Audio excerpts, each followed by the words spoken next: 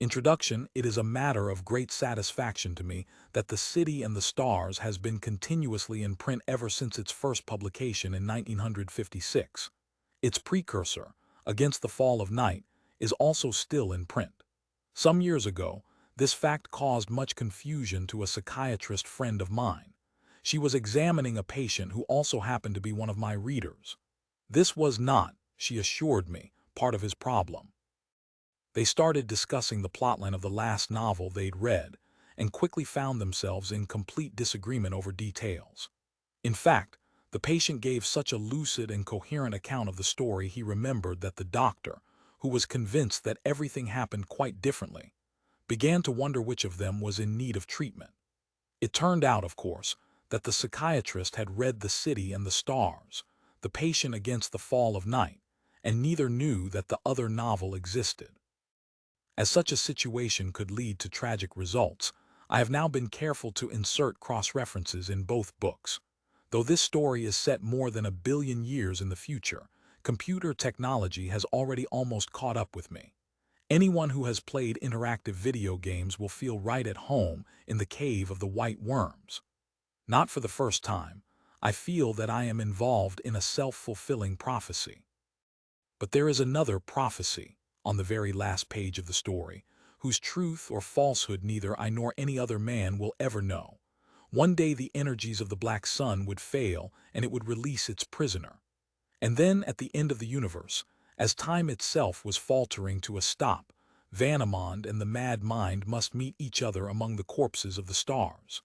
I can still remember, half a lifetime later, feeling that something outside of me was dictating those words, and even now they raise the hairs on the back of my neck, for I appear to have anticipated by about 20 years one of the most unexpected results of modern cosmology. My black sun is obviously a black hole. The term did not come into use until the 1960s, and in 1974 Stephen Hawking made the stunning discovery that black holes are not permanent but can die, just as I suggested. To be technical, they evaporate by quantum tunneling, and then they can become informational white noise sources, shooting out, if you wait long enough, anything you care to specify, including mad minds. I cannot help wondering if I have also anticipated and even explained another creature in the cosmic zoo. The universe of today's astronomers is a far more violent and exotic place than it was believed to be only a generation ago. Among its most surprising features are tightly focused beams of energy, jetting from the hearts of galaxies and extending out across thousands of light years. Star Wars. Let us hope not. See Chapter 24 for an alternative. For many years and for many reasons, The City and the Stars was my best-loved book. Now it has a new lease on life, both in text and in music.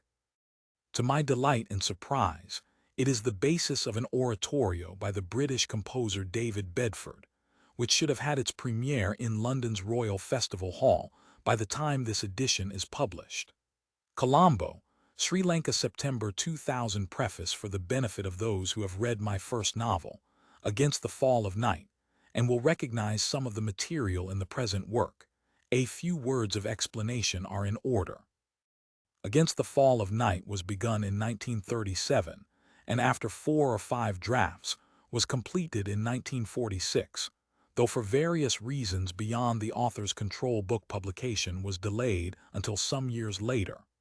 Although this work was well received, it had most of the defects of a first novel, and my initial dissatisfaction with it increased steadily over the years. Moreover, the progress of science during the 2 decades since the story was first conceived made many of the original ideas naive, and opened up vistas and possibilities quite unimagined when the book was originally planned. In particular, certain developments in information theory suggested revolutions in the human way of life, even more profound than those which atomic energy is already introducing, and I wished to incorporate these into the book I had attempted, but so far failed, to write. A sea voyage from England to Australia gave an opportunity of getting to grips with the uncompleted job, which was finished just before I set out to the Great Barrier Reef. The knowledge that I was to spend some months diving among sharks of doubtful docility was an additional spur to action. It may or may not be true, as Dr. Johnson stated, that nothing settles a man's mind so much as the knowledge that he will be hanged in the morning. But for my part, I can testify that the thought of not returning from the reef was the main reason why the book was completed at that particular time, and the ghost that had haunted me for almost 20 years was finally exorcised.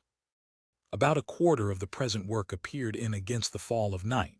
It is my belief, however, that even those who read the earlier book will find that this is virtually a new novel. If not, at least I hope they will grant an author the right to have second thoughts. I promise them that this is my last word on the immortal city of Diaspar, in the long twilight of Earth. Arthur C. Clarke, London, September 1954. SS Himalaya, Sydney, March 1955. Like a glowing jewel, the city lay upon the breast of the desert. Once it had known change and alteration, but now time passed it by. Night and day fled across the desert's face, but in the streets of Diaspar it was always afternoon, and darkness never came. The long winter nights might dust the desert with frost, as the last moisture left in the thin air of Earth congealed, but the city knew neither heat nor cold. It had no contact with the outer world. It was a universe itself. Men had built cities before, but never a city such as this. Some had lasted for centuries, some for millenniums, before time had swept away even their names. Diaspar alone had challenged eternity, defending itself and all it sheltered against the slow attrition of the ages, the ravages of decay, and the corruption of rust. Since the city was built, the oceans of Earth had passed away and the desert had encompassed all the globe. The last mountains had been ground to dust by the winds and the rain, and the world was too weary to bring forth more. The city did not care. Earth itself could crumble and Diaspar would still protect the children of its makers, bearing them and their treasures safely down the stream of time. They had forgotten much, but they did not know it. They were as perfectly fitted to their environment as it was to them, for both had been designed together. What was beyond the walls of the city was no concern of theirs. It was something that had been shut out of their minds. Diaspar was all that existed, all that they needed, all that they could imagine. It mattered nothing to them that man had once possessed the stars. Yet sometimes the ancient myths rose up to haunt them, and they stirred uneasily as they remembered the legends of the empire, when Diaspar was young and drew its lifeblood from the commerce of many suns. They did not wish to bring back the old days, for they were content in their eternal autumn. The glories of the empire belonged to the past and could remain there, for they remembered how the empire had met its end, and at the thought of the invaders, the chill of space itself came seeping into their bones. Then they would turn once more to the life and warmth of the city, to the long golden age whose beginning was already lost and whose end was yet more distant.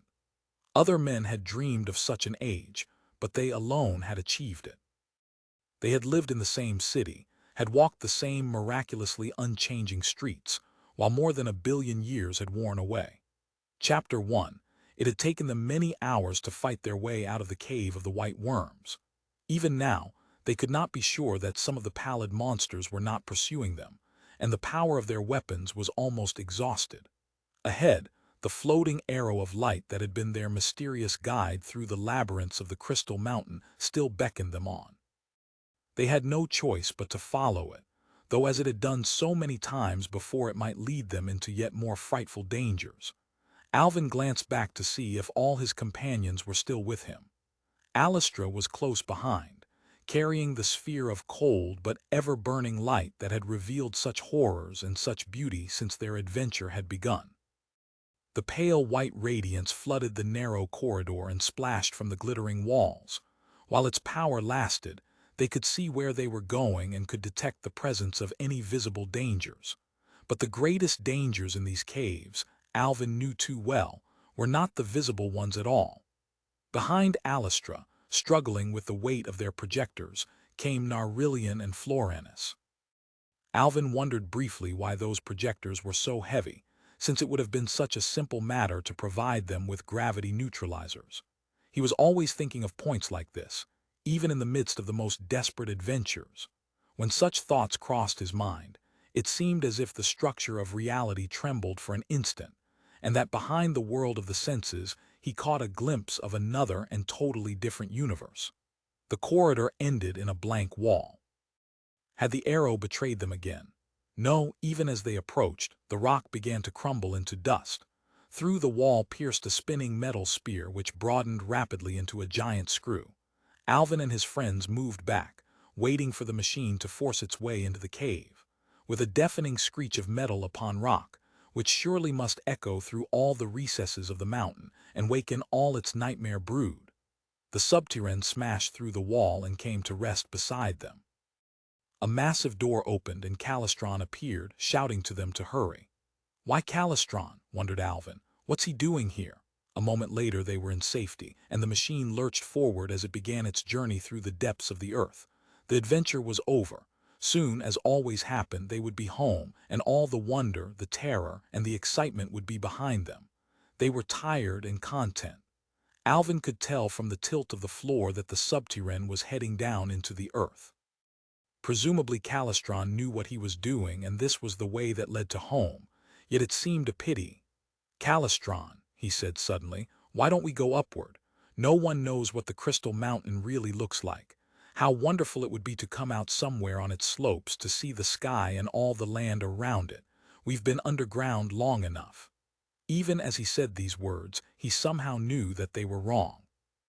Alastra gave a strangled scream. The interior of the subterrane wavered like an image seen through water, and behind and beyond the metal walls that surrounded him Alvin once more glimpsed that other universe. The two worlds seemed in conflict, first one and then the other predominating. Then, quite suddenly, it was all over. There was a snapping, rending sensation, and the dream had ended. Alvin was back in Diaspar in his own familiar room, floating a foot or two above the floor as the gravity field protected him from the bruising contact of brute matter. He was himself again. This was reality, and he knew exactly what would happen next. Alastra was the first to appear. She was more upset than annoyed, for she was very much in love with Alvin. "Oh, Alvin," she lamented, as she looked down at him from the wall in which she had apparently materialized. "It was such an exciting adventure. Why did you have to spoil it?" "I'm sorry. I didn't intend to, I just thought it would be a good idea." He was interrupted by the simultaneous arrival of Calistron and Florinus. "Now listen, Alvin," began Calistron. "This is the third time you've interrupted a saga. You broke the sequence yesterday by wanting to climb out of the Valley of Rainbows, and the day before you upset everything by trying to get back to the origin in that time track we were exploring. If you won't keep the rules, you'll have to go by yourself." He vanished in high dudgeon, taking Florinus with him. Narillion never appeared at all. He was probably too fed up with the whole affair. Only the image of Alastra was left, looking sadly down at Alvin. Alvin tilted the gravity field, rose to his feet, and walked toward the table he had materialized. A bowl of exotic fruit appeared upon it, not the food he had intended, for in his confusion his thoughts had wandered. Not wishing to reveal his error, he picked up the least dangerous-looking of the fruits and started to suck it cautiously. "Well," said Alastra at last, "what are you going to do?" "I can't help it," he said a little sulkily. "I think the rules are stupid. Besides, how can I remember them when I'm living a saga? I just behave in the way that seems natural. Didn't you want to look at the mountain?" Alastra's eyes widened with horror. "That would have meant going outside," she gasped. Alvin knew that it was useless to argue further. Here was the barrier that sundered him from all the people of his world, and which might doom him to a life of frustration. He was always wanting to go outside, both in reality and in dream. Yet to everyone in Diaspar, outside was a nightmare that they could not face.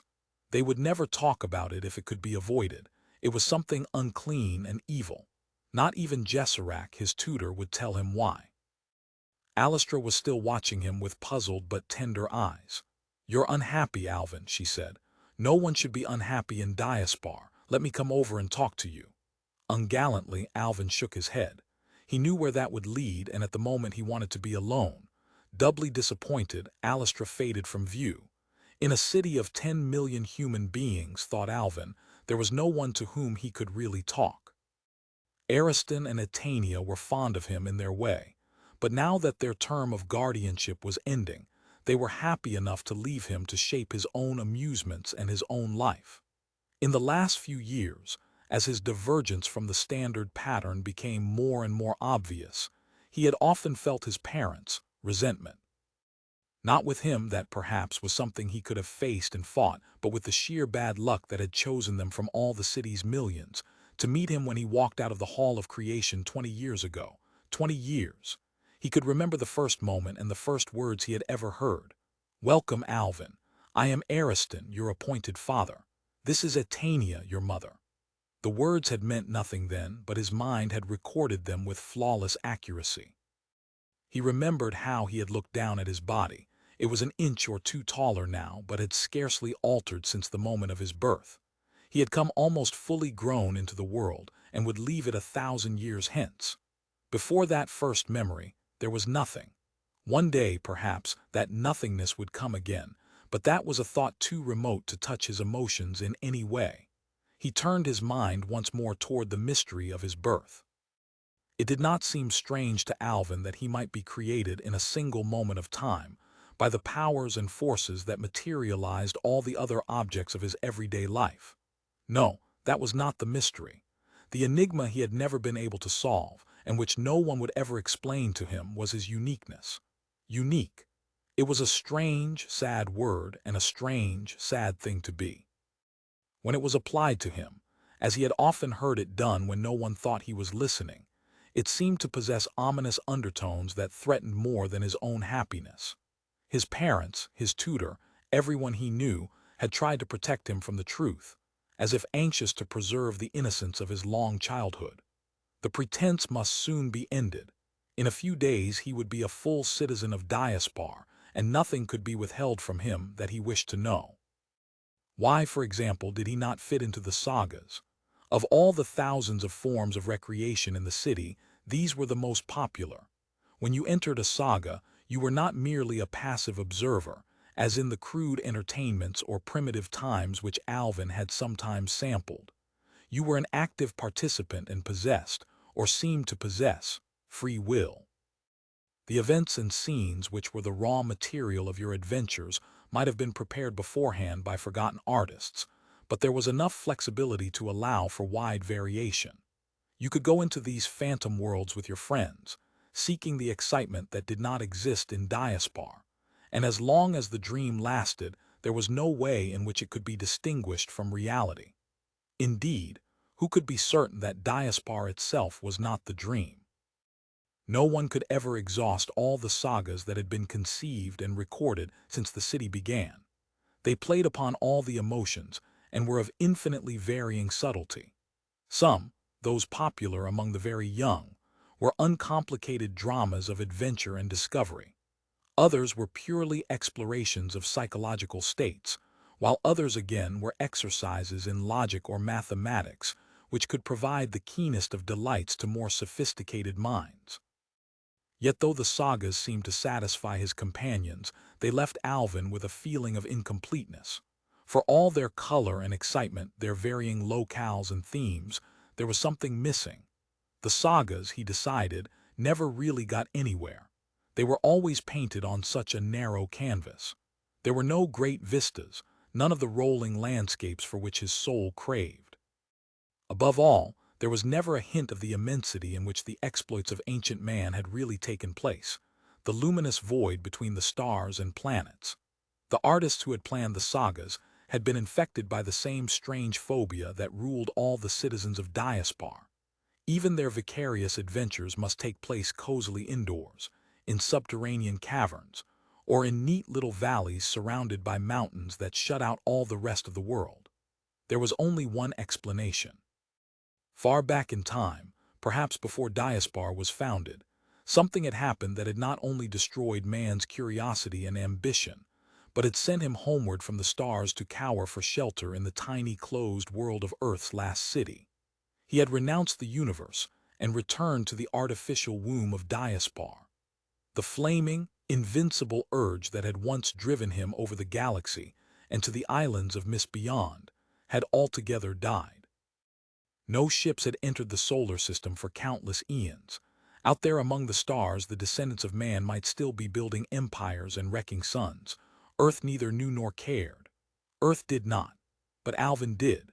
Chapter 2. The room was dark save for one glowing wall, upon which the tides of color ebbed and flowed as Alvin wrestled with his dreams.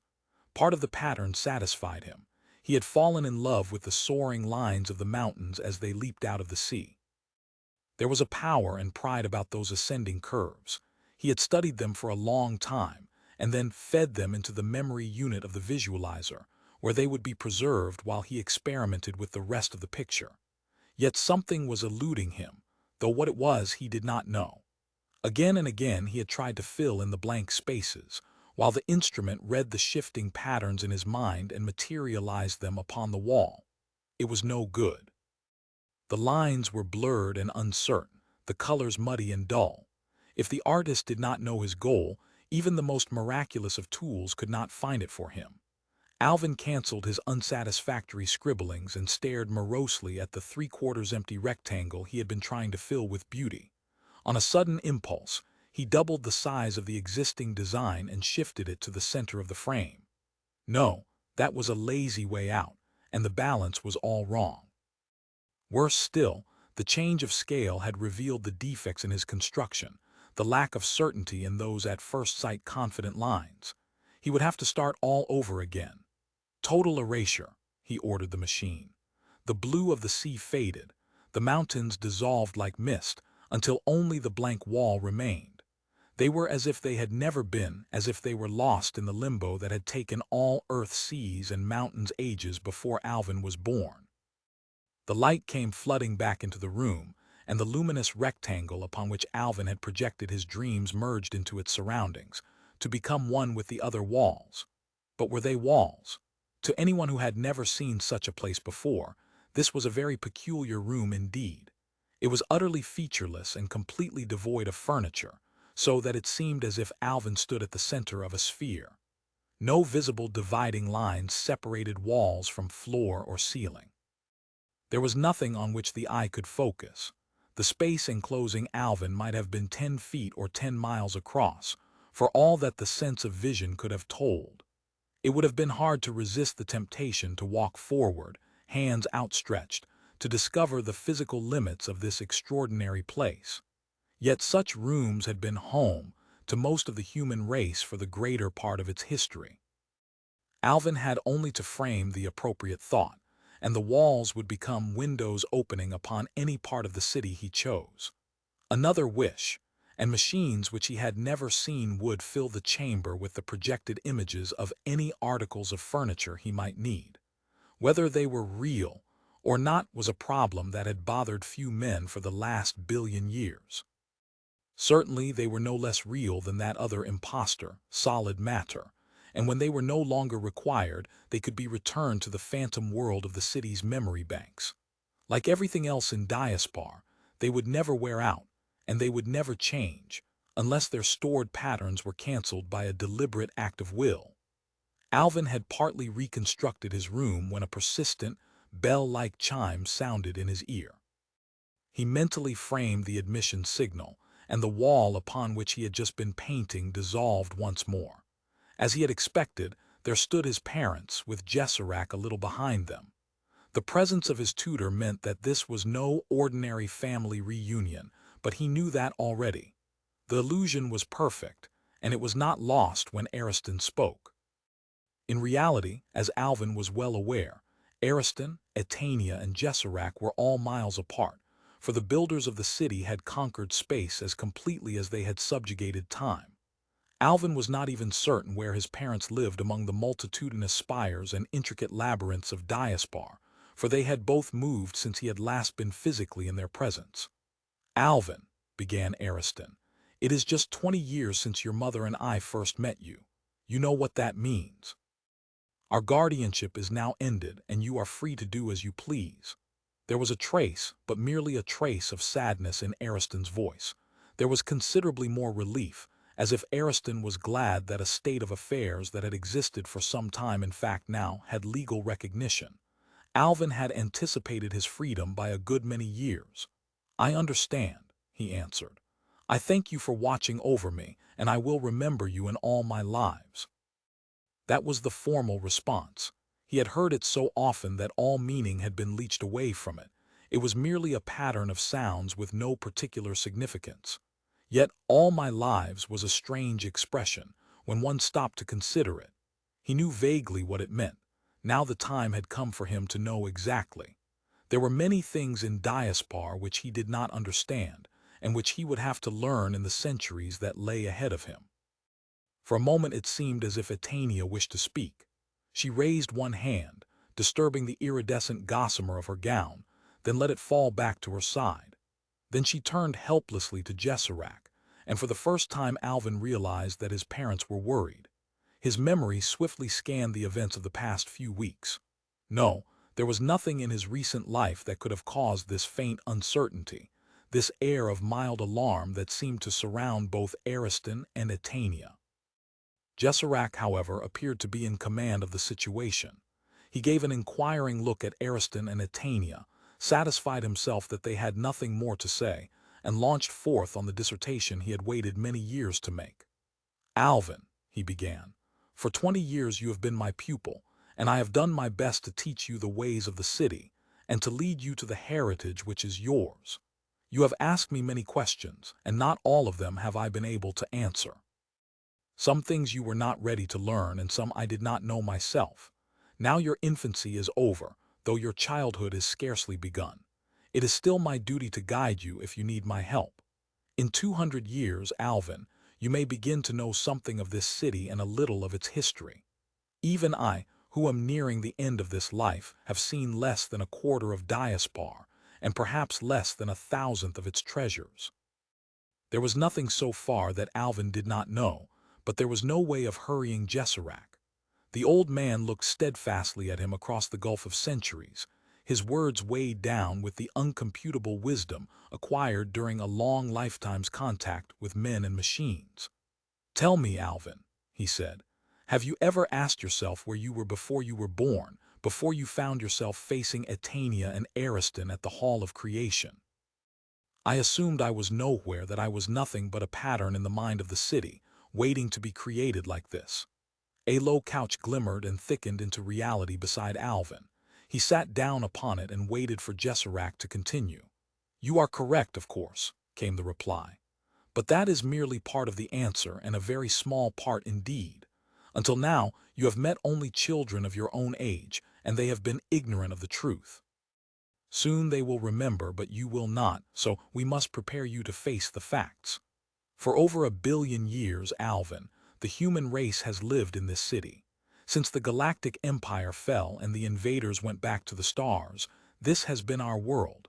Outside the walls of Diaspar, there is nothing except the desert of which our legends speak. We know little about our primitive ancestors, except that they were very short-lived beings, and that, strange though it seems, they could reproduce themselves without the aid of memory units or matter organizers.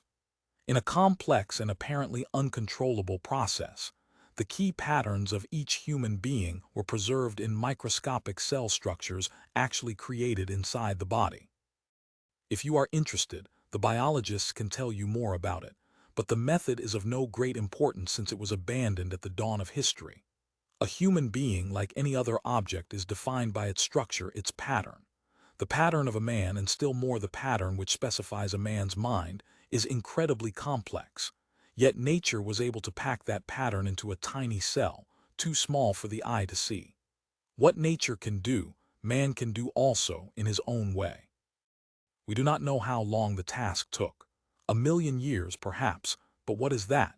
In the end, our ancestors learned how to analyze and store the information that would define any specific human being, and to use that information to recreate the original, as you have just created that couch. I know that such things interest you, Alvin, but I cannot tell you exactly how it is done. The way in which information is stored is of no importance. All that matters is the information itself.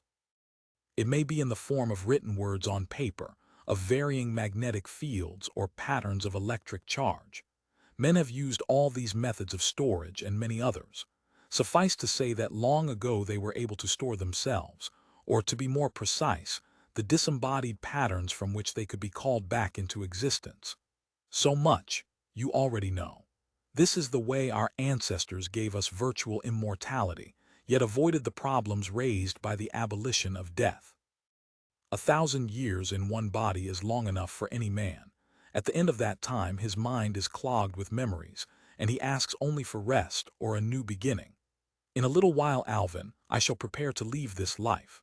I shall go back through my memories, editing them and canceling those I do not wish to keep. Then I shall walk into the hall of creation, but through a door which you have never seen. This old body will cease to exist, and so will consciousness itself. Nothing will be left of Jesserac but a galaxy of electrons frozen in the heart of a crystal. I shall sleep, Alvin, and without dreams. Then one day, perhaps 100,000 years from now, I shall find myself in a new body, meeting those who have been chosen to be my guardians.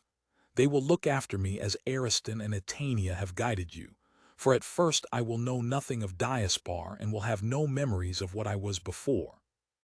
Those memories will slowly return at the end of my infancy, and I will build upon them as I move forward into my new cycle of existence.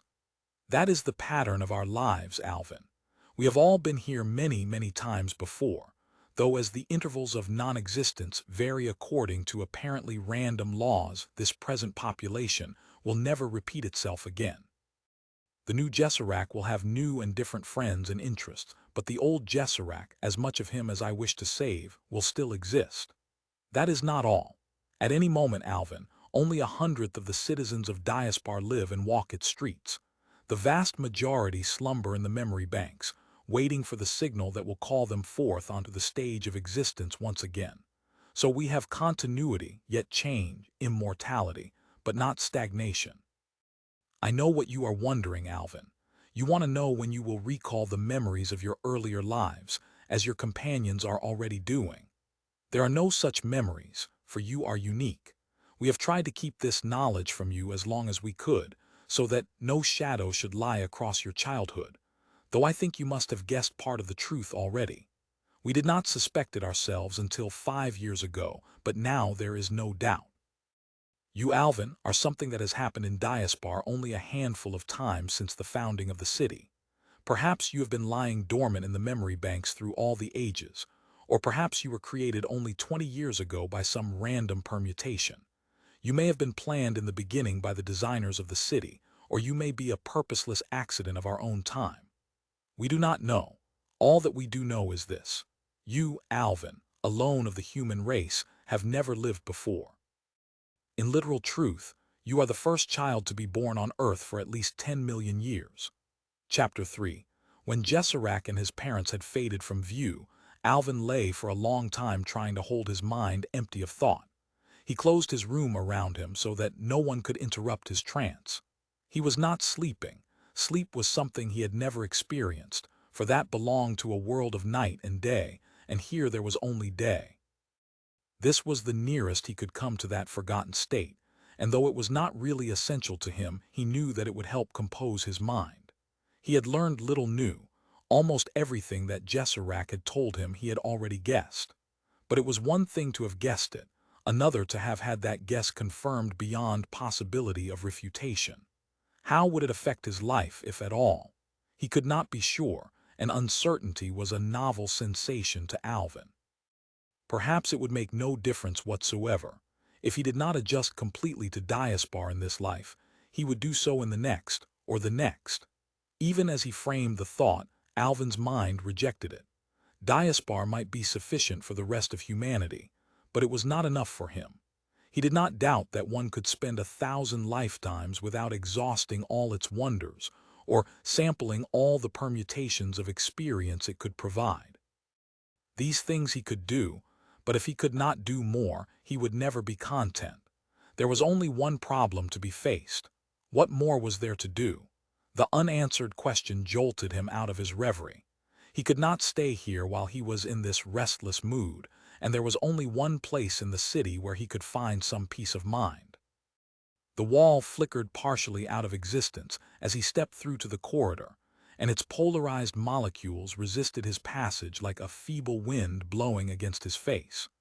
There were many ways in which he could be carried effortlessly to his goal, but he preferred to walk.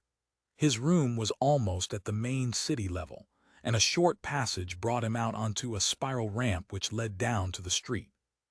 He ignored the moving way and kept to the narrow sidewalk, an eccentric thing to do since he had several miles to travel. But Alvin liked the exercise, for it soothed his mind. Besides, there was so much to see that it seemed a pity to race past the latest marvels of Diaspar when you had eternity ahead of you. It was the custom of the city's artists, and everyone in Diaspar was an artist at some time or another, to display their current productions along the side of the moving ways, so that the passers-by could admire their work. In this manner, it was usually only a few days before the entire population had critically examined any noteworthy creation and also expressed its views upon it. The resulting verdict, recorded automatically by opinion-sampling devices which no one had ever been able to suborn or deceive, and there had been enough attempts, decided the fate of the masterpiece. If there was a sufficiently affirmative vote, its matrix would go into the memory of the city, so that anyone who wished, at any future date, could possess a reproduction utterly indistinguishable from the original. The less successful pieces went the way of all such works. They were either dissolved back into their original elements or ended in the homes of the artist's friends. Alvin saw only one object dart on his journey that had any appeal to him. It was a creation of pure light, vaguely reminiscent of an unfolding flower. Slowly growing from a minute core of color, it would expand into complex spirals and curtains, then suddenly collapse and begin the cycle over again. Yet not precisely, for no two cycles were identical. Though Alvin watched through a score of pulsations, each time there were subtle and indefinable differences, even though the basic pattern remained the same. He knew why he liked this piece of intangible sculpture. Its expanding rhythm gave an impression of space, even of escape. For that reason, it would probably not appeal to many of Alvin's compatriots. He made a note of the artist's name and decided to call him at the earliest opportunity. All the roads, both moving and stationary, came to an end when they reached the park that was the green heart of the city. Here, in a circular space over 3 miles across, was a memory of what Earth had been in the days before the desert swallowed all but Diaspar. First there was a wide belt of grass, then low trees which grew thicker and thicker as one walked forward beneath their shade. At the same time the ground sloped gently downward, so that when at last one emerged from the narrow forest all sign of the city had vanished, hidden by the screen of trees. The wide stream that lay ahead of Alvin was called simply the river. It possessed, and it needed, no other name. At intervals it was spanned by narrow bridges, and it flowed around the park in a complete closed circle, broken by occasional lagoons. That a swiftly moving river could return upon itself after a course of less than 6 miles had never struck Alvin as at all unusual. Indeed, he would not have thought twice about the matter if at some point in its circuit the river had flowed uphill. There were far stranger things than this in Diaspar. A dozen young people were swimming in one of the little lagoons, and Alvin paused to watch them. He knew most of them by sight, if not by name, and for a moment was tempted to join in their play. Then the secret he was bearing decided him against it, and he contented himself with the role of spectator. Physically, there was no way of telling which of these young citizens had walked out of the Hall of Creation this year, and which had lived in Diaspar as long as Alvin. Though there were considerable variations in height and weight, they had no correlation with age. People were simply born that way, and although on the average the taller the person, the greater the age, this was not a reliable rule to apply unless one was dealing in centuries. The face was a safer guide. Some of the newborn were taller than Alvin, but they had a look of immaturity, an expression of wondering surprise at the world in which they now found themselves that revealed them at once. It was strange to think that, slumbering untapped in their minds, were infinite vistas of lives that they would soon remember. Alvin envied them, yet he was not sure if he should.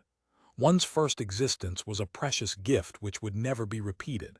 It was wonderful to view life for the very first time, as in the freshness of the dawn. If only there were others like him, with whom he could share his thoughts and feelings. Yet physically he was cast in precisely the same mold as those children playing in the water.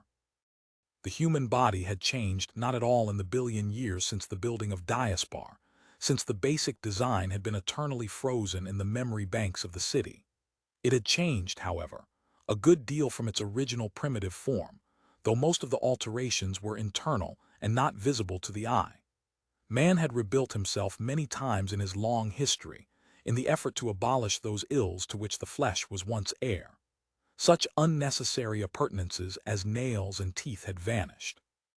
Hair was confined to the head, not a trace was left on the body.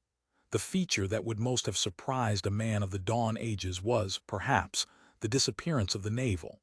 Its inexplicable absence would have given him much food for thought, and at first sight he would also have been baffled by the problem of distinguishing male from female. He might even have been tempted to assume that there was no longer any difference, which would have been a grave error. In the appropriate circumstances, there was no doubt about the masculinity of any male in Diaspar. It was merely that his equipment was now more neatly packaged when not required. Internal stowage had vastly improved upon nature's original inelegant, and indeed, downright hazardous arrangements. It was true that reproduction was no longer the concern of the body, being far too important a matter to be left to games of chance played with chromosomes as dice. Yet though conception and birth were not even memories, sex remained. Even in ancient times, not 1/100th part of sexual activity had been concerned with reproduction. The disappearance of that mere 1% had changed the pattern of human society and the meaning of such words as father and mother.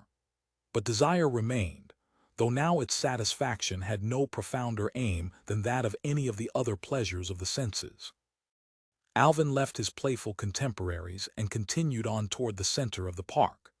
There were faintly marked paths here, crossing and crisscrossing through low shrubbery, and occasionally diving into narrow ravines between great lichen-covered boulders. Once he came across a small polyhedral machine, no larger than a man's head, floating among the branches of a tree. No one knew how many varieties of robot there were in Diaspar. They kept out of the way and minded their business so effectively that it was quite unusual to see one. Presently the ground began to rise again. Alvin was approaching the little hill that was at the exact center of the park, and therefore of the city itself. There were fewer obstacles and detours, and he had a clear view to the summit of the hill and the simple building that surmounted it.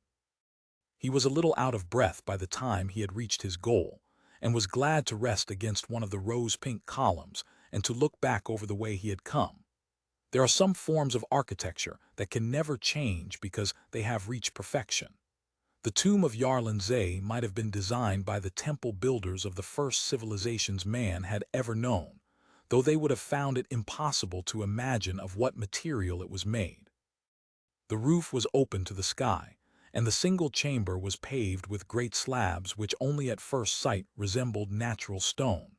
For geological ages, human feet had crossed and recrossed that floor and left no trace upon its inconceivably stubborn material. The creator of the great park, the builder, some said, of Diaspar itself, sat with slightly downcast eyes, as if examining the plans spread across his knees. His face wore that curiously elusive expression that had baffled the world for so many generations. Some had dismissed it as no more than an idle whim of the artist, but to others it seemed that Yarlin Zay was smiling at some secret jest.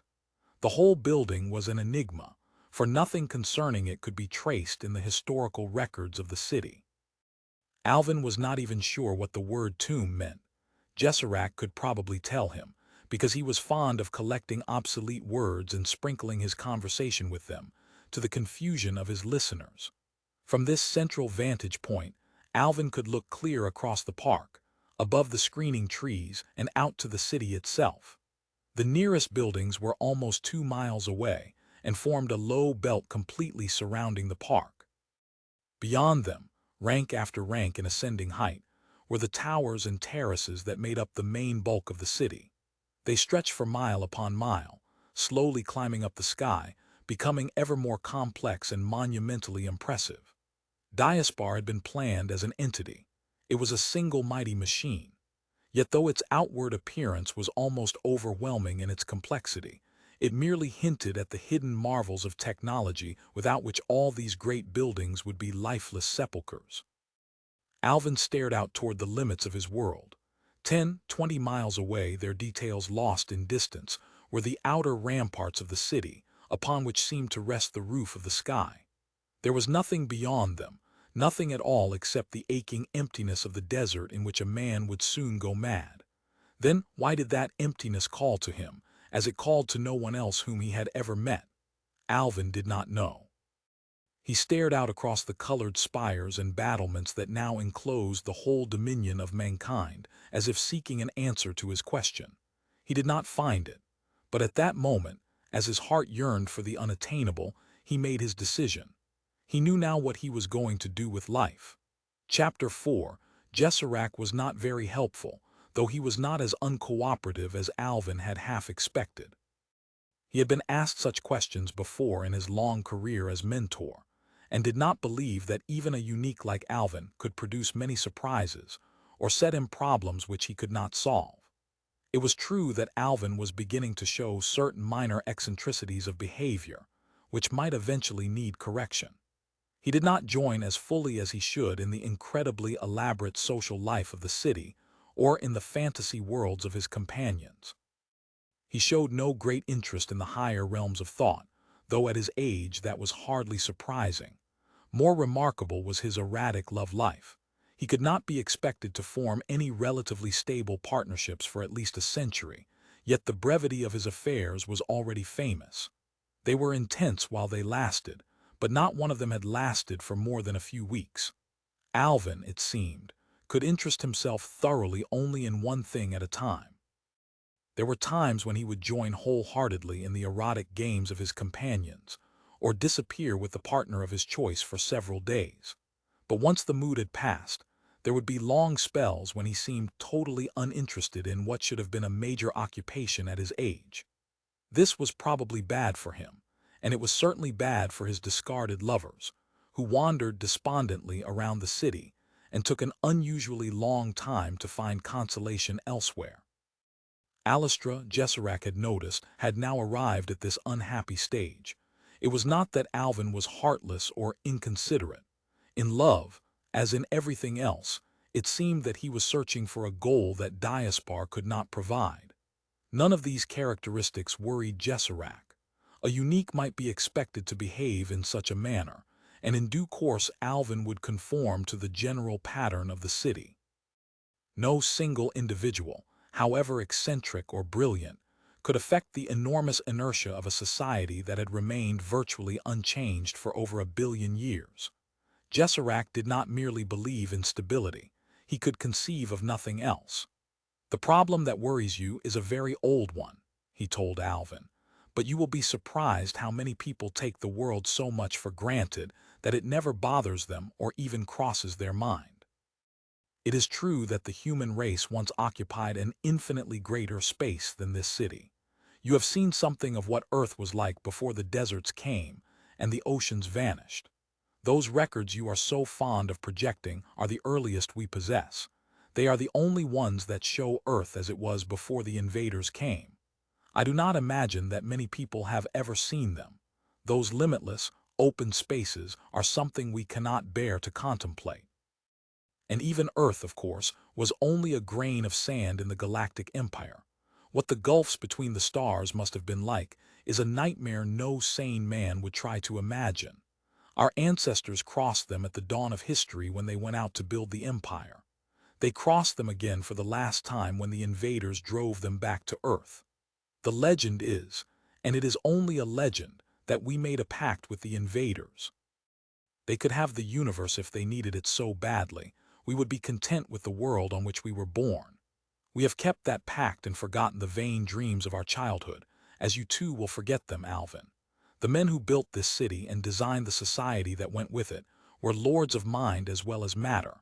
They put everything that the human race would ever need inside these walls, and then made sure that we would never leave them. Oh, the physical barriers are the least important ones. Perhaps there are routes that lead out of the city, but I do not think you would go along them for very far even if you found them. And if you succeeded in the attempt, what good would it do? Your body would not last long in the desert when the city could no longer protect or nourish it. If there is a route out of the city, said Alvin slowly, then what is there to stop me from leaving? That is a foolish question, answered Jesserac. I think you already know the answer. Jesserac was right, but not in the way he imagined. Alvin knew, or rather he had guessed. His companions had given him the answer, both in their waking life and in the dream adventures he had shared with them. They would never be able to leave Diaspar. What Jesserac did not know was that the compulsion which ruled their lives had no power over Alvin. Whether his uniqueness was due to accident or to an ancient design, he did not know, but this was one of its results. He wondered how many others he had yet to discover. No one ever hurried in Diaspar, and this was a rule which even Alvin seldom broke. He considered the problem carefully for several weeks, and spent much time searching the earliest of the city's historical memories. For hours on end he would lie, supported by the impalpable arms of an anti-gravity field, while the hypnon projector opened his mind to the past. When the record was finished, the machine would blur and vanish. But still Alvin would lie staring into nothingness before he came back through the ages to meet reality again. He would see again the endless leagues of blue water, vaster than the land itself, rolling their waves against golden shores. His ears would ring with the boom of breakers stilled these billion years. He would remember the forests and the prairies, and the strange beasts that had once shared the world with man. Very few of these ancient records existed. It was generally accepted, though none knew the reason why, that somewhere between the coming of the invaders and the building of Diaspar, all memories of primitive times had been lost. So complete had been the obliteration that it was hard to believe it could have happened by accident alone. Mankind had lost its past, save for a few chronicles that might be wholly legendary. Before Diaspar, there was simply the Dawn Ages. In that limbo were merged inextricably together the first men to tame fire and the first to release atomic energy, the first men to build a log canoe and the first to reach the stars. On the far side of this desert of time, they were all neighbors. Alvin had intended to make this trip alone once more, but solitude was not always something that could be arranged in Diaspar. He had barely left his room when he encountered Alastra, who made no attempt to pretend that her presence was accidental. It had never occurred to Alvin that Alastra was beautiful, for he had never seen human ugliness. When beauty is universal, it loses its power to move the heart, and only its absence can produce any emotional effect. For a moment Alvin was annoyed by the meeting, with its reminder of passions that no longer moved him. He was still too young and self-reliant to feel the need for any lasting relationships, and when the time came he might find it hard to make them. Even in his most intimate moments, the barrier of his uniqueness came between him and his lovers. For all his fully formed body, he was still a child and would remain so for decades yet, while his companions one by one recalled the memories of their past lives and left him far behind. He had seen it happen before, and it made him wary of giving himself unreservedly to any other person. Even Alastra, who seemed so naive and artless now, would soon become a complex of memories and talents beyond his imagination. His mild annoyance vanished almost at once. There was no reason why Alastra should not come with him if she desired. He was not selfish and did not wish to clutch this new experience to his bosom like a miser. Indeed, he might be able to learn much from her reactions. She asked no questions, which was unusual, as the express channel swept them out of the crowded heart of the city. Together, they worked their way to the central high-speed section, never bothering to glance at the miracle beneath their feet. An engineer of the ancient world would have gone slowly mad trying to understand how an apparently solid roadway could be fixed at the sides, while toward the center it moved at a steadily increasing velocity. But to Alvin and Alastra, it seemed perfectly natural that types of matter should exist that had the properties of solids in one direction and of liquids in another. Around them, The buildings rose higher and higher as if the city was strengthening its bulwarks against the outer world. How strange it would be, thought Alvin, if these towering walls became as transparent as glass, and one could watch the life within. Scattered throughout the space around him were friends he knew, friends he would one day know, and strangers he would never meet, though there could be very few of these, since in the course of his lifetime he would meet almost all the people in Diaspar. Most of them would be sitting in their separate rooms, but they would not be alone. They had only to form the wish and they could be, in all but physical fact, in the presence of any other person they chose. They were not bored, for they had access to everything that had happened in the realms of imagination or reality since the days when the city was built. To men whose minds were thus constituted, it was a completely satisfying existence. That it was also a wholly futile one, even Alvin did not yet comprehend. As Alvin and Alastra moved outward from the city's heart, the number of people they saw in the streets slowly decreased, and there was no one in sight when they were brought to a smooth halt against a long platform of brightly colored marble. They stepped across the frozen whirlpool of matter where the substance of the moving way flowed back to its origin, and faced a wall pierced with brightly lighted tunnels. Alvin selected one without hesitation and stepped into it, with Alastra close behind. The peristaltic field seized them at once and propelled them forward as they lay back luxuriously, watching their surroundings. It no longer seemed possible that they were in a tunnel far underground. The art that had used all of Diaspar for its canvas had been busy here, and above them the skies seemed open to the winds of heaven. All around were the spires of the city, gleaming in the sunlight. It was not the city that Alvin knew, but the Diaspar of a much earlier age. Although most of the great buildings were familiar, there were subtle differences that added to the interest of the scene. Alvin wished he could linger, but he had never found any way of retarding his progress through the tunnel. All too soon they were set gently down in a large elliptical chamber, completely surrounded by windows. Through these they could catch tantalizing glimpses of gardens ablaze with brilliant flowers. There were gardens still in Diaspar, but these had existed only in the mind of the artist who conceived them. Certainly, there were no such flowers as these in the world today. Alastra was enchanted by their beauty, and was obviously under the impression that this was what Alvin had brought her to see. He watched her for a while as she ran gaily from scene to scene, enjoying her delight in each new discovery. There were hundreds of such places in the half-deserted buildings around the periphery of Diaspar, kept in perfect order by the hidden powers which watched over them.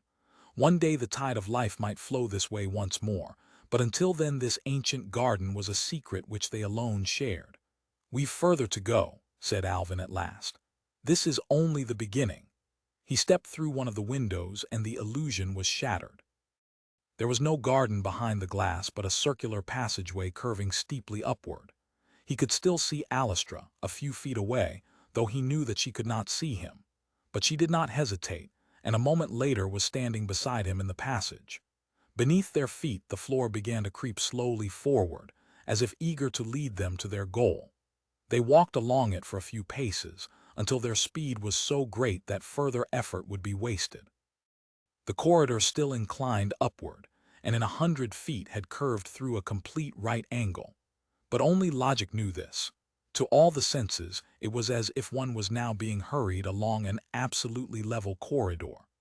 The fact that they were in reality moving straight up a vertical shaft thousands of feet deep gave them no sense of insecurity, for a failure of the polarizing field was unthinkable. Presently the corridor began to slope downward again, until once more it had turned through a right angle. The movement of the floor slowed imperceptibly until it came to rest at the end of a long hall lined with mirrors, and Alvin knew that there was no hope of hurrying Alastra here.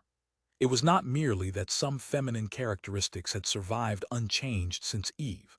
No one could have resisted the fascination of this place.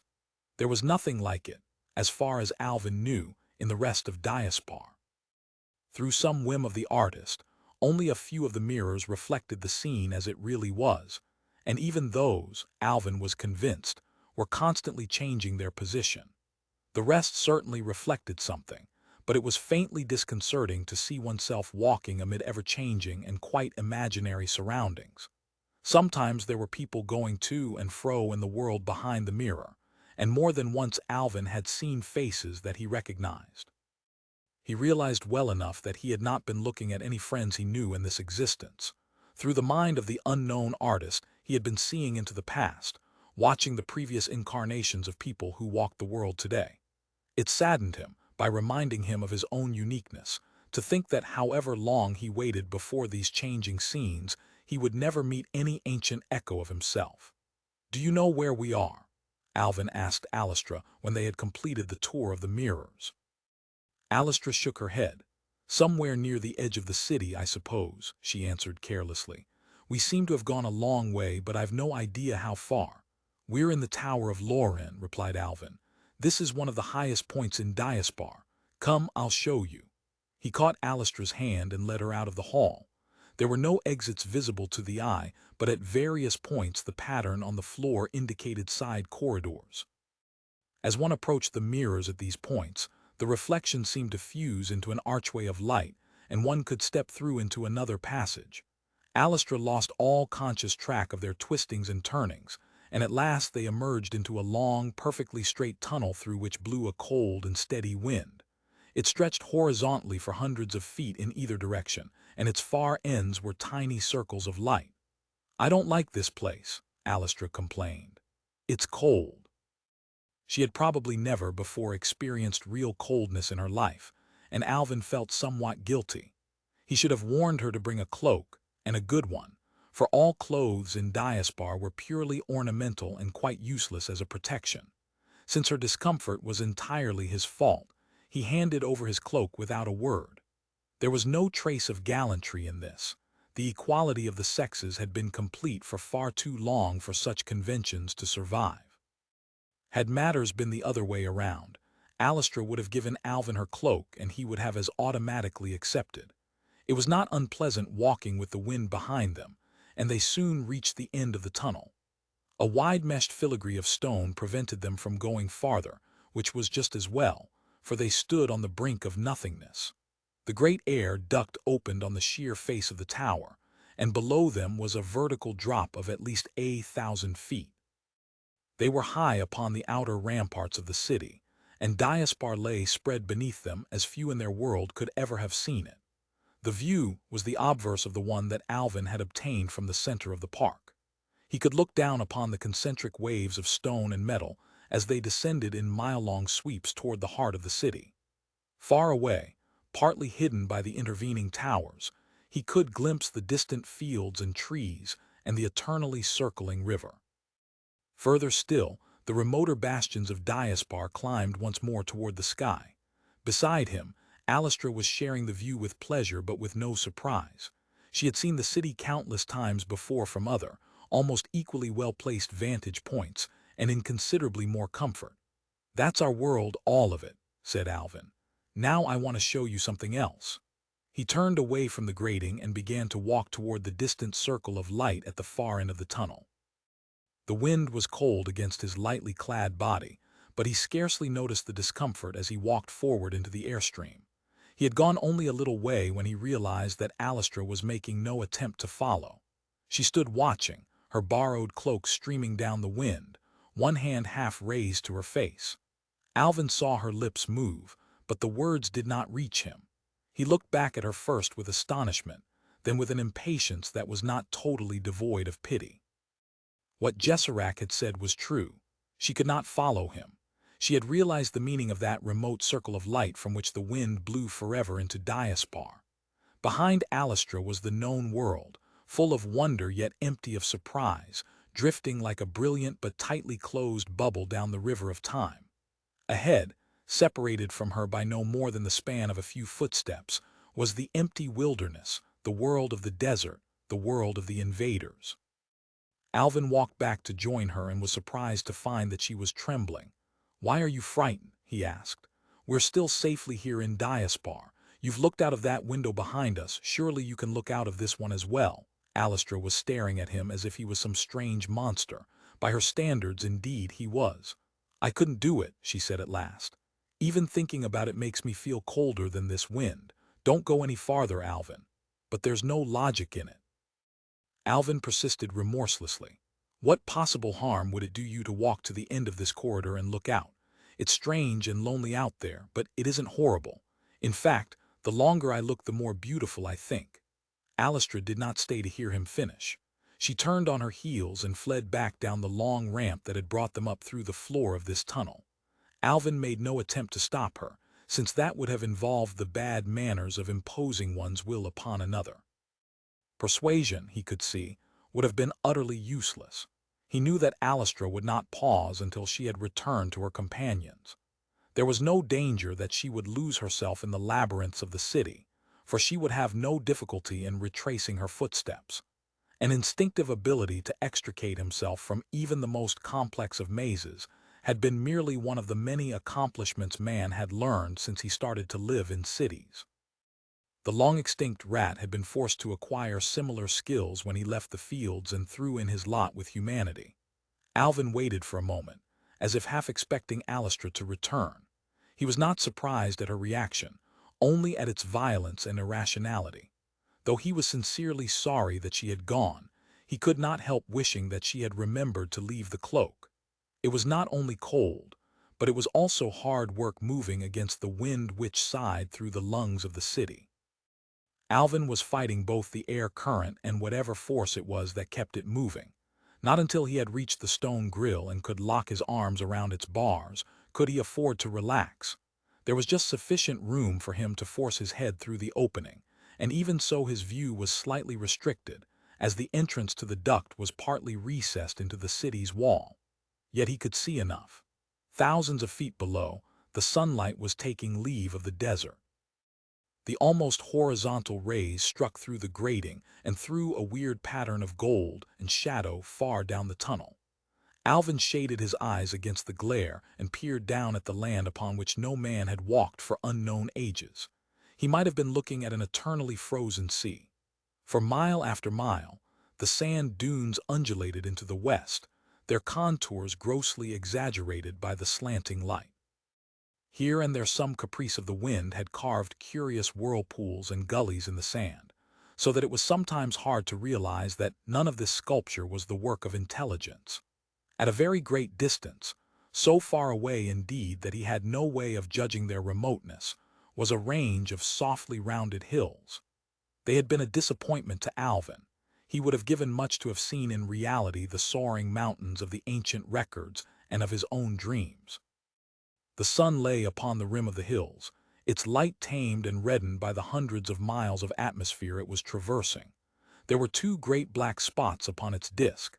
Alvin had learned from his studies that such things existed, but he was surprised that he could see them so easily. They seemed almost like a pair of eyes peering back at him as he crouched in his lonely spy hole with the wind whistling ceaselessly past his ears. There was no twilight. With the going of the sun, the pools of shadow lying among the sand dunes flowed swiftly together in one vast lake of darkness. Color ebbed from the sky. The warm reds and golds drained away, leaving an Antarctic blue that deepened and deepened into night. Alvin waited for that breathless moment that he alone of all mankind had known, the moment when the first star shivers into life. It had been many weeks since he had last come to this place, and he knew that the pattern of the night sky must have changed meanwhile.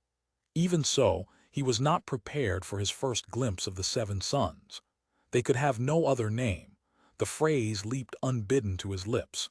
They formed a tiny, very compact and astonishingly symmetrical group against the afterglow of sunset. 6 of them were arranged in a slightly flattened ellipse, which Alvin was sure was in reality a perfect circle, slightly tilted toward the line of vision.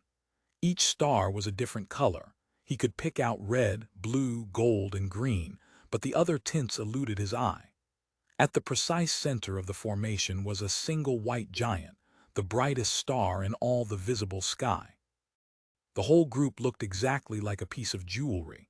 It seemed incredible, and beyond all stretching of the laws of chance, that nature could ever have contrived so perfect a pattern. As his eyes grew slowly accustomed to the darkness, Alvin could make out the great misty veil that had once been called the Milky Way. It stretched from the zenith down to the horizon, and the seven suns were entangled in its folds. The other stars had now emerged to challenge them, and their random groupings only emphasized the enigma of that perfect symmetry. It was almost as if some power had deliberately opposed the disorder of the natural universe by setting its sign upon the stars. 10 times, no more, the galaxy had turned upon its axis since man first walked on Earth. By its own standards, that was but a moment. Yet in that short period it had changed completely, changed far more than it had any right to do in the natural course of events. The great suns that had once burned so fiercely in the pride of youth were now guttering to their doom. But Alvin had never seen the heavens in their ancient glory, and so was unaware of all that had been lost. The cold, seeping through into his bones, drove him back to the city. He extricated himself from the grating and rubbed the circulation back into his limbs. Ahead of him, down the tunnel, the light streaming out from Diaspar was so brilliant that for a moment he had to avert his eyes. Outside the city there were such things as day and night, but within it there was only eternal day. As the sun descended, the sky above Diaspar would fill with light, and no one would notice when the natural illumination vanished. Even before men had lost the need for sleep, they had driven darkness from their cities. The only night that ever came to Diaspar was a rare and unpredictable obscuration that sometimes visited the park and transformed it into a place of mystery. Alvin came slowly back through the hall of mirrors, his mind still filled with night and stars. He felt inspired and yet depressed. There seemed no way in which he could ever escape out into that enormous emptiness, and no rational purpose in doing so. Gesserac had said that a man would soon die out in the desert, and Alvin could well believe him. Perhaps he might one day discover some way of leaving Diaspar, but if he did, he knew that he must soon return. To reach the desert would be an amusing game, no more. It was a game he could share with no one, and it would lead him nowhere. But at least it would be worth doing if it helped to quench the longing in his soul. As if unwilling to return to the familiar world, Alvin lingered among the reflections from the past. He stood before one of the great mirrors and watched the scenes that came and went within its depths. Whatever mechanism produced these images was controlled by his presence, and to some extent by his thoughts. The mirrors were always blank when he first came into the room, but filled with action as soon as he moved among them. He seemed to be standing in a large open courtyard which he had never seen in reality, but which probably still existed somewhere in Diaspar. It was unusually crowded, and some kind of public meeting seemed to be in progress. 2 men were arguing politely on a raised platform while their supporters stood around and made interjections from time to time. The complete silence added to the charm of the scene, for imagination immediately went to work supplying the missing sounds. What were they debating? Alvin wondered. Perhaps it was not a real scene from the past, but a purely created episode. The careful balance of figures, the slightly formal movements, all made it seem a little too neat for life. He studied the faces in the crowd, seeking for anyone he could recognize. There was no one here that he knew, but he might be looking at friends he would not meet for centuries to come. How many possible patterns of human physiognomy were there? The number was enormous, but it was still finite, especially when all the unesthetic variations had been eliminated. The people in the mirror world continued their long-forgotten argument, ignoring the image of Alvin which stood motionless among them. Sometimes it was very hard to believe that he was not part of the scene himself, for the illusion was so flawless. When one of the phantoms in the mirror appeared to move behind Alvin, it vanished just as a real object would have done. And when one moved in front of him, he was the one who was eclipsed. He was preparing to leave when he noticed an oddly dressed man standing a little apart from the main group. His movements, his clothes, everything about him seemed slightly out of place in this assembly. He spoiled the pattern. Like Alvin, he was an anachronism. He was a good deal more than that. He was real, and he was looking at Alvin with a slightly quizzical smile. Chapter 5. In his short lifetime, Alvin had met less than 1,000th of the inhabitants of Diaspar. He was not surprised, therefore, that the man confronting him was a stranger. What did surprise him was to meet anyone at all here in this deserted tower, so near the frontier of the unknown. He turned his back on the mirror world and faced the intruder. Before he could speak, the other had addressed him. "You are Alvin, I believe. When I discovered that someone was coming here, I should have guessed it was you." The remark was obviously not intended to give offense. It was a simple statement of fact, and Alvin accepted it as such. He was not surprised to be recognized. Whether he liked it or not, the fact of his uniqueness and its unrevealed potentialities had made him known to everyone in the city. "I am Kedron," continued the stranger as if that explained everything. "They call me the Jester." Alvin looked blank and Kedron shrugged his shoulders in mock resignation. "Ah, such is fame. Still, you are young and there have been no jests in your lifetime. Your ignorance is excused." There was something refreshingly unusual about Kedron. Alvin searched his mind for the meaning of the strange word jester. It evoked the faintest of memories, but he could not identify it. There were many such titles in the complex social structure of the city, and it took a lifetime to learn them all. "Do you often come here?" Alvin asked, a little jealously. He had grown to regard the Tower of Loren as his personal property, and felt slightly annoyed that its marvels were known to anyone else. But had Kedron, he wondered, ever looked out across the desert or seen the stars sinking down into the west? "No," said Kedron, almost as if answering his unspoken thoughts.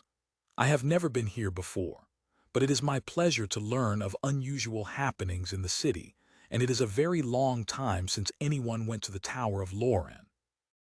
Alvin wondered fleetingly how Kedron knew of his earlier visits, but quickly dismissed the matter from his mind. Diaspar was full of eyes and ears, and other more subtle sense organs which kept the city aware of all that was happening within it.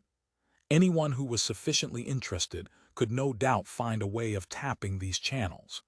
"Even if it is unusual for anyone to come here," said Alvin, still fencing verbally, "why should you be interested?" "Because in Diaspar," replied Kedron, "the unusual is my prerogative. I had marked you down a long time ago. I knew we should meet some day. After my fashion, I too am unique. Oh, not in the way that you are. This is not my first life. I have walked 1,000 times out of the hall of creation, but somewhere back at the beginning I was chosen to be jester, and there is only one jester at a time in Diaspar. Most people think that is one too many." There was an irony about Kedron's speech that left Alvin still floundering. It was not the best of manners to ask direct personal questions, but after all Kedron had raised the subject. "I'm sorry about my ignorance," said Alvin, "but what is a jester and what does he do?"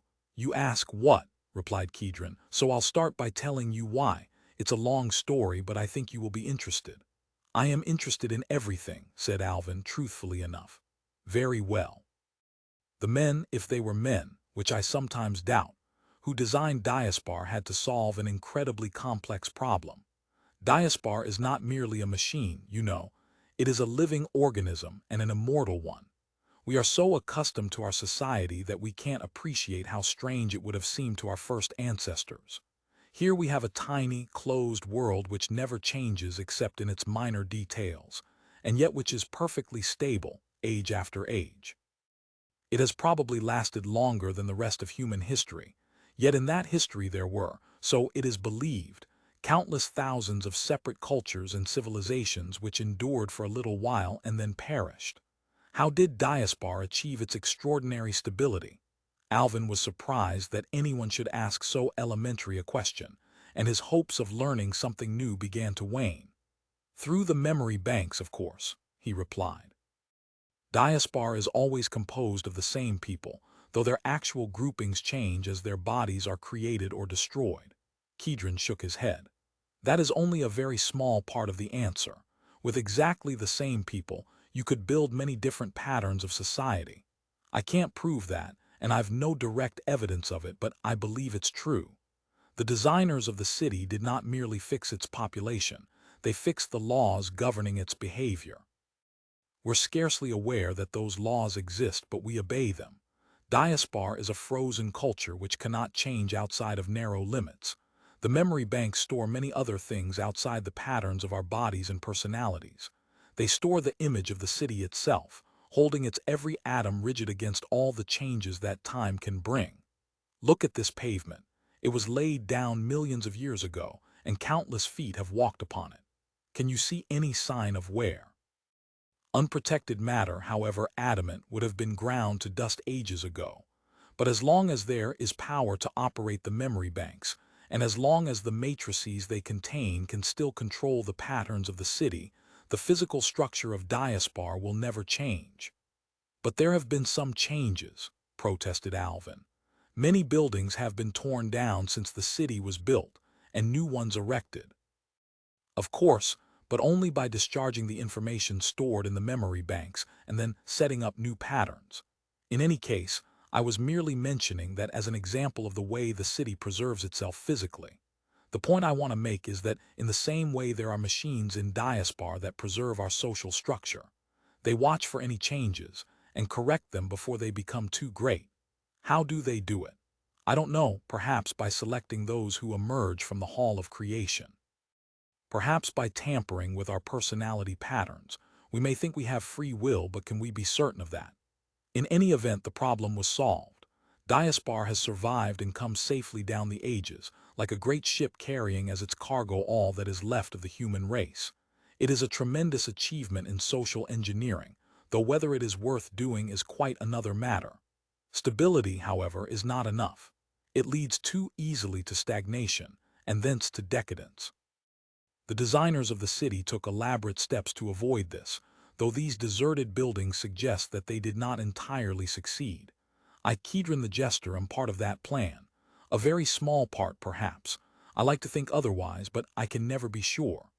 And just what is that part? Asked Alvin, still very much in the dark and becoming a little exasperated. Let us say that I introduce calculated amounts of disorder into the city. To explain my operations would be to destroy their effectiveness. Judge me by my deeds, though they are few, rather than my words, though they are many. Alvin had never before met anyone quite like Kedron. The jester was a real personality, a character who stood head and shoulders above the general level of uniformity which was typical of Diaspar. Though there seemed no hope of discovering precisely what his duties were and how he carried them out, that was of minor importance. All that mattered, Alvin sensed, was that here was someone to whom he could talk, when there was a gap in the monologue, and who might give him answers to many of the problems that had puzzled him for so long. They went back together down through the corridors of the Tower of Loren and emerged beside the deserted moving way. Not until they were once more in the streets did it occur to Alvin that Kedron had never asked him what he had been doing out here at the edge of the unknown. He suspected that Kedron knew, and was interested but not surprised. Something told him that it would be very difficult to surprise Kedron. They exchanged index numbers so that they could call each other whenever they wished. Alvin was anxious to see more of the jester, though he fancied that his company might prove exhausting if it was too prolonged. Before they met again, however, he wanted to find what his friends, and particularly Jesserac, could tell him about Kedron. "Until our next meeting," said Kedron, and promptly vanished. Alvin was somewhat annoyed. If you met anyone when you were merely projecting yourself and were not present in the flesh, it was good manners to make that clear from the beginning. It could sometimes put the party who was ignorant of the facts at a considerable disadvantage. Probably Kedron had been quietly at home all the time, wherever his home might be. The number that he had given Alvin would ensure that any messages would reach him, but did not reveal where he lived. That at least was according to normal custom. You might be free enough with index numbers, but your actual address was something you disclosed only to your intimate friends. As he made his way back into the city, Alvin pondered over all that Kedron had told him about Diaspar and its social organization. It was strange that he had met no one else who had ever seemed dissatisfied with their mode of life. Diaspar and its inhabitants had been designed as part of one master plan. They formed a perfect symbiosis. Throughout their long lives, the people of the city were never bored. Though their world might be a tiny one by the standard of earlier ages, its complexity was overwhelming, its wealth of wonder and treasure beyond calculation. Here man had gathered all the fruits of his genius, everything that had been saved from the ruin of the past. All the cities that had ever been, so it was said, had given something to Diaspar. Before the coming of the invaders, its name had been known on all the worlds that man had lost. Into the building of Diaspar had gone all the skill, all the artistry of the empire. When the great days were coming to an end, men of genius had remolded the city and given it the machines that made it immortal. Whatever might be forgotten, Diaspar would live and bear the descendants of man safely down the stream of time. They had achieved nothing except survival, and were content with that. There were a million things to occupy their lives between the hour when they came, almost full-grown, from the hall of creation and the hour when, their bodies scarcely older, they returned to the memory banks of the city. In a world where all men and women possess an intelligence that would once have been the mark of genius, there can be no danger of boredom. The delights of conversation and argument, the intricate formalities of social intercourse, these alone were enough to occupy a goodly portion of a lifetime. Beyond those were the great formal debates, when the whole city would listen entranced while its keenest minds met in combat or strove to scale those mountain peaks of philosophy, which are never conquered yet whose challenge never palls. No man or woman was without some absorbing intellectual interest. Ariston, for example, spent much of his time in prolonged soliloquies with the central computer, which virtually ran the city, yet which had leisure for scores of simultaneous discussions with anyone who cared to match his wits against it. For 300 years, Ariston had been trying to construct logical paradoxes which the machine could not resolve. He did not expect to make serious progress before he had used up several lifetimes. Atenia's interests were of a more aesthetic nature. She designed and constructed, with the aid of the matter organizers, three-dimensional interlacing patterns of such beautiful complexity that they were really extremely advanced problems in topology. Her work could be seen all over Diaspar, and some of her patterns had been incorporated in the floors of the great halls of choreography, where they were used as the basis for evolving new ballet creations and dance motifs. Such occupations might have seemed arid to those who did not possess the intellect to appreciate their subtleties.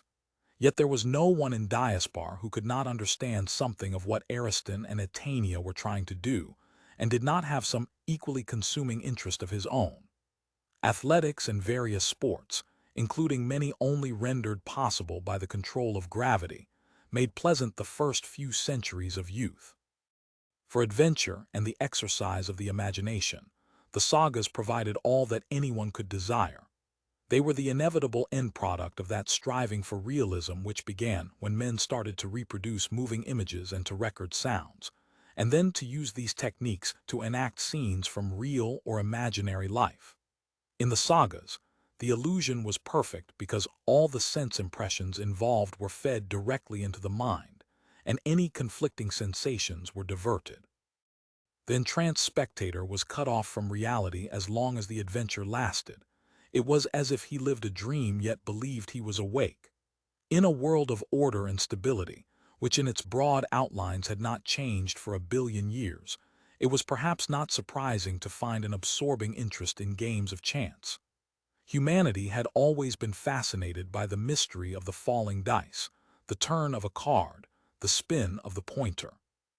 At its lowest level, this interest was based on mere cupidity, and that was an emotion that could have no place in a world where everyone possessed all that they could reasonably need. Even when this motive was ruled out, however, the purely intellectual fascination of chance remained to seduce the most sophisticated minds. Machines that behaved in a purely random way, events whose outcome could never be predicted, no matter how much information one had, from these philosopher and gambler could derive equal enjoyment. And there still remained, for all men to share, the linked worlds of love and art. Linked, because love without art is merely the slaking of desire, and art cannot be enjoyed unless it is approached with love. Men had sought beauty in many forms, in sequences of sound, in lines upon paper, in surfaces of stone, in the movements of the human body, in colors ranged through space. All these media still survived in Diaspar, and down the ages others had been added to them. No one was yet certain if all the possibilities of art had been discovered, or if it had any meaning outside the mind of man. And the same was true of love. Chapter 6. Jesserac sat motionless within a whirlpool of numbers. The first 1,000 primes, expressed in the binary scale that had been used for all arithmetical operations since electronic computers were invented, marched in order before him. Endless ranks of ones and zeros paraded past, bringing before Jesserac's eyes the complete sequence of all those numbers that possessed no factors except themselves and unity. There was a mystery about the primes that had always fascinated man, and they held his imagination still. Jesserac was no mathematician, though sometimes he liked to believe he was. All he could do was to search among the infinite array of primes for special relationships and rules which more talented men might incorporate in general laws. He could find how numbers behaved, but he could not explain why. It was his pleasure to hack his way through the arithmetical jungle, and sometimes he discovered wonders that more skillful explorers had missed. He set up the matrix of all possible integers, and started his computer stringing the primes across its surface as beads might be arranged at the intersections of a mesh. Jesserac had done this 100 times before, and it had never taught him anything. But he was fascinated by the way in which the numbers he was studying were scattered, apparently according to no laws, across the spectrum of the integers. He knew the laws of distribution that had already been discovered, but always hoped to discover more. He could scarcely complain about the interruption. If he had wished to remain undisturbed, he should have set his annunciator accordingly. As the gentle chime sounded in his ear, the wall of numbers shivered, the digits blurred together, and Jesserac returned to the world of mere reality. He recognized Kedron at once, and was none too pleased. Jesserac did not care to be disturbed from his ordered way of life, and Kedron represented the unpredictable. However, he greeted his visitor politely enough and concealed all trace of his mild concern. When two people met for the first time in Diaspar, or even for the 100th, it was customary to spend an hour or so in an exchange of courtesies before getting down to business, if any. Kedron somewhat offended Jesserac by racing through these formalities in a mere 15 minutes and then saying abruptly, "I'd like to talk to you about Alvin. You're his tutor, I believe." "That is true," replied Jesserac. "I still see him several times a week, as often as he wishes." "And would you say that he was an apt pupil?" Jesserac thought that over. It was a difficult question to answer. The pupil-tutor relationship was extremely important, and was, indeed, one of the foundations of life in Diaspar. On the average, 10,000 new minds came into the city every year. Their previous memories were still latent, and for the first 20 years of their existence everything around them was fresh and strange. They had to be taught to use the myriad machines and devices that were the background of everyday life, and they had to learn their way through the most complex society man had ever built. Part of this instruction came from the couples chosen to be the parents of the new citizens. The selection was by lot, and the duties were not onerous. Ariston and Etania had devoted no more than a third of their time to Alvin's upbringing, and they had done all that was expected of them. Jesserac's duties were confined to the more formal aspects of Alvin's education. It was assumed that his parents would teach him how to behave in society and introduce him to an ever-widening circle of friends. They were responsible for Alvin's character, Jesserac for his mind. "I find it rather hard to answer your question," Jesserac replied. "Certainly there is nothing wrong with Alvin's intelligence, but many of the things that should concern him seem to be a matter of complete indifference. On the other hand, he shows a morbid curiosity regarding subjects which we do not generally discuss. The world outside Diaspar, for example." "Yes, but how did you know?" Kedron hesitated for a moment, wondering how far he should take Jesserac into his confidence. He knew that Jesserac was kindly and well-intentioned, but he knew also that he must be bound by the same taboos that controlled everyone in Diaspar, everyone except Alvin. "I guessed it," he said at last. Jesserac settled down more comfortably in the depths of the chair he had just materialized. This was an interesting situation, and he wanted to analyze it as fully as possible. There was not much he could learn, however, unless Kedron was willing to cooperate. He should have anticipated that Alvin would one day meet the jester with unpredictable consequences. Kedron was the only other person in the city who could be called eccentric, and even his eccentricity had been planned by the designers of Diaspar. Long ago it had been discovered that without some crime or disorder, utopia soon became unbearably dull. Crime, however, from the nature of things, could not be guaranteed to remain at the optimum level which the social equation demanded. If it was licensed and regulated, it ceased to be crime. The office of jester was the solution, as first sight naive, yet actually profoundly subtle, which the city's designers had evolved. In all the history of Diaspar, there were less than 200 persons whose mental inheritance fitted them for this peculiar role. They had certain privileges that protected them from the consequences of their actions, though there had been jesters who had overstepped the mark and paid the only penalty that Diaspar could impose, that of being banished into the future before their current incarnation had ended. On rare and unforeseeable occasions, the jester would turn the city upside down by some prank which might be no more than an elaborate practical joke, or which might be a calculated assault on some currently cherished belief or way of life. All things considered, the name jester was a highly appropriate one. There had once been men with very similar duties, operating with the same license in the days when there were courts and kings. "It will help," said Jesserac, "if we are frank with one another. We both know that Alvin is a unique, that he has never experienced any earlier life in Diaspar. Perhaps you can guess, better than I can, the implications of that. I doubt if anything that happens in the city is totally unplanned, so there must be a purpose in his creation. Whether he will achieve that purpose, whatever it is, I do not know, nor do I know whether it is good or bad. I cannot guess what it is. Suppose it concerns something external to the city." Jesserac smiled patiently. The jester was having his little joke, as was only to be expected. "I have told him what lies there. He knows that there is nothing outside Diaspar except the desert. Take him there if you can, perhaps you know a way. When he sees the reality, it may cure the strangeness in his mind." "I think he has already seen it," said Kedron softly, "but he said it to himself and not to Jesserac." "I do not believe that Alvin is happy," Jesserac continued. "He has formed no real attachments, and it is hard to see how he can while he still suffers from this obsession. But after all, he is very young. He may grow out of this phase and become part of the pattern of the city." Jesserac was talking to reassure himself. Kedron wondered if he really believed what he was saying. "Tell me, Jesserac," asked Kedron abruptly, "does Alvin know that he is not the first unique?"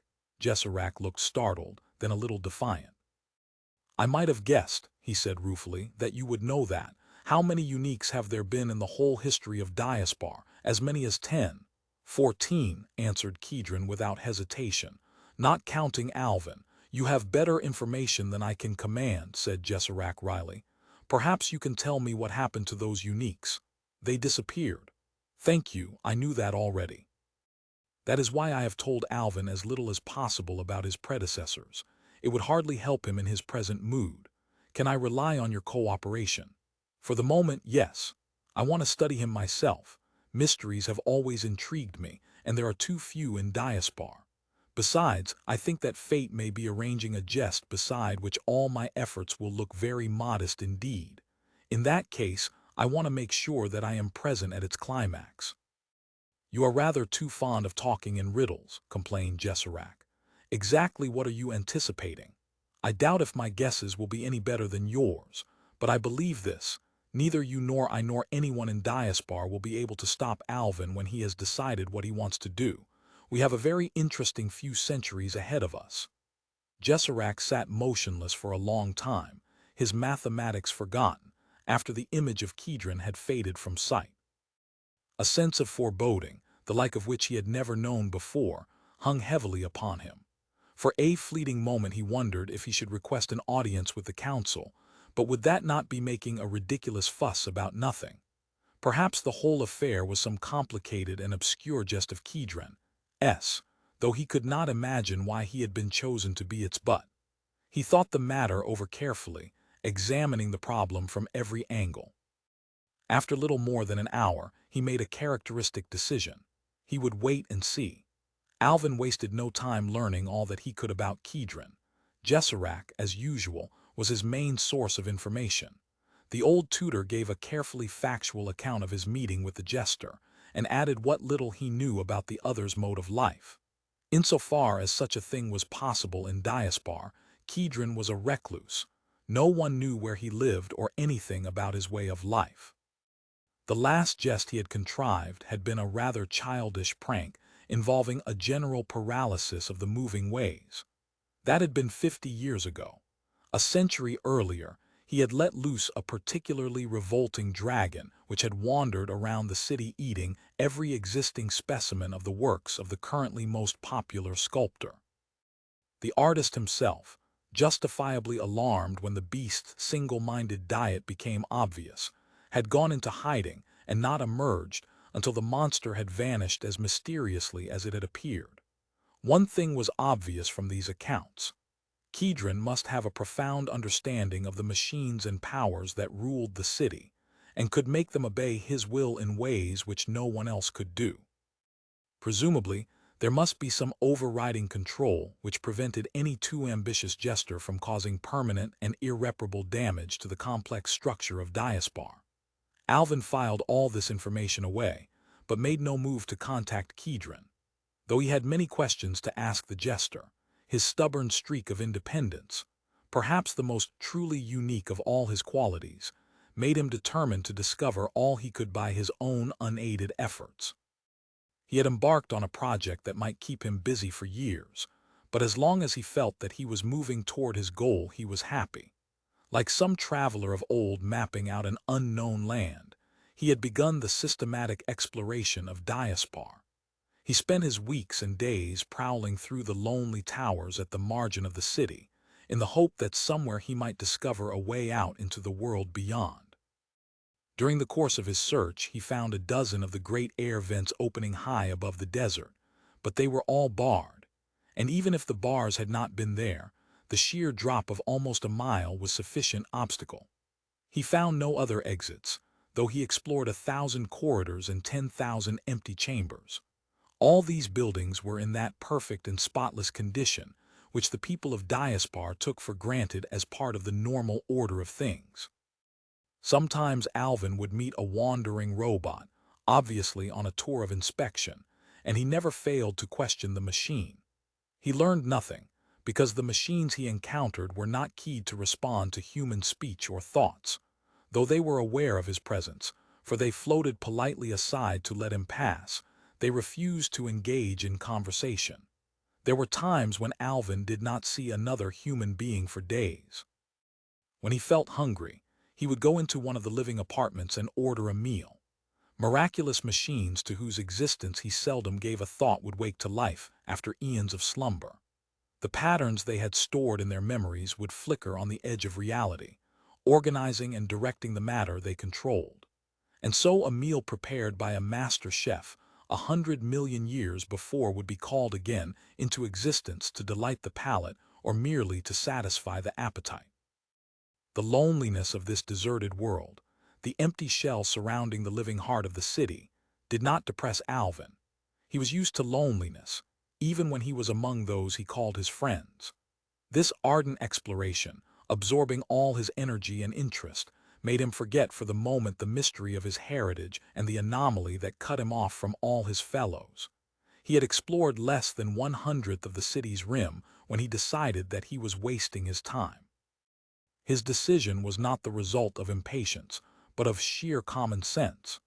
If needs be, he was prepared to come back and finish the task, even if it took him the remainder of his life.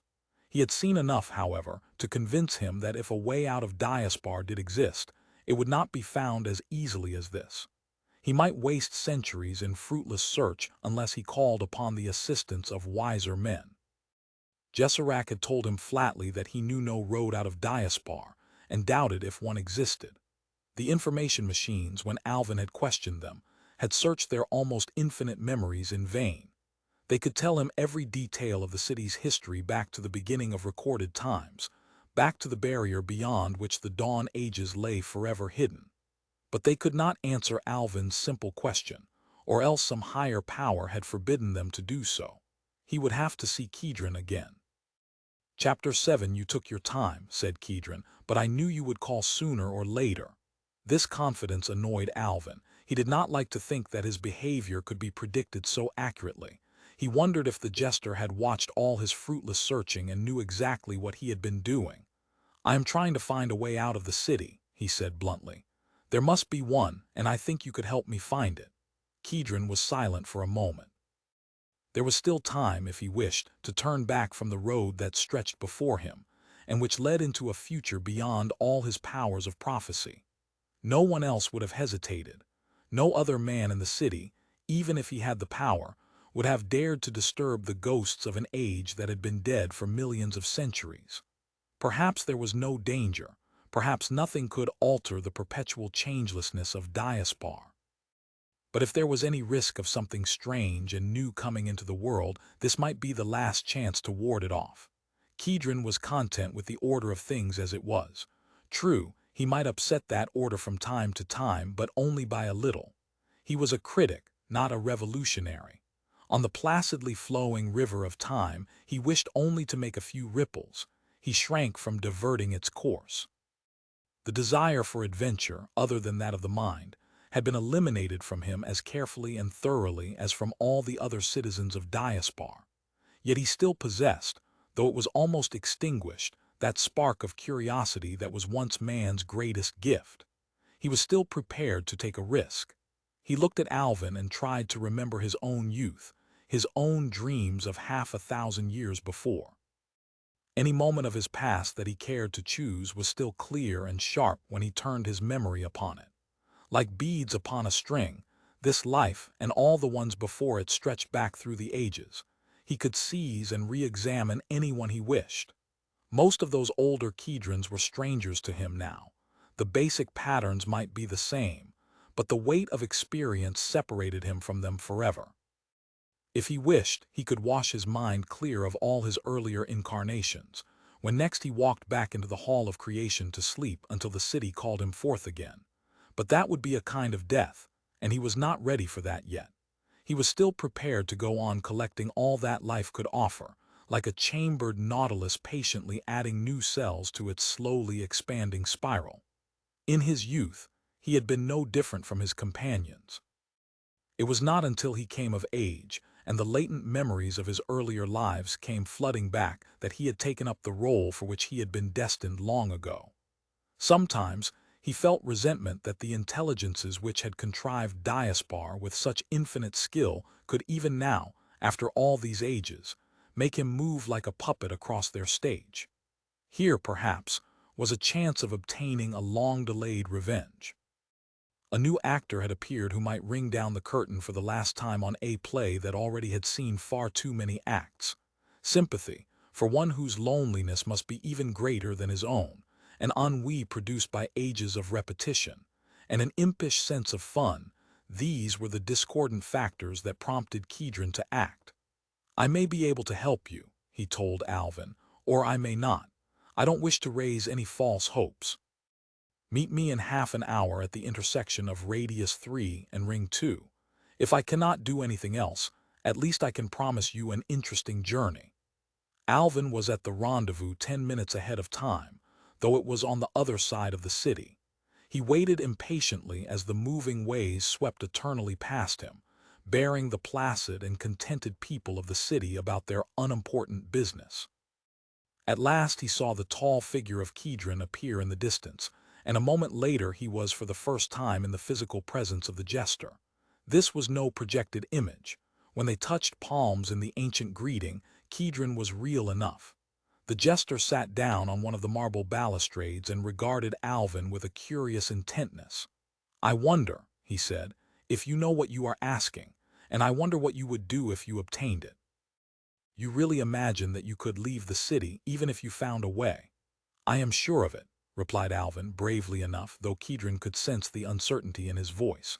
Then let me tell you something which you may not know. You see those towers there? Kedron pointed to the twin peaks of Power Central and Council Hall, staring at each other across a canyon a mile deep. Suppose I were to lay a perfectly firm plank between those two towers, a plank only 6 inches wide. Could you walk across it? Alvin hesitated. I don't know, he answered. I wouldn't like to try. I'm quite sure you could never do it. You'd get giddy and fall off before you'd gone a dozen paces. Yet if that same plank was supported just clear of the ground, you'd be able to walk along it without difficulty. And what does that prove? A simple point I'm trying to make.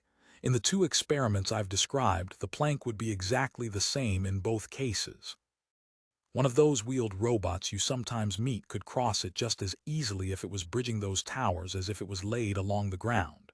We couldn't because we have a fear of heights. It may be irrational, but it's too powerful to be ignored. It is built into us. We are born with it. In the same way, we have a fear of space. Show any man in Diaspar a road out of the city, a road that might be just like this road in front of us now, and he could not go far along it. He would have to turn back as you would turn back if you started to cross a plank between those towers. But why? Asked Alvin. There must have been a time. I know, said Kedron. Men once went out over the whole world and to the stars themselves. Something changed them and gave them this fear with which they are now born. You alone imagine that you do not possess it. Well, we shall see. I'm taking you to Council Hall. The hall was one of the largest buildings in the city, and was almost entirely given over to the machines that were the real administrators of Diaspar. Not far from its summit was the chamber where the council met on those infrequent occasions when it had any business to discuss. The wide entrance swallowed them up, and Kedron strode forward into the golden gloom. Alvin had never entered Council Hall before. There was no rule against it. There were few rules against anything in Diaspar, but like everyone else he had a certain half-religious awe of the place. In a world that had no gods, Council Hall was the nearest thing to a temple. Kedron never hesitated as he led Alvin along corridors and down ramps that were obviously made for wheeled machines, not human traffic. Some of these ramps zigzagged down into the depths at such steep angles that it would have been impossible to keep a footing on them had not gravity been twisted to compensate for the slope. They came at last to a closed door, which slid silently open as they approached, then barred their retreat. Ahead was another door, which did not open as they came up to it. Kedron made no move to touch the door, but stood motionless in front of it. After a short pause, a quiet voice said, "Please state your names." "I am Kedron the Jester. My companion is Alvin. And your business?" "Sheer curiosity." Rather to Alvin's surprise, the door opened at once. In his experience, if one gave facetious replies to machines, it always led to confusion, and one had to go back to the beginning. The machine that had interrogated Kedron must have been a very sophisticated one, far up in the hierarchy of the central computer. They met no more barriers, but Alvin suspected that they had passed many tests of which he had no knowledge. A short corridor brought them out abruptly into a huge circular chamber with a sunken floor, and set in that floor was something so astonishing that, for a moment, Alvin was overwhelmed with wonder. He was looking down upon the entire city of Diaspar, spread out before him with its tallest buildings barely reaching to his shoulder. He spent so long picking out familiar places and observing unexpected vistas that it was some time before he paid any notice to the rest of the chamber. Its walls were covered with a microscopically detailed pattern of black and white squares. The pattern itself was completely irregular, and when he moved his eyes quickly, he got the impression that it was flickering swiftly, though it never changed. At frequent intervals around the chamber were manually controlled machines of some type, each complete with a vision screen and a seat for the operator. Kedron let Alvin look his fill. Then he pointed to the diminutive city and said, "Do you know what that is?" Alvin was tempted to answer, "A model, I suppose." But that answer was so obvious that he was sure it must be wrong. So he shook his head and waited for Kedron to answer his own question. "You remember," said the jester, "that I once told you how the city was maintained, how the memory banks hold its pattern frozen forever. Those banks are all around us, with all their immeasurable store of information, completely defining the city as it is today. Every atom of Diaspar is somehow keyed, by forces we have forgotten, to the matrices buried in these walls." He waved toward the perfect, infinitely detailed simulacrum of Diaspar that lay below them. That is no model. It does not really exist. It is merely the projected image of the pattern held in the memory banks, and therefore it is absolutely identical with the city itself. These viewing machines here enable one to magnify any desired portion, to look at it life-size or larger. They are used when it is necessary to make alterations in the design, though it is a very long time since that was done. If you want to know what Diaspar is like, this is the place to come. You can learn more here in a few days than you would in a lifetime of actual exploring. It's wonderful, said Alvin. How many people know that it exists? Oh, a good many, but it seldom concerns them. The council comes down here from time to time. No alterations to the city can be made unless they are all here, and not even then if the central computer doesn't approve of the proposed change. I doubt if this room is visited more than 2 or 3 times a year. Alvin wanted to know how Kedron had access to it, and then remembered that many of his more elaborate jests must have involved a knowledge of the city's inner mechanisms that could have come only from very profound study. It must be one of the jester's privileges to go anywhere and learn anything. He could have no better guide to the secrets of Diaspar. What you are looking for may not exist, said Kedron, but if it does, this is where you will find it. Let me show you how to operate the monitors. For the next hour, Alvin sat before one of the vision screens, learning to use the controls. He could select at will any point in the city and examine it with any degree of magnification. Streets and towers and walls and moving ways flashed across the screen as he changed the coordinates. It was as though he was an all-seeing, disembodied spirit that could move effortlessly over the whole of Diaspar, unhindered by any physical obstructions. Yet it was not, in reality, Diaspar that he was examining. He was moving through the memory cells, looking at the dream image of the city, the dream that had had the power to hold the real Diaspar untouched by time for 1 billion years. He could see only that part of the city which was permanent. The people who walked its streets were no part of this frozen image. For his purpose, that did not matter. His concern now was purely with the creation of stone and metal in which he was imprisoned, and not those who shared, however willingly, his confinement. He searched for and presently found the Tower of Lauren, and moved swiftly through the corridors and passageways which he had already explored in reality. As the image of the stone grill expanded before his eyes, he could almost feel the cold wind that had blown ceaselessly through it for perhaps half the entire history of mankind, and that was blowing now. He came up to the grill, looked out, and saw nothing. For a moment the shock was so great that he almost doubted his own memory. Had his vision of the desert been nothing more than a dream? Then he remembered the truth. The desert was no part of Diaspar, and therefore no image of it existed in the phantom world he was exploring. Anything might lie beyond that grill in reality. This monitor screen could never show it. Yet it could show him something that no living man had ever seen. Alvin advanced his viewpoint through the grill, out into the nothingness beyond the city. He turned the control which altered the direction of vision, so that he looked backward along the way that he had come. And there behind him lay Diaspar seen from the outside. To the computers, the memory circuits, and all the multitudinous mechanisms that created the image at which Alvin was looking, it was merely a simple problem of perspective. They knew the form of the city, therefore they could show it as it would appear from the outside. Yet even though he could appreciate how the trick was done, the effect on Alvin was overwhelming. In spirit, if not reality, he had escaped from the city. He appeared to be hanging in space, a few feet away from the sheer wall of the Tower of Lauren. For a moment he stared at the smooth, gray surface before his eyes, then he touched the control and let his viewpoint drop toward the ground. Now that he knew the possibilities of this wonderful instrument, his plan of action was clear. There was no need to spend months and years exploring Diaspar from the inside, room by room and corridor by corridor. From this new vantage point, he could wing his way along the outside of the city, and could see at once any openings that might lead to the desert and the world beyond. The sense of victory, of achievement, made him feel light-headed and anxious to share his joy. He turned to Kedron, wishing to thank the jester for having made this possible, but Kedron was gone, and it took only a moment's thought to realize why. Alvin was perhaps the only man in Diaspar who could look unaffected upon the images that were now drifting across the screen. Kedron could help him in his search, but even the jester shared the strange terror of the universe which had pinned mankind for so long inside its little world. He had left Alvin to continue his quest alone.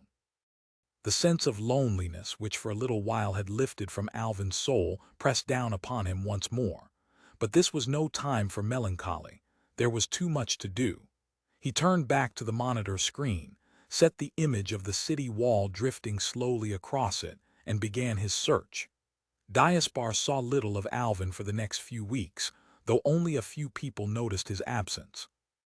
Jesserac, when he discovered that his erstwhile pupil was spending all his time at Council Hall instead of prowling around the frontier of the city, felt slightly relieved, imagining that Alvin could come to no trouble there. Ariston and Etania called his room once or twice, found that he was out and thought nothing of it. Alastra was a little more persistent. For her own peace of mind, it was a pity that she had become infatuated with Alvin, when there were so many more suitable choices. Alastra had never had any difficulty in finding partners, but by comparison with Alvin, all the other men she knew were nonentities, cast from the same featureless mold. She would not lose him without a struggle. His aloofness and indifference set a challenge which she could not resist. Yet perhaps her motives were not entirely selfish, and were maternal rather than sexual.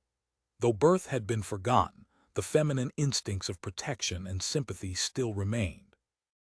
Alvin might appear to be stubborn and self-reliant and determined to have his own way, yet Alastra could sense his inner loneliness. When she found that Alvin had disappeared, she promptly asked Jesserac what had happened to him. Jesserac, with only a momentary hesitation, told her. If Alvin did not want company, the answer was in his own hands. His tutor neither approved nor disapproved of this relationship. On the whole, he rather liked Alastra, and hoped that her influence would help Alvin to adjust himself to life in Diaspar. The fact that Alvin was spending his time at Council Hall could only mean that he was engaged on some research project, and this knowledge at least served to quell any suspicions Alastra might have concerning possible rivals. But though her jealousy was not aroused, her curiosity was. She sometimes reproached herself for abandoning Alvin in the Tower of Lauren, though she knew that if the circumstances were repeated, she would do exactly the same thing again. There was no way of understanding Alvin's mind, she told herself, unless she could discover what he was trying to do. She walked purposefully into the main hall, impressed but not overawed by the hush that fell as soon as she passed through the entrance. The information machines were ranged side by side against the far wall, and she chose one at random. As soon as the recognition signal lighted up, she said, "I am looking for Alvin. He is somewhere in this building. Where can I find him?" Even after a lifetime, one never grew wholly accustomed to the complete absence of time lag when an information machine replied to an ordinary question.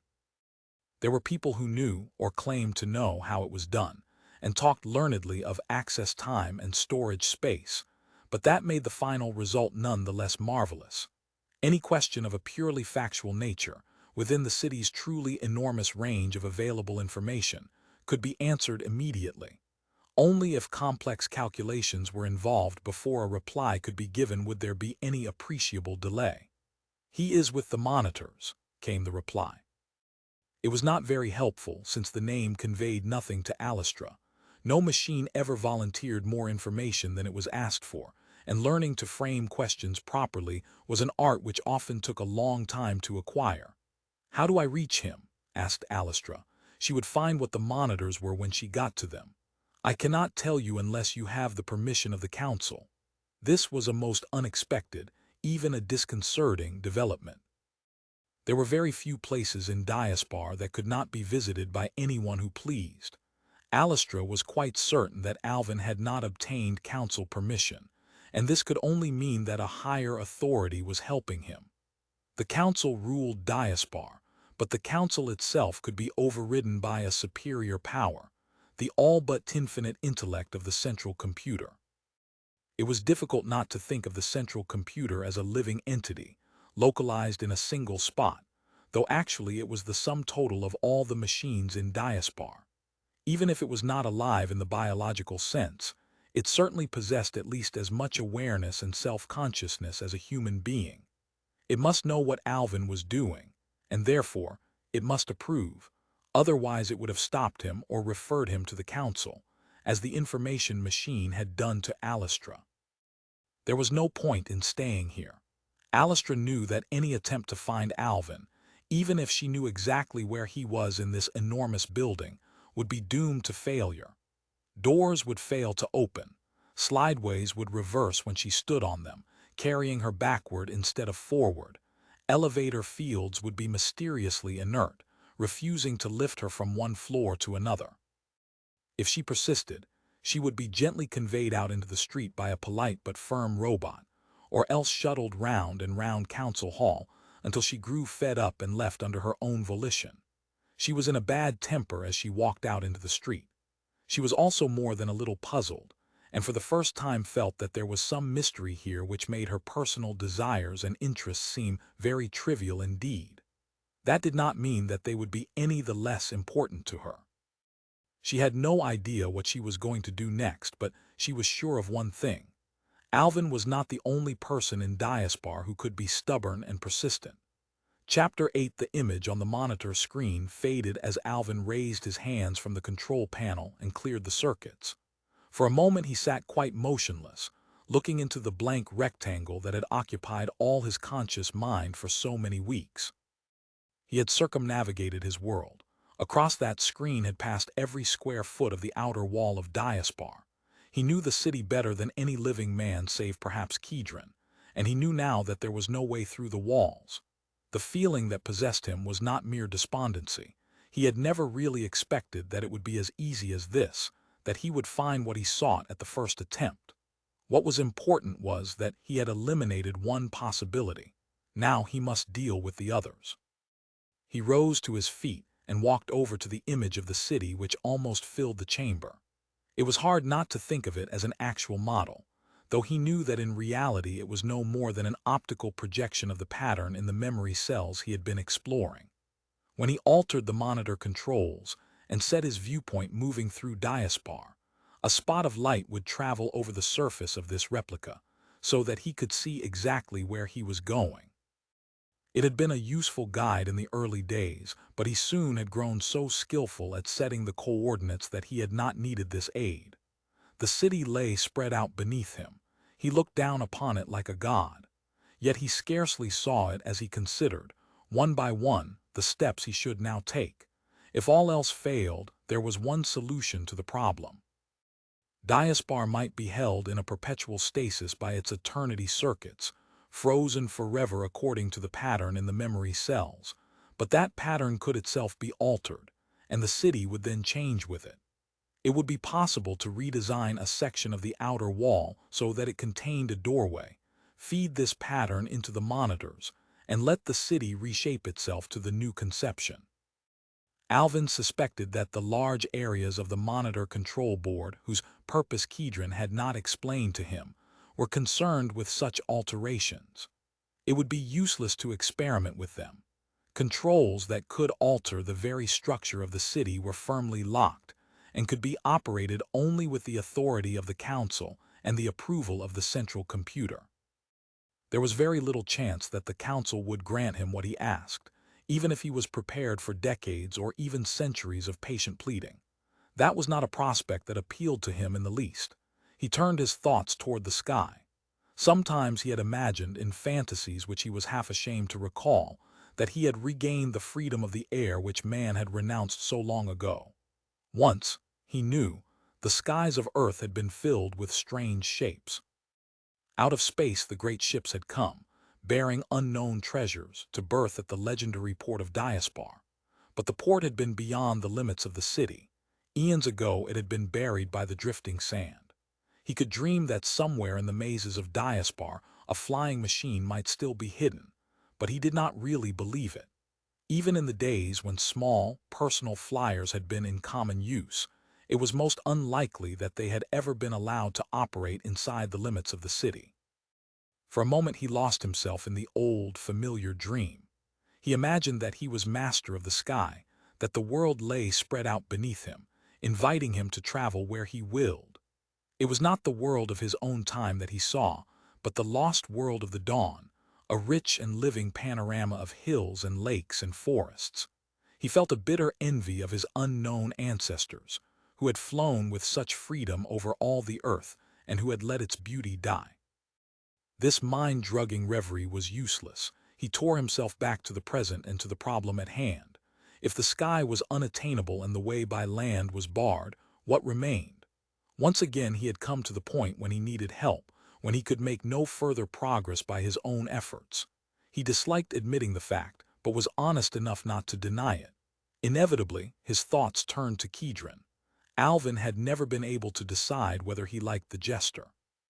He was very glad that they had met, and was grateful to Kedron for the assistance and implicit sympathy he had given him on his quest. There was no one else in Diaspar with whom he had so much in common, yet there was some element in the other's personality that jarred upon him. Perhaps it was Kedron's air of ironic detachment, which sometimes gave Alvin the impression that he was laughing secretly at all his efforts, even while he seemed to be doing his best to help. Because of this, as well as his own natural stubbornness and independence, Alvin hesitated to approach the jester except as a last resort. They arranged to meet in a small, circular court not far from Council Hall.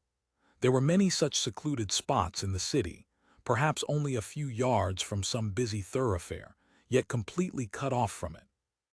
Usually they could be reached only on foot after a rather roundabout walk. Sometimes, indeed, they were at the center of skillfully contrived mazes which enhanced their isolation.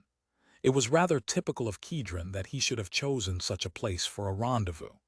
The court was little more than 50 paces across, and was in reality located deep within the interior of some great building. Yet it appeared to have no definite physical limits, being bounded by a translucent blue-green material which glowed with a faint internal light. However, though there were no visible limits, the court had been so laid out that there was no danger of feeling lost in infinite space. Low walls, less than waist-high and broken at intervals, so that one could pass through them, managed to give the impression of safe confinement without which no one in Diaspar could ever feel entirely happy. Kedron was examining one of these walls when Alvin arrived. It was covered with an intricate mosaic of colored tiles, so fantastically involved that Alvin did not even attempt to unravel it. "Look at this mosaic, Alvin," said the jester. "Do you notice anything strange about it?" "No," confessed Alvin after a brief examination. "I don't care for it, but there's nothing strange about that." Kedron ran his fingers over the colored tiles. "You are not very observant," he said. "Look at these edges here, see how they become rounded and softened. This is something that one very seldom sees in Diaspar, Alvin. It is where the crumbling away of matter under the assault of time. I can remember when this pattern was new, only 80,000 years ago in my last lifetime. If I come back to this spot a dozen lives from now, these tiles will have been worn completely away." "I don't see anything very surprising about that," answered Alvin. "There are other works of art in the city not good enough to be preserved in the memory circuits, but not bad enough to be destroyed outright. One day, I suppose, some other artist will come along and do a better job, and his work won't be allowed to wear out." "I knew the man who designed this wall," said Kedron, his fingers still exploring the cracks in the mosaic. "Strange that I can remember that fact when I don't recall the man himself. I could not have liked him, so I must have erased him from my mind." He gave a short laugh. "Perhaps I designed it myself during one of my artistic phases, and was so annoyed when the city refused to make it eternal that I decided to forget the whole affair.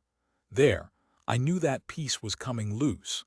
He had managed to pull out a single flake of golden tile, and looked very pleased at this minor sabotage. He threw the fragment on the ground, adding, "Now the maintenance robots will have to do something about it." There was a lesson for him here, Alvin knew.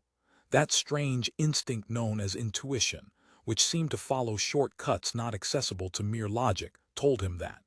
He looked at the golden shard lying at his feet, trying to link it somehow to the problem that now dominated his mind. It was not hard to find the answer, once he realized that it existed. "I see what you are trying to tell me," he said to Kedron. "There are objects in Diaspar that aren't preserved in the memory circuits, so I could never find them through the monitors at Council Hall. If I was to go there and focus on this court, there would be no sign of the wall we're sitting on. I think you might find the wall, but there would be no mosaic on it." "Yes, I can see that," said Alvin, too impatient now to bother about such hair-splitting. "And in the same way, parts of the city might exist that had never been preserved in the eternity circuits but which hadn't yet worn away. Still, I don't really see how that helps me. I know that the outer wall exists and that it has no openings in it." "Perhaps there is no way out," answered Kedron. "I can promise you nothing, but I think there is still a great deal that the monitors can teach us if the central computer will let them, and it seems to have taken rather a liking to you." Alvin pondered over this remark on their way to Council Hall. Until now, he had assumed that it was entirely through Kedron's influence that he had been able to gain access to the monitors. It had not occurred to him that it might be through some intrinsic quality of his own. Being a unique had many disadvantages. It was only right that it should have some compensations. The unchanging image of the city still dominated the chamber in which Alvin had spent so many hours. He looked at it now with a new understanding. All that he saw here existed, but all of Diaspar might not be mirrored. Yet surely any discordancies must be trivial and, as far as he could see, undetectable. "I attempted to do this many years ago," said Kedron as he sat down at the monitor desk, "but the controls were locked against me. Perhaps they will obey me now." Slowly and then with mounting confidence as he regained access to long-forgotten skills, Kedron's fingertips moved over the control desk, resting for a moment at the nodal points in the sensitive grid buried in the panel before him. "I think that's correct," he said at last. "Anyway, we'll soon see." The screen glowed into life, but instead of the picture that Alvin had expected, there appeared a somewhat baffling message. "Regression WILL commence as soon as you have set rate control. Foolish of me," muttered Kedron. "I got everything else right and forgot the most important thing of all." His fingers now moved with a confident assurance over the board, and as the message faded from the screen he swung around in his seat so that he could look at the replica of the city. "Watch this, Alvin," he said. "I think we are both going to learn something new about Diaspar." Alvin waited patiently, but nothing happened. The image of the city floated there before his eyes in all its familiar wonder and beauty, though he was conscious of neither now. He was about to ask Kedron what he should look for when a sudden movement caught his attention, and he turned his head quickly to follow it. It had been no more than a half-glimpsed flash or flicker, and he was too late to see what had made it. Nothing had altered. Diaspar was just as he had always known it. Then he saw that Kedron was watching him with a sardonic smile, so he looked again at the city. This time, the thing happened before his eyes. One of the buildings at the edge of the park suddenly vanished and was replaced instantly by another of quite different design. The transformation was so abrupt that had Alvin been blinking he would have missed it. He stared in amazement at the subtly altered city, but even during the first shock of astonishment his mind was seeking for the answer. He remembered the words that had appeared on the monitor screen, "Regression WILL commence," and he knew at once what was happening. "That's the city as it was thousands of years ago," he said to Kedron. "We're going back in time." "A picturesque but hardly accurate way of putting it," replied the jester. "What is actually happening is that the monitor is remembering the earlier versions of the city. When any modifications were made, the memory circuits were not simply emptied. The information in them was taken to subsidiary storage units so that it could be recalled whenever needed. I have set the monitor to regress through those units at the rate of 1,000 years a second. Already, we're looking at the Diaspar of 500,000 years ago. We'll have to go much farther back than that to see any real changes. I'll increase the rate." He turned back to the control board, and even as he did so, not one building but a whole block whipped out of existence and was replaced by a large oval amphitheater. "Ah, the arena," said Kedron. "I can remember the fuss when we decided to get rid of that. It was hardly ever used, but a great many people felt sentimental about it." The monitor was now recalling its memories at a far higher rate. The image of Diaspar was receding into the past at millions of years a minute, and changes were occurring so rapidly that the eye could not keep up with them. Alvin noticed that the alterations to the city appeared to come in cycles. There would be a long period of stasis, then a whole rash of rebuilding would break out, followed by another pause. It was almost as if Diaspar were a living organism, which had to regain its strength after each explosion of growth. Through all these changes, the basic design of the city had not altered. Buildings came and went, but the pattern of streets seemed eternal, and the park remained as the green heart of Diaspar. Alvin wondered how far back the monitor could go. Could it return to the founding of the city and pass through the veil that sundered known history from the myths and legends of the dawn? Already they had gone 500 million years into the past. Outside the walls of Diaspar, beyond the knowledge of the monitors, it would be a different Earth. Perhaps there might be oceans and forests, even other cities which man had not yet deserted in the long retreat to his final home. The minutes drifted past, each minute an eon in the little universe of the monitors. Soon, thought Alvin, the earliest of all these stored memories must be reached, and the regression would end. But fascinating though this lesson was, he did not see how it could help him to escape from the city as it was here and now. With a sudden, soundless implosion, Diaspar contracted to a fraction of its former size. The park vanished. The boundary wall of linked, titanic towers instantly evaporated. This city was open to the world, for the radial roads stretched out to the limits of the monitor image without obstruction. Here was Diaspar as it had been before the great change came upon mankind. "We can go no farther," said Kedron, pointing to the monitor screen. On it had appeared the words, "Regression concluded." This must be the earliest version of the city that has been preserved in the memory cells. Before that, I doubt if the eternity circuits were used and the buildings were allowed to wear out naturally. For a long time, Alvin stared at this model of the ancient city. He thought of the traffic those roads had borne, as men came and went freely to all the corners of the world, and to other worlds as well. Those men were his ancestors. He felt a closer kinship to them than to the people who now shared his life. He wished that he could see them and share their thoughts as they moved through the streets of that billion-year-remote Diaspar. Yet those thoughts could not have been happy ones, for they must have been living then beneath the shadow of the invaders. In a few more centuries, they were to turn their faces from the glory they had won and build a wall against the universe. Kedron ran the monitor backward and forward a dozen times through the brief period of history that had wrought the transformation. The change from a small open city to a much larger closed one had taken little more than 1,000 years. In that time, the machines that had served Diaspar so faithfully must have been designed and built, and the knowledge that would enable them to carry out their tasks had been fed into their memory circuits. Into the memory circuits, also, must have gone the essential patterns of all the men who were now alive, so that when the right impulse called them forth again, they could be clothed in matter and would emerge reborn from the hall of creation. In some sense, Alvin realized, he must have existed in that ancient world. It was possible, of course, that he was completely synthetic, that his entire personality had been designed by artist-technicians who had worked with tools of inconceivable complexity toward some clearly envisaged goal. Yet he thought it more likely that he was a composite of men who had once lived and walked on Earth. Very little of the old Diaspar had remained when the new city was created. The park had obliterated it almost completely. Even before the transformation, there had been a small, grass-covered clearing at the center of Diaspar, surrounding the junction of all the radial streets. Afterward, it had expanded tenfold, wiping out streets and buildings alike.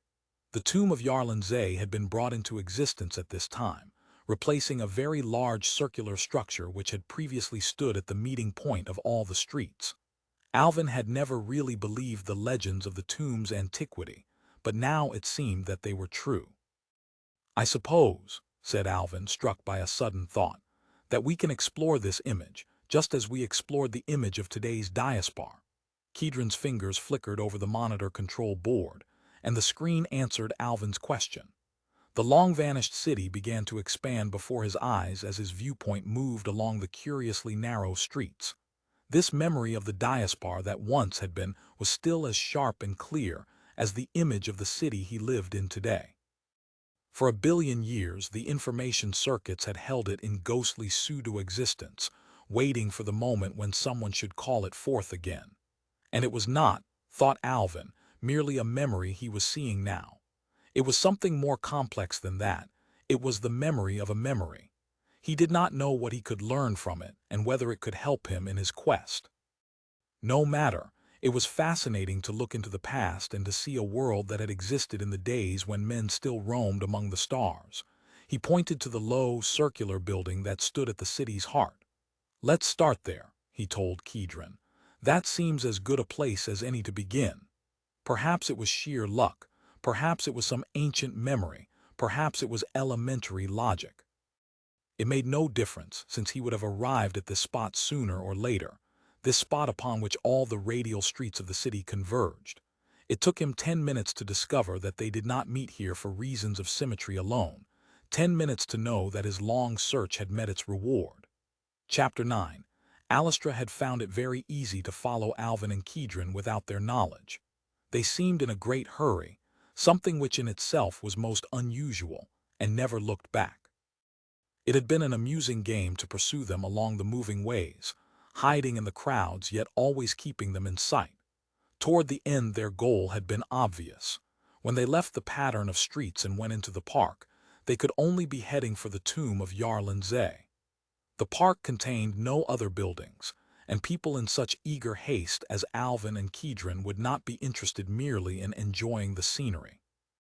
Because there was no way of concealing herself on the last few hundred yards to the tomb, Alastra waited until Kedron and Alvin had disappeared into the marbled gloom. Then, as soon as they were out of sight, she hurried up the grass-covered slope. She felt fairly sure that she could hide behind one of the great pillars long enough to discover what Alvin and Kedron were doing. It did not matter if they detected her after that. The tomb consisted of 2 concentric rings of columns enclosing a circular courtyard. Except in one sector, the columns screened off the interior completely, and Alastra avoided approaching through this opening, but entered the tomb from the side. She cautiously negotiated the first ring of columns, saw that there was no one in sight, and tiptoed across to the second. Through the gaps, she could see Yarlan Zay looking out through the entrance, across the park he had built, and beyond that to the city over which he had watched for so many ages. And there was no one else in all this marble solitude. The tomb was empty. At that moment, Alvin and Kedron were 100 feet underground, in a small box-like room whose walls seemed to be flowing steadily upward. That was the only indication of movement. There was no trace of vibration to show that they were sinking swiftly into the earth, descending toward a goal that even now neither of them fully understood. It had been absurdly easy, for the way had been prepared for them. By whom? Wondered Alvin. By the central computer, or by Yarlan Zay himself when he transformed the city. The monitor screen had shown them the long, vertical shaft plunging into the depths, but they had followed its course only a little way when the image had blanked out. That meant, Alvin knew, that they were asking for information that the monitor did not possess, and perhaps never had possessed. He had scarcely framed this thought when the screen came to life once more. On it appeared a brief message, printed in the simplified script that machines had used to communicate with men ever since they had achieved intellectual equality. Stand where the statue gazes, and remember. Diaspar was not always thus. The last 5 words were in larger type, and the meaning of the entire message was obvious to Alvin at once. Mentally framed code messages had been used for ages to unlock doors or set machines in action. As for stand where the statue gazes, that was really too simple. I wonder how many people have read this message, said Alvin thoughtfully. 14, to my knowledge, replied Kedron, and there may have been others. He did not amplify this rather cryptic remark, and Alvin was in too great a hurry to reach the park to question him further. They could not be certain that the mechanisms would still respond to the triggering impulse. When they reached the tomb, it had taken them only a moment to locate the single slab, among all those paving the floor, upon which the gaze of Yarlanze was fixed. It was only at first sight that the statue seemed to be looking out across the city. If one stood directly in front of it, one could see that the eyes were downcast, and that the elusive smile was directed toward a spot just inside the entrance to the tomb. Once the secret was realized, there could be no doubt about it. Alvin moved to the next slab and found that Yarlanze was no longer looking toward him. He rejoined Kedron and mentally echoed the words that the jester spoke aloud. Diaspar was not always thus. Instantly, as if the millions of years that had lapsed since their last operation had never existed, the waiting machines responded. The great slab of stone on which they were standing began to carry them smoothly into the depths. Overhead, the patch of blue suddenly flickered out of existence. The shaft was no longer open. There was no danger that anyone should accidentally stumble into it. Alvin wondered fleetingly if another slab of stone had somehow been materialized to replace the one now supporting him and Kedron, then decided against it. The original slab probably still paved the tomb. The one upon which they were standing might only exist for infinitesimal fractions of a second, being continuously recreated at greater and greater depths in the earth to give the illusion of steady downward movement. Neither Alvin nor Kedron spoke as the walls flowed silently past them. Kedron was once again wrestling with his conscience, wondering if this time he had gone too far. He could not imagine where this route might lead, if indeed it led anywhere. For the first time in his life, he began to understand the real meaning of fear. Alvin was not afraid, he was too excited. This was the sensation he had known in the Tower of Lauren when he had looked out across the untrodden desert and seen the stars conquering the night sky. He had merely gazed at the unknown then. He was being carried toward it now. The walls ceased to flow past them. A patch of light appeared at one side of their mysteriously moving room, grew brighter and brighter, and was suddenly a door. They stepped through it, took a few paces along the short corridor beyond, and then were standing in a great circular cavern whose walls came together in a sweeping curve 300 feet above their heads.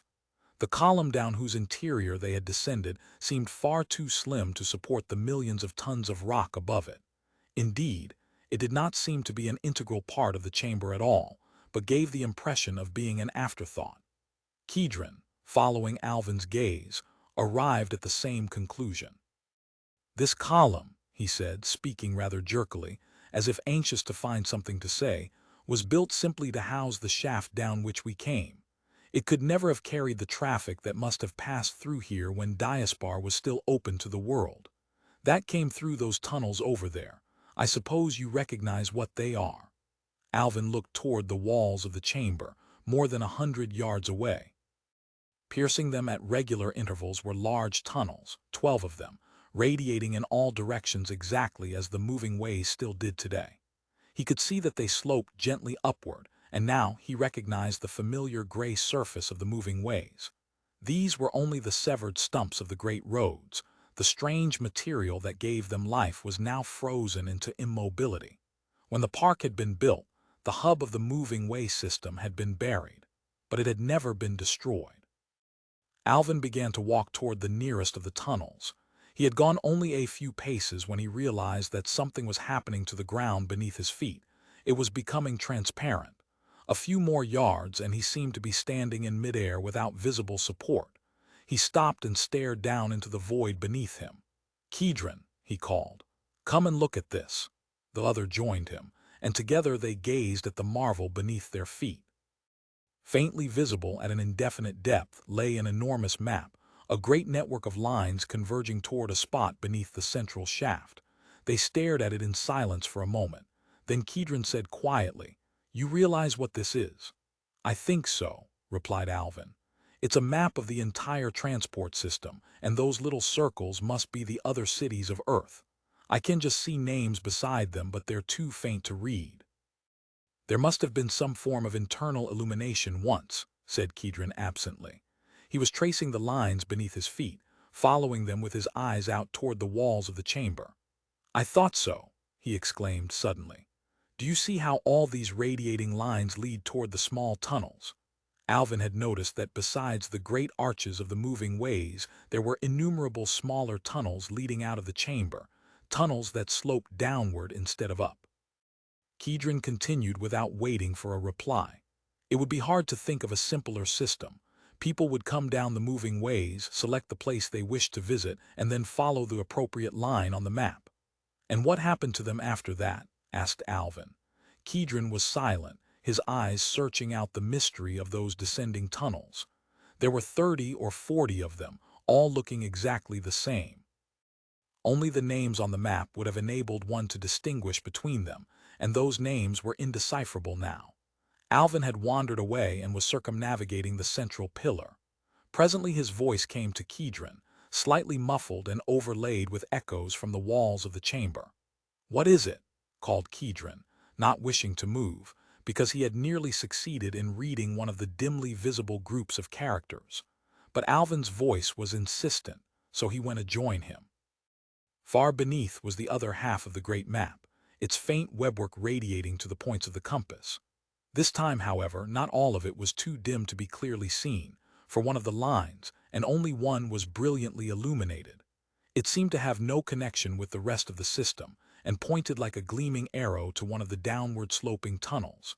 Near its end the line transfixed a circle of golden light, and against that circle was the single word LYS. That was all. For a long time Alvin and Kedron stood gazing down at that silent symbol. To Kedron it was a challenge he knew he could never accept, and which, indeed, he would rather did not exist. But to Alvin it hinted at the fulfillment of all his dreams. Though the word lies meant nothing to him, he let it roll around his mouth, tasting its sibilance like some exotic flavor.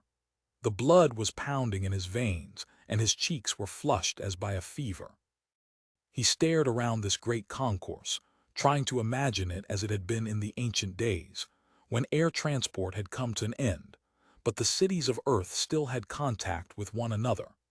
He thought of the countless millions of years that had passed with the traffic steadily dwindling, and the lights on the great map dying one by one, until at last only this single line remained.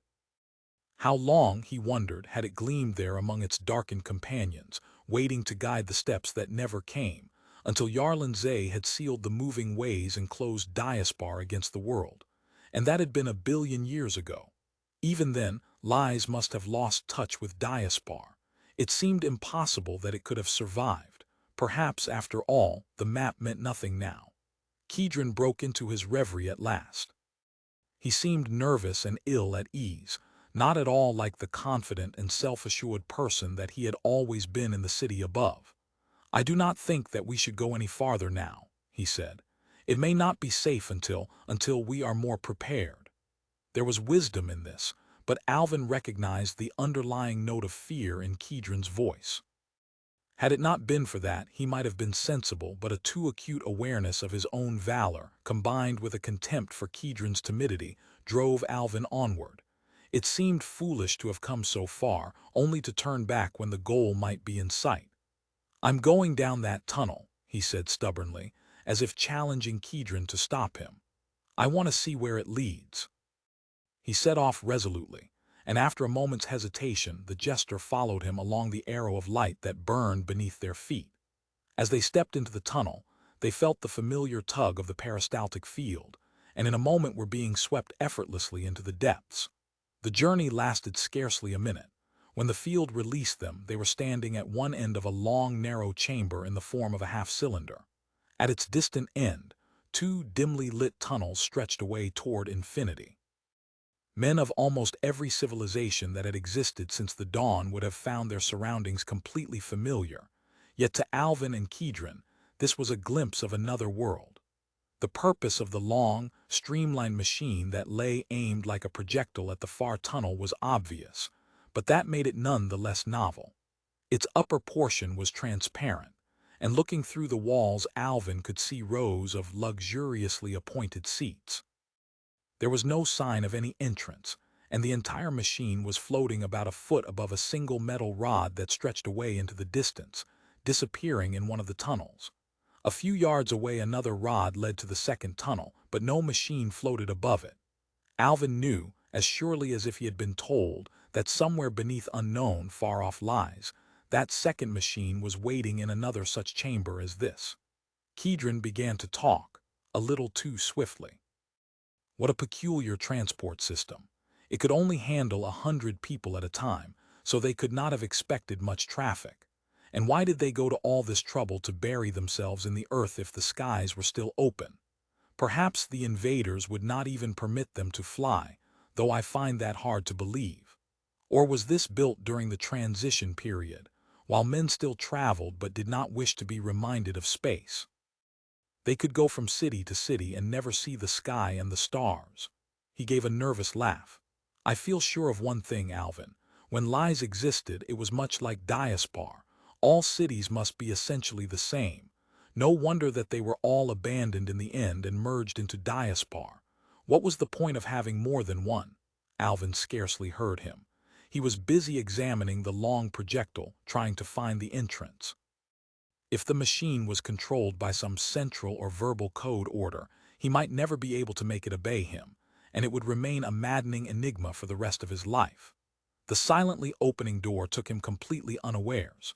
There was no sound, no warning when a section of the wall simply faded from sight, and the beautifully designed interior lay open before his eyes. This was the moment of choice. Until this instant, he had always been able to turn back if he wished. But if he stepped inside that welcoming door, he knew what would happen, though not where it would lead. He would no longer be in control of his own destiny, but would have placed himself in the keeping of unknown forces. He scarcely hesitated.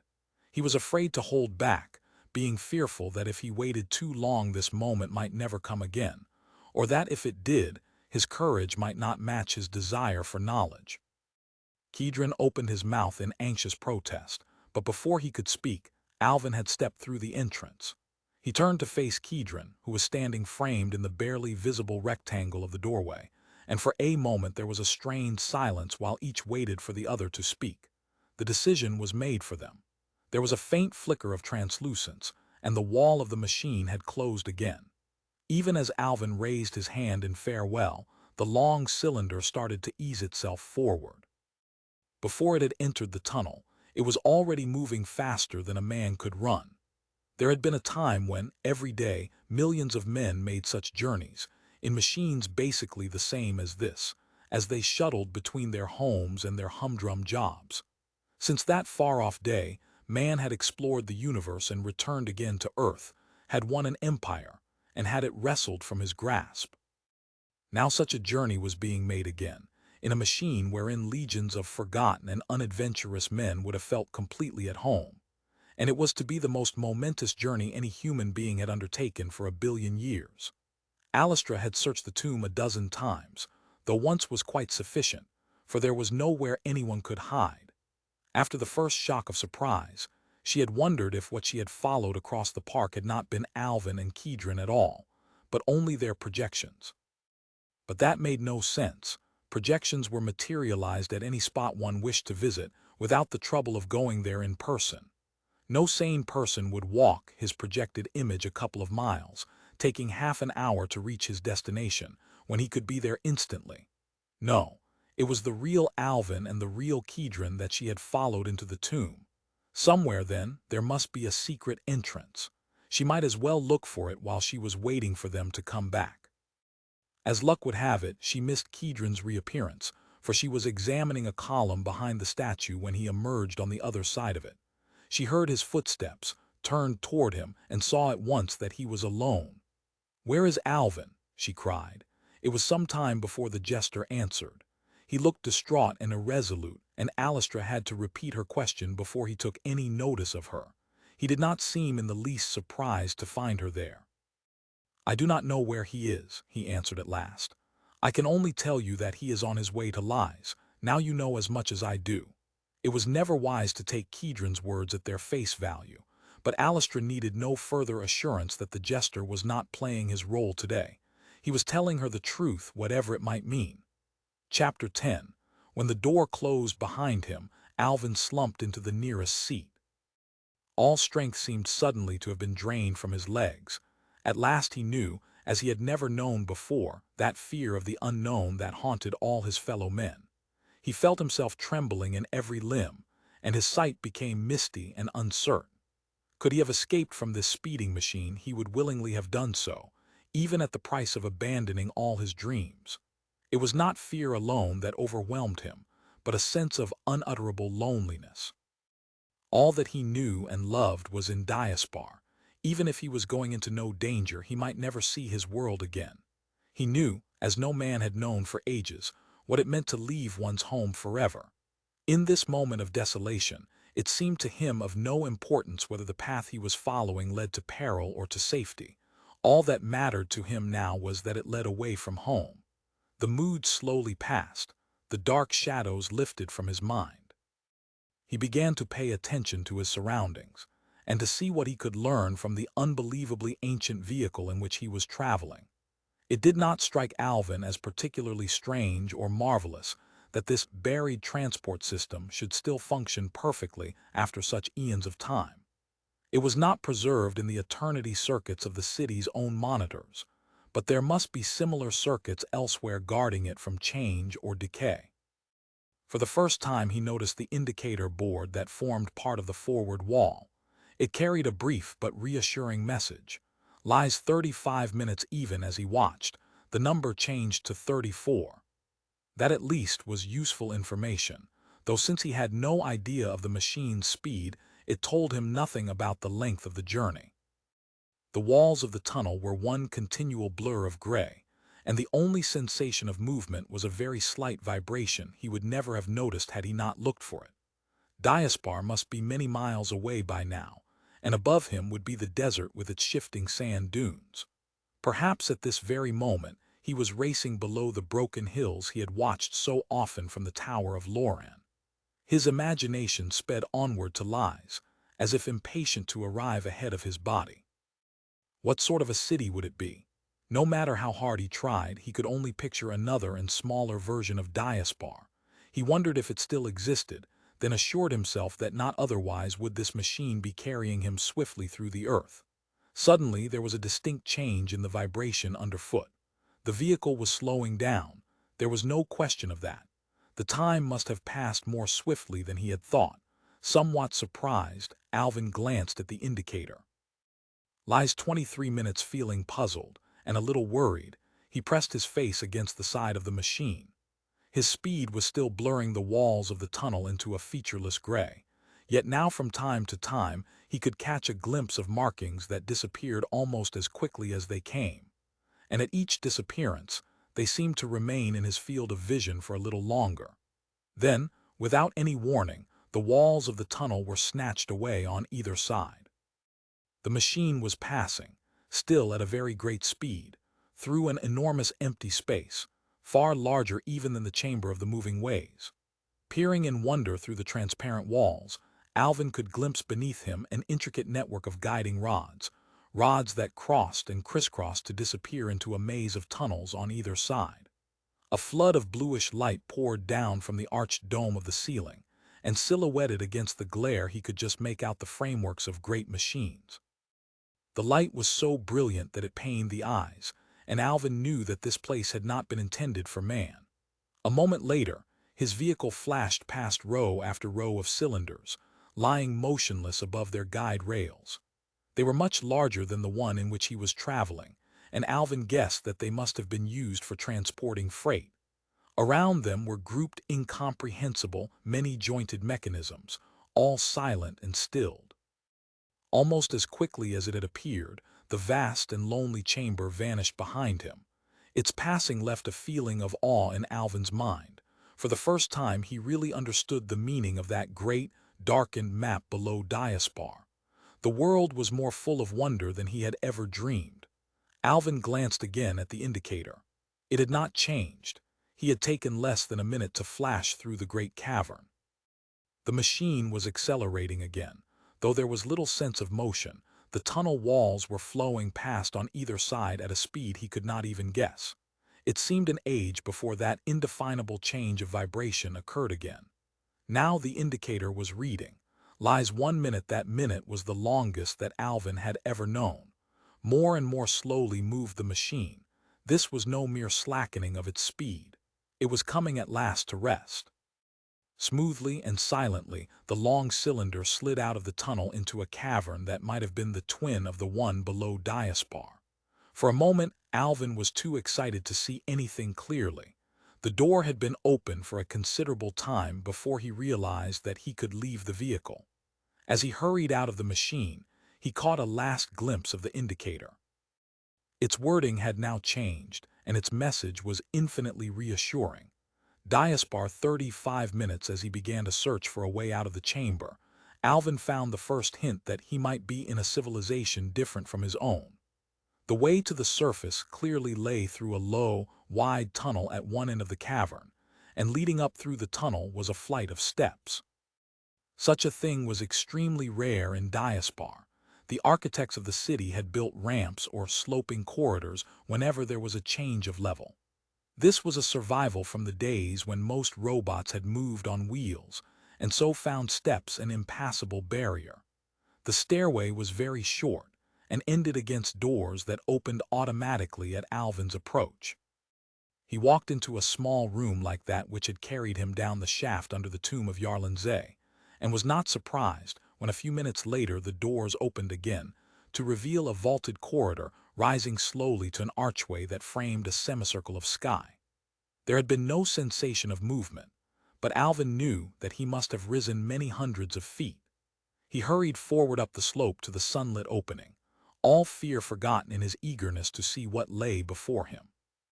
He was standing at the brow of a low hill, and for an instant it seemed as if he were once again in the central park of Diaspar. Yet if this were indeed a park, it was too enormous for his mind to grasp. The city he had expected to see was nowhere visible. As far as the eye could reach there was nothing but forest and grass-covered plains. Then Alvin lifted his eyes to the horizon, and there above the trees, sweeping from right to left in a great arc that encircled the world, was a line of stone which would have dwarfed the mightiest giants of Diaspar. It was so far away that its details were blurred by sheer distance, but there was something about its outlines that Alvin found puzzling. Then his eyes became at last accustomed to the scale of that colossal landscape, and he knew that those far-off walls had not been built by man. Time had not conquered everything. Earth still possessed mountains of which she could be proud. For a long time Alvin stood at the mouth of the tunnel, slowly growing accustomed to the strange world in which he had found himself. He was half stunned by the impact of sheer size and space. That ring of misty mountains could have enclosed a dozen cities as large as Diaspar. Search as he might, however, Alvin could see no trace of human life. Yet the road that led down the hillside seemed well kept. He could do no better than accept its guidance. At the foot of the hill, the road disappeared between great trees that almost hid the sun. As Alvin walked into their shadow, a strange medley of scents and sounds greeted him. The rustle of the wind among the leaves he had known before, but underlying that were 1,000 vague noises that conveyed nothing to his mind. Unknown odors assailed him, smells that had been lost even to the memory of his race. The warmth, the profusion of scent and color, and the unseen presences of a million living things smote him with almost physical violence. He came upon the lake without any warning. The trees to the right suddenly ended, and before him was a great expanse of water, dotted with tiny islands. Never in his life had Alvin seen so much water. By comparison, the largest pools in Diaspar were scarcely more than puddles. He walked slowly down to the edge of the lake and cupped the warm water in his hands, letting it trickle through his fingers. The great silver fish that suddenly forced its way through the underwater reeds was the first non-human creature that Alvin had ever seen. It should have been utterly strange to him, yet its shape teased his mind with a haunting familiarity. As it hung there in the pale green void, its fins a faint blur of motion, it seemed the very embodiment of power and speed. Here, incorporated in living flesh, were the graceful lines of the great ships that had once ruled the skies of Earth. Evolution and science had come to the same answers, and the work of nature had lasted longer. At last Alvin broke the lake's enchantment and continued along the winding road. The forest closed around him once more, but only for a little while. Presently the road ended, in a great clearing 1/2 mile wide and twice as long, and Alvin understood why he had seen no trace of man before. The clearing was full of low, two-storied buildings, colored in soft shades that rested the eye even in the full glare of the sun. Most were of clean, straightforward design, but several were built in a complex architectural style involving the use of fluted columns and gracefully fretted stone. In these buildings, which seemed of great age, the immeasurably ancient device of the pointed arch was used. As he walked slowly toward the village, Alvin was still struggling to grasp his new surroundings. Nothing was familiar. Even the air had changed, with its hint of throbbing, unknown life. And the tall, golden-haired people going among the buildings with such unconscious grace were obviously of a different stock from the men of Diaspar. They took no notice of Alvin, and that was strange, for his clothing was totally different from theirs. Since the temperature never changed in Diaspar, dress there was purely ornamental and often extremely elaborate. Here it seemed mainly functional, designed for use rather than display, and frequently consisted of a single sheet draped around the body. It was not until Alvin was well inside the village that the people of Lies reacted to his presence, and then their response took a somewhat unexpected form. A group of 5 men emerged from one of the houses and began to walk purposefully toward him, almost as if, indeed, they had been expecting his arrival. Alvin felt a sudden, heady excitement, and the blood pounded in his veins. He thought of all the fateful meetings men must have had with other races on far-off worlds. Those he was meeting now were of his own species, but how had they diverged in the eons that had sundered them from Diaspar? The delegation came to a halt a few feet away from Alvin. Its leader smiled, holding out his hand in the ancient gesture of friendship. "We thought it best to meet you here," he said.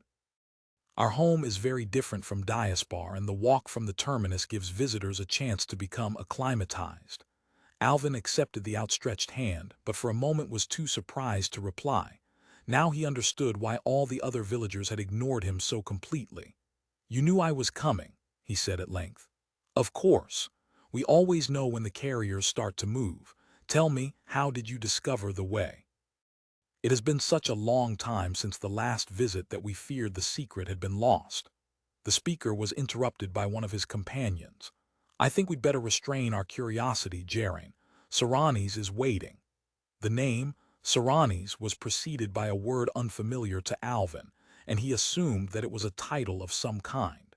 He had no difficulty in understanding the others, and it never occurred to him that there was anything surprising about this. Diaspar and Lies shared the same linguistic heritage, and the ancient invention of sound recording had long ago frozen speech in an unbreakable mold. Jaren gave a shrug of mock resignation. "Very well," he smiled. "Saranis has few privileges. I should not rob her of this one." As they walked deeper into the village, Alvin studied the men around him. They appeared kindly and intelligent, but he was looking for ways in which they differed from a similar group in Diaspar. There were differences, but it was hard to define them. They were all somewhat taller than Alvin, and 2 of them showed the unmistakable marks of physical age. Their skins were very brown, and in all their movements they seemed to radiate a vigor and zest which Alvin found refreshing, though at the same time a little bewildering. He smiled as he remembered Kedron's prophecy that, if he ever reached Lies, he would find it exactly the same as Diaspar. The people of the village now watched with frank curiosity as Alvin followed his guides. There was no longer any pretense that they took him for granted. Suddenly there were shrill, high-pitched shouts from the trees on the right, and a group of small, excited creatures burst out of the woods and crowded around Alvin. He stopped in utter amazement, unable to believe his eyes. Here was something that his world had lost so long ago that it lay in the realms of mythology. This was the way that life had once begun. These noisy, fascinating creatures were human children. Alvin watched them with wondering disbelief, and with another sensation which tugged at his heart but which he could not yet identify.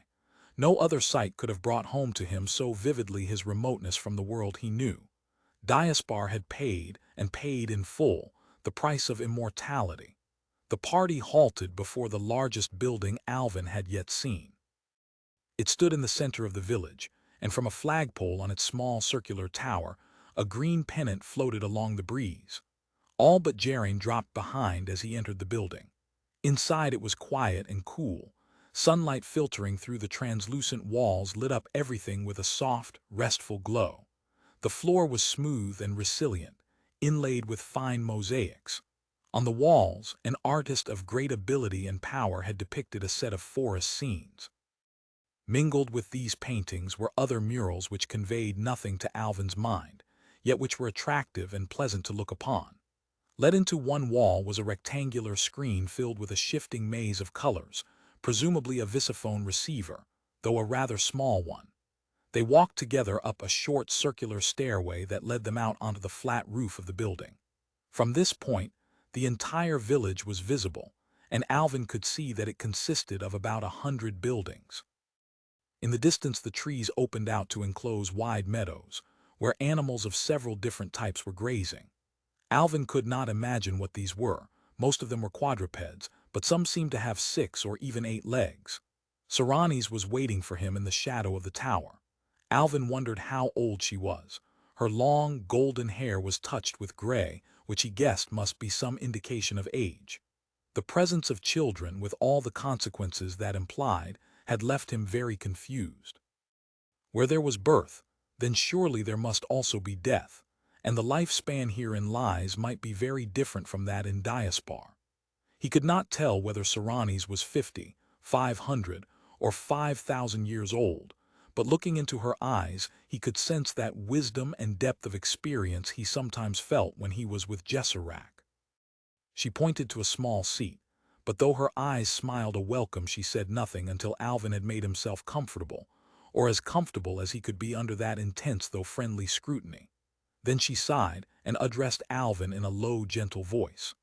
"This is an occasion which does not often arise, so you will excuse me if I do not know the correct behavior. But there are certain rights due to a guest, even if an unexpected one. Before we talk, there is something about which I should warn you. I can read your mind." She smiled at Alvin's obvious consternation and added quickly, "There is no need to let that worry you. No right is respected more strongly than that of mental privacy. I will enter your mind only if you invite me to, but it would not be fair to hide this fact from you, and it will explain why we find speech somewhat slow and difficult. It is not often used here." This revelation, though slightly alarming, did not surprise Alvin. Once both men and machines had possessed this power, and the unchanging machines could still read their master's orders. But in Diaspar, man himself had lost the gift he had once shared with his slaves. "I do not know what brought you from your world to ours," continued Serranis, "but if you are looking for life, your search has ended. Apart from Diaspar, there is only desert beyond our mountains." It was strange that Alvin, who had questioned accepted beliefs so often before, did not doubt the words of Serranis. His only reaction was one of sadness that all his teaching had been so nearly true. "Tell me about Lies," he begged. "Why have you been cut off from Diaspar for so long when you seem to know so much about us?" Serranis smiled at his eagerness. "Presently," she said. "But first I would like to know something about you. Tell me how you found the way here and why you came." Haltingly at first, and then with growing confidence, Alvin told his story. He had never spoken with such freedom before. Here at last was someone who would not laugh at his dreams because they knew those dreams were true. Once or twice Serranis interrupted him with swift questions, when he mentioned some aspect of Diaspar that was unfamiliar to her. It was hard for Alvin to realize that things which were part of his everyday life would be meaningless to someone who had never lived in the city and knew nothing of its complex culture and social organization. Serranis listened with such understanding that he took her comprehension for granted. Not until much later did he realize that many other minds besides hers were listening to his words. When he had finished, there was silence for a while. Then Serranis looked at him and said quietly, "Why did you come to Lies?" Alvin glanced at her in surprise. "I've told you," he said. "I wanted to explore the world. Everyone told me that there was only desert beyond the city, but I had to see for myself." "And was that the only reason?" Alvin hesitated. When at last he answered, it was not the indomitable explorer who spoke, but the lost child who had been born into an alien world. "No," he said softly, "that wasn't the only reason, though I did not know it until now. I was lonely."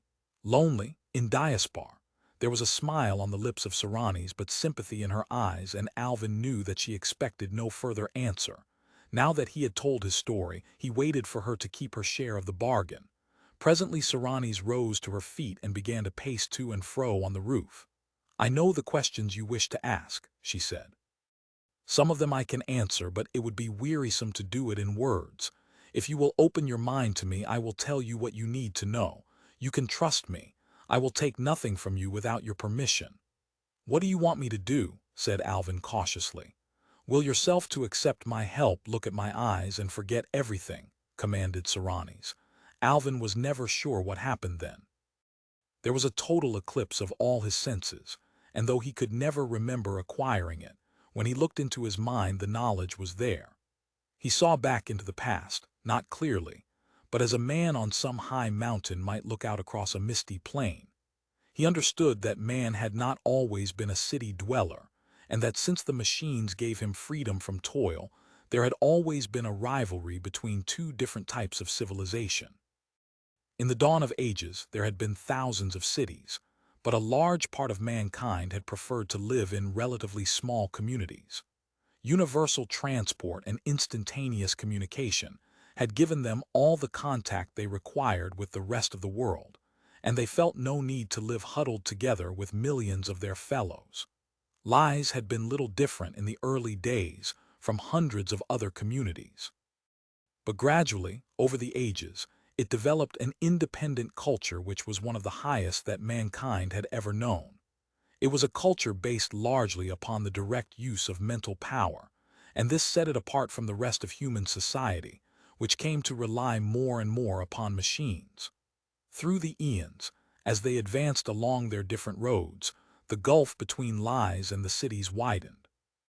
It was bridged only in times of great crisis. When the moon was falling, its destruction was carried out by the scientists of lies. So also was the defense of Earth against the invaders, who were held at bay in the final battle of Shalmarain. That great ordeal exhausted mankind. One by one the cities died and the desert rolled over them. As the population fell, humanity began the migration that was to make Diaspar the last and greatest of all cities. Most of these changes did not affect lies, but it had its own battle to fight, the battle against the desert.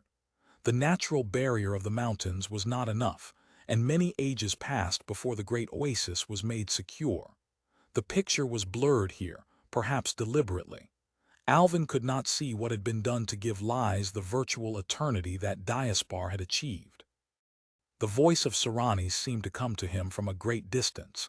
Yet it was not her voice alone, for it was merged into a symphony of words, as though many other tongues were chanting in unison with hers.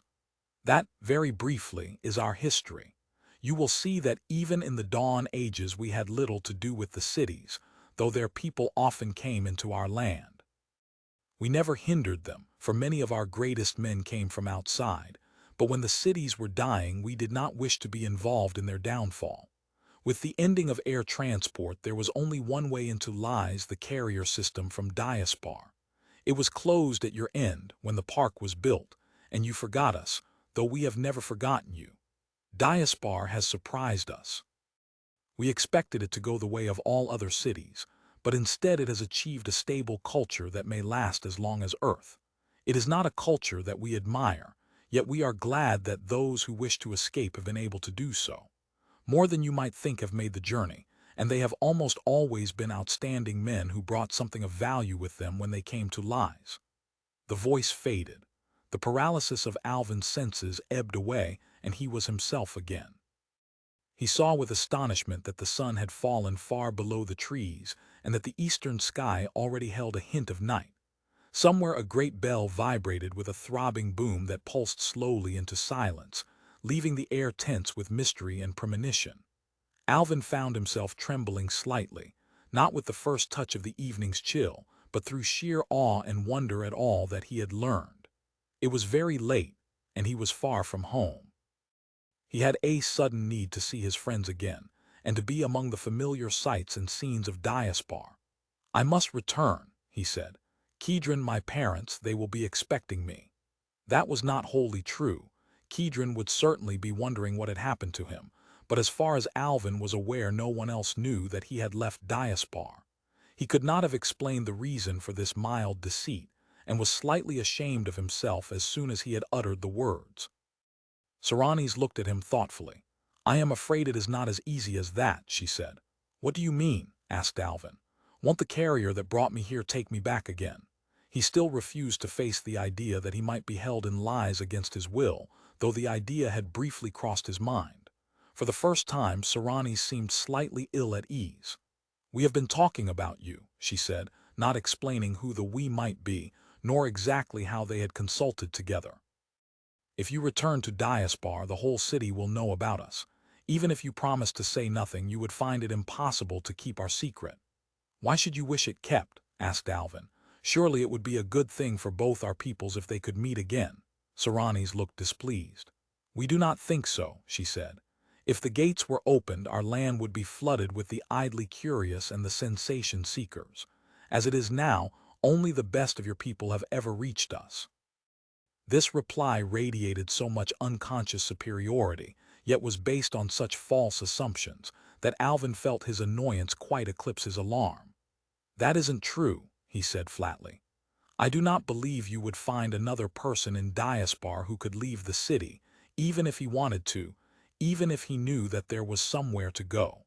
If you let me return, it would make no difference to lies."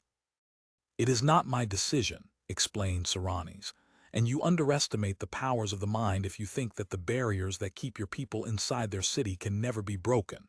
However, we do not wish to hold you here against your will, but if you return to Diaspar, we must erase all memories of lies from your mind." She hesitated for a moment. "This has never risen before. All your predecessors came here to stay." Here was a choice that Alvin refused to accept. He wanted to explore lies, to learn all its secrets, to discover the ways in which they differed from his own home, but equally he was determined to return to Diaspar, so that he could prove to his friends that he had been no idle dreamer. He could not understand the reasons prompting this desire for secrecy. Even if he had, it would not have made any difference in his behavior.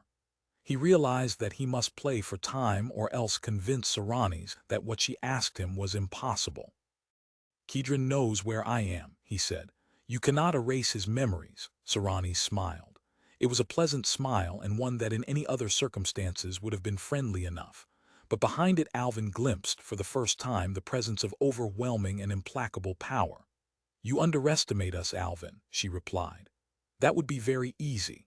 I can reach Diaspar more quickly than I can cross lies. Other men have come here before, and some of them told their friends where they were going. Yet those friends forget them, and they vanished from the history of Diaspar."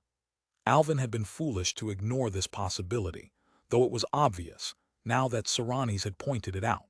He wondered how many times, in the millions of years since the two cultures were separated, men from lies had gone into Diaspar in order to preserve their jealously guarded secret. And he wondered just how extensive were the mental powers which these strange people possessed and did not hesitate to use. Was it safe to make any plans at all? Saranis had promised that she would not read his mind without his consent, but he wondered if there might be circumstances in which that promise would not be kept.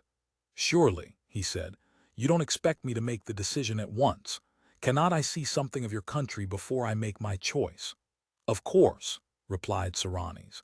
"You can stay here as long as you wish and still return to Diaspar eventually if you change your mind. But if you can decide within the next few days, it will be very much easier. You do not want your friends to be worried, and the longer you are missing the harder it will be for us to make the necessary adjustments." Alvin could appreciate that. He would like to know just what those adjustments were.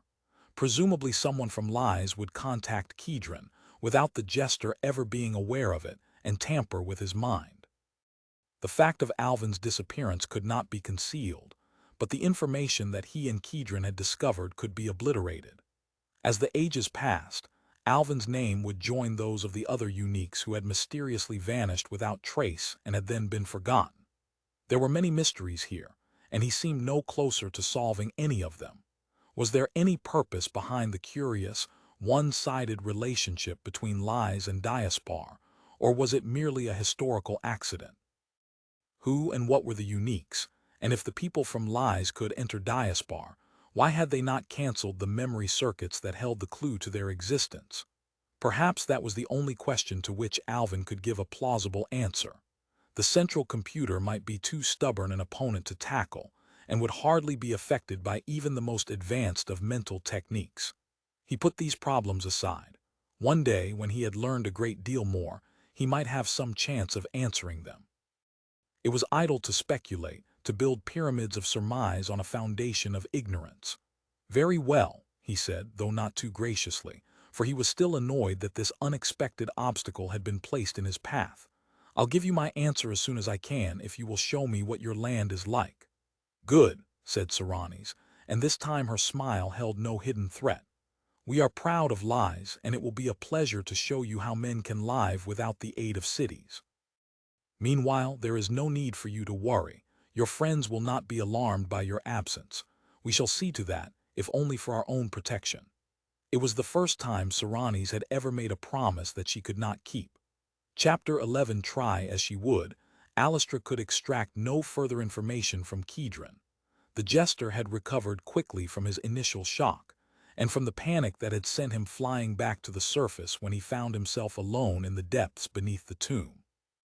He also felt ashamed of his cowardly behavior, and wondered if he would ever have the courage to return to the chamber of the moving ways and the network of world-ranging tunnels that radiated from it. Although he felt that Alvin had been impatient, if not indeed foolhardy, he did not really believe that he would run into any danger. He would return in his own good time. Kedron was certain of that. Well, almost certain.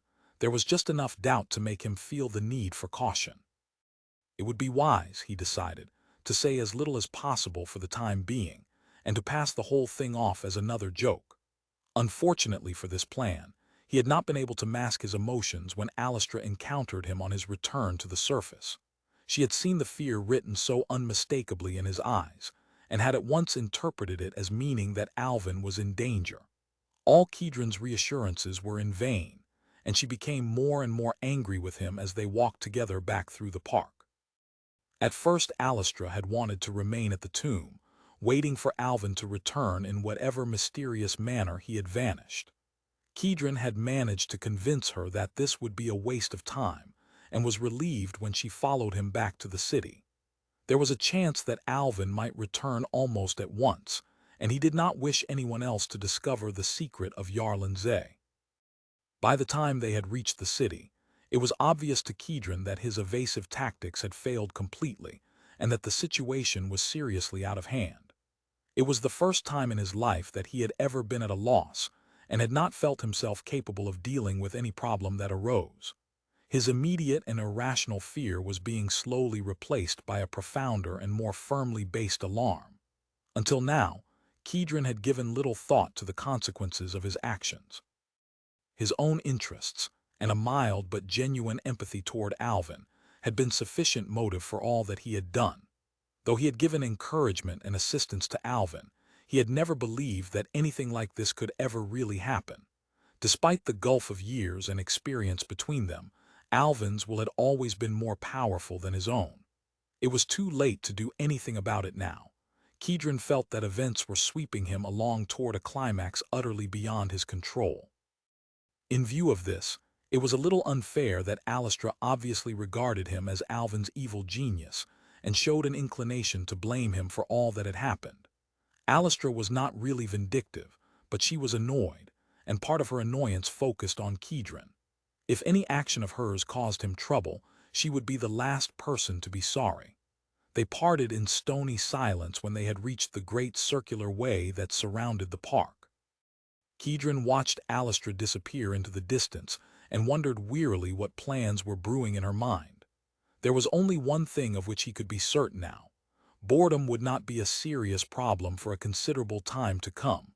Alastra acted swiftly and with intelligence. She did not bother to contact Ariston and Etania. Alvin's parents were pleasant nonentities for whom she felt some affection but no respect.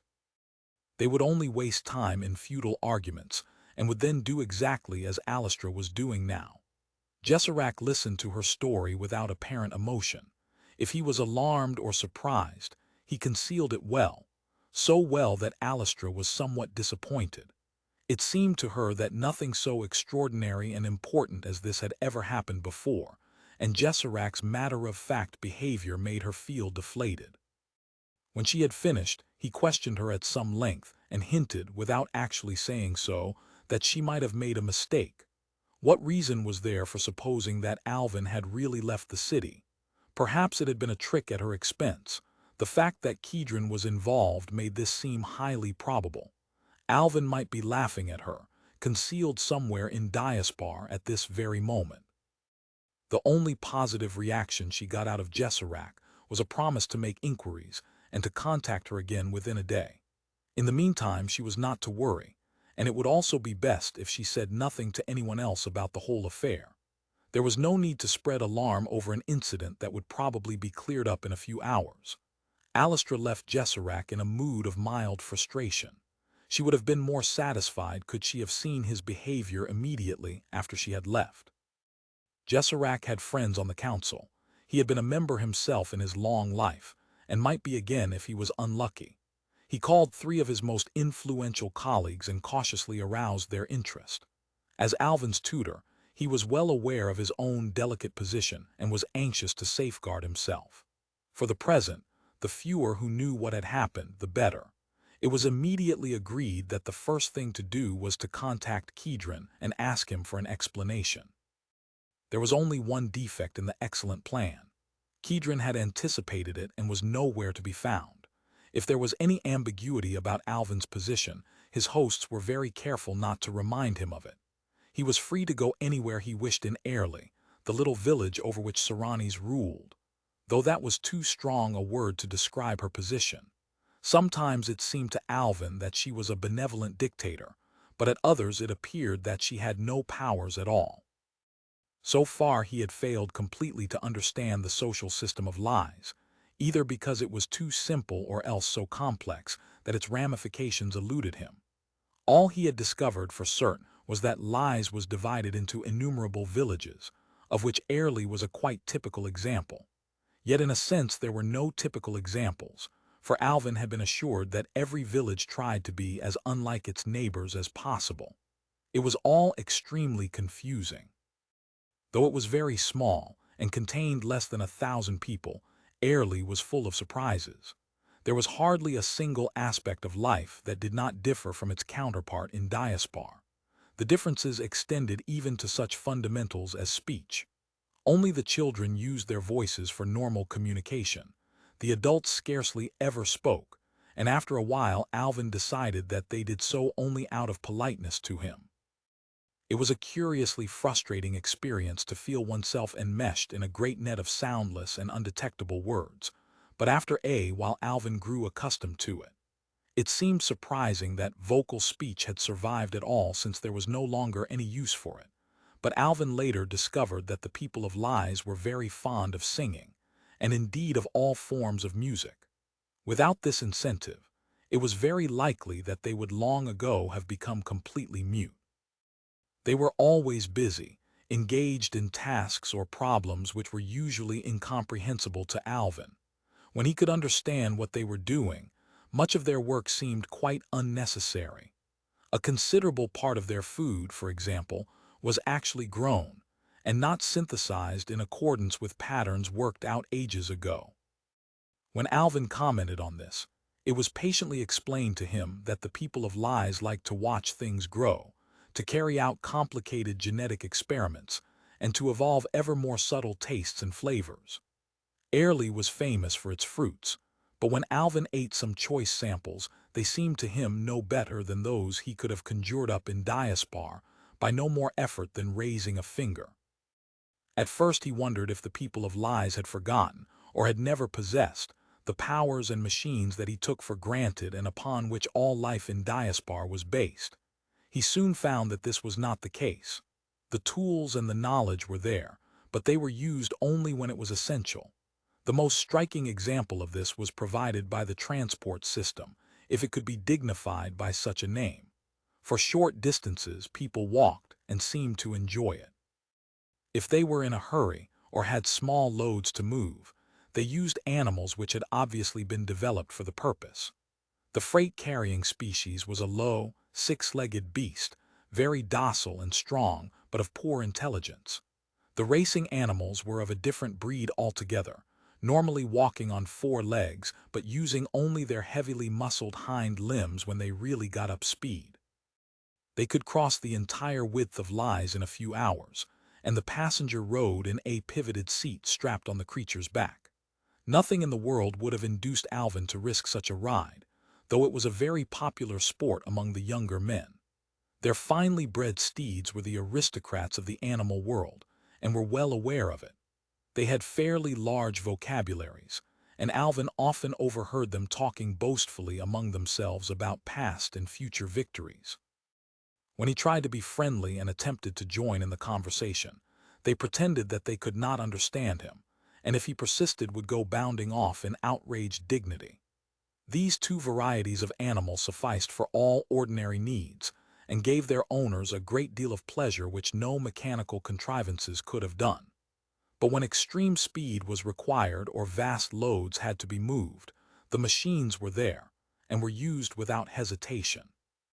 Though the animal life of Lies presented Alvin with a whole world of new interests and surprises, it was the two extremes of the human population range that fascinated him most of all. The very young and the very old, both were equally strange to him and equally amazing.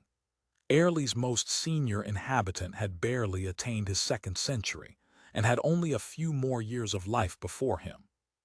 When he had reached that age, Alvin reminded himself, his body would scarcely have altered, whereas this old man, who had no chain of future existences to look forward to as compensation, had almost exhausted his physical powers. His hair was completely white, and his face an unbelievably intricate mass of wrinkles. He seemed to spend most of his time sitting in the sun or walking slowly around the village, exchanging soundless greetings with everyone he met. As far as Alvin could tell, he was completely contented, asking no more of life, and was not distressed by its approaching end. Here was a philosophy so much at variance with that of Diaspar as to be completely beyond Alvin's comprehension. Why should anyone accept death when it was so unnecessary, when you had the choice of living for 1,000 years, and then leaping forward through the millenniums to make a new start in a world that you had helped to shape? This was one mystery he was determined to solve as soon as he had the chance of discussing it frankly. It was very hard for him to believe that Lies had made this choice of its own free will, if it knew the alternative that existed. He found part of his answer among the children, those little creatures who were as strange to him as any of the animals of Lies. He spent much of his time among them, watching them at their play, and eventually being accepted by them as a friend. Sometimes it seemed to him that they were not human at all. Their motives, their logic, and even their language were so alien. He would look unbelievingly at the adults and ask himself how it was possible that they could have evolved from these extraordinary creatures who seemed to spend most of their lives in a private world of their own. And yet, even while they baffled him, they aroused within his heart a feeling he had never known before. When, which was not often, but sometimes happened, they burst into tears of utter frustration or despair. Their tiny disappointment seemed to him more tragic than man's long retreat after the loss of his galactic empire. That was something too huge and remote for comprehension, but the weeping of a child could pierce one to the heart. Alvin had met love in Diaspar, but now he was learning something equally precious, and without which love itself could never reach its highest fulfillment but must remain forever incomplete. He was learning tenderness. If Alvin was studying Lies, Lies was also studying him, and was not dissatisfied with what it had found. He had been in Airlie for 3 days when Serranis suggested that he might like to go further afield and see something more of her country. It was a proposal he accepted at once, on condition that he was not expected to ride one of the village prize racing beasts. "I can assure you," said Serranis, with a rare flash of humor, "that no one here would dream of risking one of their precious animals. Since this is an exceptional case, I will arrange transport in which you will feel more at home. Hilvar will act as your guide, but of course you can go wherever you please.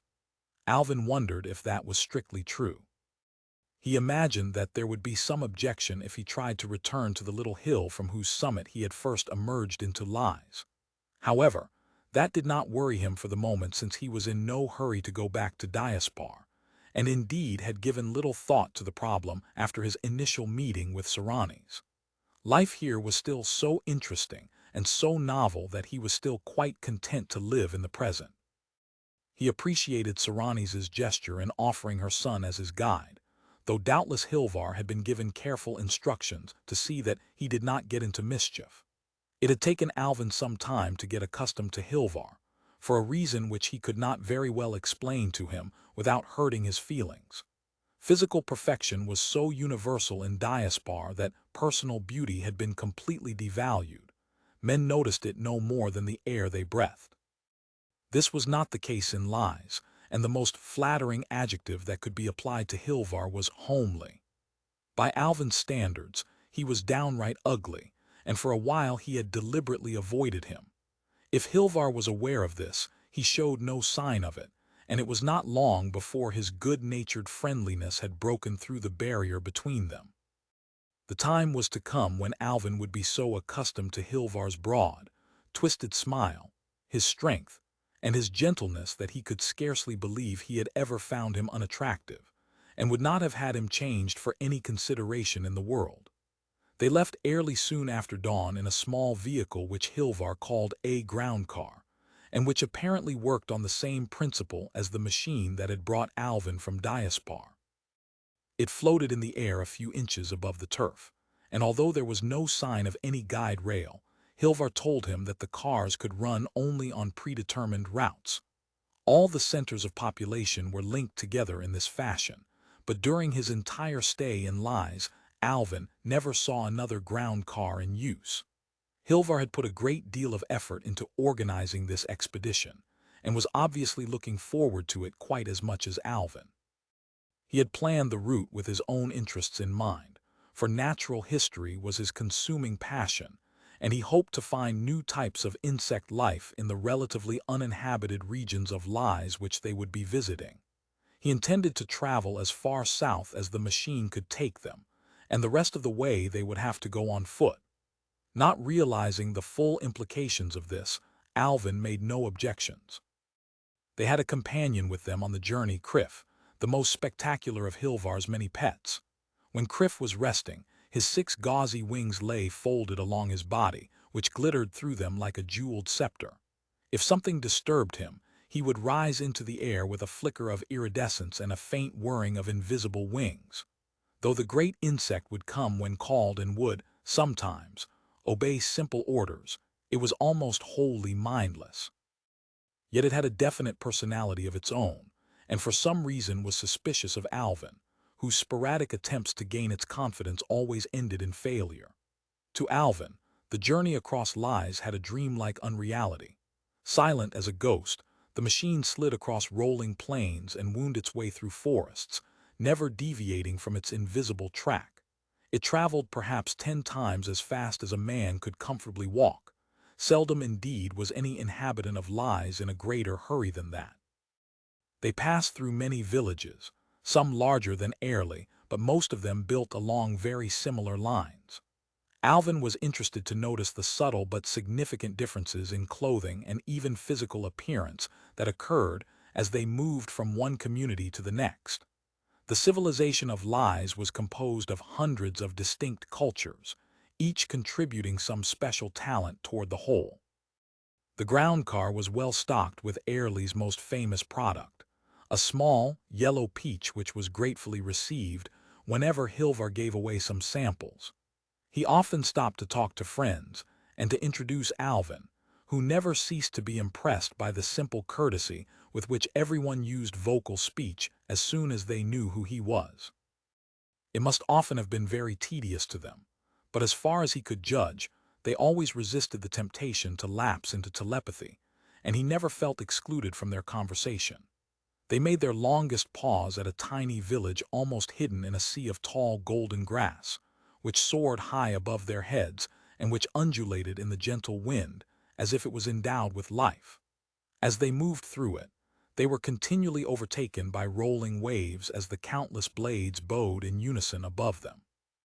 At first it was faintly disturbing, for Alvin had a foolish fancy that the grass was bending down to look at him, but after a while he found the continual motion quite restful. Alvin soon discovered why they had made this stop. Among the little crowd that had already gathered before the car came gliding into the village was a shy, dark girl whom Hilvar introduced as Nyara. They were obviously very pleased to see one another again, and Alvin felt envious of their patent happiness at this brief reunion. Hilvar was clearly torn between his duties as a guide and his desire to have no other company but Nyara, and Alvin soon rescued him from his quandary by setting off on a tour of exploration by himself. There was not much to see in the little village, but he took his time. When they started on their way again, there were many questions he was anxious to ask Hilvar. He could not imagine what love must be like in a telepathic society, and after a discreet interval he broached the subject. Hilvar was willing enough to explain, even though Alvin suspected that he had made his friend interrupt a prolonged and tender mental leave-taking. In lies, it seemed, all love began with mental contact, and it might be months or years before a couple actually met. In this way, Hilvar explained, there could be no false impressions, no deceptions on either side. Two people whose minds were open to one another could hide no secrets. If either attempted it, the other partner would know at once that something was being concealed. Only very mature and well-balanced minds could afford such honesty. Only love based upon absolute unselfishness could survive it. Alvin could well understand that such a love would be deeper and richer than anything his people could know. It could be so perfect, in fact, that he found it hard to believe that it could ever occur at all. Yet Hilvar assured him that it did, and became starry-eyed and lost in his own reveries when Alvin pressed him to be more explicit. There were some things that could not be communicated. One either knew them or one did not. Alvin decided sadly that he could never attain the kind of mutual understanding which these fortunate people had made the very basis of their lives. When the ground car emerged from the savannah, which ended abruptly as though a frontier had been drawn beyond which the grass was not permitted to grow, there was a range of low, heavily wooded hills ahead of them. This was an outpost, Hilvar explained, of the main rampart guarding lies. The real mountains lay beyond, but to Alvin even these small hills were an impressive and awe-inspiring sight. The car came to a halt in a narrow, sheltered valley which was still flooded by the warmth and light of the descending sun. Hilvar looked at Alvin with a kind of wide-eyed candor which, one could have sworn, was totally innocent of any guile. "This is where we start to walk," he said cheerfully, beginning to throw equipment out of the vehicle. "We can't ride any farther." Alvin looked at the hills surrounding them, then at the comfortable seat in which he had been riding. "Isn't there a way around?" he asked, not very hopefully. "Of course," replied Hilvar, "but we're not going around. We're going to the top, which is much more interesting. I'll put the car on automatic so that it will be waiting for us when we get down the other side." Determined not to give in without a struggle, Alvin made one last effort. "It will soon be dark," he protested. "We'll never be able to go all that way before sunset." "Exactly," said Hilvar, sorting packages and equipment with incredible speed. "We'll spend the night on the summit and finish the journey in the morning." For once, Alvin knew when he was beaten. The gear that they were carrying looked very formidable, but though it was bulky, it weighed practically nothing. It was all packed in gravity-polarizing containers that neutralized its weight, leaving only inertia to be contended with. As long as Alvin moved in a straight line, he was not conscious that he was carrying any load. Dealing with these containers required a little practice, for if he attempted to make a sudden change of direction, his pack seemed to develop a stubborn personality and did its best to keep him on his original course, until he had overcome its momentum. When Hilvar had adjusted all the straps and satisfied himself that everything was in order, they began to walk slowly up the valley. Alvin looked back wistfully as the ground car retraced its track and disappeared from sight. He wondered how many hours would elapse before he could again relax in its comfort. Nevertheless, it was very pleasant climbing upward with the mild sun beating on their backs, and seeing ever-new vistas unfold around them.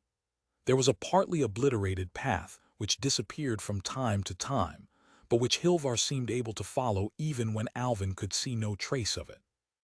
He asked Hilvar what had made the path, and was told that there were many small animals in these hills, some solitary, and some living in primitive communities which echoed many of the features of human civilization. A few had even discovered, or been taught, the use of tools and fire. It never occurred to Alvin that such creatures might be other than friendly. Both he and Hilvar took this for granted, for it had been so many ages since anything on earth had challenged the supremacy of man. They had been climbing for half an hour when Alvin first noticed the faint, reverberating murmur in the air around him. He could not detect its source, for it seemed to come from no particular direction. It never ceased, and it grew steadily louder as the landscape widened around them. He would have asked Hilvar what it was, but it had become necessary to save his breath for more essential purposes. Alvin was in perfect health. Indeed, he had never had an hour's illness in his life. But physical well-being, however important and necessary it might be, was not sufficient for the task he was facing now. He had the body, but he did not possess the skill.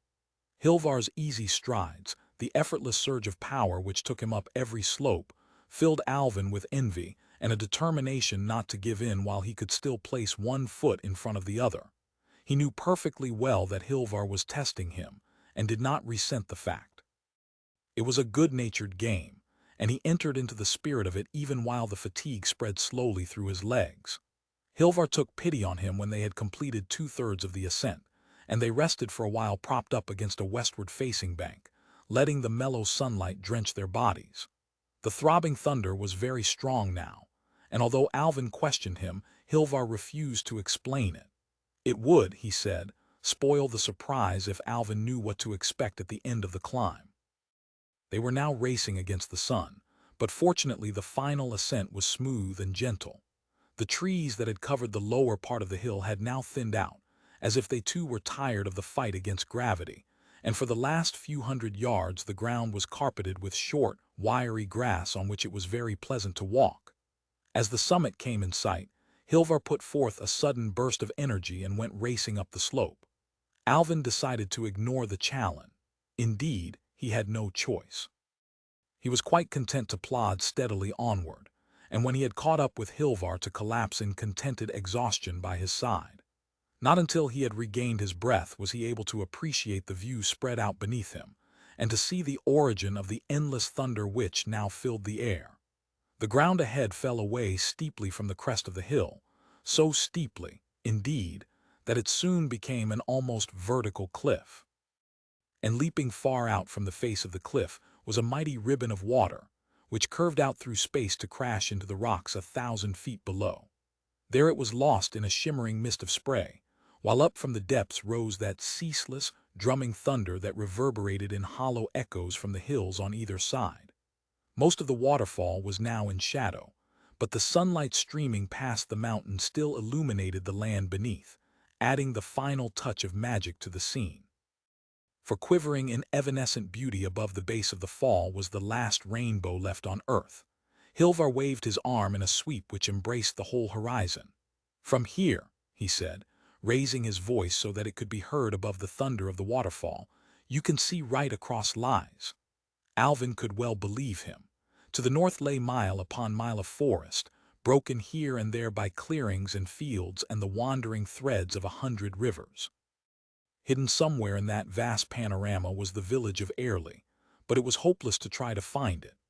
Alvin fancied that he could catch a glimpse of the lake past which the path led to the entrance into Lies, but decided that his eyes had tricked him.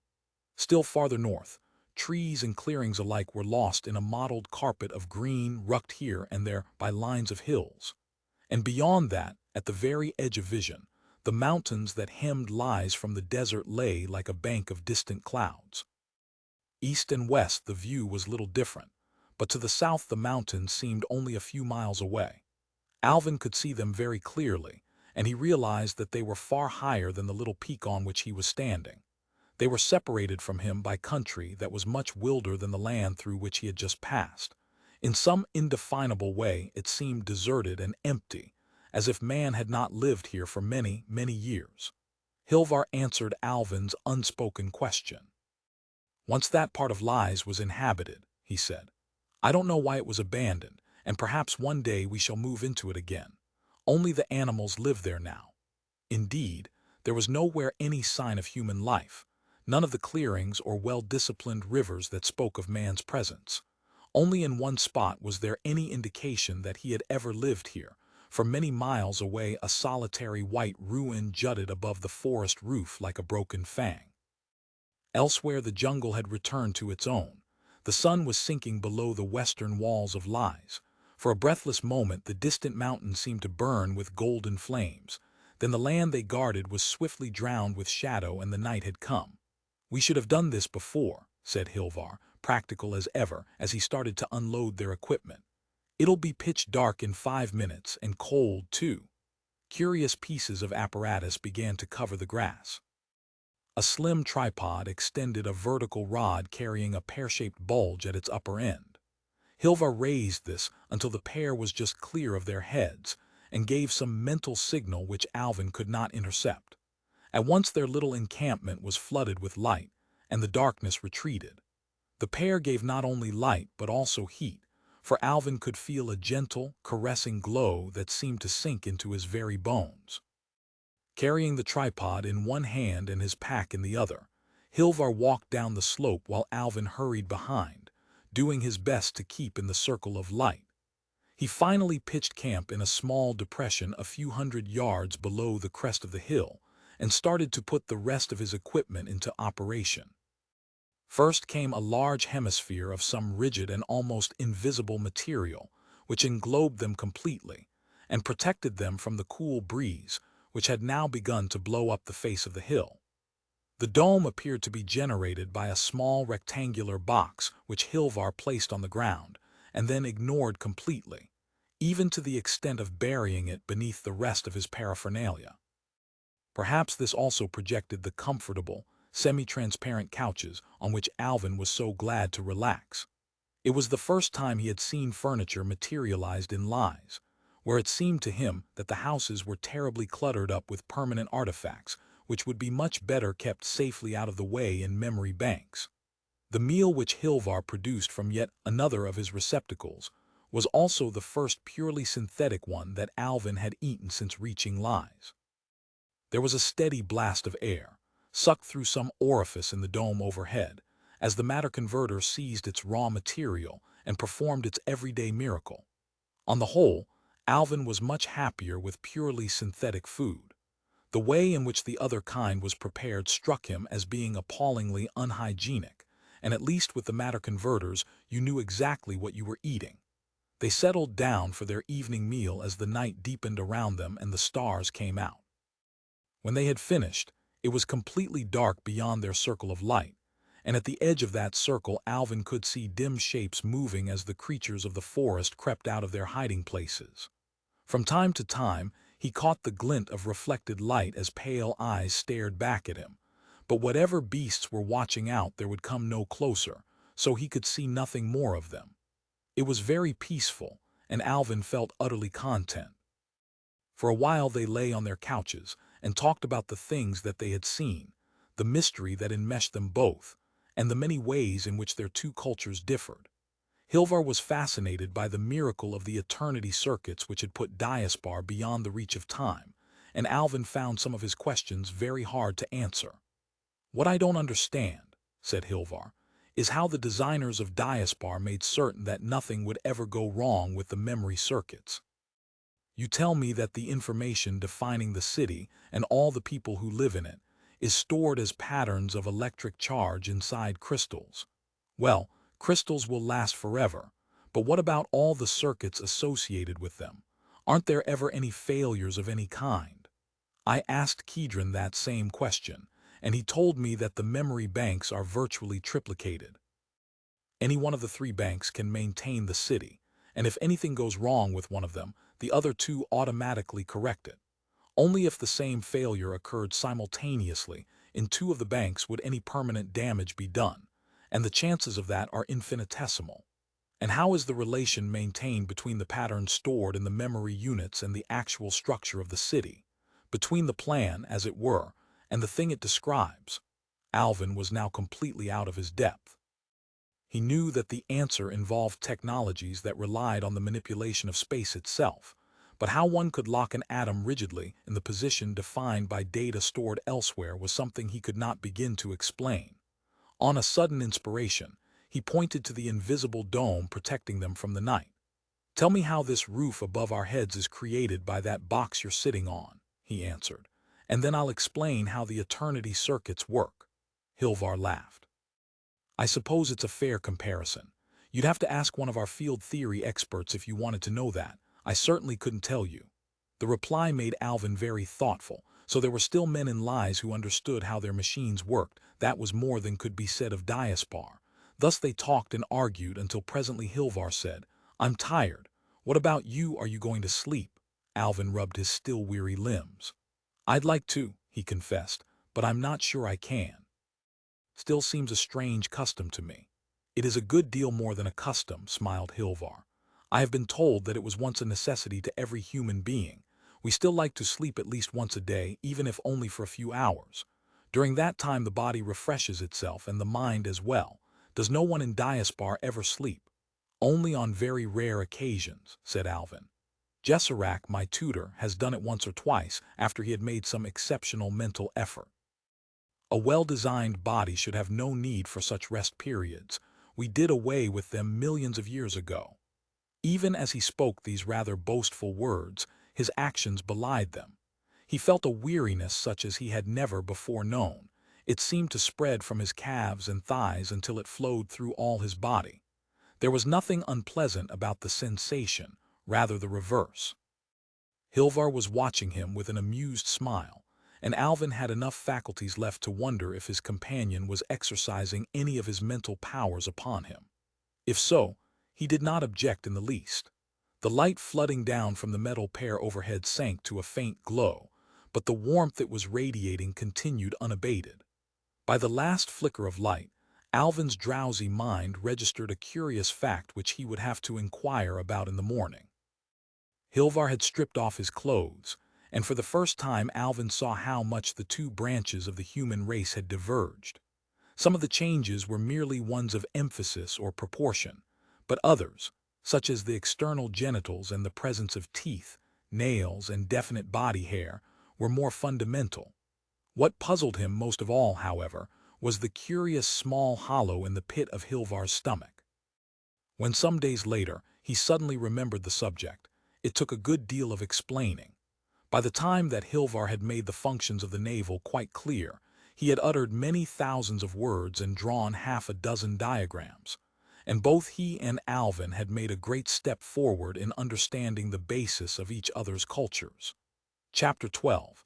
The night was at its deepest when Alvin woke. Something had disturbed him, some whisper of sound that had crept into his mind despite the endless thunder of the falls.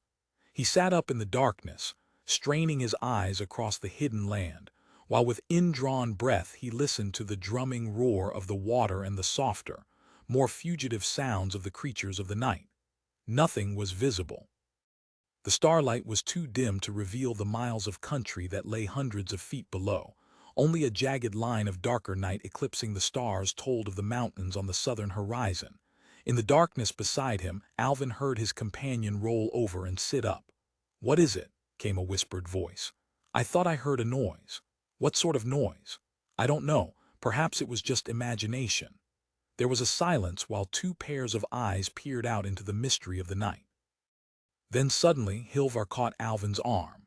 "Look," he whispered. Far to the south glowed a solitary point of light, too low in the heavens to be a star. It was a brilliant white, tinged with violet, and even as they watched it began to climb the spectrum of intensity until the eye could no longer bear to look upon it. Then it exploded, and it seemed as if lightning had struck below the rim of the world. For a brief instant the mountains and the land they encircled were etched with fire against the darkness of the night. Ages later came the ghost of a far-off explosion, and in the woods below a sudden wind stirred among the trees. It died away swiftly, and one by one the rooted stars crept back into the sky. For the second time in his life, Alvin knew fear. It was not as personal and imminent as it had been in the chamber of the moving ways, when he had made the decision that took him to lies. Perhaps it was all rather than fear. He was looking into the face of the unknown, and it was as if he had already sensed that out there beyond the mountains was something he must go to meet. "What was that?" he whispered at length. There was a pause so long that he repeated the question. "I am trying to find out," said Hilvar, and was silent again. Alvin guessed what he was doing and did not interrupt his friend's silent quest. Presently Hilvar gave a little sigh of disappointment. "Everyone is asleep," he said. "There was no one who could tell me. We must wait until morning unless I wake one of my friends, and I would not like to do that unless it is really important." Alvin wondered what Hilvar would consider a matter of real importance. He was just going to suggest, a little sarcastically, that this might well merit interrupting someone's sleep. Before he could make the proposal, Hilvar spoke again. "I've just remembered," he said rather apologetically. "It's a long time since I came here and I'm not quite certain about my bearings, but that must be Shalmoraine." "Shalmoraine, does it still exist?" "Yes, I'd almost forgot. Saranis once told me that the fortress lies in those mountains. Of course it's been in ruins for ages, but perhaps someone still lives there." Shalmoraine. To these children of two races, so widely differing in culture and history, this was indeed a name of magic. In all the long story of Earth, there had been no greater epic than the defense of Shalmoraine against an invader who had conquered all the universe. Though the true facts were utterly lost in the mists which had gathered so thickly around the dawn ages, the legends had never been forgotten and would last as long as man endured. Presently Hilvar's voice came again out of the darkness. "The people of the south could tell us more. I have some friends there. I will call them in the morning." Alvin scarcely heard him. He was deep in his own thoughts, trying to remember all that he had ever heard of Shalmoraine. It was little enough. After this immense lapse of time, no one could tell the truth from the legend. All that was certain was that the Battle of Shalmoraine marked the end of man's conquests and the beginning of his long decline. Among those mountains, thought Alvin, might lie the answers to all the problems that had tormented him for so many years. "How long," he said to Hilvar, "would it take us to reach the fortress? I've never been there, but it's much farther than I intended to go. I doubt if we could do it in a day. Can't we use the ground car?" "No, the way lies through the mountains and no cars can go there." Alvin thought it over. He was tired, his feet were sore, and the muscles of his thighs were still aching from the unaccustomed effort. It was very tempting to leave it for another time, yet there might be no other time. Beneath the dim light of the falling stars, not a few of which had died since Shalmoraine was built, Alvin wrestled with his thoughts and presently made his decision. Nothing had changed. The mountains resumed their watch over the sleeping land. But a turning point in history had come and gone, and the human race was moving toward a strange new future. Alvin and Hilvar slept no more that night, but broke camp with the first glow of dawn. The hill was drenched with dew, and Alvin marveled at the sparkling jewelry which weighed down each blade and leaf. The swish of the wet grass fascinated him as he plowed through it, and looking back up the hill, he could see his path stretching behind him like a dark band across the shining ground. The sun had just lifted above the eastern wall of lies when they reached the outskirts of the forest. Here, nature had returned to her own. Even Hilvar seemed somewhat lost among the gigantic trees that blocked the sunlight and cast pools of shadow on the jungle floor. Fortunately, the river from the falls flowed south in a line too straight to be altogether natural, and by keeping to its edge, they could avoid the denser undergrowth. A good deal of Hilvar's time was spent in controlling Criff, who disappeared occasionally into the jungle or went skimming wildly across the water.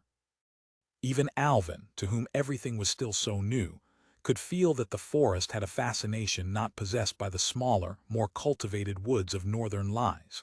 Few trees were alike. Most of them were in various stages of devolution, and some had reverted through the ages almost to their original, natural forms.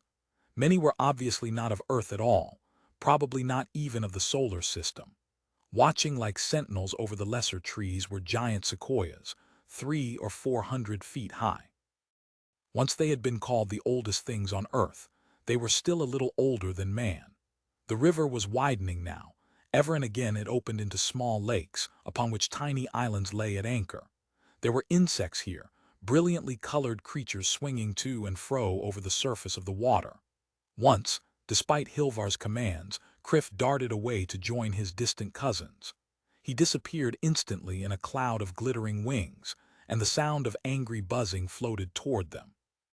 A moment later the cloud erupted, and Criff came back across the water, almost too quickly for the eye to follow. Thereafter he kept very close to Hilvar and did not stray again. Toward evening, they caught occasional glimpses of the mountains ahead. The river that had been so faithful a guide was flowing sluggishly now, as if it too were nearing the end of its journey. But it was clear that they could not reach the mountains by nightfall. Well before sunset the forest had become so dark that further progress was impossible. The great trees lay in pools of shadow, and a cold wind was sweeping through the leaves. Alvin and Hilvar settled down for the night beside a giant redwood whose topmost branches were still ablaze with sunlight.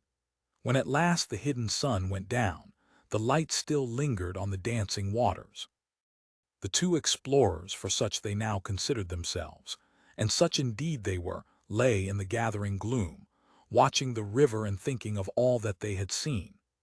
Presently Alvin felt once again steal over him that sense of delicious drowsiness he had known for the first time on the previous night, and he gladly resigned himself to sleep. It might not be needed in the effortless life of Diaspar, but he welcomed it here.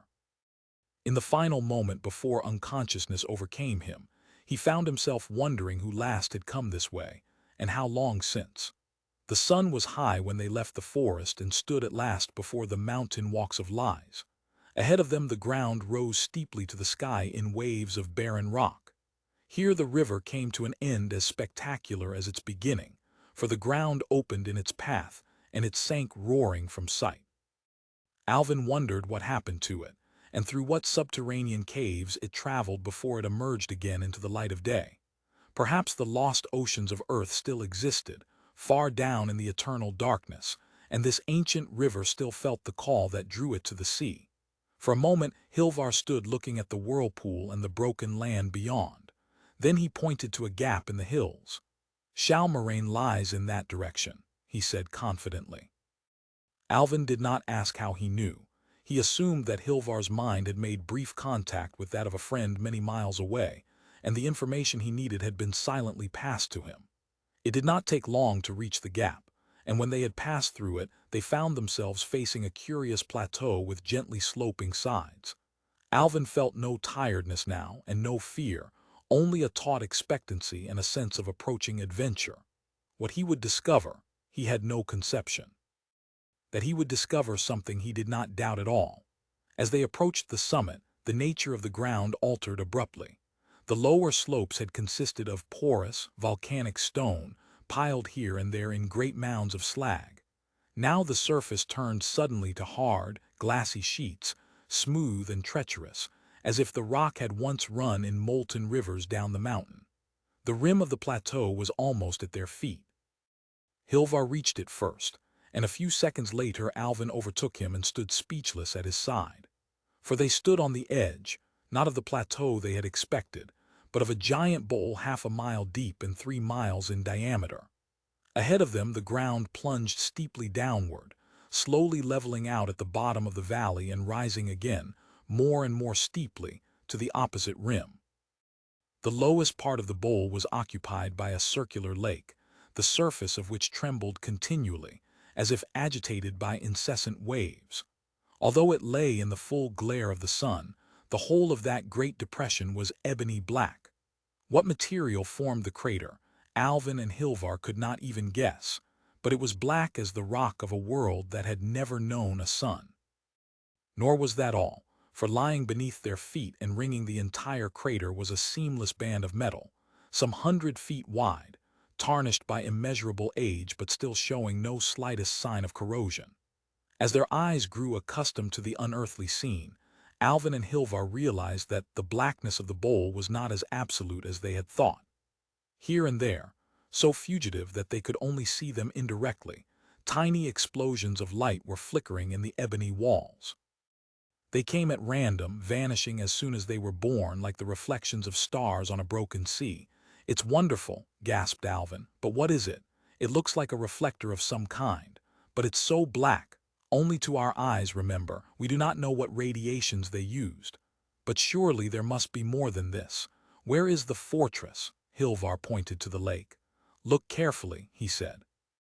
Alvin stared through the quivering roof of the lake, trying to plumb the secrets it concealed within its depths. At first he could see nothing. Then, in the shallows near its edge, he made out a faint reticulation of light and shade. He was able to trace the pattern out toward the center of the lake until the deepening water hid all further details. The dark lake had engulfed the fortress. Down there lay the ruins of once mighty buildings, overthrown by time. Yet not all of them had been submerged, for on the far side of the crater Alvin now noticed piles of jumbled stones and great blocks that must once have formed part of massive walls. The waters lapped around them, but had not yet risen far enough to complete their victory.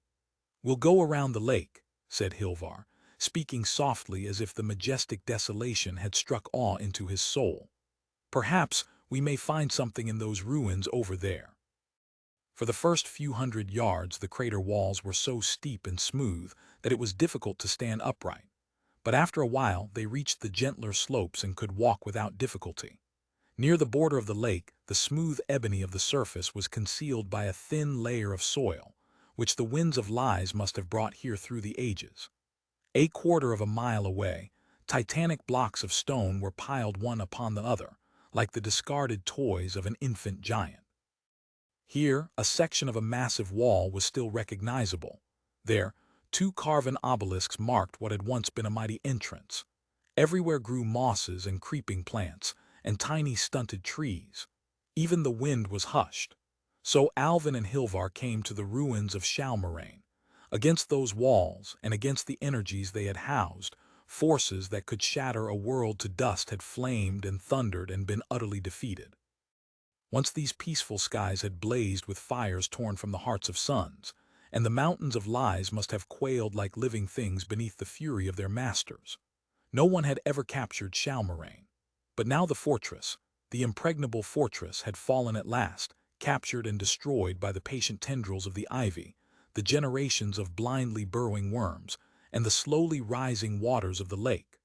Overawed by its majesty, Alvin and Hilvar walked in silence toward the colossal wreck. They passed into the shadow of a broken wall and entered a canyon where the mountains of stone had split asunder. Before them lay the lake, and presently they stood with the dark water lapping at their feet. Tiny waves, no more than a few inches high, broke endlessly upon the narrow shore. Hilvar was the first to speak, and his voice held a hint of uncertainty which made Alvin glance at him in sudden surprise. "There's something here I don't understand," he said slowly. "There's no wind, so what causes these ripples? The water should be perfectly still." Before Alvin could think of any reply, Hilvar dropped to the ground, turned his head on one side, and immersed his right ear in the water. Alvin wondered what he hoped to discover in such a ludicrous position. Then he realized that he was listening. With some repugnance, for the rayless waters looked singularly uninviting, he followed Hilvar's example. First shock of coldness lasted only for a second. When it passed he could hear, faint but distinct, a steady, rhythmic throbbing. It was as if he could hear, from far down in the depths of the lake, the beating of a giant heart. They shook the water from their hair and stared at each other with silent surmise. Neither liked to say what he thought, that the lake was alive. "It would be best," said Hilvar presently, "if we searched among these ruins and kept away from the lake." "Do you think there's something down there?" asked Alvin, pointing to the enigmatic ripples that were still breaking against his feet. "Could it be dangerous?" "Nothing that possesses a mind is dangerous," Hilvar replied. "Is that true?" thought Alvin. "What of the invaders? I can detect no thoughts of any kind here, but I do not believe we are alone. It is very strange." They walked slowly back toward the ruins of the fortress, each carrying in his mind the sound of that steady, muffled pulsing. It seemed to Alvin that mystery was piling upon mystery, and that for all his efforts he was getting further and further from any understanding of the truths he sought. It did not seem that the ruins could teach them anything, but they searched carefully among the piles of rubble and the great mounds of stone. Here, perhaps, lay the graves of buried machines, the machines that had done their work so long ago. They would be useless now, thought Alvin, if the invaders returned. Why had they never come back? But that was yet another mystery. He had enough enigmas to deal with. There was no need to seek for any more. A few yards from the lake they found a small clearing among the rubble. It had been covered with weeds, but they were now blackened and charred by tremendous heat, so that they crumbled to ashes as Alvin and Hilvar approached, smearing their legs with streaks of charcoal. At the center of the clearing stood a metal tripod, firmly anchored to the ground, and supporting a circular ring which was tilted on its axis, so that it pointed to a spot halfway up the sky. At first sight it seemed that the ring enclosed nothing. Then, as Alvin looked more carefully, he saw that it was filled with a faint haze that tormented the eye by lurking at the edge of the visible spectrum. It was the glow of power, and from this mechanism, he did not doubt, had come the explosion of light that had lured them to Shalmarain. They did not venture any closer but stood looking at the machine from a safe distance. They were on the right track, thought Alvin. Now it only remained to discover who or what had set this apparatus here and what their purpose might be. That tilted ring, it was clearly aimed out into space. Had the flash they had observed been some kind of signal? That was a thought which had breathtaking implications. "Alvin," said Hilvar suddenly, his voice quiet but urgent, "we have visitors." Alvin spun on his heels and found himself staring at a triangle of lidless eyes. That at least was his first impression. Then behind the staring eyes he saw the outlines of a small but complex machine. It was hanging in the air a few feet above the ground, and it was like no robot he had ever before seen. Once the initial surprise had worn off, he felt himself the complete master of the situation. All his life he had given orders to machines, and the fact that this one was unfamiliar was of no importance. For that matter, he had never seen more than a few % of the robots that provided his daily needs in Diaspar. "Can you speak?" he asked. There was silence. "Is anyone controlling you?" Still silence. "Go away. Come here. Rise. Fall." None of the conventional control thoughts produced any effect. The machine remained contemptuously inactive. That suggested two possibilities. It was either too unintelligent to understand him, or it was very intelligent indeed, with its own powers of choice and volition. In that case, he must treat it as an equal. Even then he might underestimate it, but it would bear him no resentment, for conceit was not a vice from which robots often suffered. Hilvar could not help laughing at Alvin's obvious discomfiture. He was just about to suggest that he should take over the task of communicating, when the words died on his lips. The stillness of Shalmarain was shattered by an ominous and utterly unmistakable sound, the gurgling splash of a very large body emerging from water. It was the second time since he had left Diaspar that Alvin wished he were at home. Then he remembered that this was not the spirit in which to meet adventure, and he began to walk slowly but deliberately toward the lake. The creature now emerging from the dark water seemed a monstrous parody, in living matter, of the robot that was still subjecting them to its silent scrutiny. That same equilateral arrangement of eyes could be no coincidence. Even the pattern of tentacles and little jointed limbs had been roughly reproduced. Beyond that, however, the resemblance ceased.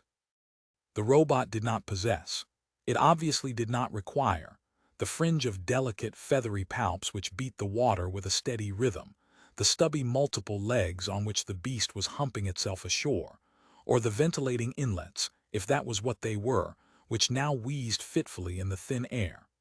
Most of the creature's body remained in the water. Only the first 10 feet reared itself into what was clearly an alien element. The entire beast was about 50 feet long, and even anyone with no knowledge of biology would have realized that there was something altogether wrong about it. It had an extraordinary air of improvisation and careless design, as if its components had been manufactured without much forethought and thrown roughly together when the need arose. Despite its size and their initial doubts, neither Alvin nor Hilvar felt the slightest nervousness once they had had a clear look at the dweller in the lake. There was an engaging clumsiness about the creature which made it quite impossible to regard it as a serious menace, even if there was any reason to suppose it might be dangerous. The human race had long ago overcome its childhood terror of the merely alien in appearance. That was a fear which could no longer survive after the first contact with friendly extraterrestrial races. "Let me deal with this," said Hilvar quietly. "I'm used to handling animals." "But this isn't an animal," whispered Alvin in return. "I'm sure it's intelligent and owns that robot." "The robot may own it. In any case, its mentality must be very strange. I can still detect no sign of thought. Hello, what's happening?" The monster had not moved from its half-raised position at the water's edge, which it seemed to be maintaining with considerable effort. But a semi-transparent membrane had begun to form at the center of the triangle of eyes, a membrane that pulsed and quivered and presently started to emit audible sounds. They were low-pitched, resonant boomings which created no intelligible words, though it was obvious that the creature was trying to speak to them. It was painful to watch this desperate attempt at communication. For several minutes the creature struggled in vain. Then, quite suddenly, it seemed to realize that it had made a mistake. The throbbing membrane contracted in size, and the sounds it emitted rose several octaves in frequency until they entered the spectrum of normal speech. Recognizable words began to form, though they were still interspersed with gibberish. It was as if the creature was remembering a vocabulary it had known long ago but had had no occasion to use for many years. Hilvar tried to give what assistance he could. "We can understand you now," he said, speaking slowly and distinctly. "Can we help you? We saw the light you made. It brought us here from lies." At the word lies the creature seemed to droop as if it had suffered some bitter disappointment. "Lies," it repeated. It could not manage the S very well so that the word sounded like lid. "Always from lies. No one else ever comes. We call the great ones, but they do not hear." "Who are the great ones?" asked Alvin, leaning forward eagerly. The delicate, ever-moving palps waved briefly toward the sky. "The great ones," it said. "From the planets of eternal day, they will come. The Master promised us." This did not seem to make matters any clearer. Before Alvin could continue his cross-examination, Hilvar intervened again. His questioning was so patient, so sympathetic, and yet so penetrating that Alvin knew better than to interrupt, despite his eagerness. He did not like to admit that Hilvar was his superior in intelligence, but there was no doubt that his flair for handling animals extended even to this fantastic being. What was more, it seemed to respond to him. Its speech became more distinct as the conversation proceeded, and where at first it had been brusque to the point of rudeness, it presently elaborated its answers and volunteered information on its own. Alvin lost all consciousness of the passage of time as Hilvar pieced together the incredible story. They could not discover the whole truth. There was endless room for conjecture and debate. As the creature answered Hilvar's questions ever more and more willingly, its appearance began to change. It slumped back into the lake, and the stubby legs that had been supporting it seemed to dissolve into the rest of its body. Presently a still more extraordinary change occurred. The three huge eyes slowly closed, shrank to pinpoints, and vanished completely. It was as if the creature had seen all that it wished to for the moment, and therefore had no further use for eyes.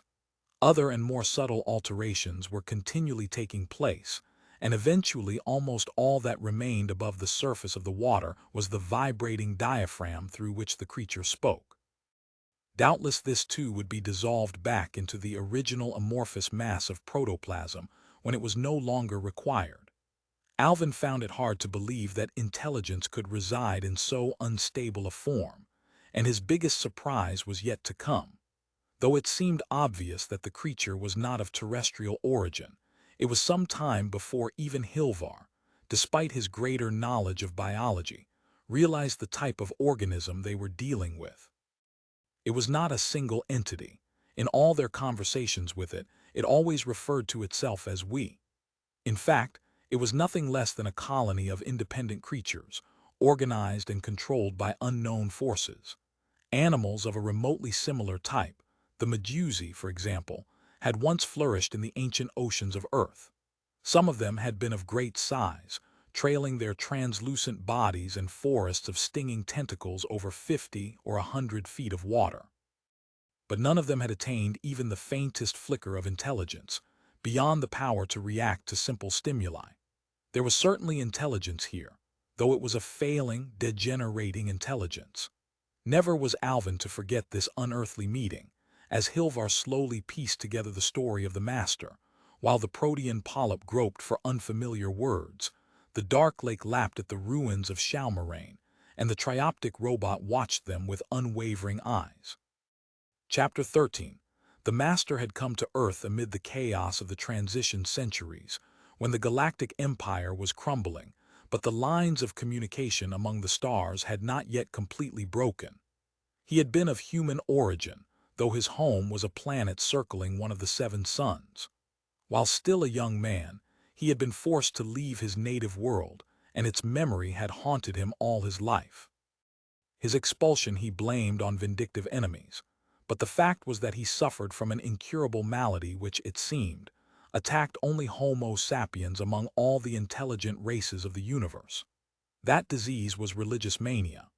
Throughout the earlier part of its history, the human race had brought forth an endless succession of prophets, seers, messiahs, and evangelists who convinced themselves and their followers that to them alone were the secrets of the universe revealed. Some of them succeeded in establishing religions that survived for many generations and influenced billions of men. Others were forgotten even before their deaths.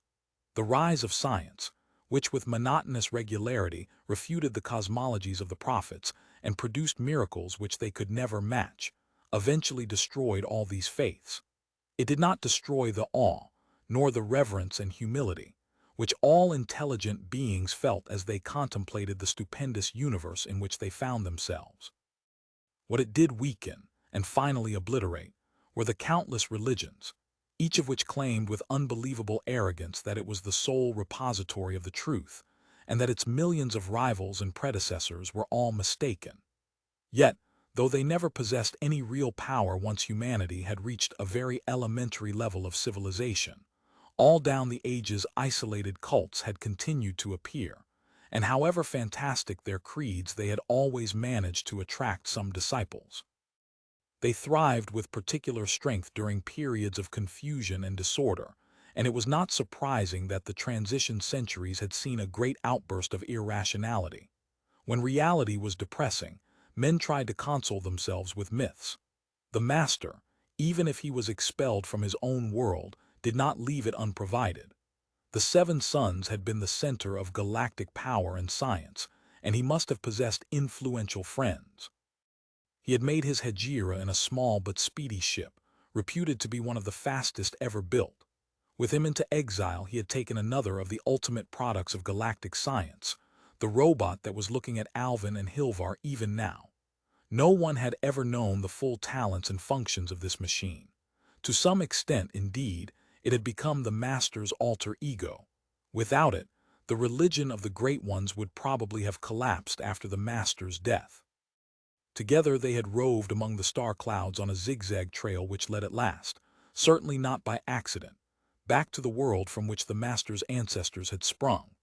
Entire libraries had been written about that saga, each work therein inspiring a host of commentaries until, by a kind of chain reaction, the original volumes were lost beneath mountains of exegesis and annotation.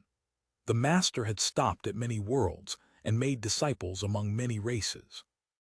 His personality must have been an immensely powerful one for it to have inspired humans and non-humans alike, and there was no doubt that a religion of such wide appeal must have contained much that was fine and noble.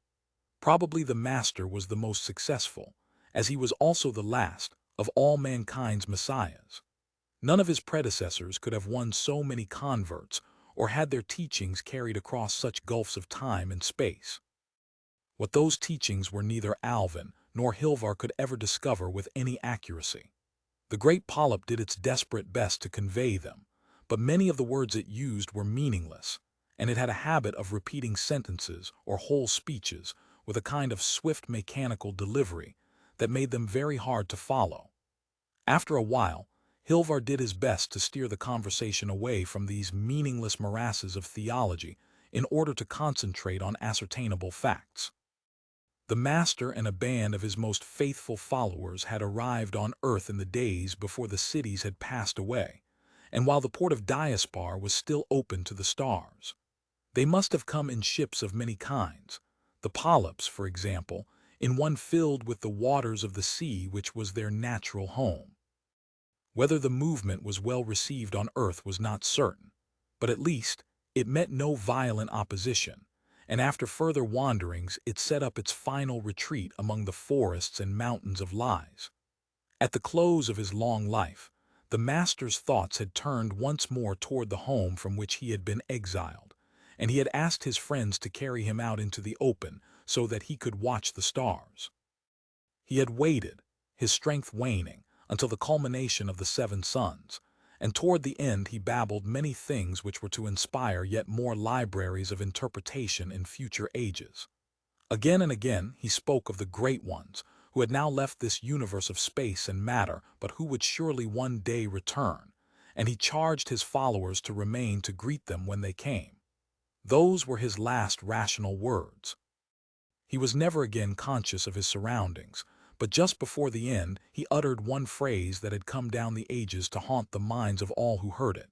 "It is lovely to watch the colored shadows on the planets of eternal light." Then he died.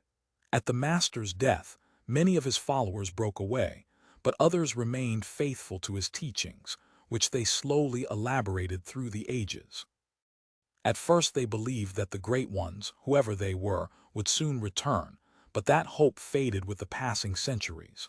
The story here grew very confused, and it seemed that truth and legend were inextricably intertwined. Alvin had only a vague picture of generations of fanatics, waiting for some great event which they did not understand to take place at some unknown future date. The great ones never returned. Slowly the power of the movement failed as death and disillusion robbed it of its disciples. The short-lived human followers were the first to go, and there was something supremely ironic in the fact that the very last adherent of a human prophet was a creature utterly unlike man. The great polyp had become the Master's last disciple for a very simple reason. It was immortal. The billions of individual cells from which its body was built would die, but before that happened they would have reproduced themselves. At long intervals the monster would disintegrate into its myriad separate cells, which would go their own way and multiply by fission if their environment was suitable. During this phase, the polyp did not exist as a self-conscious, intelligent entity. Here Alvin was irresistibly reminded of the manner in which the inhabitants of Diaspar spent their quiescent millenniums in the city's memory banks. In due time, some mysterious biological force brought the scattered components together again, and the polyp began a new cycle of existence. It returned to awareness and recollected its earlier lives, though often imperfectly since accidents sometimes damaged the cells that carried the delicate patterns of memory. Perhaps no other form of life could have kept faith so long to a creed otherwise forgotten for 1 billion years. In a sense, the great polyp was a helpless victim of its biological nature. Because of its immortality, it could not change, but was forced to repeat eternally the same invariant pattern. The religion of the great ones, in its later stages, had become identified with a veneration of the 7 suns. When the great ones stubbornly refused to appear, attempts were made to signal their distant home. Long ago the signaling had become no more than a meaningless ritual, now maintained by an animal that had forgotten how to learn and a robot that had never known how to forget. As the immeasurably ancient voice died away into the still air, Alvin found himself overwhelmed by a surge of pity. The misplaced devotion, the loyalty that had held to its futile course while suns and planets passed away. He could never have believed such a tale had he not seen the evidence before his eyes. More than ever before, the extent of his ignorance saddened him. A tiny fragment of the past had been illuminated for a little while, but now the darkness had closed over it again. The history of the universe must be a mass of such disconnected threads, and no one could say which were important and which were trivial. This fantastic tale of the Master and the Great One seemed like another of the countless legends that had somehow survived from the civilizations of the dawn. Yet the very existence of the huge polyp, and of the silently watching robot, made it impossible for Alvin to dismiss the whole story as a fable built of self-delusion, upon a foundation of madness. What was the relationship, he wondered, between these two entities, which though so different in every possible way had maintained their extraordinary partnership over such eons of time? He was somehow certain that the robot was much the more important of the two. It had been the confidant of the master and must still know all his secrets. Alvin looked at the enigmatic machine that still regarded him so steadily. Why would it not speak? What thoughts were passing through its complicated and perhaps alien mind?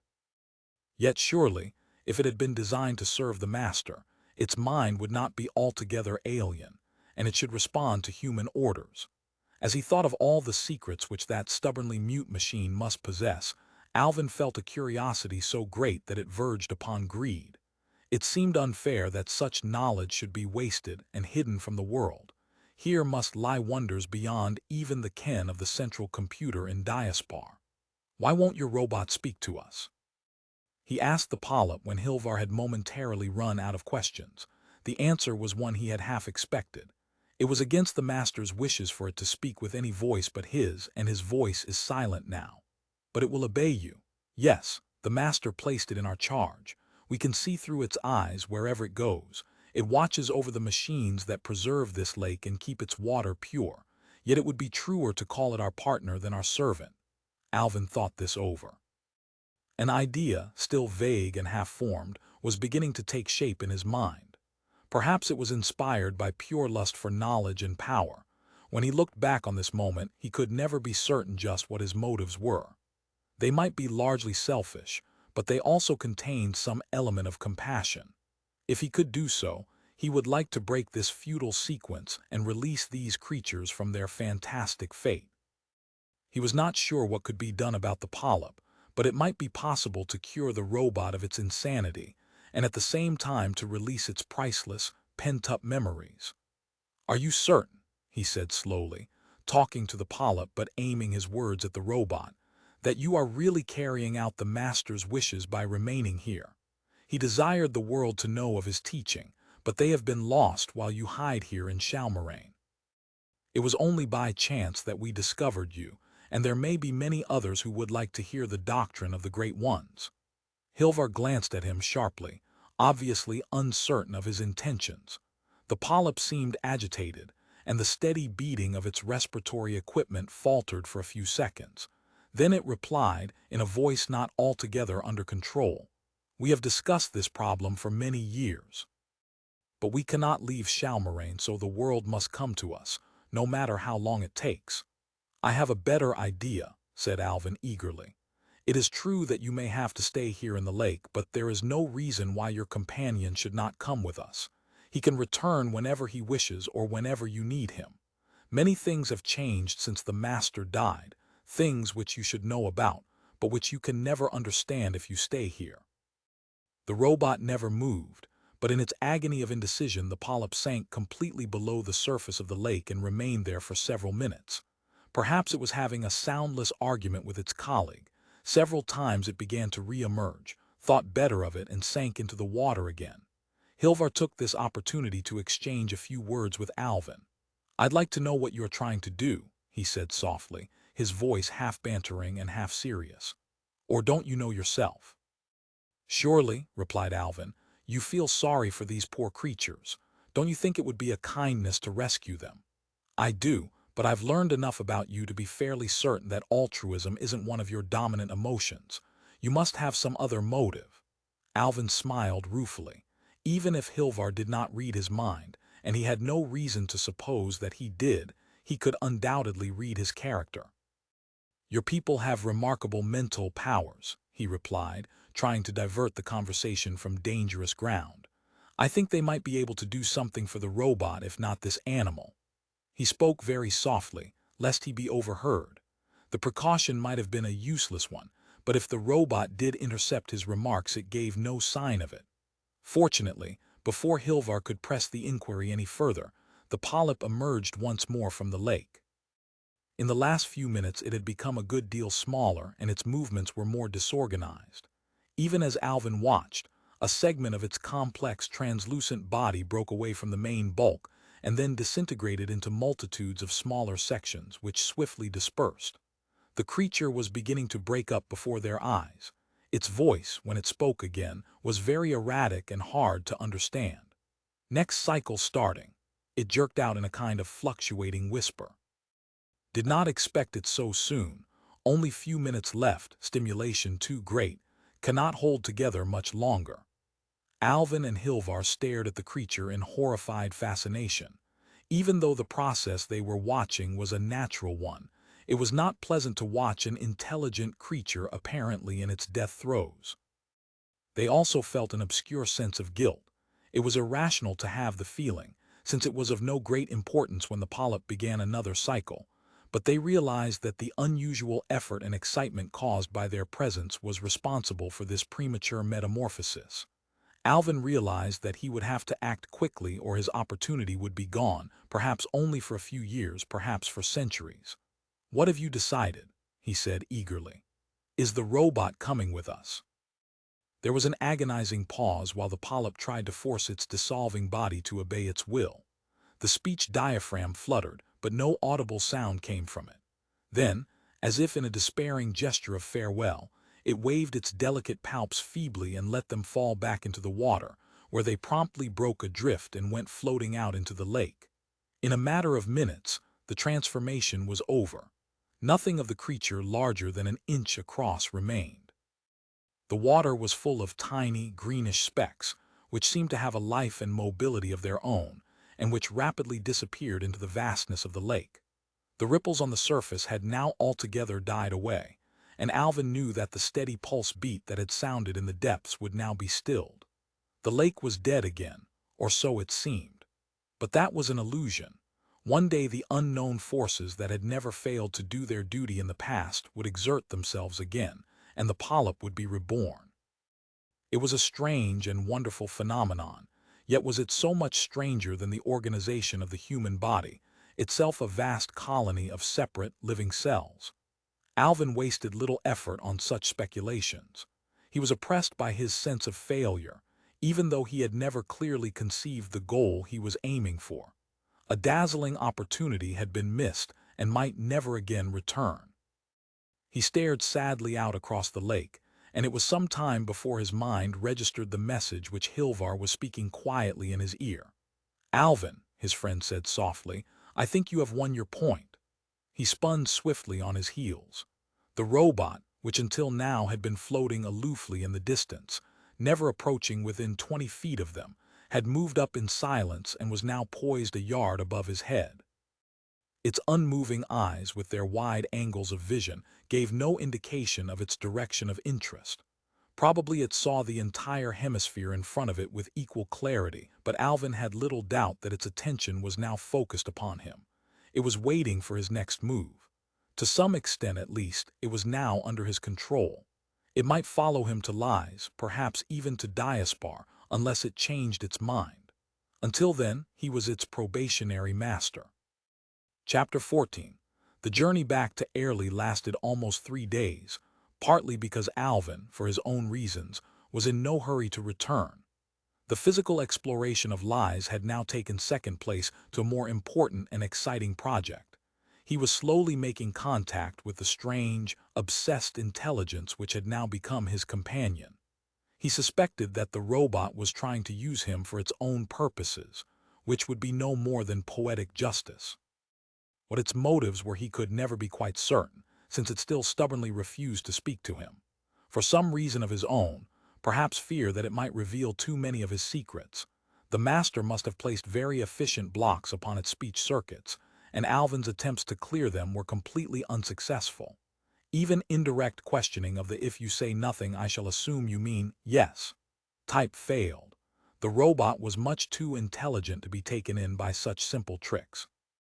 In other respects, however, it was more cooperative.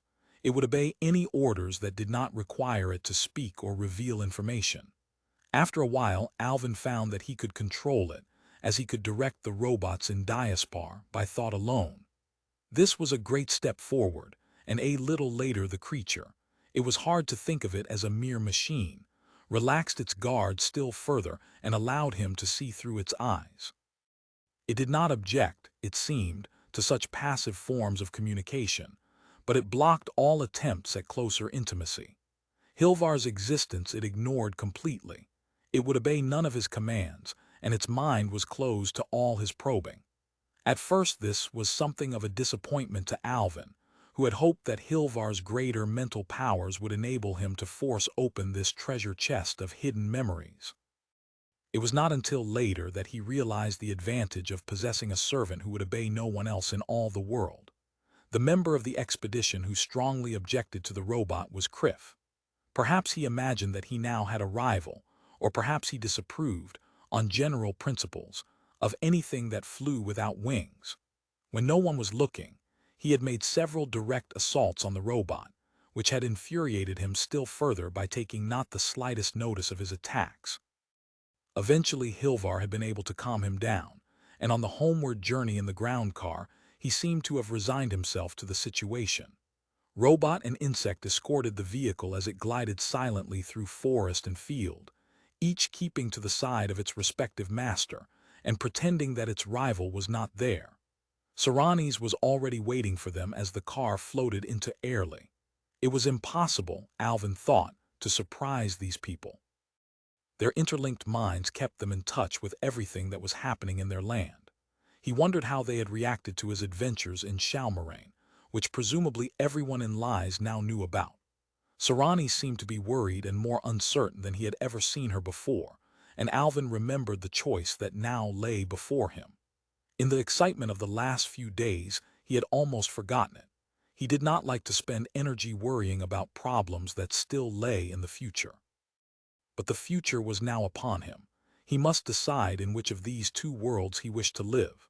The voice of Saranis was troubled when she began to speak, and Alvin had the sudden impression that something had gone awry with the plans that Lies had been making for him.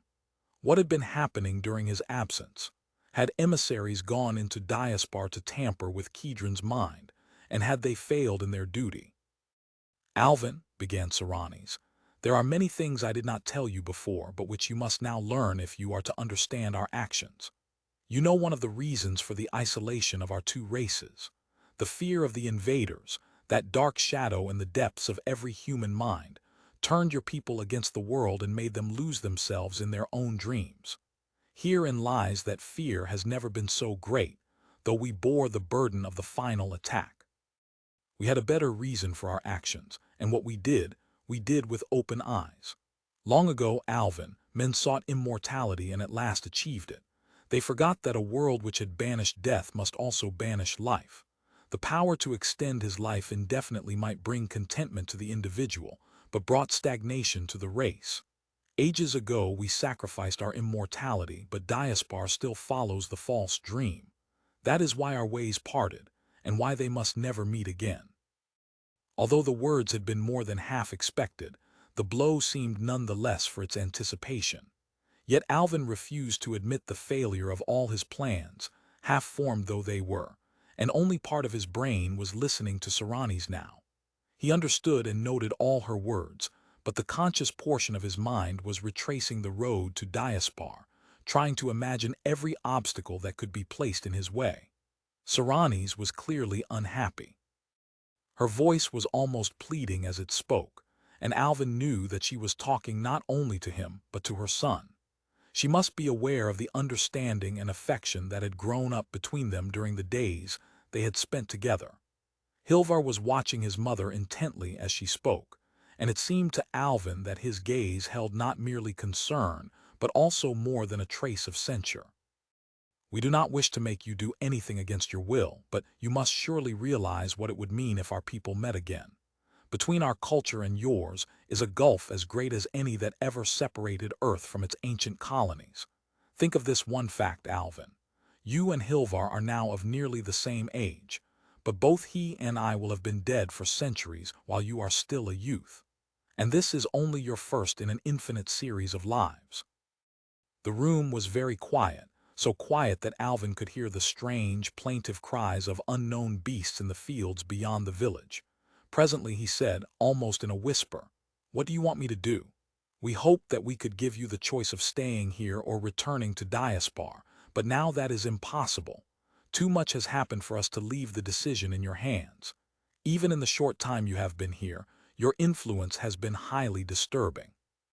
No, I am not reproving you. I am sure you intended no harm, but it would have been best to leave the creatures you met in Shalmoraine to their own destiny. And as for Diaspar, Saranis gave a gesture of annoyance. Too many people know where you have gone. We did not act in time.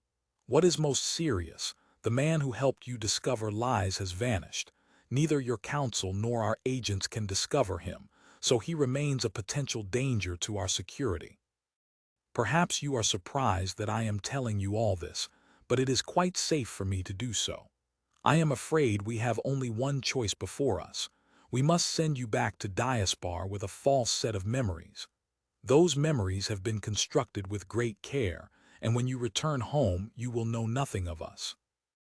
You will believe that you have had rather dull and dangerous adventures in gloomy underground caverns, where the roofs continually collapsed behind you and you kept alive only through eating unappetizing weeds and drinking from occasional springs. For the rest of your life, you will believe this to be the truth, and everyone in Diaspar will accept your story. There will be no mystery then to lure any future explorers. They will think they know all there is to be known about lies. Saranis paused and looked at Alvin with anxious eyes. We are very sorry that this is necessary and ask your forgiveness while you still remember us. You may not accept our verdict, but we know many facts that are hidden from you. At least you will have no regrets, for you will believe that you have discovered all that there is to be found. Alvin wondered if that was true. He was not sure that he would ever settle down to the routine of life in Diaspar, even when he had convinced himself that nothing worthwhile existed beyond its walls. What was more, he had no intention of putting the matter to the test. When do you wish me to undergo this treatment? Alvin asked. Immediately. We are ready now. Open your mind to me as you did before, and you will know nothing until you find yourself back in Diaspar. Alvin was silent for a while. Then he said quietly, I would like to say goodbye to Hilvar. Saranis nodded. I understand. I will leave you here for a while and return when you are ready. She walked over to the stairs that led down to the interior of the house and left them alone on the roof. It was some time before Alvin spoke to his friend. He felt a great sadness, yet also an unbroken determination not to permit the wreck of all his hopes. He looked once more down upon the village where he had found a measure of happiness, and which he might never see again if those who were ranged behind Saranis had their way. The ground car was still standing beneath one of the wide-branching trees, with the patient robot hanging in the air above it. A few children had gathered around to examine this strange newcomer, but none of the adults seemed in the least interested. Hilvar, said Alvin abruptly, I'm very sorry about this. So am I, Hilvar answered, his voice unstable with emotion. I had hoped that you could have remained here. Do you think that what Saranis wants to do is right? Do not blame my mother. She is only doing as she is asked, replied Hilvar. Though he had not answered his question, Alvin had not the heart to ask it again. It was unfair to put such a strain on his friend's loyalty. Then tell me this, asked Alvin. How could your people stop me if I tried to leave with my memories untouched? It would be easy. If you tried to escape, we would take control of your mind and force you to come back. Alvin had expected as much and was not discouraged. He wished that he could confide in Hilvar, who was obviously upset by their impending separation, but he dared not risk the failure of his plans.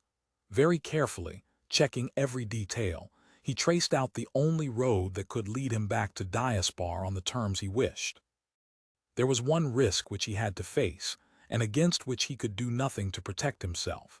If Saranis broke her promise and dipped into his mind, all his careful preparations might be in vain.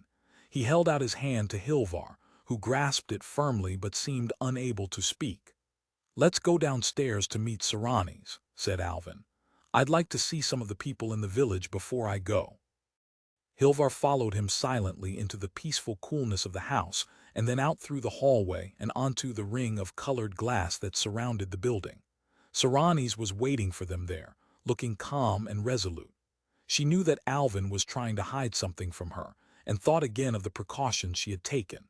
As a man may flex his muscles before some great effort, She ran through the compulsion patterns she might have to use. "Are you ready, Alvin?" she asked. "Quite ready," replied Alvin, and there was a tone in his voice that made her look at him sharply. "Then it will be best if you make your mind a blank as you did before. You will feel and know nothing after that until you find yourself back in Diaspar."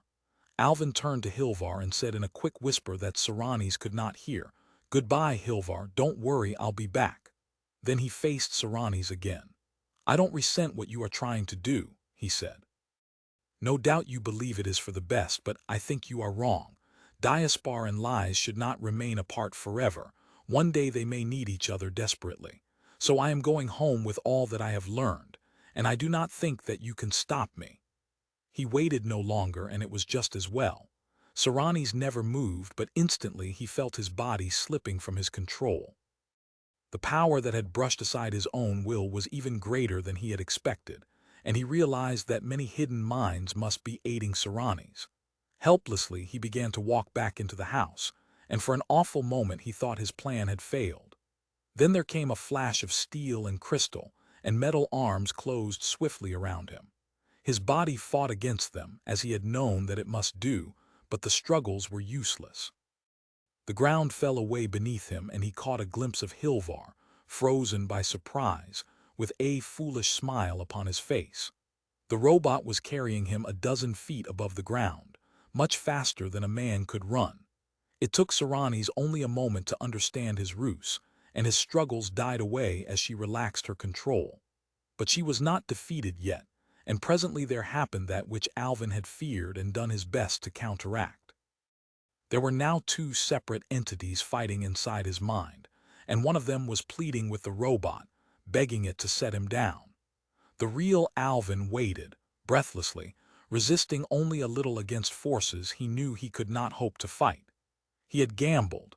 There was no way of telling beforehand if his uncertainty would obey orders as complex as those that he had given it. Under no circumstances, he had told the robot, must it obey any further commands of his until he was safely inside Diaspar. Those were the orders. If they were obeyed, Alvin had placed his fate beyond the reach of human interference. Never hesitating, the machine raced on along the path he had so carefully mapped out for it. A part of him was still pleading angrily to be released, but he knew now that he was safe. And presently Saranis understood that too, for the forces inside his brain ceased to war with one another. Once more he was at peace, as ages ago an earlier wanderer had been when, lashed to the mast of his ship, he had heard the song of the sirens die away across the wine-dark sea. Chapter 15. Alvin did not relax until the chamber of the moving ways was around him once more. There had still been the danger that the people of lies might be able to stop, or even to reverse, the vehicle in which he was traveling, and bring him back helplessly to his starting point. But his return was an uneventful repetition of the outward trip. 40 minutes after he had left Lies, he was in the tomb of Yarlin Zay. The servants of the council were waiting for him, dressed in the formal black robes which they had not worn for centuries. Alvin felt no surprise and little alarm at the presence of this reception committee. He had now overcome so many obstacles that one more made little difference. He had learned a great deal since leaving Diaspar, and with that knowledge had come a confidence verging upon arrogance. Moreover, he now had a powerful, if erratic, ally. The best minds of Lies had been unable to interfere with his plans.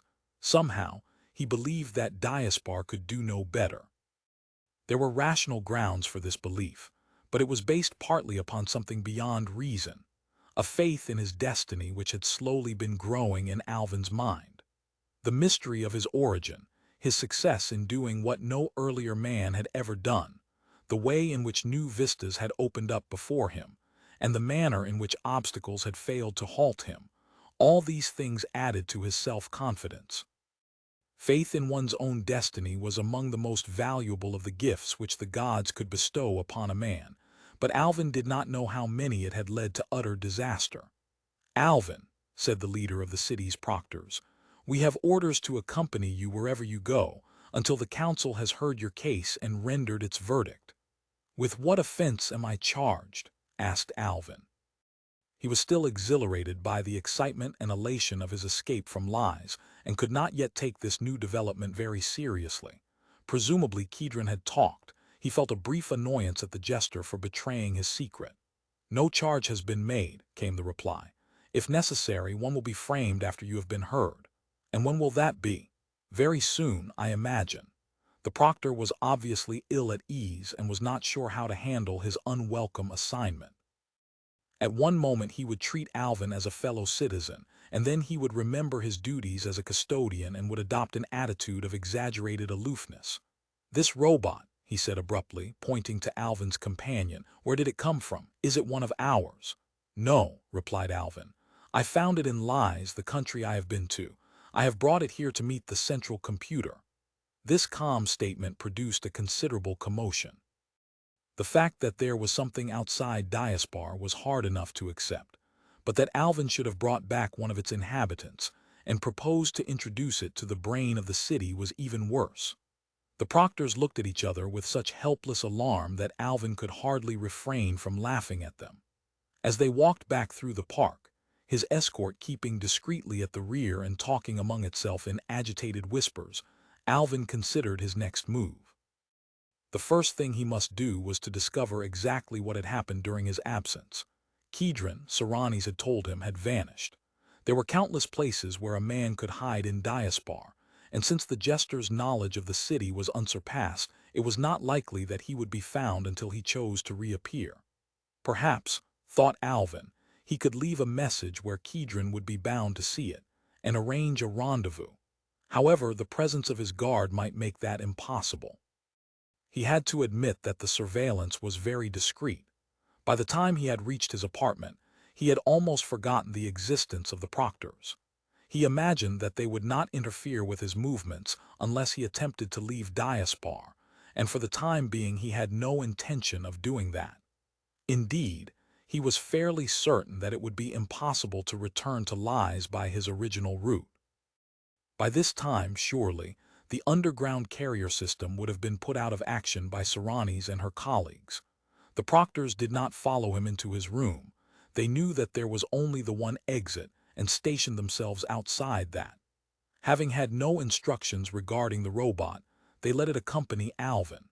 It was not a machine which they had any desire to interfere with, since its alien construction was obvious. From its behavior they could not tell whether it was a passive servant of Alvin's or whether it was operating under its own volition.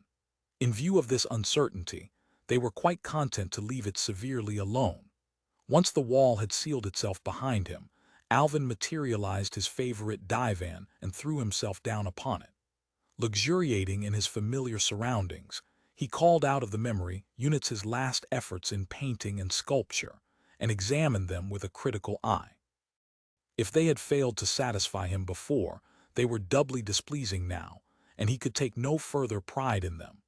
The person who had created them no longer existed. Into the few days he had been away from Diaspar, it seemed to Alvin that he had crowded the experience of a lifetime. He canceled all these products of his adolescence, erasing them forever and not merely returning them to the memory banks. The room was empty again, apart from the couch on which he was reclining, and the robot that still watched with wide, unfathomable eyes. What did the robot think of Diaspar? Wondered Alvin. Then he remembered that it was no stranger here, for it had known the city in the last days of its contact with the stars. Not until he felt thoroughly at home once more did Alvin begin to call his friends. He began with Ariston and Etania, though out of a sense of duty rather than any real desire to see and speak to them again.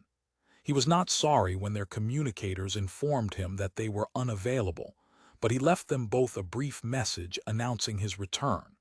This was quite unnecessary, since by now the whole city would know that he was back. However, he hoped that they would appreciate his thoughtfulness. He was beginning to learn consideration, though he had not yet realized that, like most virtues, it had little merit unless it was spontaneous and unself-conscious. Then, acting on a sudden impulse, he called the number that Kedron had given him so long ago in the Tower of Loran.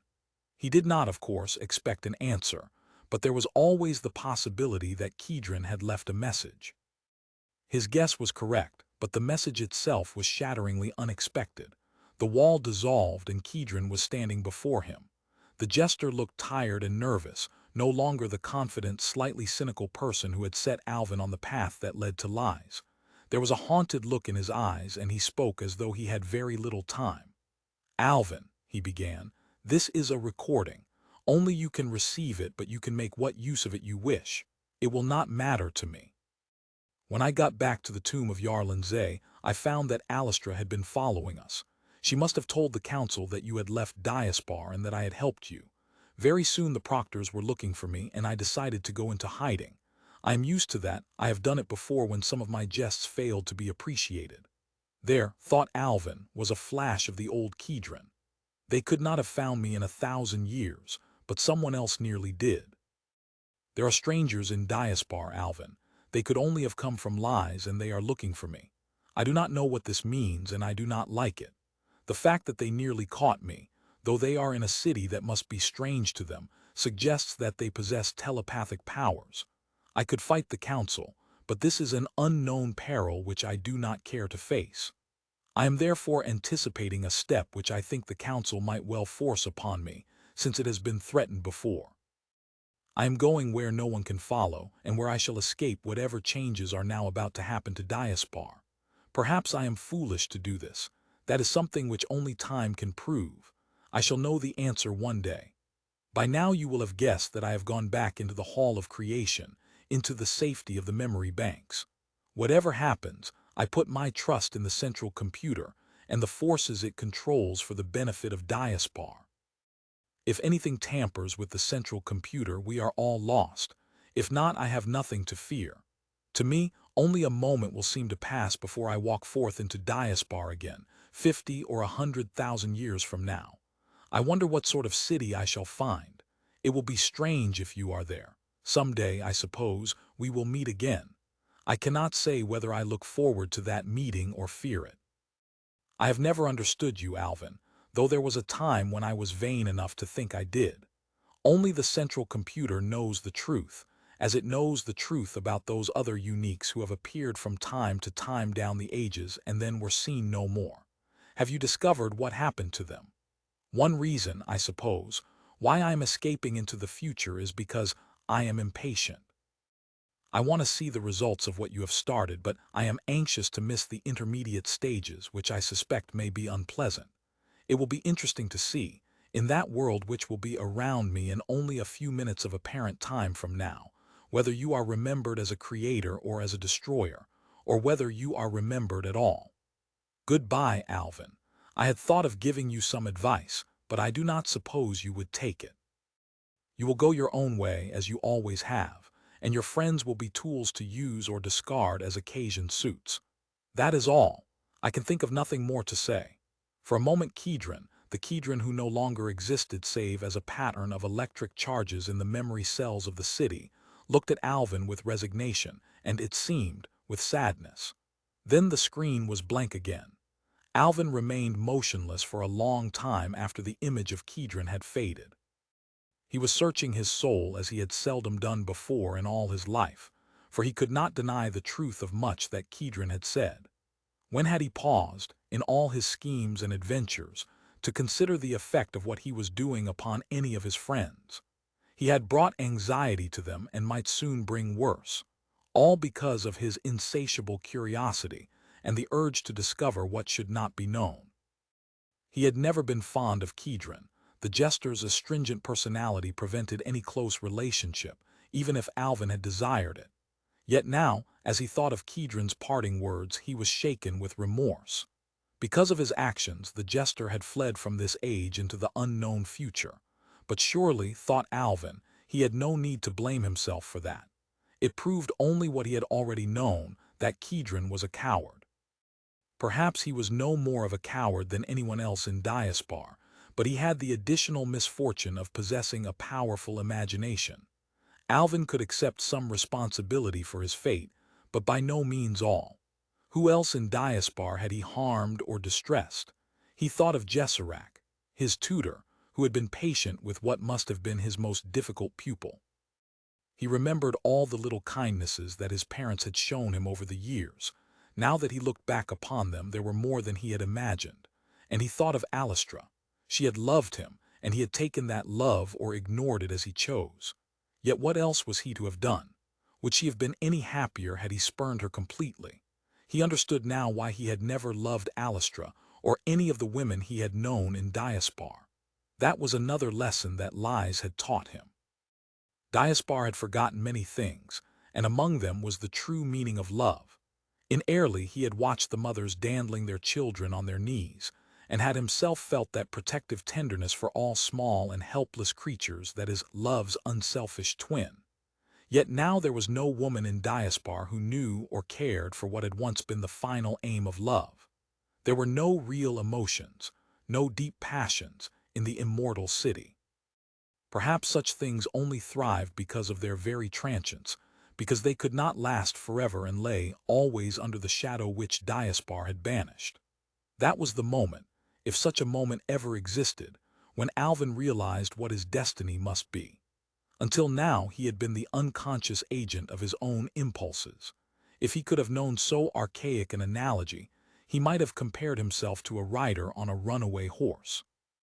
It had taken him to many strange places, and might do so again, but in its wild galloping it had shown him its powers and taught him where he really wished to go. Alvin's reverie was rudely interrupted by the chimes of the wall screen. The timbre of the sound told him at once that this was no incoming call, but that someone had arrived to see him. He gave the admission signal, and a moment later was facing Jesserac. His tutor looked grave, but not unfriendly. "I have been asked to take you to the council, Alvin," he said. "It is waiting to hear you." Then Jesserac saw the robot and examined it curiously. "So this is the companion you have brought back from your travels. I think it had better come with us." This suited Alvin very well. The robot had already extricated him from one dangerous situation, and he might have to call upon it again. He wondered what the machine had thought about the adventures and vicissitudes in which he had involved it, and wished for the 1000th time that he could understand what was going on inside its closely shuttered mind. Alvin had the impression that, for the moment, it had decided to watch, analyze, and draw its own conclusion, doing nothing of its own volition until it had judged the time was ripe.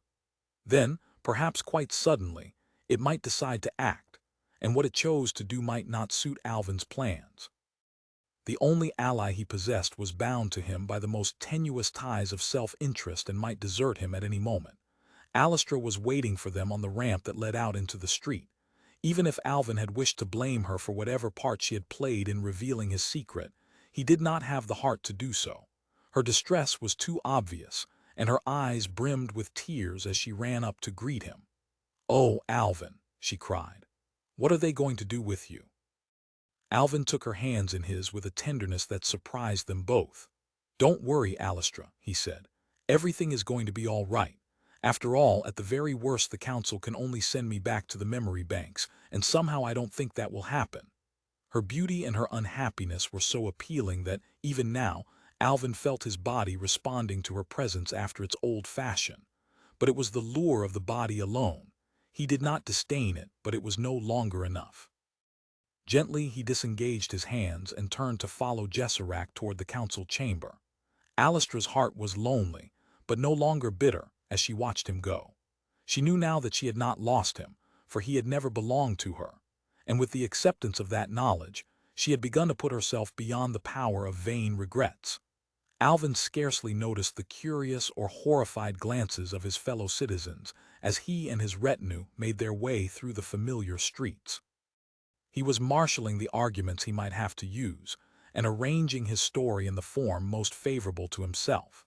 From time to time, he assured himself that he was not in the least alarmed and that he was still master of the situation. They waited only a few minutes in the anteroom, but it was long enough for Alvin to wonder why, if he was unafraid, his legs felt so curiously weak. He had known this sensation before when he had forced himself up the last slopes of that distant hill in Lies, where Hilvar had shown him the waterfall from whose summit they had seen the explosion of light that had drawn them to Shalmarain. He wondered what Hilvar was doing now, and if they would ever meet again. It was suddenly very important to him that they should. The great doors dilated, and he followed Gesserac into the council chamber.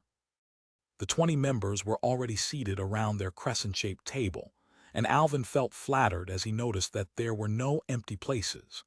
This must be the first time for many centuries that the entire council had been gathered together without a single abstention. Its rare meetings were usually a complete formality, all ordinary business being dealt with by a few visiphone calls, and if necessary, an interview between the president and the central computer.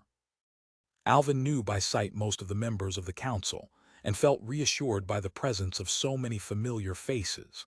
Like Gesserac, they did not seem unfriendly, merely anxious and puzzled. They were, after all, reasonable men. They might be annoyed that someone had proved them wrong, but Alvin did not believe that they would bear him any resentment. Once this would have been a very rash assumption, but human nature had improved in some respects. They would give him a fair hearing, but what they thought was not all important. His judge now would not be the council, it would be the central computer. Chapter 16. There were no formalities. The president declared the meeting open and then turned to Alvin. "Alvin," he said, kindly enough, "we would like you to tell us what has happened to you since you disappeared 10 days ago." The use of the word disappeared, thought Alvin, was highly significant. Even now, the council was reluctant to admit that he had really gone outside Diaspar. He wondered if they knew that there had been strangers in the city, and rather doubted it. In that event, they would have shown considerably more alarm. He told his story clearly and without any dramatics. It was strange and unbelievable enough to their ears, and needed no embellishment. Only at one place did he depart from strict accuracy, for he said nothing about the manner of his escape from lies. It seemed more than likely that he might want to use the same method again. It was fascinating to watch the way in which the attitude of the council members altered during the course of his narrative. At first they were skeptical, refusing to accept the denial of all they had believed, the violation of their deepest prejudices. When Alvin told them of his passionate desire to explore the world beyond the city, and his irrational conviction that such a world did exist, they stared at him as if he was some strange and incomprehensible animal. To their minds, indeed, he was. But finally they were compelled to admit that he had been right, and that they had been mistaken. As Alvin's story unfolded, any doubts they may have had slowly dissolved. They might not like what he had told them, but they could no longer deny its truth. If they felt tempted to do so, they had only to look at Alvin's silent companion. There was only one aspect of his tale that roused their indignation, and then it was not directed toward him. A buzz of annoyance went around the chamber as Alvin explained the anxiety of lies to avoid contamination with Diaspar, and the steps that Seranis had taken to prevent such a catastrophe. The city was proud of its culture, and with good reason. That anyone should regard them as inferiors was more than the council members could tolerate. Alvin was very careful not to give offense in anything he said. He wanted, as far as possible, to win the council to his side. Throughout, he tried to give the impression that he had seen nothing wrong in what he had done, and that he expected praise rather than censure for his discoveries. It was the best policy he could have adopted, for it disarmed most of his would-be critics in advance.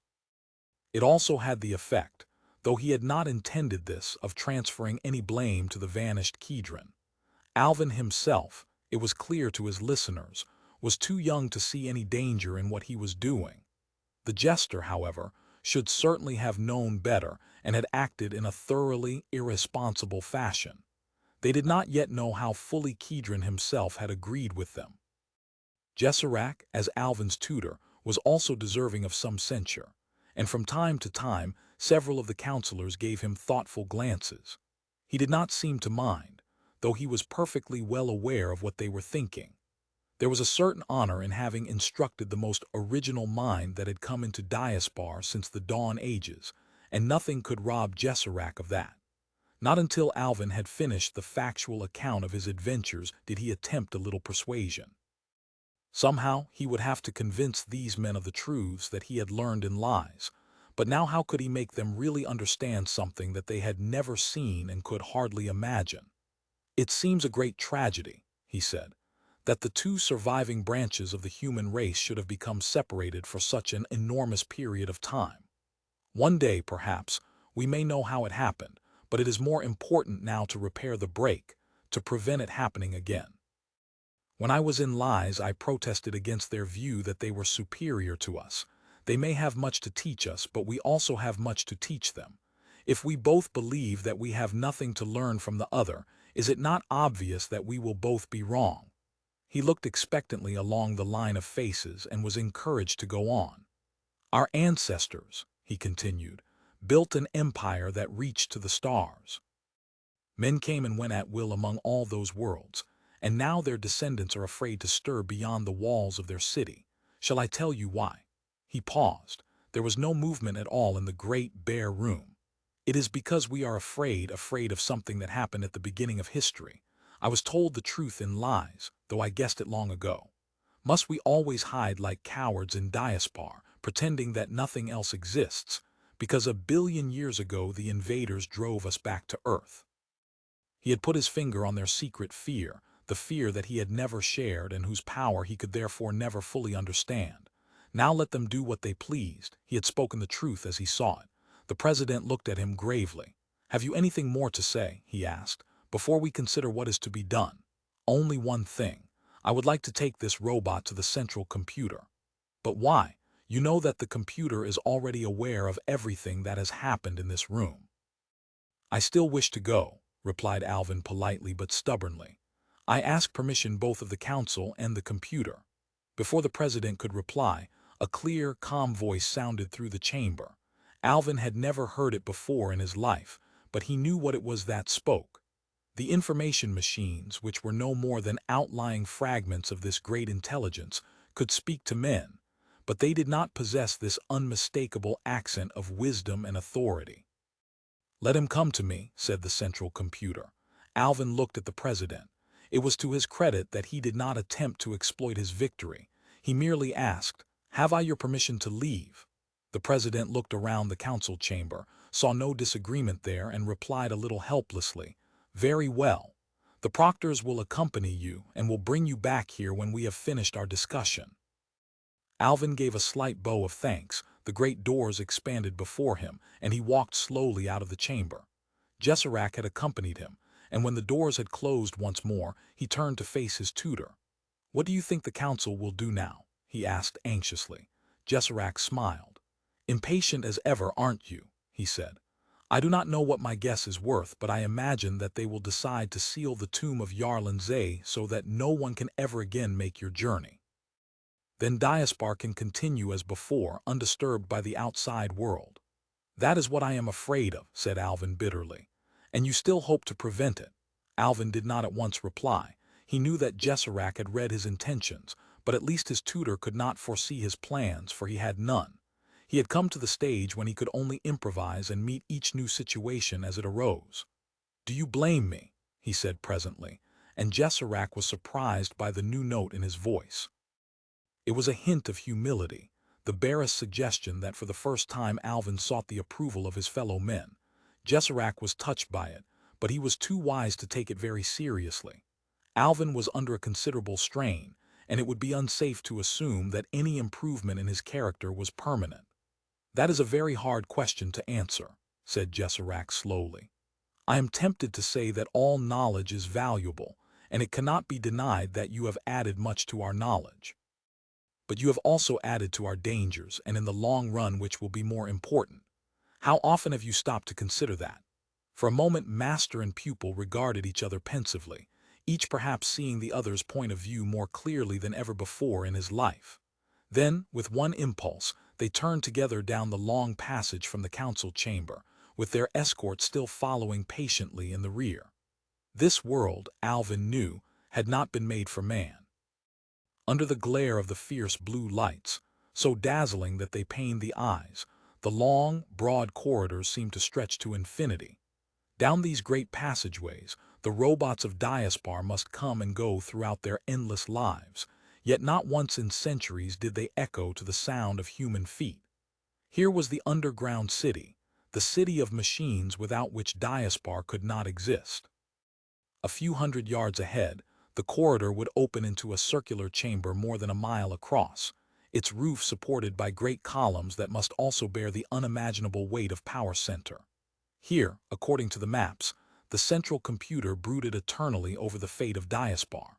The chamber was there, and it was even vaster than Alvin had dared imagine. But where was the computer? Somehow he had expected to meet a single huge machine, naive though he knew that this conception was. The tremendous but meaningless panorama beneath him made him pause in wonder and uncertainty. The corridor along which they had come ended high in the wall of the chamber, surely the largest cavity ever built by man, and on either side, long ramps swept down to the distant floor. Covering the whole of that brilliantly lit expanse were hundreds of great white structures, so unexpected that, for a moment, Alvin thought he must be looking down upon a subterranean city. The impression was startlingly vivid, and it was one that he never wholly lost. Nowhere at all was the sight he had expected, the familiar gleam of metal which since the beginning of time man had learned to associate with his servants. Here was the end of an evolution almost as long as man's. Its beginnings were lost in the mists of the dawn ages, when humanity had first learned the use of power and sent its noisy engines clanking about the world. Steam, water, wind, all had been harnessed for a little while and then abandoned. For centuries the energy of matter had run the world until it too had been superseded, and with each change the old machines were forgotten and new ones took their place. Very slowly, over thousands of years, the ideal of the perfect machine was approached, that ideal which had once been a dream, then a distant prospect, and at last reality. No machine may contain any moving parts. Here was the ultimate expression of that ideal. Its achievement had taken man perhaps 100 million years, and in the moment of his triumph he had turned his back upon the machine forever. It had reached finality, and thenceforth could sustain itself eternally while serving him. Alvin no longer asked himself which of these silent white presences was the central computer. He knew that it comprised them all, and that it extended far beyond this chamber, including within its being all the countless other machines in Diaspar, whether they were mobile or motionless. As his own brain was the sum of many billion separate cells, arrayed throughout a volume of space a few inches across, so the physical elements of the central computer were scattered throughout the length and breadth of Diaspar. This chamber might hold no more than the switching system whereby all these dispersed units kept in touch with one another. Uncertain where to go next, Alvin stared down the great sweeping ramps and across the silent arena. The central computer must know that he was here, as it knew everything that was happening in Diaspar. He could only wait for its instructions. The now familiar yet still awe-inspiring voice was so quiet and so close to him that he did not believe that his escort could also hear it. "Go down the left-hand ramp," it said. "I will direct you from there." He walked slowly down the slope, the robot floating above him. Neither Jesserac nor the proctors followed. He wondered if they had received orders to remain here, or whether they had decided that they could supervise him just as well from their vantage point without the bother of making this long descent.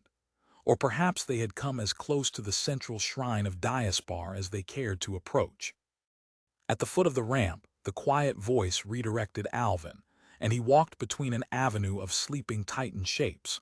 3 times the voice spoke to him again, until presently he knew that he had reached his goal.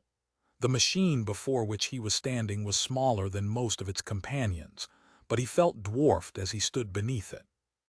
The 5 tiers with their sweeping horizontal lines gave the impression of some crouching beast, and looking from it to his own robot, Alvin found it hard to believe that both were products of the same evolution, and both described by the same word. About 3 feet from the ground, a wide transparent panel ran the whole length of the structure. Alvin pressed his forehead against the smooth, curiously warm material and peered into the machine. At first he saw nothing.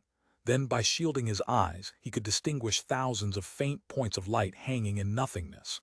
They were ranged one beyond the other in a 3-dimensional lattice, as strange and as meaningless to him as the stars must have been to ancient man. Though he watched for many minutes, forgetful of the passage of time, the colored lights never moved from their places and their brilliance never changed. If he could look into his own brain, Alvin realized, it would mean as little to him. The machine seemed inert and motionless because he could not see its thoughts. For the first time, he began to have some dim understanding of the powers and forces that sustained the city.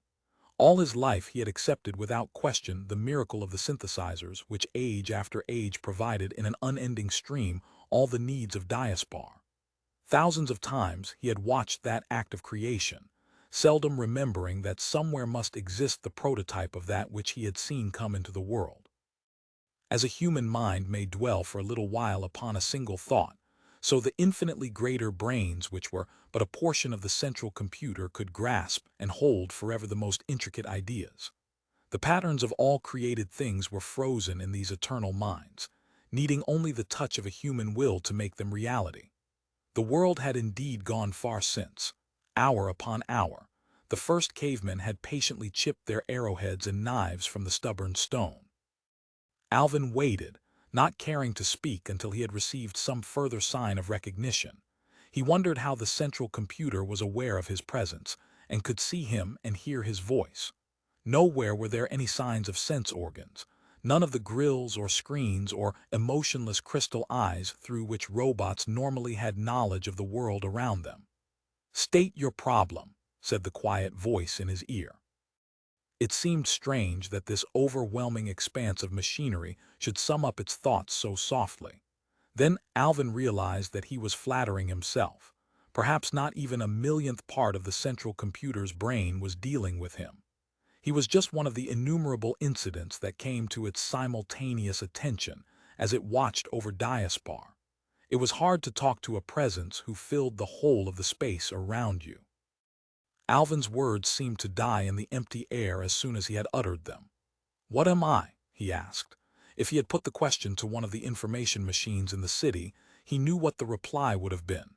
Indeed, he had often done so, and they had always answered, "You are a man." But now he was dealing with an intelligence of an altogether different order, and there was no need for painstaking semantic accuracy. The central computer would know what he meant, but that did not mean that it would answer him. Indeed, the reply was exactly what Alvin had feared. "I cannot answer that question. To do so would be to reveal the purpose of my builders and hence to nullify it. Then my role was planned when the city was laid down. That can be said of all men." This reply made Alvin pause. It was true enough. The human inhabitants of Diaspar had been designed as carefully as its machines. The fact that he was a unique gave Alvin rarity, but there was no necessary virtue in that. He knew that he could learn nothing further here regarding the mystery of his origin. It was useless to try to trick this vast intelligence, or to hope that it would disclose information it had been ordered to conceal. Alvin was not unduly disappointed. He felt that he had already begun to glimpse the truth, and in any case this was not the main purpose of his visit. He looked at the robot he had brought from Lies and wondered how to make his next step. It might react violently if it knew what he was planning, so it was essential that it should not overhear what he intended to say to the central computer. "Can you arrange a zone of silence?" he asked. Instantly, he sensed the unmistakable dead feeling, the total blanketing of all sounds, which descended when one was inside such a zone. The voice of the computer, now curiously flat and sinister, spoke to him. "No one can hear us now. Say what you wish." Alvin glanced at the robot. It had not moved from its position. Perhaps it suspected nothing, and he had been quite wrong in ever imagining that it had plans of its own. It might have followed him into Diaspar like a faithful, trusting servant, in which case what he was planning now seemed a particularly churlish trick. "You have heard how I met this robot," Alvin began. "It must possess priceless knowledge about the past, going back to the days before the city as we know it existed. It may even be able to tell us about the other worlds than Earth, since it followed the Master on his travels. Unfortunately, its speech circuits are blocked. I do not know how effective that block is, but I am asking you to clear it." His voice sounded dead and hollow as the zone of silence absorbed every word before it could form an echo. He waited within that invisible and unreverberant void for his request to be obeyed or rejected. "Your order involves two problems," replied the computer. "One is moral, one technical. This robot was designed to obey the orders of a certain man. What right have I to override them, even if I can? It was a question which Alvin had anticipated and for which he had prepared several answers. "We do not know what exact form the master's prohibition took," he replied. "If you can talk to the robot, you may be able to persuade it that the circumstances in which the block was imposed have now changed." It was, of course, the obvious approach. Alvin had attempted it himself, without success, but he hoped that the central computer with its infinitely greater mental resources might accomplish what he had failed to do. "That depends entirely upon the nature of the block," came the reply. "It is possible to set up a block which, if tampered with, will cause the contents of the memory cells to be erased. However, I think it unlikely that the master possessed sufficient skill to do that. It requires somewhat specialized techniques.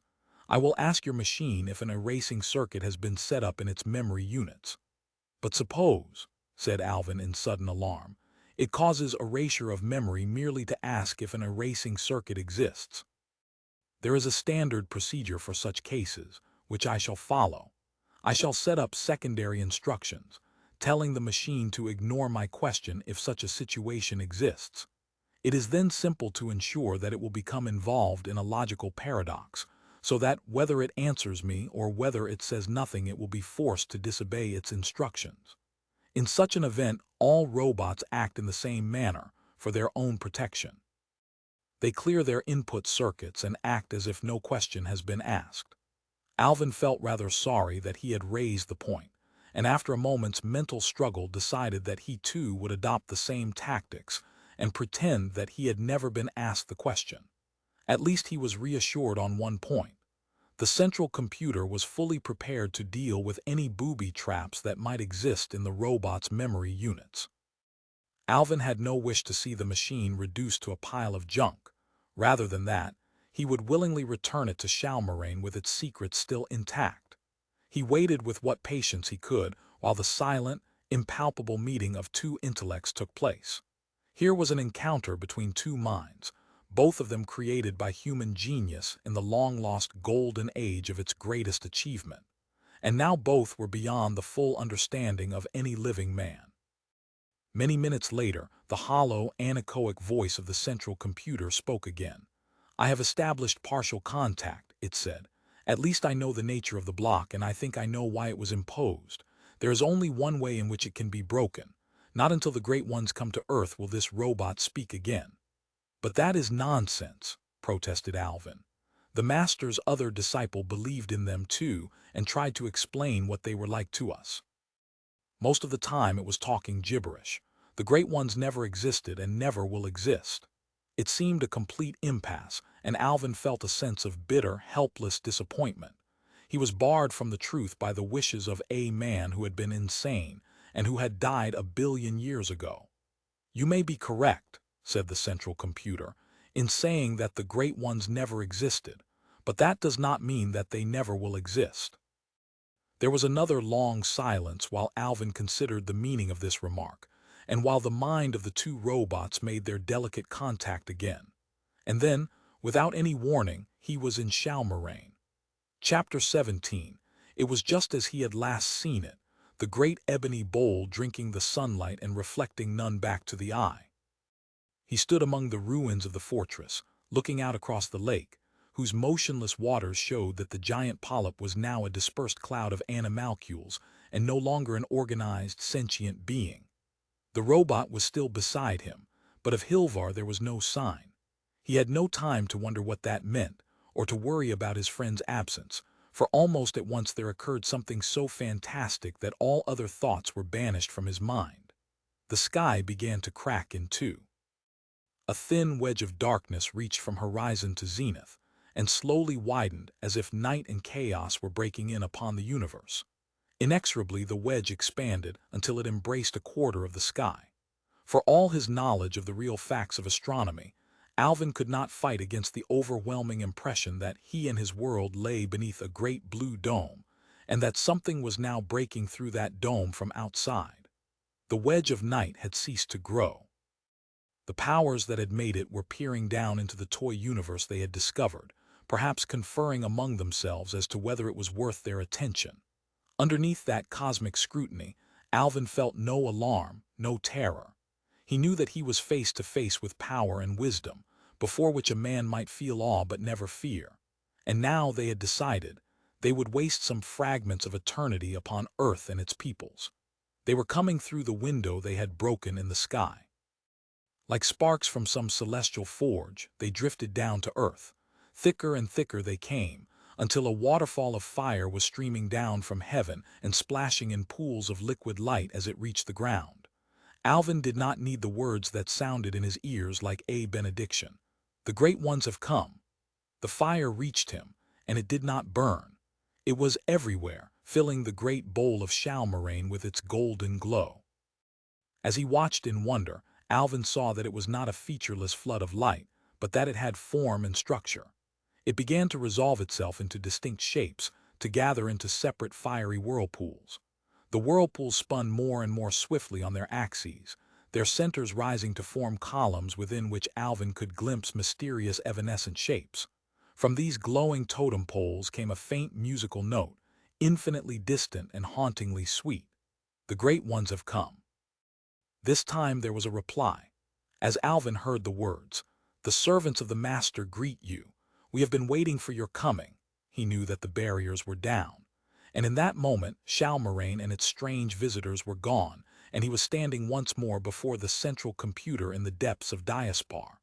It had all been illusion, no more real than the fantasy world of the sagas in which he had spent so many of the hours of his youth. But how had it been created? Whence had come the strange images he had seen?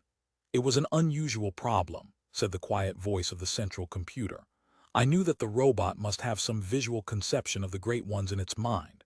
If I could convince it that the sense impressions it received coincided with that image, the rest would be simple." "And how did you do that?" "Basically, by asking the robot what the great ones were like, and then seizing the pattern it formed in its thoughts. The pattern was very incomplete, and I had to improvise a good deal. Once or twice, the picture I created began to depart badly from the robot's conception. But when that happened, I could sense the machine's growing perplexity and modify the image before it became suspicious. You will appreciate that I could employ hundreds of circuits where it could employ only one, and switch from one image to the other so quickly that the change could not be perceived. It was a kind of conjuring trick. I was able to saturate the robot's sensory circuits and also to overwhelm its critical faculties. What you saw was only the final, corrected image, the one which best fitted the master's revelation. It was crude, but it sufficed. The robot was convinced of its genuineness long enough for the block to be lifted, and in that moment I was able to make complete contact with its mind. It is no longer insane. It will answer any questions you wish." Alvin was still in a daze. The afterglow of that spurious apocalypse still burned in his mind, and he did not pretend fully to understand the central computer's explanation. No matter. A miracle of therapy had been accomplished, and the doors of knowledge had been flung open for him to enter. Then he remembered the warning that the central computer had given him, and asked anxiously, "What about the moral objections you had to overriding the master's orders?" "I have discovered why they were imposed. When you examine his life story in detail, as you can now do, you will see that he claimed to have produced many miracles. His disciples believed him, and their conviction added to his power. But of course, all those miracles had some simple explanation, when indeed they occurred at all. I find it surprising that otherwise intelligent men should have let themselves be deceived in such a manner. So the master was a fraud? No, it is not as simple as that. If he had been a mere impostor, he would never have achieved such success, and his movement would not have lasted so long. He was a good man, and much of what he taught was true and wise. In the end, he believed in his own miracles, but he knew that there was one witness who could refute them. The robot knew all his secrets. It was his mouthpiece and his colleague, yet if it were ever questioned too closely, it could destroy the foundations of his power. So he ordered it never to reveal its memories until the last day of the universe, when the great ones would come. It is hard to believe that such a mixture of deception and sincerity could exist in the same man, but such was the case. Alvin wondered what the robot felt about this escape from its ancient bondage. It was, surely, a sufficiently complex machine to understand such emotions as resentment. It might be angry with the master for having enslaved it, and equally angry with Alvin and the central computer for having tricked it back into sanity. The zone of silence had been lifted. There was no further need for secrecy. The moment for which Alvin had been waiting had come at last. He turned to the robot and asked it the question that had haunted him ever since he had heard the story of the Master's saga. And the robot replied. Jesserac and the proctors were still waiting patiently when he rejoined them. At the top of the ramp, before they entered the corridor, Alvin looked back across the cave, and the illusion was stronger than ever. Lying beneath him was a dead city of strange white buildings, a city bleached by a fierce light not meant for human eyes. Dead it might be, for it had never lived, but it pulsed with energies more potent than any that had ever quickened organic matter. While the world endured, these silent machines would still be here, never turning their minds from the thoughts that men of genius had given them long ago. Though Jesserac tried to question Alvin on the way back to the council chamber, he learned nothing of his talk with the central computer. This was not merely discretion on Alvin's part. He was still too much lost in the wonder of what he had seen, too intoxicated with success, for any coherent conversation. Jesserac had to muster what patience he could, and hope that presently Alvin would emerge from his trance.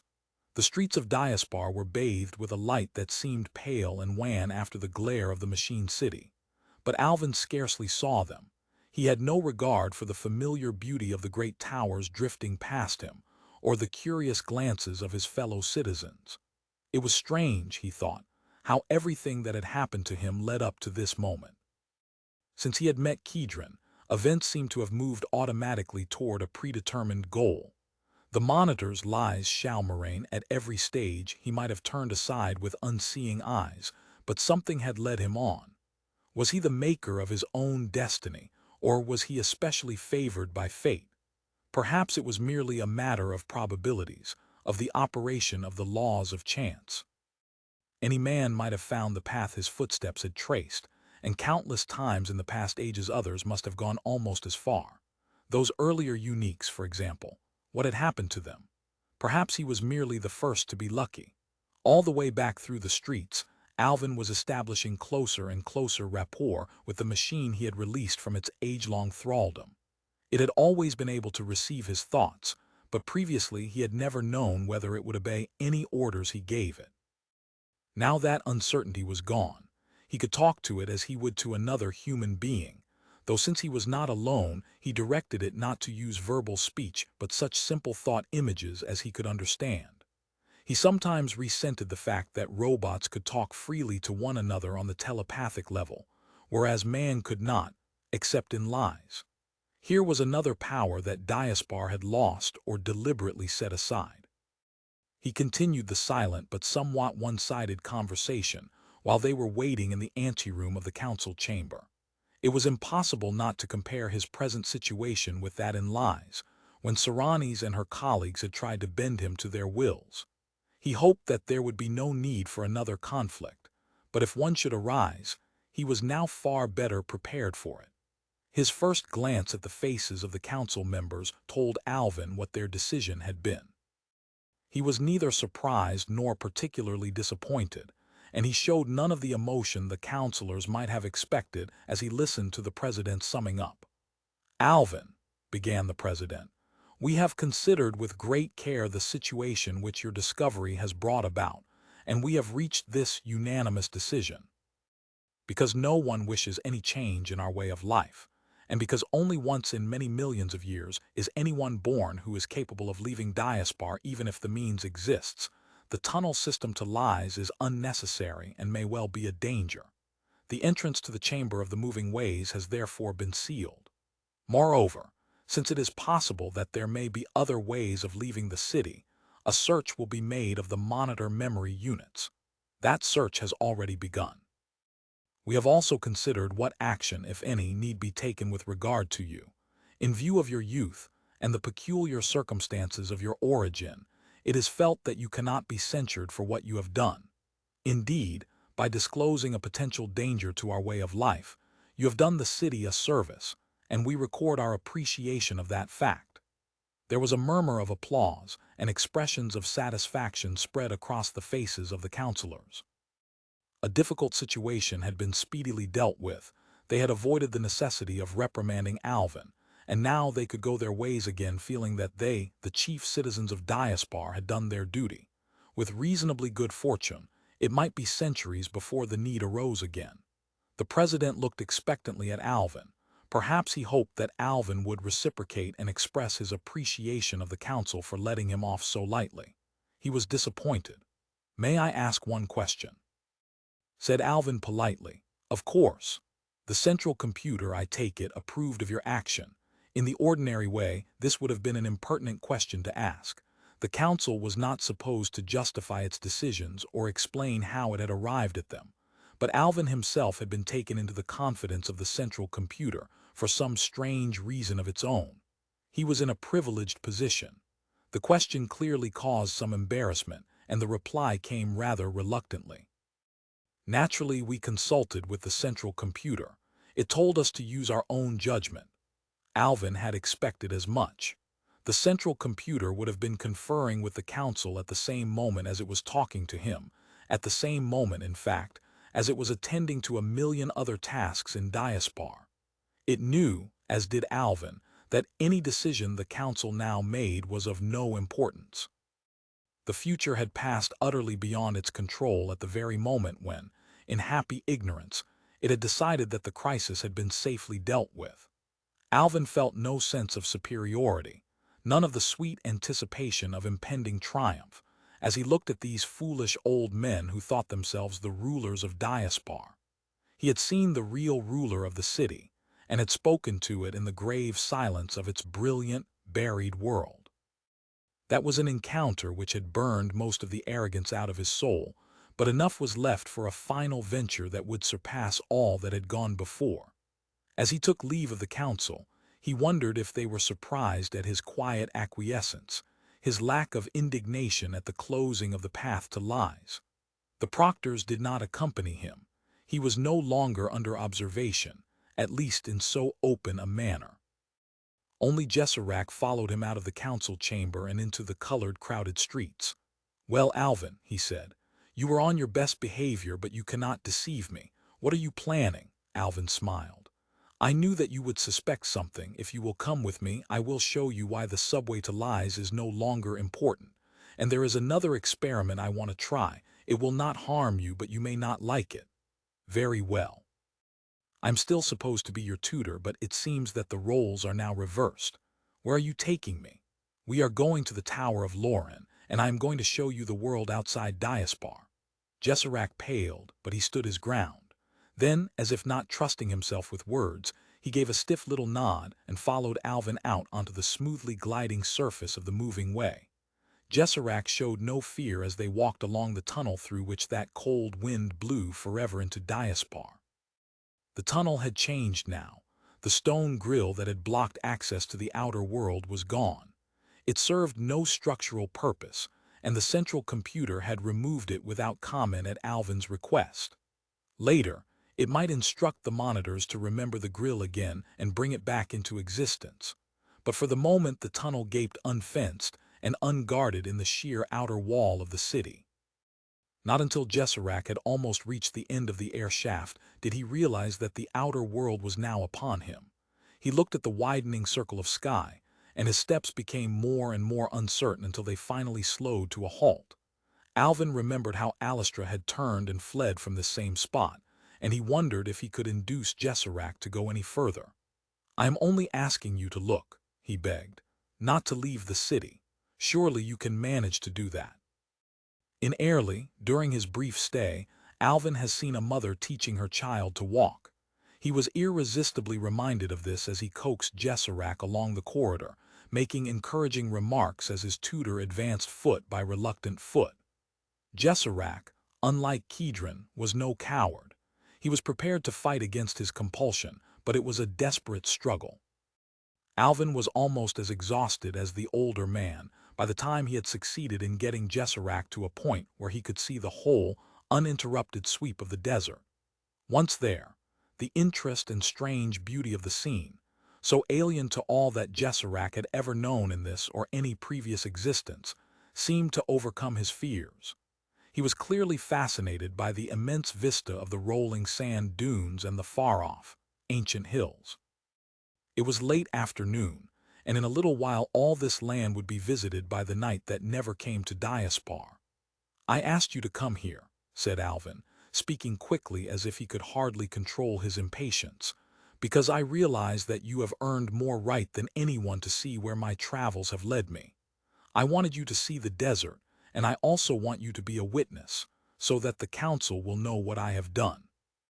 As I told the council, I brought this robot home from Lies in the hope that the central computer would be able to break the block that has been imposed on its memories by the man known as the Master. By a trick which I still don't fully understand, the computer did that. Now I have access to all the memories in this machine, as well as to the special skills that had been designed into it. I'm going to use one of those skills now. Watch." On a soundless order which Jesserac could only guess, the robot floated out of the tunnel entrance, picked up speed, and within seconds was no more than a distant metallic gleam in the sunlight. It was flying low over the desert, across the sand dunes that lay crisscrossed like frozen waves. Jesserac had the unmistakable impression that it was searching, though for what he could not imagine. Then, abruptly, the glittering speck soared away from the desert and came to rest 1,000 feet above the ground. At the same moment, Alvin gave an explosive sigh of satisfaction and relief. He glanced quickly at Jesserac, as if to say, "This is it." At first, not knowing what to expect, Jesserac could see no change. Then, scarcely believing his eyes, he saw that a cloud of dust was slowly rising from the desert. Nothing is more terrible than movement where no movement should ever be again, but Jesserac was beyond surprise or fear as the sand dunes began to slide apart. Beneath the desert something was stirring like a giant awakening from its sleep, and presently there came to Jesserac's ears the rumble of falling earth and the shriek of rock split asunder by irresistible force. Then, suddenly, a great geyser of sand erupted hundreds of feet into the air, and the ground was hidden from sight. Slowly the dust began to settle back into a jagged wound torn across the face of the desert. But Jesserac and Alvin still kept their eyes fixed steadfastly upon the open sky, which a little while ago had held only the waiting robot. Now at last Jesserac knew why Alvin had seemed so indifferent to the decision of the council, why he had shown no emotion when he was told that the subway to Lies had been closed. The covering of earth and rock could blur, but could not conceal the proud lines of the ship still ascending from the riven desert. As Jesserac watched, it slowly turned toward them until it had foreshortened to a circle. Then, very leisurely, the circle started to expand. Alvin began to speak, rather quickly, as if the time were short. This robot was designed to be the master's companion and servant, and above all, the pilot of his ship. Before he came to Lies, he landed at the port of Diaspar, which now lies out there beneath those sands. Even in his day, it must have been largely deserted. I think that the master's ship was one of the last ever to reach Earth. He lived for a while in Diaspar before he went to Chalmeraine. The way must still have been open in those days. But he never needed the ship again, and all these ages it has been waiting out there beneath the sands. Like Diaspar itself, like this robot, like everything that the builders of the past considered really important, it was preserved by its own eternity circuits. As long as it had a source of power, it could never wear out or be destroyed. The image carried in its memory cells would never fade, and that image controlled its physical structure. The ship was now very close, as the controlling robot guided it toward the tower. Jesserac could see that it was about 100 feet long and sharply pointed at both ends. There appeared to be no windows or other openings, though the thick layer of earth made it impossible to be certain of this. Suddenly they were spattered with dirt as a section of the hull opened outward, and Jesserac caught a glimpse of a small, bare room with a second door at its far end. The ship was hanging only a foot away from the mouth of the air vent, which it had approached very cautiously like a sensitive living thing. "Goodbye, Jesserac," said Alvin. I cannot go back into Diaspar to say farewell to my friends. Please do that for me.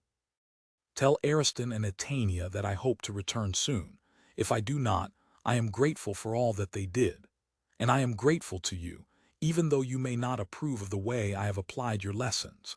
And as for the council, tell it that a road that has once been opened cannot be closed again merely by passing a resolution. The ship was now only a dark stain against the sky, and of a sudden Jesserac lost it altogether.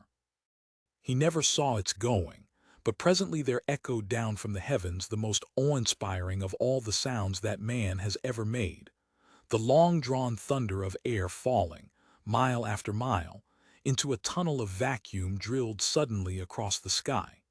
Even when the last echoes had died away into the desert, Jesserac never moved. He was thinking of the boy who had gone, for to Jesserac, Alvin would always be a child, the only one to come into Diaspar since the cycle of birth and death had been broken so long ago. Alvin would never grow up. To him the whole universe was a plaything, a puzzle to be unraveled for his own amusement.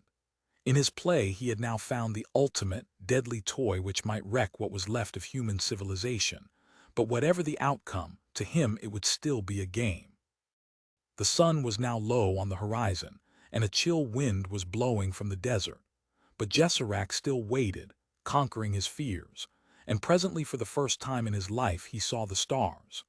Chapter 18. Even in Diaspar, Alvin had seldom seen such luxury as that which lay before him when the inner door of the airlock slid aside. Whatever else he had been, at least the master was no ascetic. Not until some time later did it occur to Alvin that all this comfort might be no vain extravagance. This little world must have been the master's only home on many long journeys among the stars.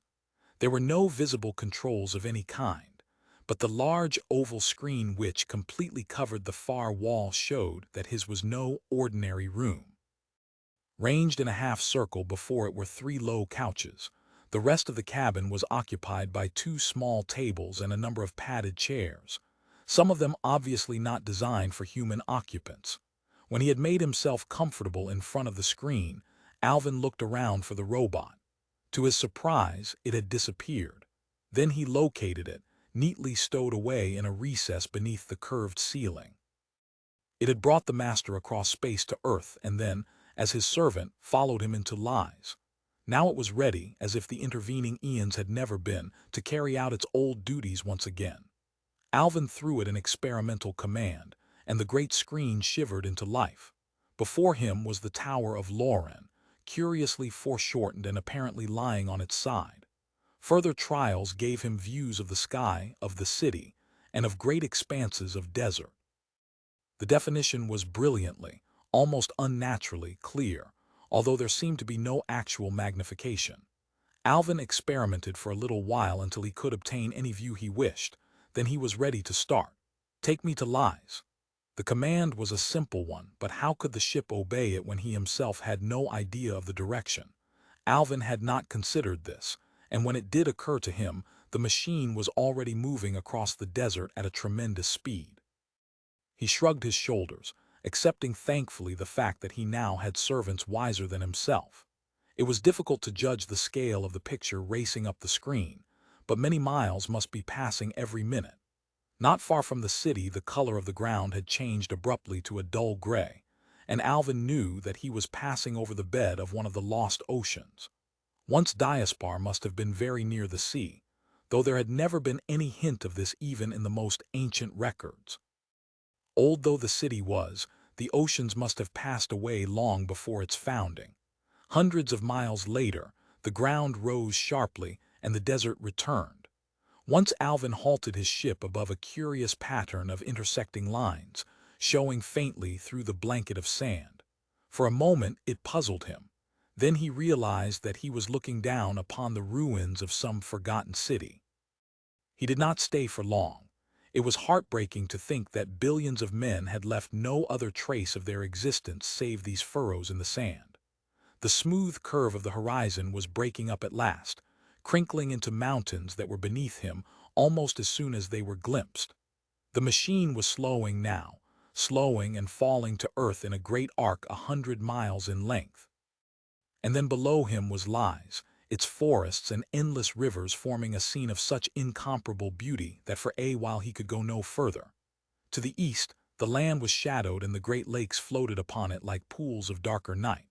But toward the sunset, the waters danced and sparkled with light, throwing back toward him such colors as he had never imagined. It was not difficult to locate Airlie, which was fortunate, for the robot could guide him no further. Alvin had expected this, and felt a little glad to have discovered some limits to its powers. It was unlikely that it would ever have heard of Airlie, so the position of the village would never have been stored in its memory cells. After a little experimenting, Alvin brought his ship to rest on the hillside that had given him his first glimpse of Lies. It was quite easy to control the machine.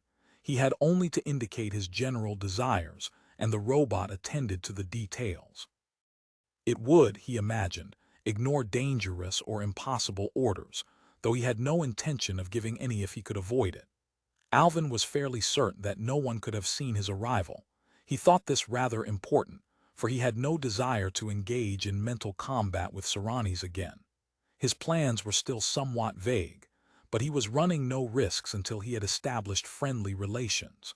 The robot could act as his ambassador, while he remained safely in the ship.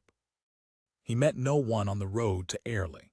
It was strange to sit in the spaceship while his field of vision moved effortlessly along the familiar path, and the whispering of the forest sounded in his ears. As yet he was unable to identify himself fully with the robot, and the strain of controlling it was still considerable. It was nearly dark when he reached Airlie, and the little houses were floating in pools of light. Alvin kept to the shadows and had almost reached Saranis's home before he was discovered. Suddenly there was an angry, high-pitched buzzing, and his view was blocked by a flurry of wings. He recoiled involuntarily before the onslaught. Then he realized what had happened. Criff was once again expressing his resentment of anything that flew without wings. Not wishing to hurt the beautiful but stupid creature, Alvin brought the robot to a halt and endured as best he could the blows that seemed to be raining upon him. Though he was sitting in comfort a mile away, he could not avoid flinching and was glad when Hilvar came out to investigate. At his master's approach, Kreese departed, still buzzing balefully. In the silence that followed, Hilvar stood looking at the robot for a while. Then he smiled. "Hello, Alvin," he said. "I'm glad you've come back. Or are you still in Diaspar?" Not for the first time, Alvin felt an envious admiration for the speed and precision of Hilvar's mind. "No," he said, wondering as he did so how clearly the robot echoed his voice. "I'm in Airlie, not very far away, but I'm staying here for the present." Hilvar laughed. "I think that's just as well. Saranis has forgiven you, but as for the assembly, well, that is another matter. There is a conference going on here at the moment, the first we have ever had in Airlie." "Do you mean," asked Alvin, "that your counselors have actually come here?" "With your telepathic powers, I should have thought that meetings weren't necessary. They are rare, but there are times when they are felt desirable. I don't know the exact nature of the crisis, but 3 senators are already here and the rest are expected soon." Alvin could not help smiling at the way in which events in Diaspar had been mirrored here. Wherever he went, he now seemed to be leaving a trail of consternation and alarm behind him. "I think it would be a good idea," he said, "if I could talk to this assembly of yours as long as I can do so in safety." "It would be safe for you to come here yourself," said Hilvar, "if the assembly promises not to try and take over your mind again. Otherwise, I should stay where you are. I'll lead your robot to the senators. They'll be rather upset to see it." Alvin felt that keen but treacherous sense of enjoyment and exhilaration as he followed Hilvar into the house. He was meeting the rulers of Lies on more equal terms now, though he felt no rancor against them. It was very pleasant to know that he was now master of the situation, and in command of powers which even yet he had not fully turned to account. The door of the conference room was locked, and it was some time before Hilvar could attract attention. The minds of the senators, it seemed, were so completely engaged that it was difficult to break into their deliberations. Then the walls slid reluctantly aside, and Alvin moved his robot swiftly forward into the chamber. The 3 senators froze in their seats as he floated toward them, but only the slightest flicker of surprise crossed Saranis's face. Perhaps Hilvar had already sent her a warning, or perhaps she had expected that, sooner or later, Alvin would return. "Good evening," he said politely, as if this vicarious entry were the most natural thing in the world. "I've decided to come back." Their surprise certainly exceeded his expectations. One of the senators, a young man with graying hair, was the first to recover. "How did you get here?" he gasped. The reason for his astonishment was obvious. Just as Diaspar had done, so Lies must also have put the subway out of action. "Why, I came here just as I did last time," said Alvin, unable to resist amusing himself at their expense. Two of the senators looked fixedly at the third, who spread his hands in a gesture of baffled resignation. Then the young man who had addressed him before spoke again. "Didn't you have any difficulty?" he asked. "None at all," said Alvin, determined to increase their confusion. He saw that he had succeeded. "I've come back," he continued, "under my own free will and because I have some important news for you. However, in view of our previous disagreement, I'm remaining out of sight for the moment. If I appear personally, will you promise not to try to restrict my movements again?" No one said anything for a while, and Alvin wondered what thoughts were being silently interchanged. Then Serrani spoke for them all. "We won't attempt to control you again, though I don't think we were very successful before." "Very well," replied Alvin. "I will come to Airlie as quickly as I can." He waited until the robot had returned. Then very carefully he gave the machine its instructions and made it repeat them back to him. Serrani's, he was quite sure, would not break her word. Nevertheless, he preferred to safeguard his line of retreat. The airlock closed silently behind him as he left the ship. A moment later there was a whispering hiss, like a long-drawn gasp of surprise, as the air made way for the rising ship. For an instant a dark shadow blotted out the stars. Then the ship was gone. Not until it had vanished did Alvin realize that he had made a slight but annoying miscalculation of the kind that could bring the best-laid plans to disaster. He had forgotten that the robot's senses were more acute than his own, and the night was far darker than he had expected. More than once he lost the path completely, and several times he barely avoided colliding with trees. It was almost pitch black in the forest, and once something quite large came toward him through the undergrowth. There was the faintest crackling of twigs, and two emerald eyes were looking steadfastly at him from the level of his waist. He called softly, and an incredibly long tongue rasped across his hand.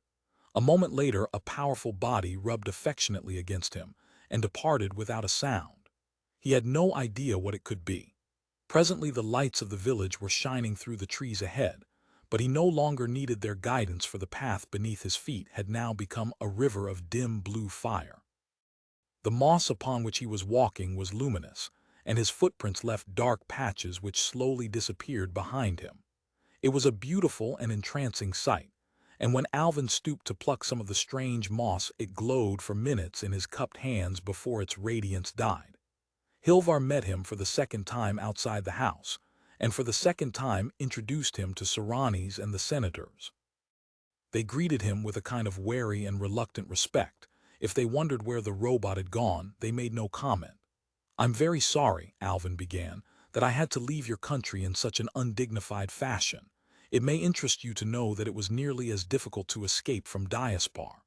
He let that remark sink in, then added quickly, "I have told my people all about Lies, and I did my best to give a favorable impression.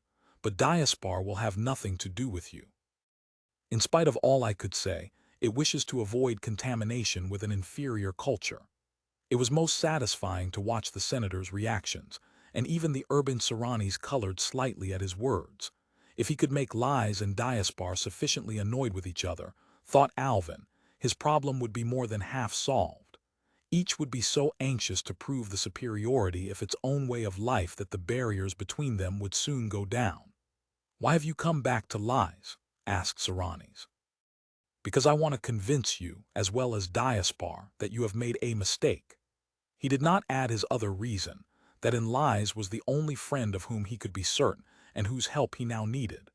The senators were still silent, waiting for him to continue, and he knew that looking through their eyes and listening through their ears were many other unseen intelligences.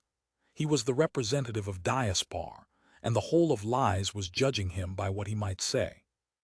It was a great responsibility, and he felt humbled before it. He marshaled his thoughts and then began to speak. His theme was Diaspar.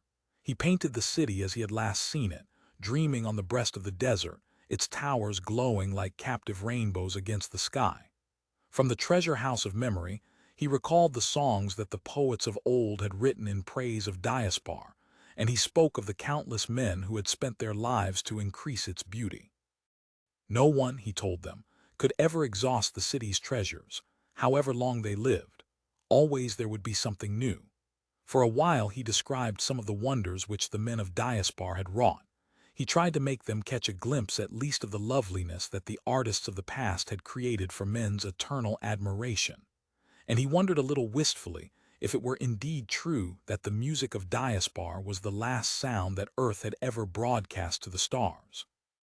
They heard him to the end without interruption or questioning. When he had finished, it was very late, and Alvin felt more tired than he could ever before remember. The strain and excitement of the long day had told on him at last, and quite suddenly he was asleep.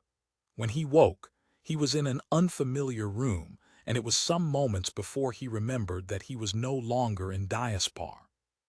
As consciousness returned, so the light grew around him, until presently he was bathed in the soft, cool radiance of the morning sun, streaming through the now transparent walls. He lay in drowsy half-awareness, recalling the events of the previous day and wondering what forces he had now set in motion. With a soft, musical sound, one of the walls began to pleat itself up in a manner so complicated that it eluded the eye. Hilvar stepped through the opening that had been formed and looked at Alvin with an expression half of amusement, half of serious concern. "Now that you're awake, Alvin," he said, "perhaps you'll at least tell me what your next move is and how you managed to return here. The senators are just leaving to look at the subway. They can't understand how you managed to come back through it. Did you?" Alvin jumped out of bed and stretched himself mightily. "Perhaps we'd better overtake them," he said. "I don't want to make them waste their time. As for the question you asked me, in a little while I'll show you the answer to that." They had almost reached the lake before they overtook the three senators, and both parties exchanged slightly self-conscious greetings. The committee of investigation could see that Alvin knew where it was going, and the unexpected encounter had clearly put it somewhat at a loss. "I'm afraid I misled you last night," said Alvin cheerfully. "I didn't come to Lies by the old route, so your attempt to close it was quite unnecessary. As a matter of fact, the Council of Diaspar also closed it at their end, with equal lack of success." The senators' faces were a study in perplexity as one solution after another chased through their brains. "Then how did you get here?" said the leader. There was a sudden, dawning comprehension in his eyes, and Alvin could tell that he had begun to guess the truth. He wondered if he had intercepted the command his mind had just sent winging across the mountains. But he said nothing, and merely pointed in silence to the northern sky. Too swiftly for the eye to follow, a needle of silver light arched across the mountains, leaving a mile-long trail of incandescence. 20,000 feet above Lies, it stopped. There was no deceleration, no slow breaking of its colossal speed. It came to a halt instantly, so that the eye that had been following it moved on across a quarter of the heavens before the brain could arrest its motion. Down from the skies crashed a mighty peal of thunder, the sound of air battered and smashed by the violence of the ship's passage. A little later the ship itself, gleaming splendidly in the sunlight, came to rest upon the hillside 100 yards away. It was difficult to say who was the most surprised, but Alvin was the first to recover. As they walked, very nearly running, toward the spaceship, he wondered if it normally traveled in this meteoric fashion. The thought was disconcerting, although there had been no sensation of movement on his voyage. Considerably more puzzling, however, was the fact that a day ago this resplendent creature had been hidden beneath a thick layer of iron-hard rock, the coating it had still retained when it had torn itself loose from the desert. Not until Alvin had reached the ship and burned his fingers by incautiously resting them on the hull did he understand what had happened. Near the stern there were still traces of earth, but it had been fused into lava. All the rest had been swept away, leaving uncovered the stubborn shell which neither time nor any natural force could ever touch. With Hilvar by his side, Alvin stood in the open door and looked back at the silent senators. He wondered what they were thinking, what indeed the whole of Lies was thinking. From their expressions it almost seemed as if they were beyond thought. "I am going to Chalmeraine," said Alvin, "and I will be back in Airlie within an hour or so. But that is only a beginning, and while I am away, there is a thought I would leave with you. This is no ordinary flyer of the kind in which men traveled over the earth. It is a spaceship, one of the fastest ever built. If you want to know where I found it, you will find the answer in Diaspar, but you will have to go there, for Diaspar will never come to you." He turned to Hilvar and gestured to the door. Hilvar hesitated for a moment only, looking back once at the familiar scenes around him. Then he stepped forward into the airlock. The senators watched until the ship, now moving quite slowly, for it had only a little way to go, had disappeared into the south. Then the gray-haired young man who led the group shrugged his shoulders philosophically and turned to one of his colleagues. "You've always opposed us for wanting change," he said, "and so far you have won. But I don't think the future lies with either of our groups now. Lies and Diaspar have both come to the end of an era, and we must make the best of it." "I am afraid you are right," came the gloomy reply. "This is a crisis, and Alvin knew what he was saying when he told us to go to Diaspar. They know about us now, so there is no further purpose in concealment. I think we had better get in touch with our cousins. We may find them more anxious to cooperate now. But the subway is closed at both ends. We can open ours. It will not be long before Diaspar does the same." The minds of the senators, those in Airlie and those scattered over the whole width of Lies, considered the proposal and disliked it heartily, but they saw no alternative. Sooner than he had any right to expect, the seed that Alvin had planted was beginning to flower. The mountains were still swimming in shadow when they reached Chalmeraine. From their height the great bowl of the fortress looked very small. It seemed impossible that the fate of Earth had once depended on that tiny ebony circle.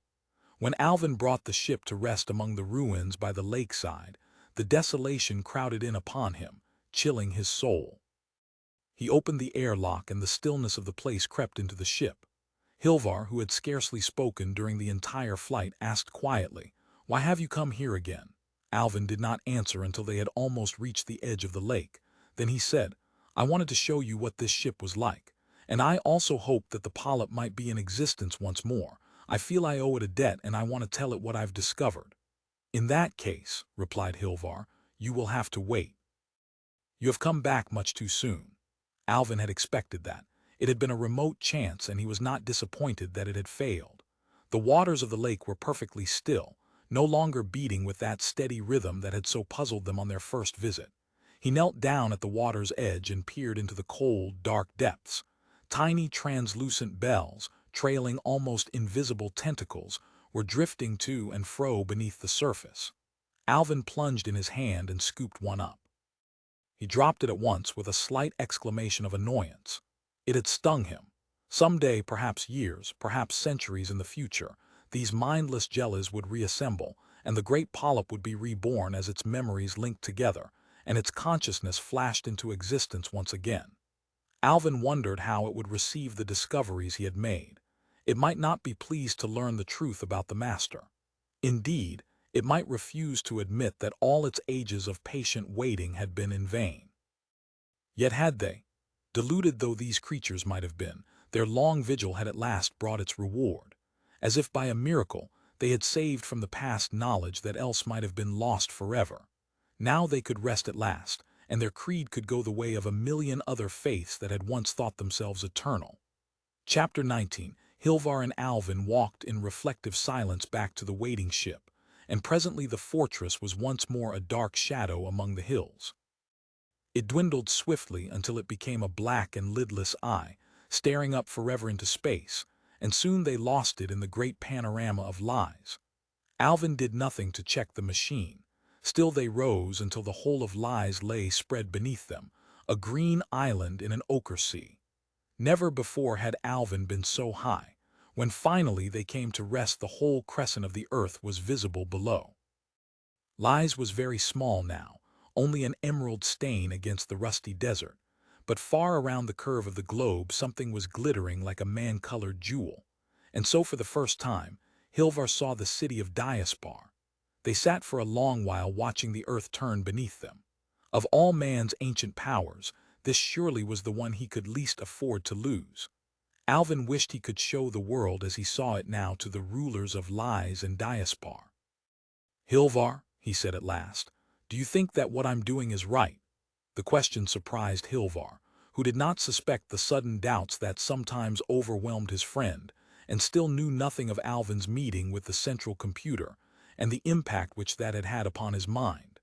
It was not an easy question to answer dispassionately. Like Kedron, though with less cause, Hilvar felt that his own character was becoming submerged.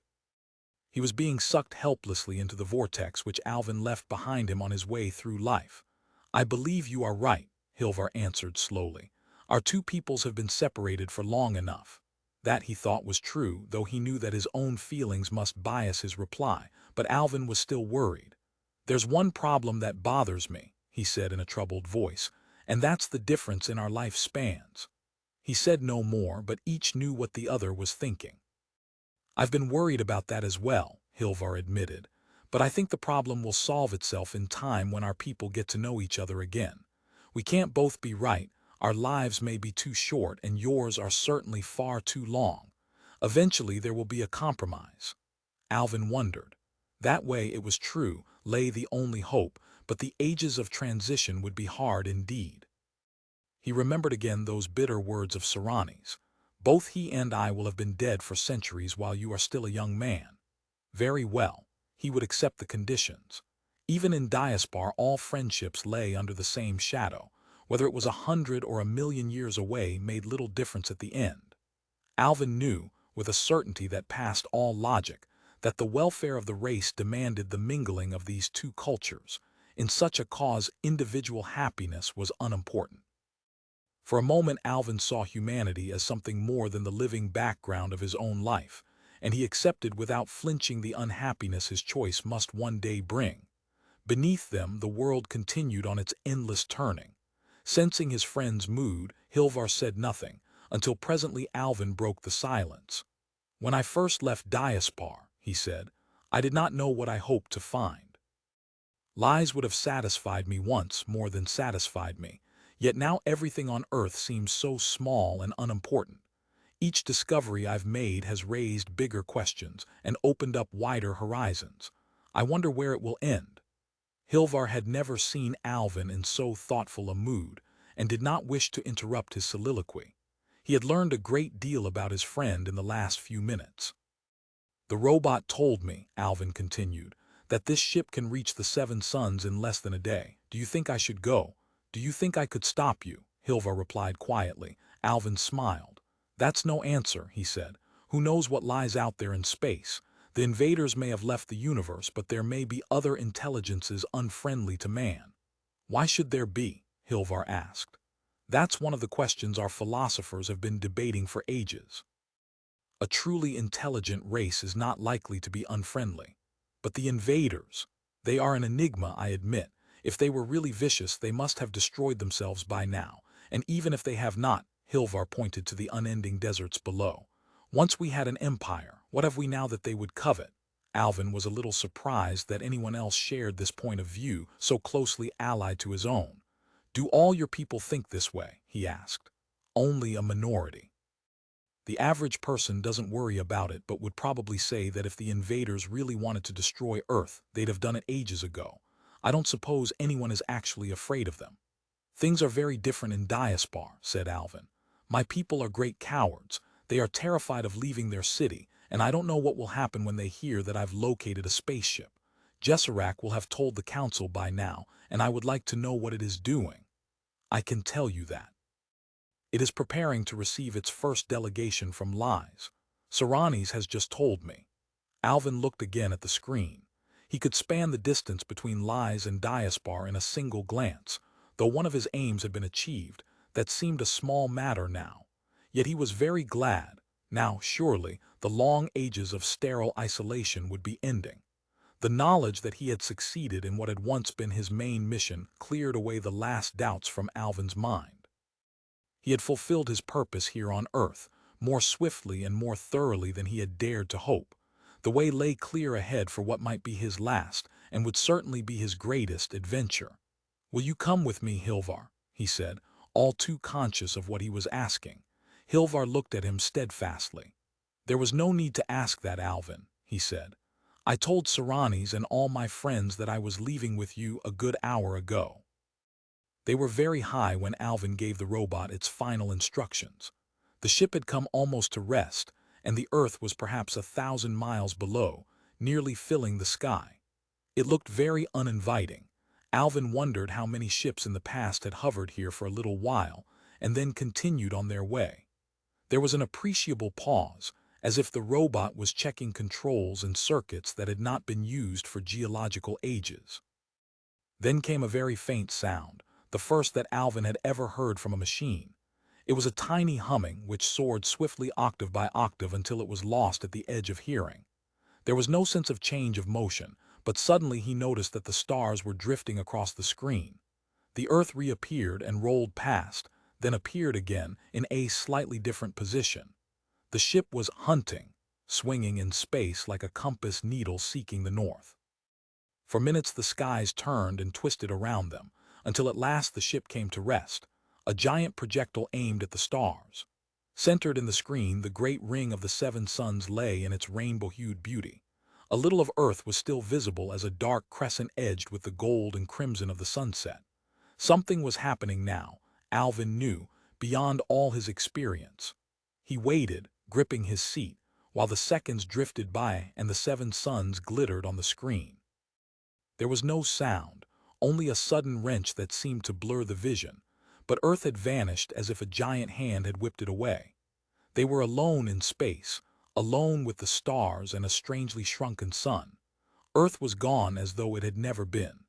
Again came that wrench, and with it now the faintest murmur of sound, as if for the first time the generators were exerting some appreciable fraction of their power.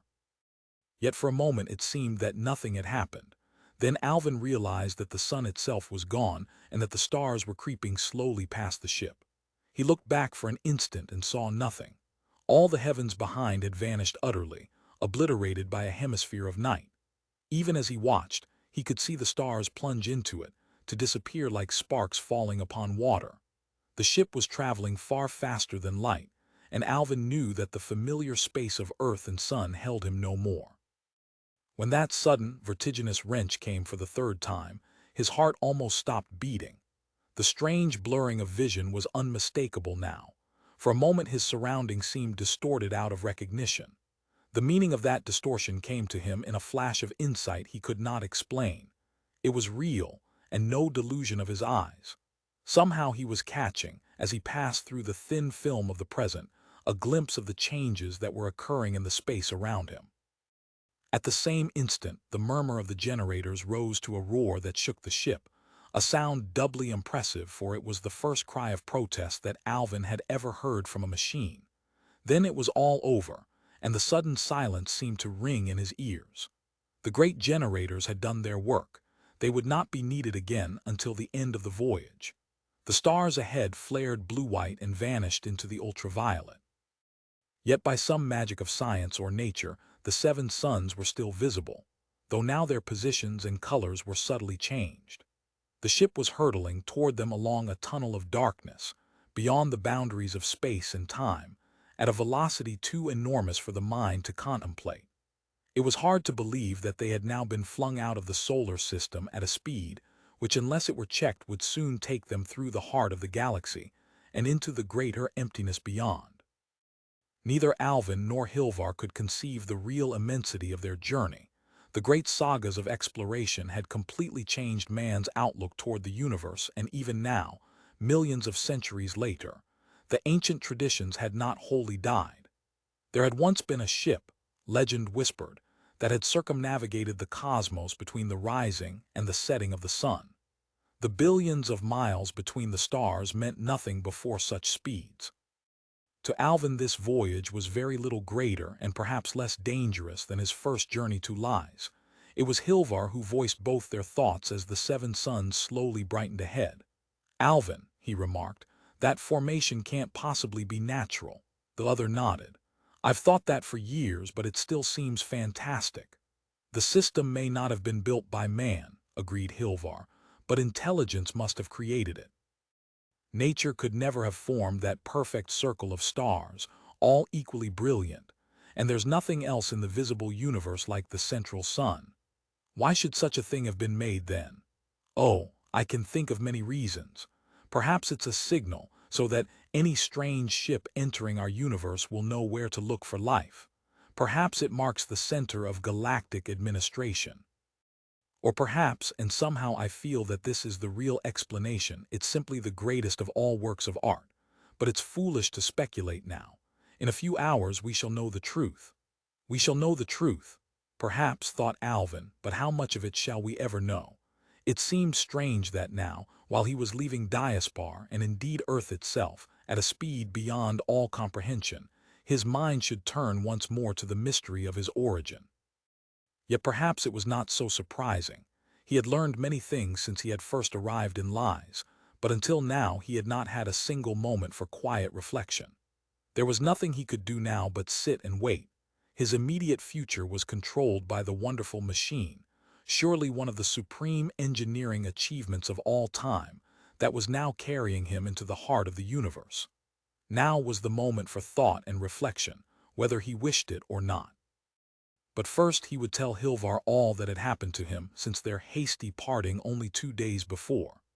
Hilvar absorbed the tale without comment and without asking for any explanations. He seemed to understand at once everything that Alvin described, and showed no signs of surprise even when he heard of the meeting with the central computer and the operation it had performed upon the robot's mind. It was not that he was incapable of wonder, but that the history of the past was full of marvels that could match anything in Alvin's story. "It's obvious," he said, when Alvin had finished talking, "that the central computer must have received special instructions regarding you when it was built. By now, you must have guessed why." "I think so. Kedron gave me part of the answer when he explained how the men who designed Diaspar had taken steps to prevent it becoming decadent.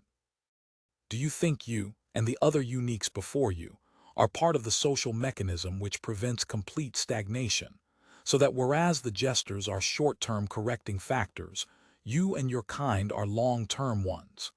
Hilvar had expressed the idea better than Alvin could, yet this was not exactly what he had in mind.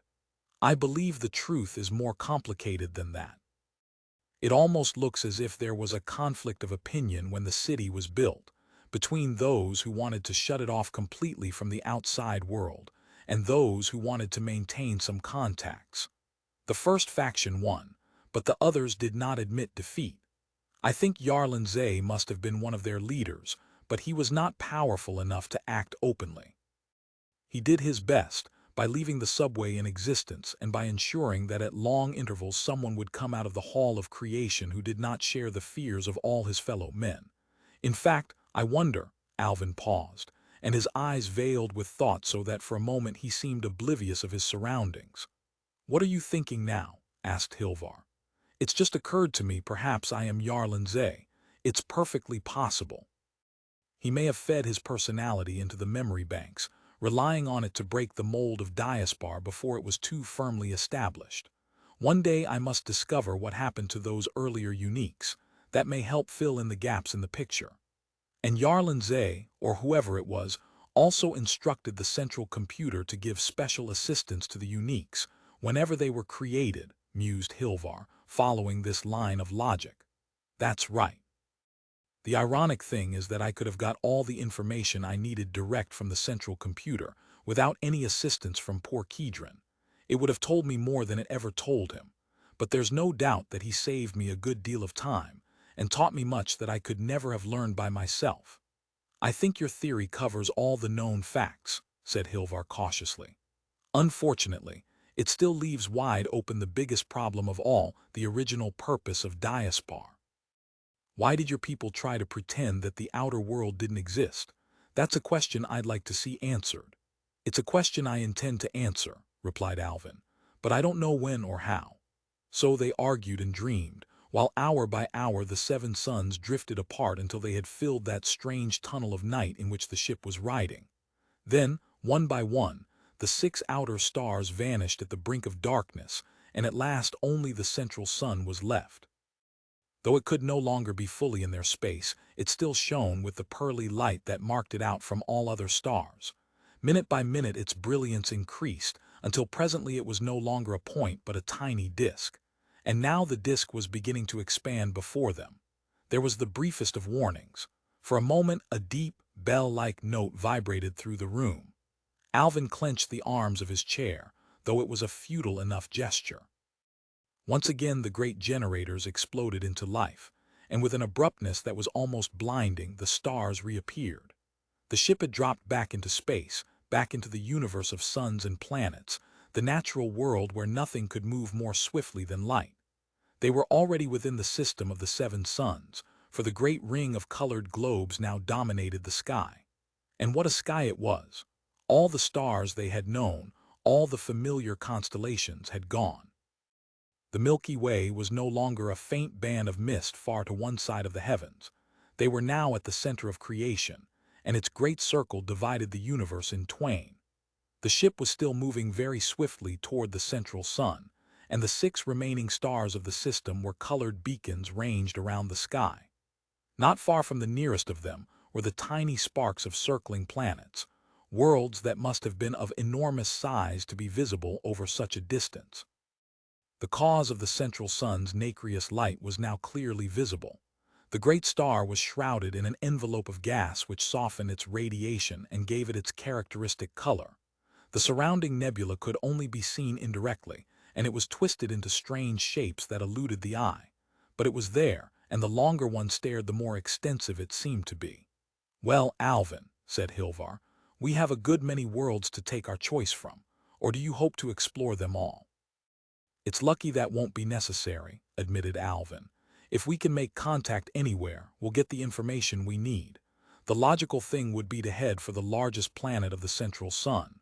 Unless it's too large. Some planets, I've heard, were so big that human life could not exist on them. Men would be crushed under their own weight. I doubt if that will be true here, since I'm sure this system is entirely artificial.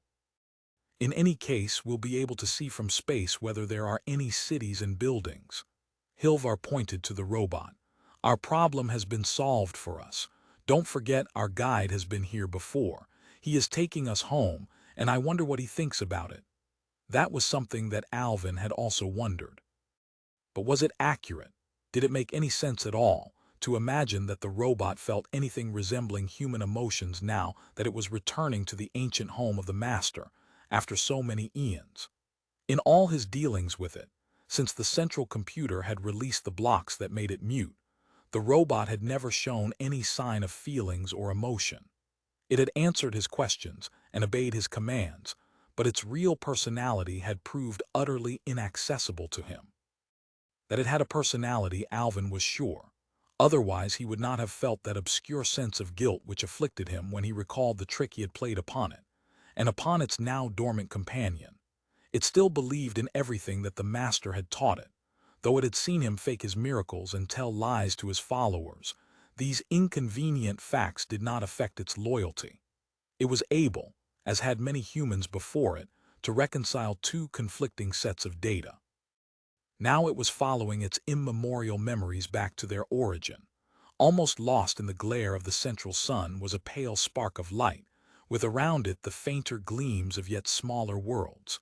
Their enormous journey was coming to its end. In a little while they would know if it had been in vain. Chapter 20. The planet they were approaching was now only a few million miles away, a beautiful sphere of multicolored light. There could be no darkness anywhere upon its surface, for as it turned beneath the central sun, the other stars would march one by one across its skies. Alvin now saw very clearly the meaning of the master's dying words. It is lovely to watch the colored shadows on the planets of eternal light. Now they were so close that they could see continents and oceans and a faint haze of atmosphere. Yet there was something puzzling about its markings, and presently they realized that the divisions between land and water were curiously regular. This planet's continents were not as nature had left them, but how small a task the shaping of a world must have been to those who built its suns. "Those aren't oceans at all," Hilvar exclaimed suddenly.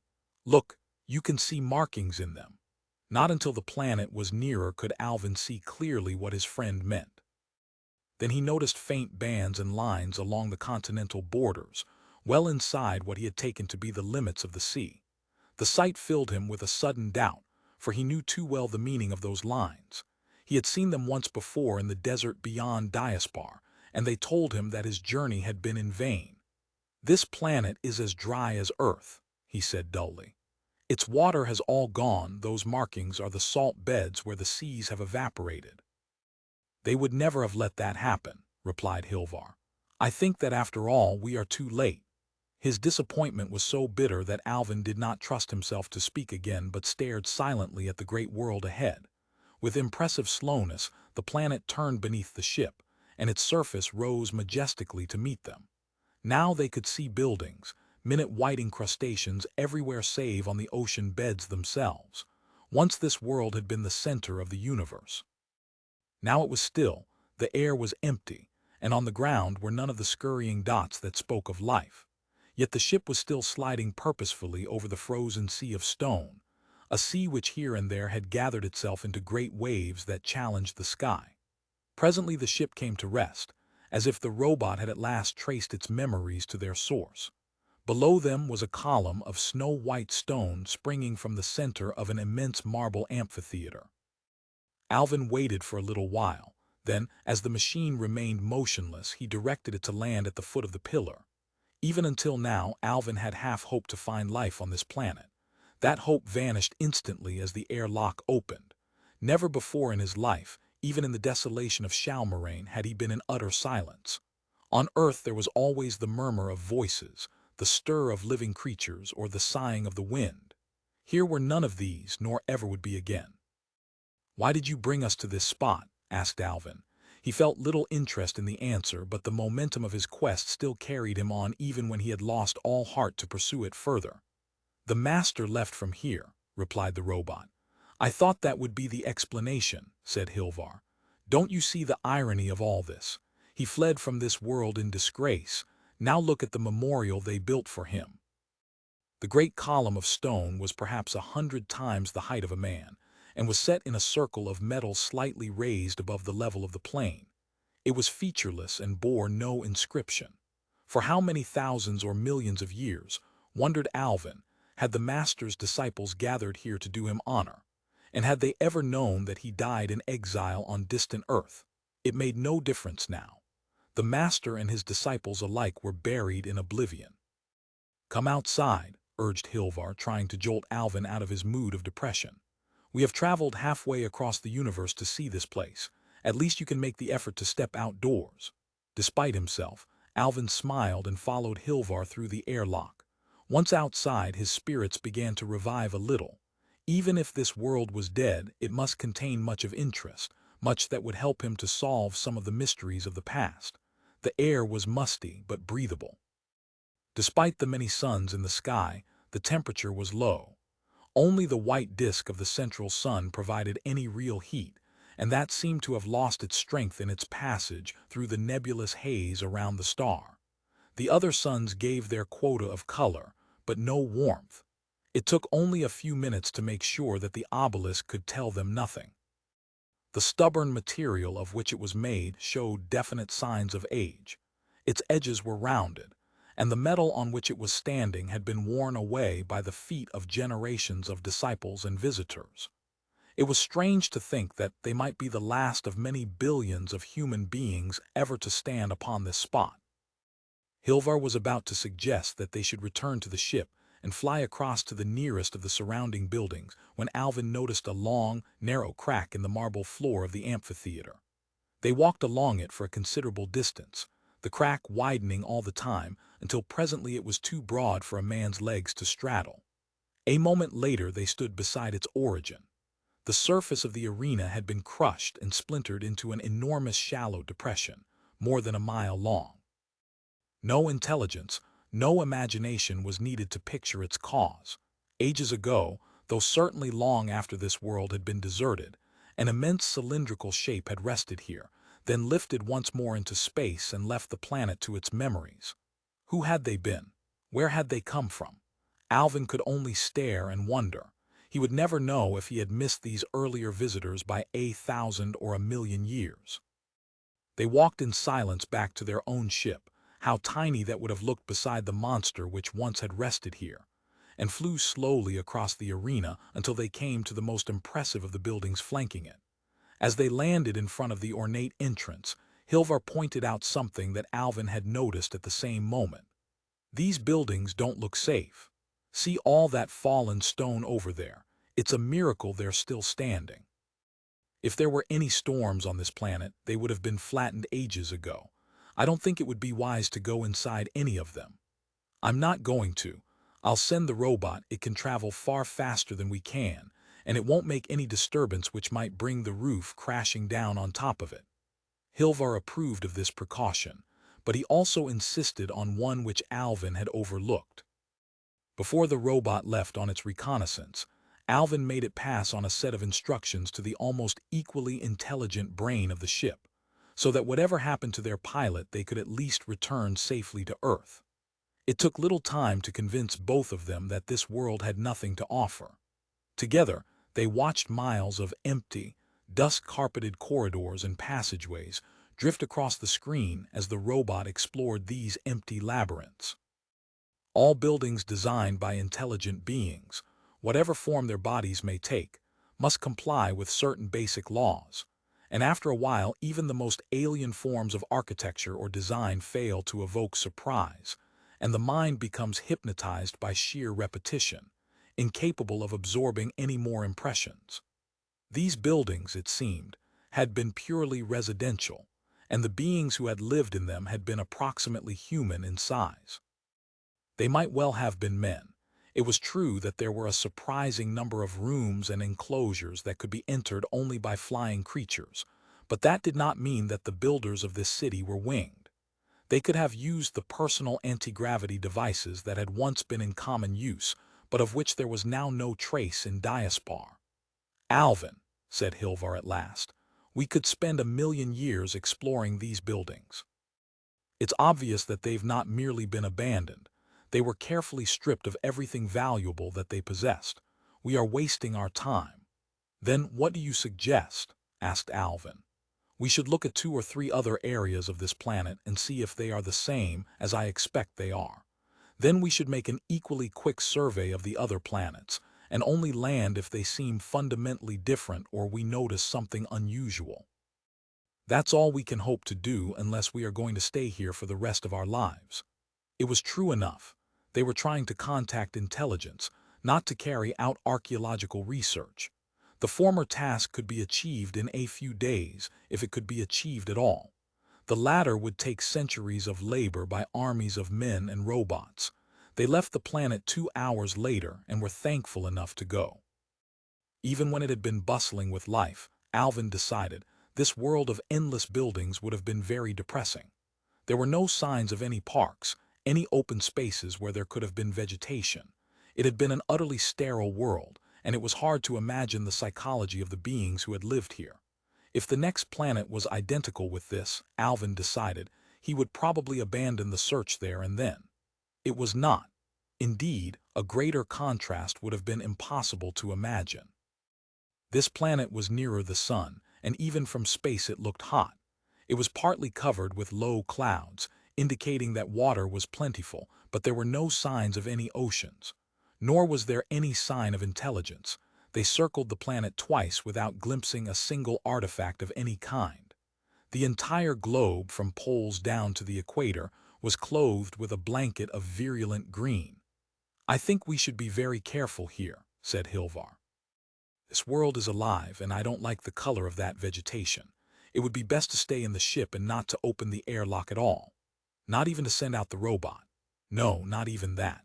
You have forgotten what disease is, and though my people know how to deal with it, we are a long way from home and there may be dangers here which we cannot see. I think this is a world that has run amok. Once it may have been all one great garden or park, but when it was abandoned, nature took over again. It could never have been like this while the system was inhabited." Alvin did not doubt that Hilvar was right. There was something evil, something hostile to all the order and regularity on which lies and Diaspar were based, in the biological anarchy below. Here a ceaseless battle had raged for 1 billion years. It would be well to be wary of the survivors. They came cautiously down over a great level plain, so uniform that its flatness posed an immediate problem. The plain was bordered by higher ground, completely covered with trees whose height could only be guessed. They were so tightly packed, and so enmeshed with undergrowth, that their trunks were virtually buried. There were many winged creatures flying among their upper branches, though they moved so swiftly that it was impossible to tell whether they were birds or insects, or neither. Here and there a forest giant had managed to climb a few scores of feet above its battling neighbors, who had formed a brief alliance to tear it down and destroy the advantage it had won. Despite the fact that this was a silent war, fought too slowly for the eye to see, the impression of merciless, implacable conflict was overwhelming. The plain, by comparison, appeared placid and uneventful. It was flat to within a few inches, right out to the horizon, and seemed to be covered with a thin, wiry grass. Though they descended to within 50 feet of it, there was no sign of any animal life, which Hilvar found somewhat surprising. Perhaps, he decided, it had been scared underground by their approach. They hovered just above the plain while Alvin tried to convince Hilvar that it would be safe to open the airlock, and Hilvar patiently explained such conceptions as bacteria, fungi, viruses, and microbes. Ideas which Alvin found hard to visualize, and harder still to apply to himself. The argument had been in progress for some minutes before they noticed a peculiar fact. The vision screen, which a moment ago had been showing the forest ahead of them, had now become blank. "Did you turn that off?" said Hilvar, his mind, as usual, just one jump ahead of Alvin's. "No," replied Alvin, a cold shiver running down his spine as he thought of the only other explanation. "Did you turn it off?" he asked the robot. "No," came the reply, echoing his own. With a sigh of relief, Alvin dismissed the idea that the robot might have started to act on its own volition, that he might have a mechanical mutiny on his hands. "Then why is the screen blank?" he asked. "The image receptors have been covered." "I don't understand," said Alvin, forgetting for a moment that the robot would only act on definite orders or questions. He recovered himself quickly and asked, "What's covered the receptors?" "I do not know." The literal-mindedness of robots could sometimes be as exasperating as the discursiveness of humans. Before Alvin could continue the interrogation, Hilvar interrupted. "Tell it to lift the ship slowly," he said, and there was a note of urgency in his voice. Alvin repeated the command. There was no sense of motion. There never was. Then, slowly, the image reformed on the vision screen, though for a moment it was blurred and distorted. But it showed enough to end the argument about landing. The level plain was level no longer. A great bulge had formed immediately below them, a bulge which was ripped open at the top where the ship had torn free. Huge pseudopods were waving sluggishly across the gap, as if trying to recapture the prey that had just escaped from their clutches. As he stared in horrified fascination, Alvin caught a glimpse of a pulsing scarlet orifice, fringed with whip-like tentacles which were beating in unison, driving anything that came into their reach down into that gaping maw. Foiled of its intended victim, the creature sank slowly into the ground, and it was then that Alvin realized that the plain below was merely the thin scum on the surface of a stagnant sea. "What was that thing?" he gasped. "I'd have to go down and study it before I could tell you that," Hilvar replied matter-of-factly. "It may have been some form of primitive animal, perhaps even a relative of our friend in Shalmarain. Certainly it was not intelligent, or it would have known better than to try to eat a spaceship." Alvin felt shaken, though he knew that they had been in no possible danger. He wondered what else lived down there beneath that innocent sward, which seemed to positively invite him to come out and run upon its springy surface. "I could spend a lot of time here," said Hilvar, obviously fascinated by what he had just seen. "Evolution must have produced some very interesting results under these conditions." Not only evolution but devolution as well, as higher forms of life regressed when the planet was deserted. "By now equilibrium must have been reached and you're not leaving already." His voice sounded quite plaintive as the landscape receded below them. "I am," said Alvin. I've seen a world with no life and a world with too much, and I don't know which I dislike more. 5,000 feet above the plain, the planet gave them one final surprise. They encountered a flotilla of huge, flabby balloons drifting down the wind. From each semi-transparent envelope, clusters of tendrils dangled to form what was virtually an inverted forest. Some plants, it seemed, in the effort to escape from the ferocious conflict on the surface, had learned to conquer the air. By a miracle of adaptation, they had managed to prepare hydrogen and store it in bladders, so that they could lift themselves into the comparative peace of the lower atmosphere. Yet it was not certain that even here they had found security. Their downward-hanging stems and leaves were infested with an entire fauna of spidery animals, which must spend their lives floating far above the surface of the globe, continuing the universal battle for existence on their lonely aerial islands. Presumably, they must from time to time have some contact with the ground. Alvin saw one of the great balloons suddenly collapse and fall out of the sky, its broken envelope acting as a crude parachute. He wondered if this was an accident, or part of the life cycle of these strange entities. Hilvar slept while they waited for the next planet to approach. For some reason which the robot could not explain to them, the ship traveled slowly, at least by comparison with its universe-spanning haste, now that it was within a solar system. It took almost 2 hours to reach the world that Alvin had chosen for his third stop, and he was a little surprised that any mere interplanetary journey should last so long. He woke Hilvar as they dropped down into the atmosphere. "What do you make of that?" he asked, pointing to the vision screen. Below them was a bleak landscape of blacks and grays, showing no sign of vegetation or any other direct evidence of life. But there was indirect evidence. The low hills and shallow valleys were dotted with perfectly formed hemispheres, some of them arranged in complex, symmetrical patterns. They had learned caution on the last planet, and after carefully considering, all the possibilities remained poised high in the atmosphere while they sent the robot down to investigate. Through its eyes, they saw one of the hemispheres approach until the robot was floating only a few feet away from the completely smooth, featureless surface. There was no sign of any entrance, nor any hint of the purpose which the structure served. It was quite large, over 100 feet high. Some of the other hemispheres were larger still. If it was a building, there appeared to be no way in or out. After some hesitation, Alvin ordered the robot to move forward and touch the dome. To his utter astonishment, it refused to obey him. This indeed was mutiny, or so at first sight it seemed. "Why won't you do what I tell you?" asked Alvin when he had recovered from his astonishment. "It is forbidden," came the reply. "Forbidden by whom? I do not know." "Then how no cancel that? Was the order built into you?" "No." That seemed to eliminate one possibility. The builders of these domes might well have been the race who made the robot and might have included this taboo in the machine's original instructions. "When did you receive the order?" asked Alvin. "I received it when I landed." Alvin turned to Hilvar, the light of a new hope burning in his eyes. "There's intelligence here. Can you sense it?"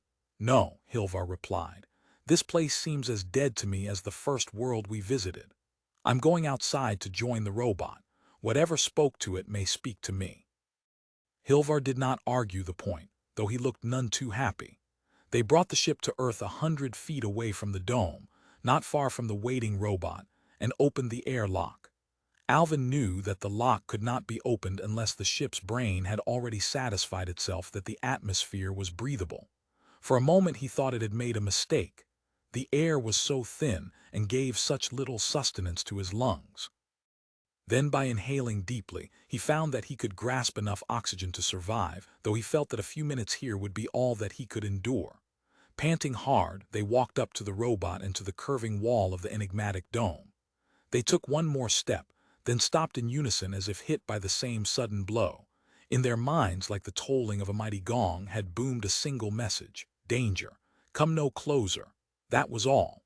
It was a message not in words, but in pure thought.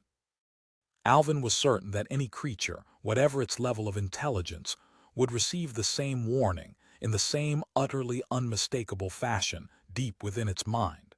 It was a warning, not a threat. Somehow they knew that it was not directed against them. it was for their own protection. Here, it seemed to say, is something intrinsically dangerous, and we, its makers, are anxious that no one shall be hurt through blundering ignorantly into it. Alvin and Hilvar stepped back several paces and looked at each other, each waiting for the other to say what was in his mind. Hilvar was the first to sum up the position. "I was right, Alvin," he said. "There is no intelligence here. That warning is automatic, triggered by our presence when we get too close."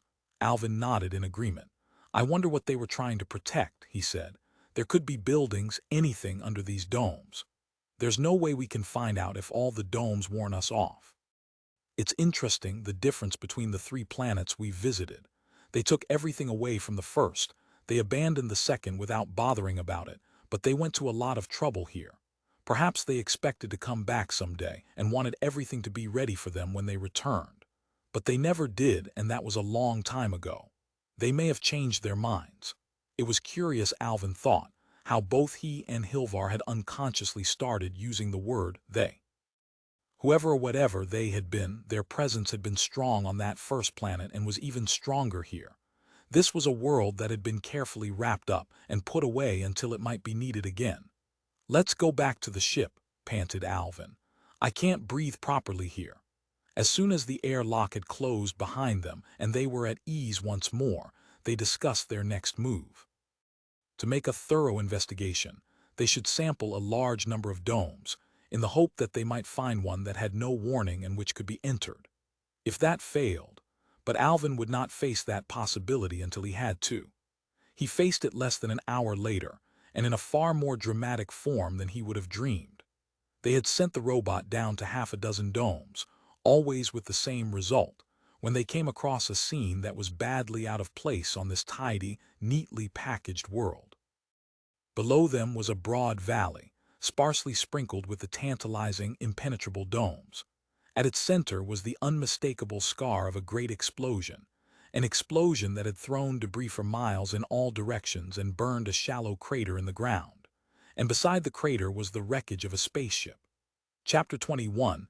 They landed close to the scene of this ancient tragedy and walked slowly, conserving their breath, toward the immense, broken hull towering above them. Only a short section, either the prow or the stern of the ship, remained. Presumably the rest had been destroyed in the explosion. As they approached the wreck, a thought slowly dawned in Alvin's mind, becoming stronger and stronger until it attained the status of certainty. "Hilvar," he said, finding it hard to talk and walk at the same time, "I believe this is the ship that landed on the first planet we visited." Hilvar nodded, preferring not to waste air. The same idea had already occurred to him. It was a good object lesson, he thought, for incautious visitors. He hoped it would not be lost on Alvin. They reached the hull and stared up into the exposed interior of the ship. It was like looking into a huge building that had been roughly sliced in two. Floors and walls and ceilings, broken at the point of the explosion, gave a distorted chart of the ship's cross-section. What strange beings, wondered Alvin, still lay where they had died in the wreckage of their vessel? "I don't understand this," said Hilvar suddenly. "This portion of the ship is badly damaged, but it's still fairly intact. Where's the rest of it? Did it break in two out in space and this part crash here?" Not until they had sent the robot exploring again and had themselves examined the area around the wreckage did they learn the answer. There was no shadow of doubt. Any reservations they might have had were banished when Alvin found the line of low mounds, each 10 feet long, on the little hill beside the ship. "So they landed here," mused Hilvar, "and ignored the warning. They were inquisitive, just as you are. They tried to open that dome." He pointed to the other side of the crater, to the smooth, still unmarked shell within which the departed rulers of this world had sealed their treasures. But it was no longer a dome. It was now an almost complete sphere, for the ground in which it had been set had been blasted away. They wrecked their ship, and many of them were killed. Yet despite that, they managed to make repairs and leave again, cutting off this section and stripping out everything of value. What a task that must have been! Alvin scarcely heard him. He was looking at the curious marker that had first drawn him to this spot, the slim shaft ringed by a horizontal circle a third of the way down from its tip. Alien and unfamiliar thought it was, he could respond to the mute message it had carried down the ages. Underneath those stones, if he cared to disturb them, was the answer to one question at least. It could remain unanswered. Whatever these creatures might have been, they had earned their right to rest. Hilvar scarcely heard the words Alvin whispered as they walked slowly back to the ship. "I hope they got home," he said. "And where now?" asked Hilvar when they were once more out in space. Alvin stared thoughtfully at the screen before replying. "Do you think I should go back?" he said. "It would be the sensible thing to do. Our luck may not hold out much longer, and who knows what other surprises these planets may have waiting for us." It was the voice of sanity and caution, and Alvin was now prepared to give it greater heed than he would have done a few days before. But he had come a long way and waited all his life for this moment. He would not turn back while there was still so much to see. "We'll stay in the ship from now on," he said, "and we won't touch surface anywhere. That should be safe enough, surely." Hilvar shrugged his shoulders, as if refusing to accept any responsibility for what might happen next. Now that Alvin was showing a certain amount of caution, he thought it unwise to admit that he was equally anxious to continue their exploring, though he had long ago abandoned all hope of meeting intelligent life upon any of these planets. A double world lay ahead of them, a great planet with a smaller satellite beside it. The primary might have been the twin of the second world they had visited. It was clothed in that same blanket of livid green. There would be no point in landing here. This was a story they already knew. Alvin brought the ship low over the surface of the satellite. He needed no warning from the complex mechanism which protected him to know that there was no atmosphere here. All shadows had a sharp, clean edge, and there were no gradations between night and day. It was the first world on which he had seen something approaching night, for only one of the more distant suns was above the horizon in the area where they made first contact. The landscape was bathed in a dull red light, as though it had been dipped in blood. For many miles they flew above mountains that were still as jagged and sharp as in the distant ages of their birth. This was a world that had never known change or decay, had never been scoured by winds and rains. No eternity circuits were needed here to preserve objects in their pristine freshness.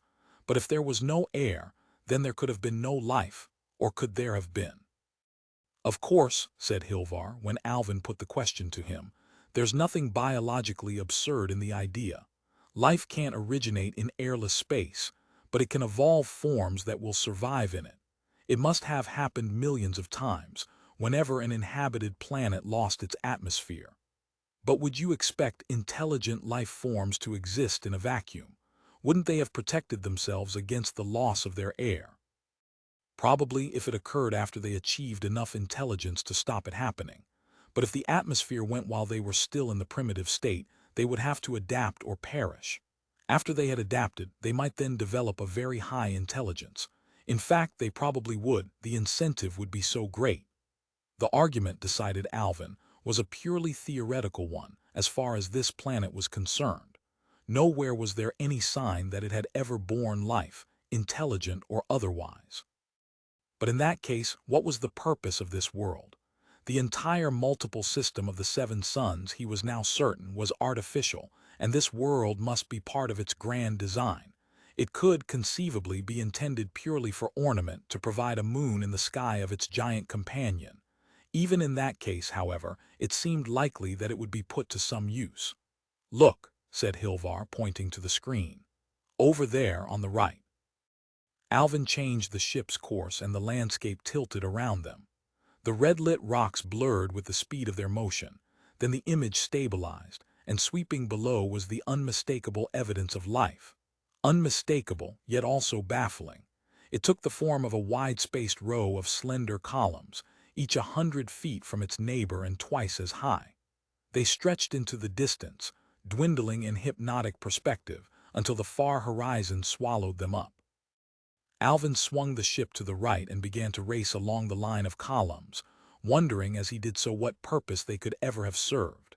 They were absolutely uniform, marching in an unbroken file over hills and down into valleys. There was no sign that they had ever supported anything. They were smooth and featureless, tapering very slightly toward the top. Quite abruptly, the line changed its course, turning sharply through a right angle. Alvin overshot by several miles before he reacted and was able to swing the ship around in the new direction. The columns continued with the same unbroken stride across the landscape, their spacing perfectly regular. Then, 50 miles from the last change of course, they turned abruptly through another right angle. At this rate, thought Alvin, we will soon be back where we started. The endless sequence of columns had so mesmerized them that, when it was broken, they were miles past the discontinuity before Hilvar cried out and made Alvin, who had noticed nothing, turning the ship back. They descended slowly, and as they circled above what Hilvar had found, a fantastic suspicion began to dawn in their minds, though at first neither dared mention it to the other. Two of the columns had been broken off near their bases, and lay stretched out upon the rocks where they had fallen. Nor was that all. The two columns adjoining the gap had been bent outward by some irresistible force. There was no escape from the awesome conclusion. Now Alvin knew what they had been flying over. It was something he had seen often enough in lies, but until this moment the shocking change of scale had prevented recognition. "Hilvar," he said, still hardly daring to put his thoughts into words, "do you know what this is? It seems hard to believe, but we've been flying around the edge of a corral. This thing is a fence that hasn't been strong enough." "People who keep pets," said Alvin, with the nervous laugh men sometimes use to conceal their awe, "should make sure they know how to keep them under control." Hilvar did not react to his forced levity. He was staring at the broken barricade, his brow furrowed with thought. "I don't understand it," he said at last. "Where could it have got food on a planet like this? And why did it break out of its pen? I'd give a lot to know what kind of animal it was." "Perhaps it was left here and broke out because it was hungry," Alvin surmised. "Or something may have made it annoyed." "Let's go lower," said Hilvar. "I want to have a look at the ground." They descended until the ship was almost touching the barren rock, and it was then that they noticed that the plain was pitted with innumerable small holes, no more than an inch or two wide. Outside the stockade, however, the ground was free from these mysterious pockmarks. They stopped abruptly at the line of the fence. "You are right," said Hilvar. "It was hungry, but it wasn't an animal. It would be more accurate to call it a plant. It had exhausted the soil inside its pen and had to find fresh food elsewhere. It probably moved quite slowly. Perhaps it took years to break down those posts." Alvin's imagination swiftly filled in the details he could never know with certainty. He did not doubt that Hilvar's analysis was basically correct, and that some botanical monster, perhaps moving too slowly for the eye to see, had fought a sluggish but relentless battle against the barriers that hemmed it in. It might still be alive, even after all these ages, roving at will over the face of this planet. To look for it, however, would be a hopeless task, since it would mean quartering the surface of an entire globe. They made a desultory search in the few square miles around the gap, and located one great circular patch of pockmarks, almost 500 feet across, where the creature had obviously stopped to feed, if one could apply that word to an organism that somehow drew its nourishment from solid rock. As they lifted once more into space, Alvin felt a strange weariness come over him. He had seen so much, yet learned so little. There were many wonders on all these planets, but what he sought had fled them long ago.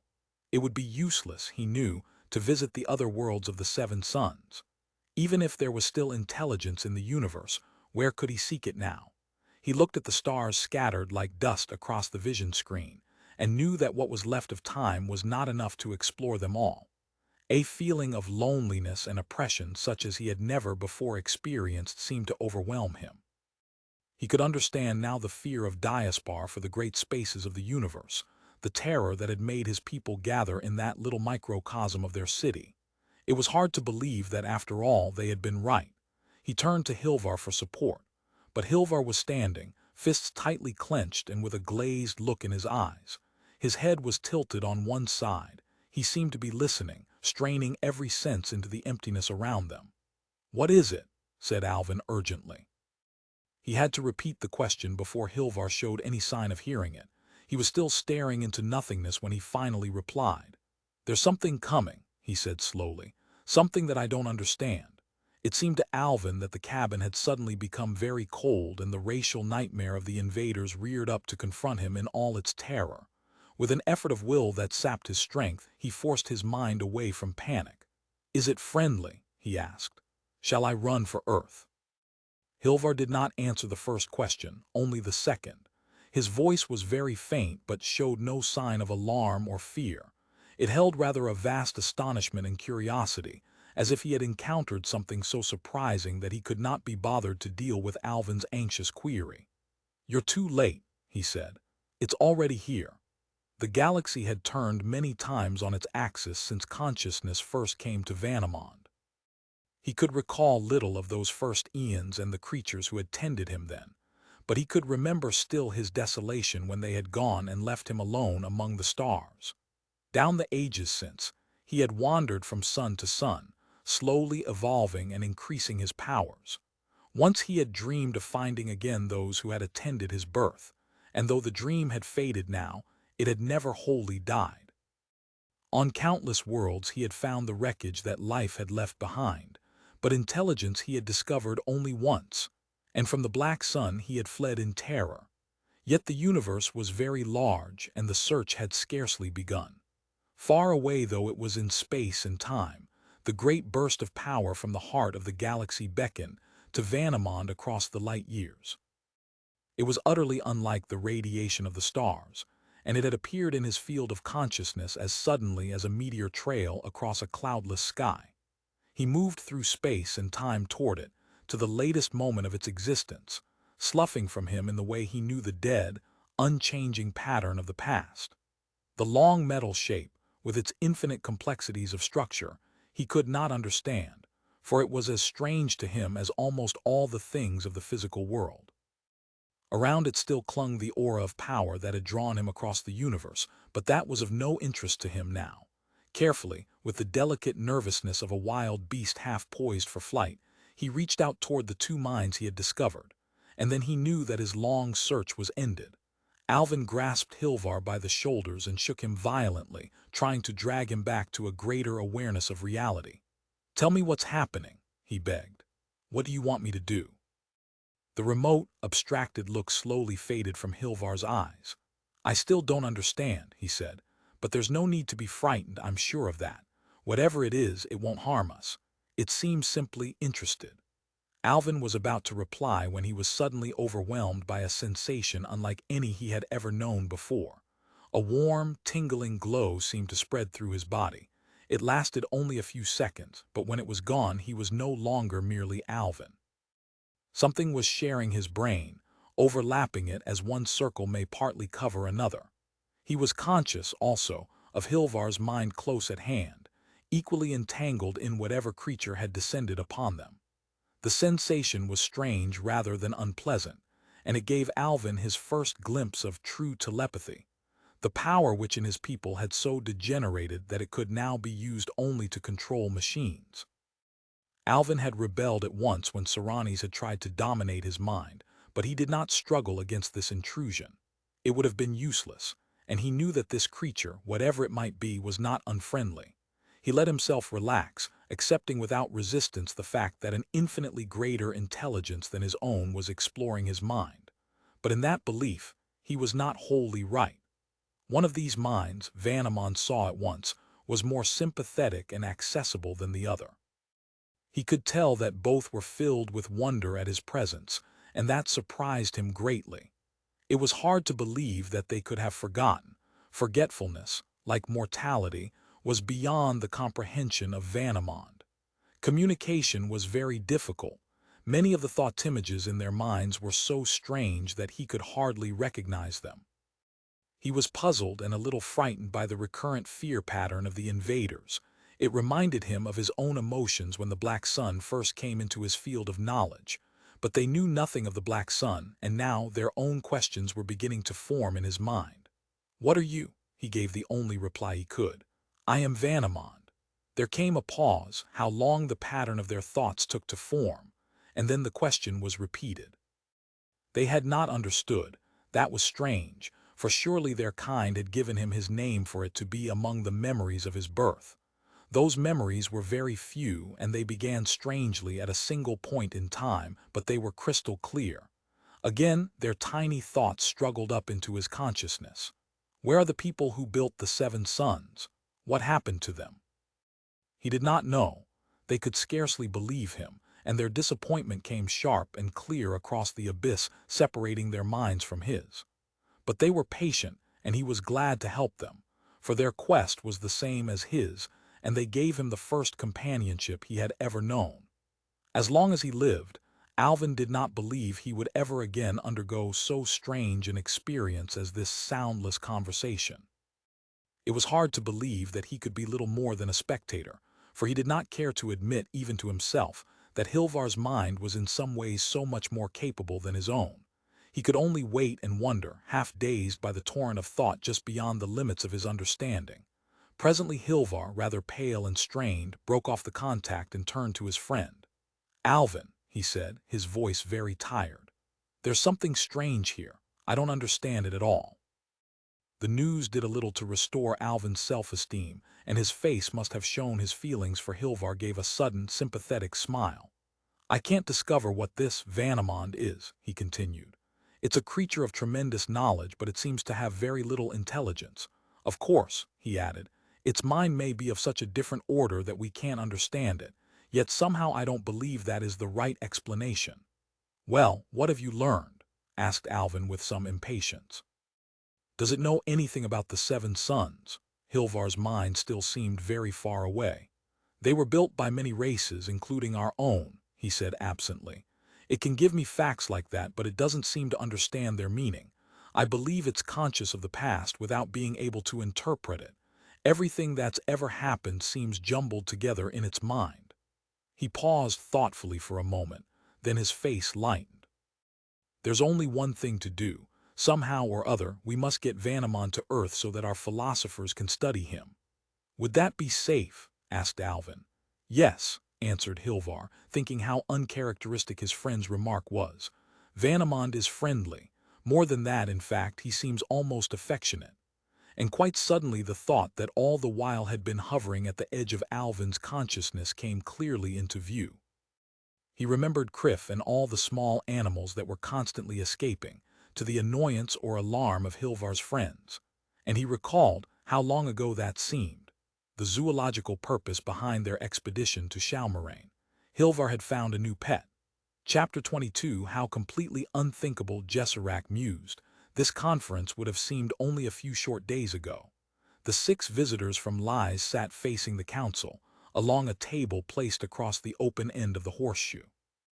It was ironic to remember that not long ago Alvin had stood at the same spot and heard the council rule that Diaspar must be closed again from the world. Now the world had broken in upon it with a vengeance, and not only the world, but the universe. The council itself had already changed. No less than 5 of its members were missing. They had been unable to face the responsibilities and problems now confronting them, and had followed the path that Kedron had already taken. It was, thought Jessarak, proof that Diaspar had failed if so many of its citizens were unable to face their first real challenge in millions of years. Many thousands of them had already fled into the brief oblivion of the memory banks, hoping that, when they awoke, the crisis would be past, and Diaspar would be its familiar self again.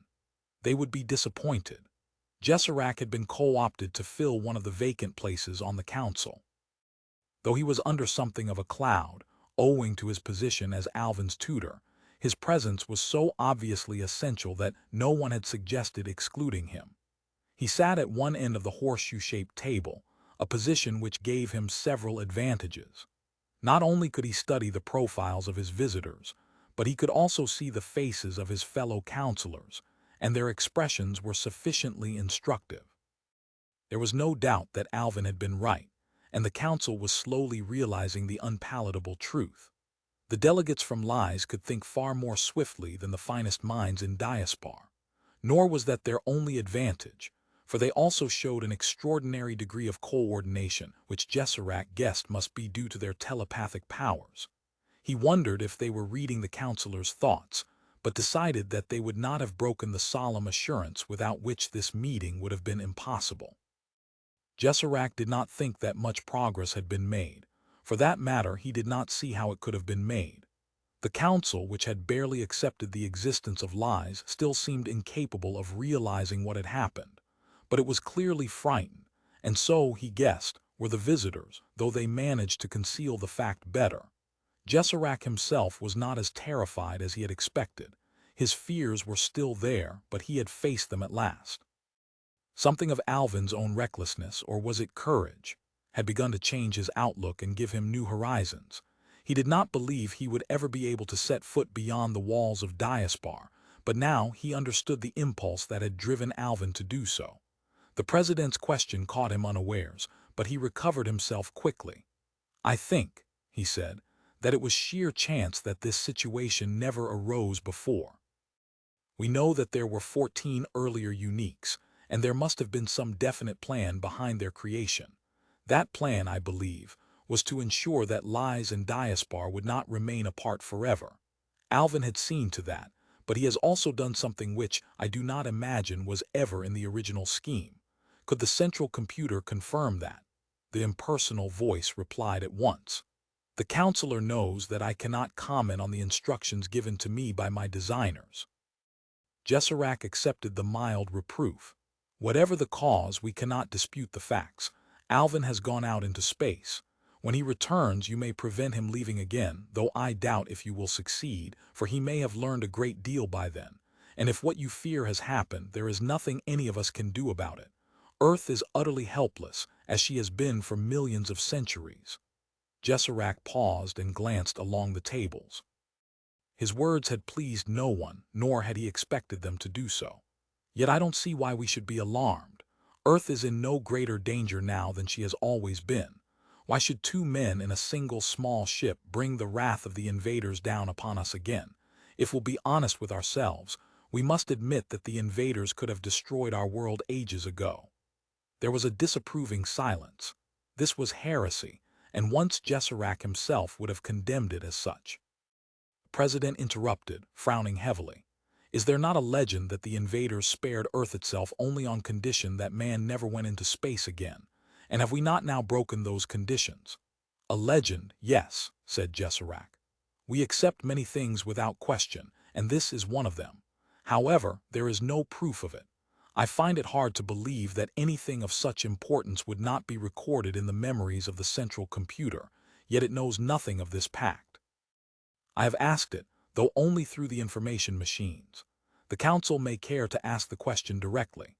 Jessarak saw no reason why he should risk a second admonishment by trespassing on forbidden territory, and waited for the president's reply. It never came, for in that moment the visitors from Lies suddenly started in their seats, while their faces froze in simultaneous expressions of incredulity and alarm. They seemed to be listening while some faraway voice poured its message into their ears. The counselors waited, their own apprehension growing minute by minute as the soundless conversation proceeded. Then the leader of the delegation shook himself free from his trance and turned apologetically to the president. "We have just had some very strange and disturbing news from Lies," he said. "Has Alvin returned to Earth?" asked the president. "No, not Alvin, something else." As he brought his faithful ship down in the glade of Airly, Alvin wondered if ever in human history any ship had brought such a cargo to Earth. If indeed, Vanamon was located in the physical space of the machine. There had been no sign of him on the voyage. Hilvar believed, and his knowledge was more direct, that only Vanamond's sphere of attention could be said to have any position in space. Vanamond himself was not located anywhere, perhaps not even anyone. Saranis and 5 senators were waiting for them as they emerged from the ship. One of the senators Alvin had already met on his last visit. The other 2 from that previous meeting were, he gathered, now in Diaspar. He wondered how the delegation was faring, and how the city had reacted to the presence of the first intruders from outside in so many millions of years. "It seems, Alvin," said Saranis dryly after she had greeted her son, "that you have a genius for discovering remarkable entities. Still, I think it will be some time before you can surpass your present achievement." For once, it was Alvin's turn to be surprised. "Then Vanamond S. arrived?" "Yes, hours ago. Somehow he managed to trace the path your ship made on its outward journey, a staggering feat in itself, and one which raises interesting philosophical problems. There is some evidence that he reached lies at the moment you discovered him, so that he is capable of infinite speeds. And that is not all. In the last few hours he has taught us more of history than we thought existed. Alvin looked at her in amazement. Then he understood. It was not hard to imagine what the impact of Vanamon must have been upon this people, with their keen perceptions and their wonderfully interlocking minds. They had reacted with surprising speed, and he had a sudden incongruous picture of Vanamon, perhaps a little frightened, surrounded by the eager intellects of lies. "Have you discovered what he is?" Alvin asked. "Yes, that was simple, though we still don't know his origin. He's a pure mentality and his knowledge seems to be unlimited, but he's childish, and I mean that quite literally." "Of course," cried Hilvar. "I should have guessed." Alvin looked puzzled and Serranis took pity on him. "I mean that although Vanamon has a colossal, perhaps an infinite mind, he's immature and undeveloped. His actual intelligence is less than that of a human being." She smiled a little wryly. "Though his thought processes are much faster and he learns very quickly. He also has some powers we do not yet understand.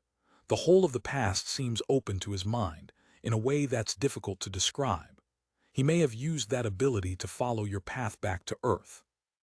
Alvin stood in silence, for once somewhat overcome.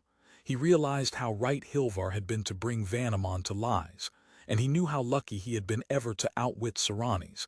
That was not something he would do twice in a lifetime. "Do you mean," he asked, "that Vanamon has only just been born?" "By his standards, yes. His actual age is very great, though apparently less than man's.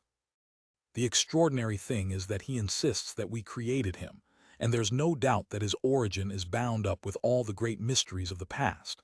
"What's happening to Vanamon now?" asked Hilvar in a slightly possessive voice. "The historians of Grevarn are questioning him. They are trying to map out the main outlines of the past, but the work will take years. Vanamon can describe the past in perfect detail, but as he doesn't understand what he sees, it's very difficult to work with him." Alvin wondered how Serranis knew all this. Then he realized that probably every waking mind in lies was watching the progress of the great research. He felt a sense of pride in the knowledge that he had now made as great a mark on lies as on Diaspar. Yet with that pride was mingled frustration. Here was something that he could never fully share nor understand. The direct contact even between human minds was as great a mystery to him as music must be to a deaf man or color to a blind one. Yet the people of lies were now exchanging thoughts with this unimaginably alien being, whom he had led to Earth but whom he could never detect with any sense that he possessed. There was no place for him here. When the inquiry was finished, he would be told the answers.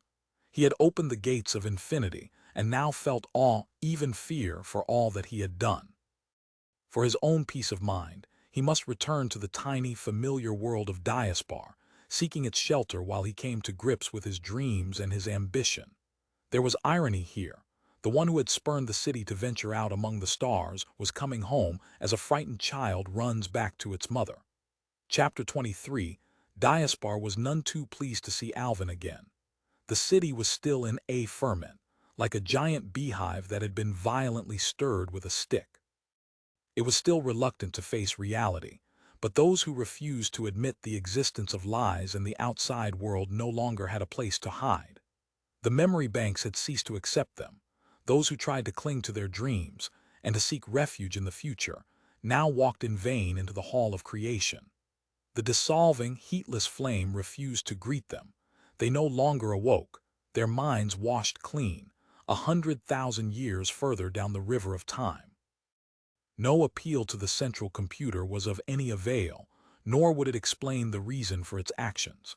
The intended refugees had to turn sadly back into city to face the problems of their age. Alvin and Hilvar had landed at the periphery of the park, not far from Council Hall.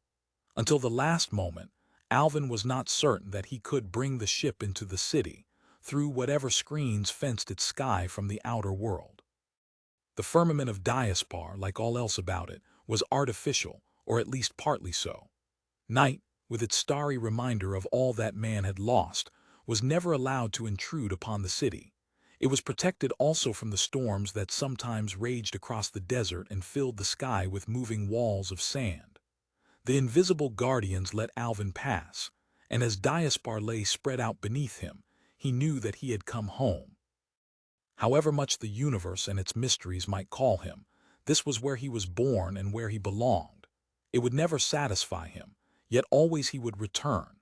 He had gone halfway across the galaxy to learn this simple truth. The crowds had gathered even before the ship landed, and Alvin wondered how his fellow citizens would receive him now that he had returned.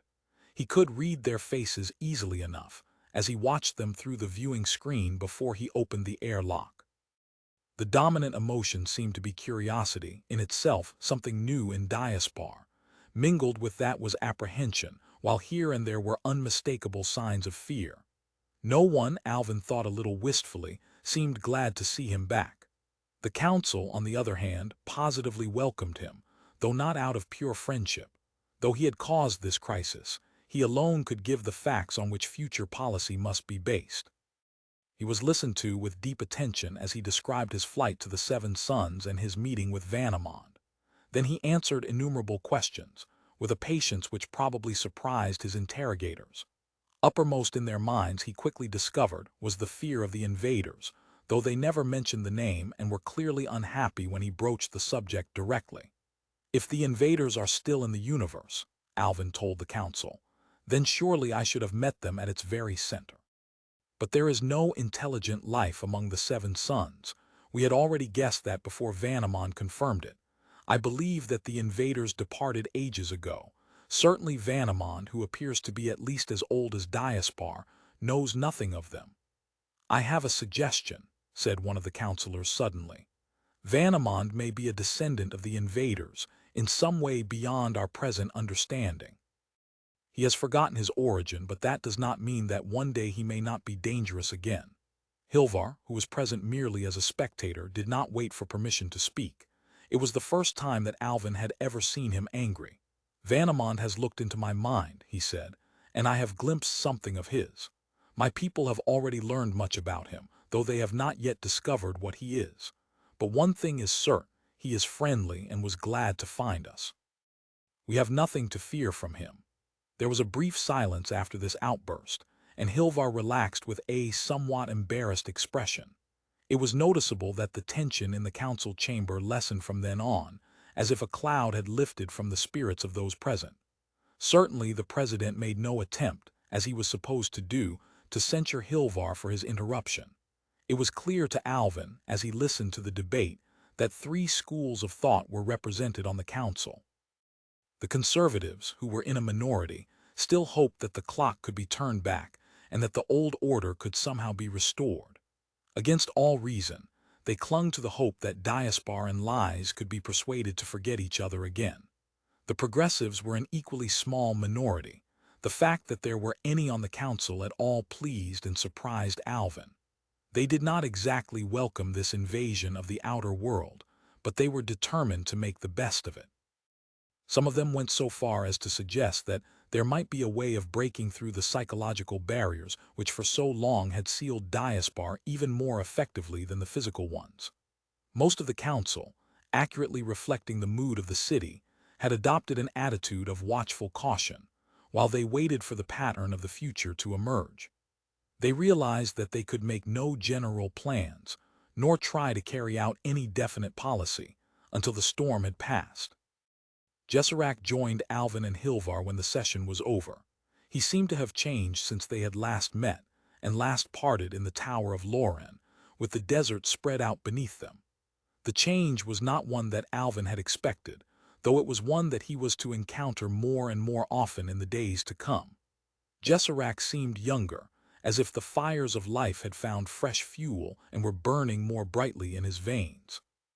Despite his age, he was one of those who could accept the challenge that Alvin had thrown to Diaspar. "I have some news for you, Alvin," he said. "I think you know Senator Jering."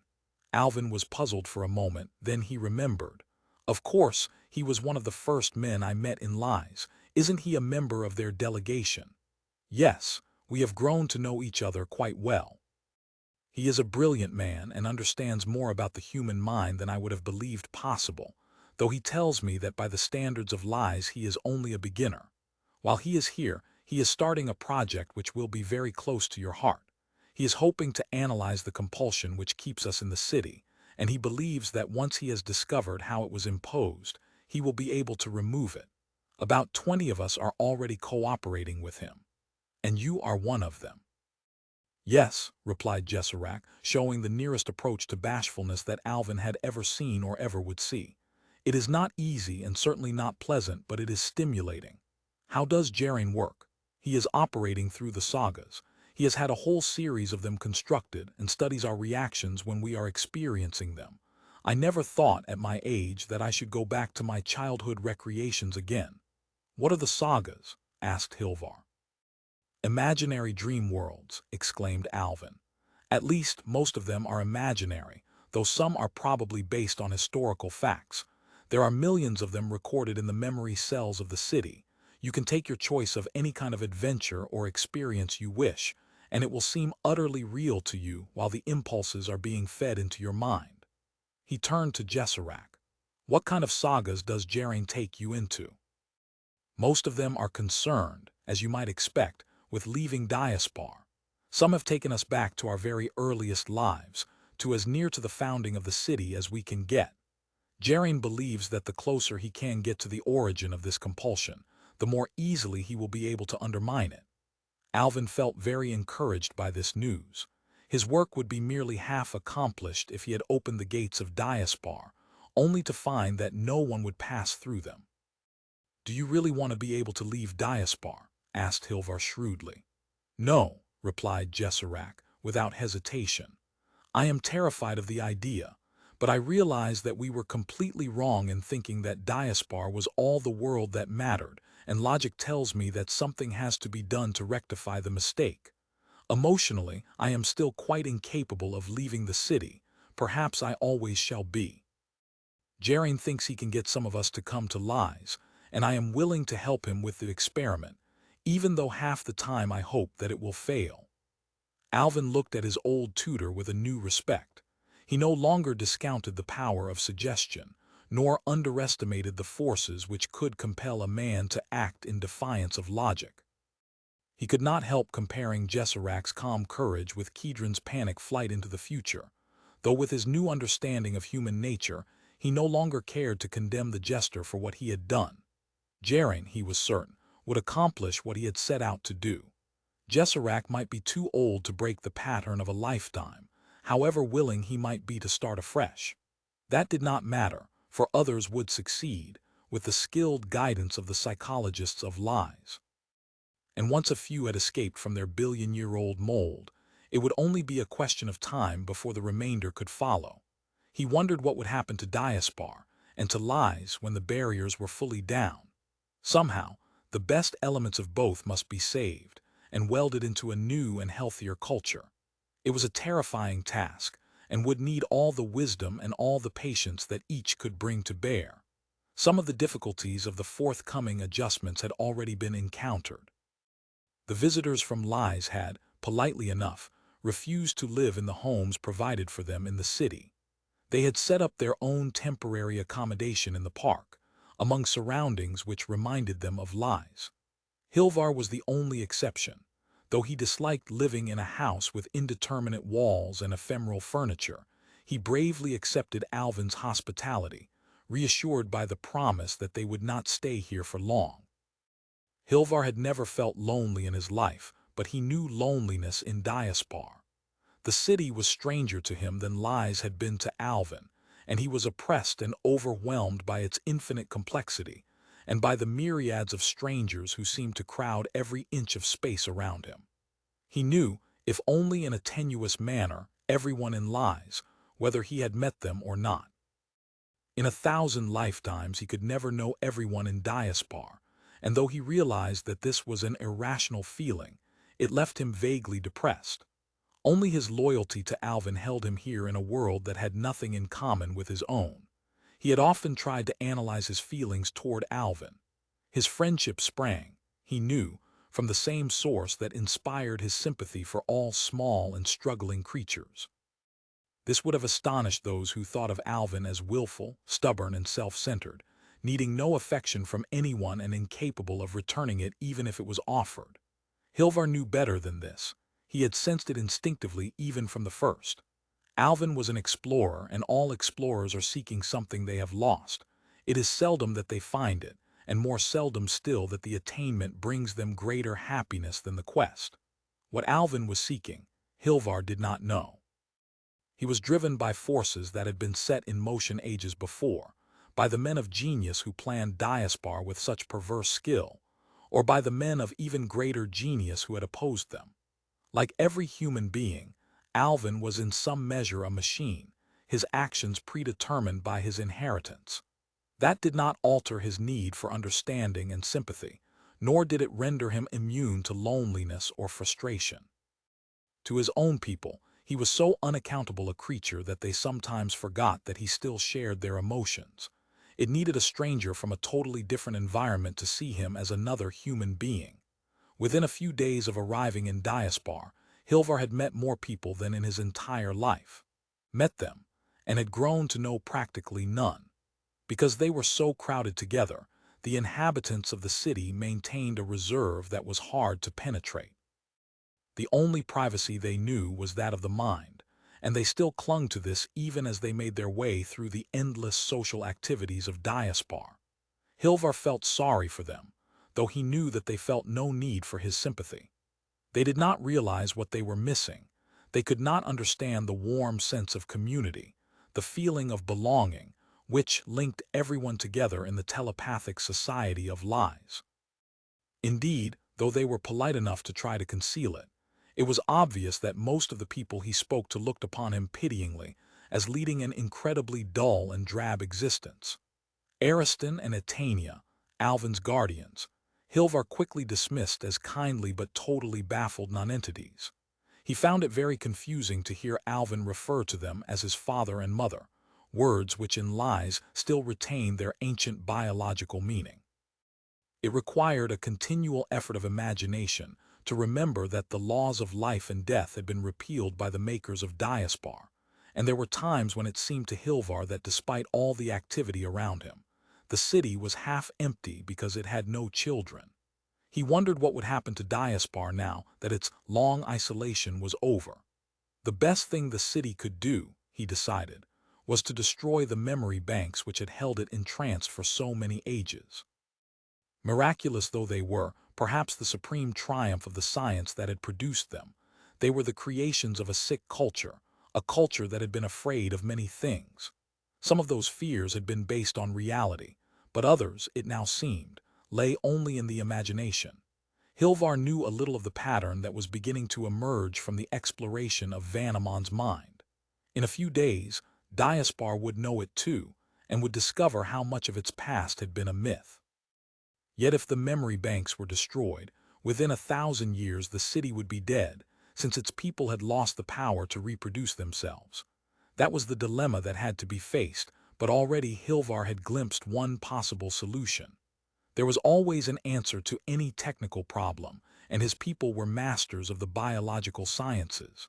What had been done could be undone, if Diaspar so wished.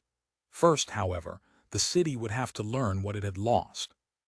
Its education would take many years, perhaps many centuries, but it was beginning. Very soon the impact of the first lesson would shake Diaspar as profoundly as had contact with lies itself. It would shake lies too. For all the difference between the two cultures, they had sprung from the same roots, and they had shared the same illusions. They would both be healthier when they looked once more, with a calm and steadfast gaze, into the past which they had lost. Chapter 24. The amphitheater had been designed to hold the entire waking population of Diaspar, and scarcely one of its 10 million places was empty. As he looked down the great curving sweep from his vantage point high up the slope, Alvin was irresistibly reminded of Shalmoraine. The two craters were of the same shape, and almost the same size. If one packed the crater of Shalmoraine with humanity, it would look very much like this. There was, however, one fundamental difference between the two. The great bowl of Shalmoraine existed. This amphitheater did not. Nor had it ever done so. It was merely a phantom, a pattern of electronic charges, slumbering in the memory of the central computer until the need came to call it forth. Alvin knew that in reality he was still in his room, and that all the myriads of people who appeared to surround him were equally in their own homes. As long as he made no attempt to move from this spot, the illusion was perfect. He could believe that Diaspar had been abolished, and that all its citizens had been assembled here in this enormous concavity. Not once in 1,000 years did the life of the city stop, so that all its people could meet in grand assembly. In lies also, Alvin knew, the equivalent of this gathering was taking place. There it would be a meeting of minds, but perhaps associated with it would be an apparent meeting of bodies, as imaginary yet as seemingly real as this. He could recognize most of the faces around him, out to the limits of unaided vision. More than a mile away, and 1,000 feet below, was the little circular stage upon which the attention of the entire world was now fixed. It was hard to believe that he could see anything from such a distance, but Alvin knew that when the address began, he would hear and observe everything that happened as clearly as anyone else in Diaspar. The stage filled with mist. The mist became Clarke, leader of the group whose task it had been to reconstruct the past from the information which Vanamond had brought to Earth. It had been a stupendous, almost an impossible undertaking, and not merely because of the spans of time involved. Only once, with the mental help of Hilvar, had Alvin been given a brief glimpse into the mind of the strange being they had discovered, or who had discovered them. To Alvin, the thoughts of Vanamond were as meaningless as 1,000 voices shouting together in some vast, echoing cave. Yet the men of lies could disentangle them, could record them to be analyzed at leisure. Already, so it was rumored, though Hilvar would neither deny nor confirm this, what they had discovered was so strange that it bore scarcely any resemblance to the history which all the human race had accepted for 1,000,000,000 years. Clarke began to speak. To Alvin, as to everyone else in Diaspar, the clear, precise voice seemed to come from a point only a few inches away. Then, in a manner that was hard to define, just as the geometry of a dream defies logic yet rouses no surprise in the mind of the dreamer, Alvin was standing beside Clarke while at the same time he retained his position high up on the slope of the amphitheater. The paradox did not puzzle him. He simply accepted it without question, like all the other masteries over time and space which science had given him. Very briefly, Clarke ran through the accepted history of the race. He spoke of the unknown peoples of the dawn civilizations, who had left behind them nothing but a handful of great names and the fading legends of the empire.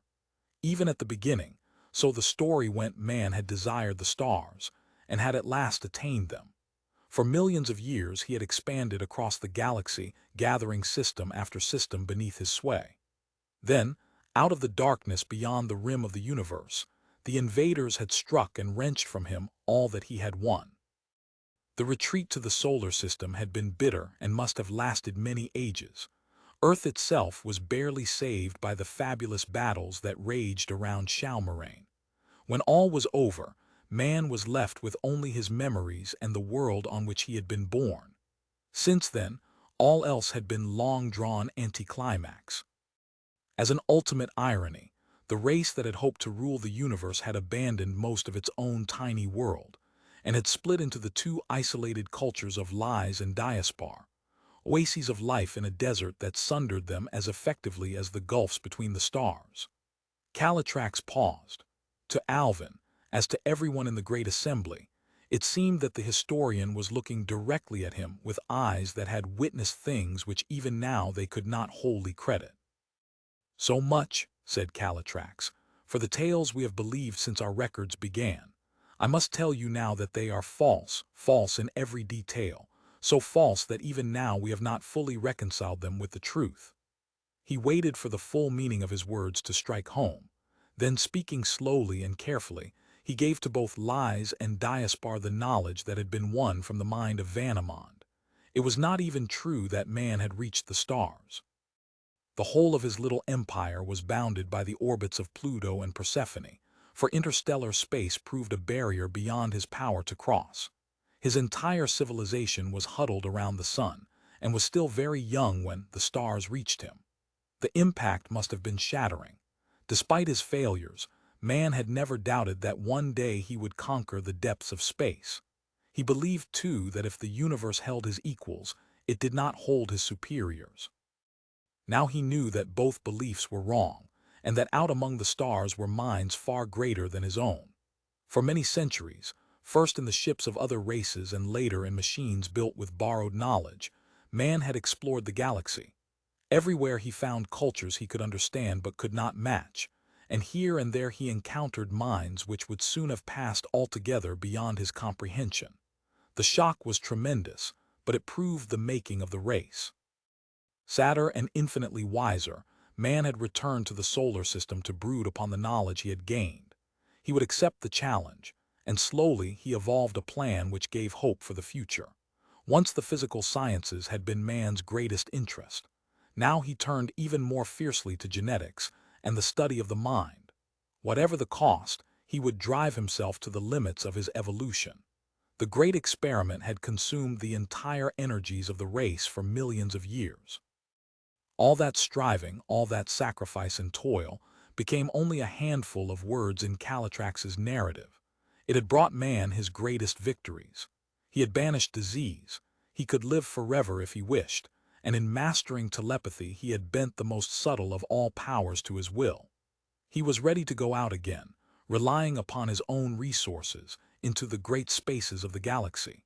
He would meet as an equal the races of the worlds from which he had once turned aside. And he would play his full part in the story of the universe. These things he did. From this age, perhaps the most spacious of all history, came the legends of the Empire.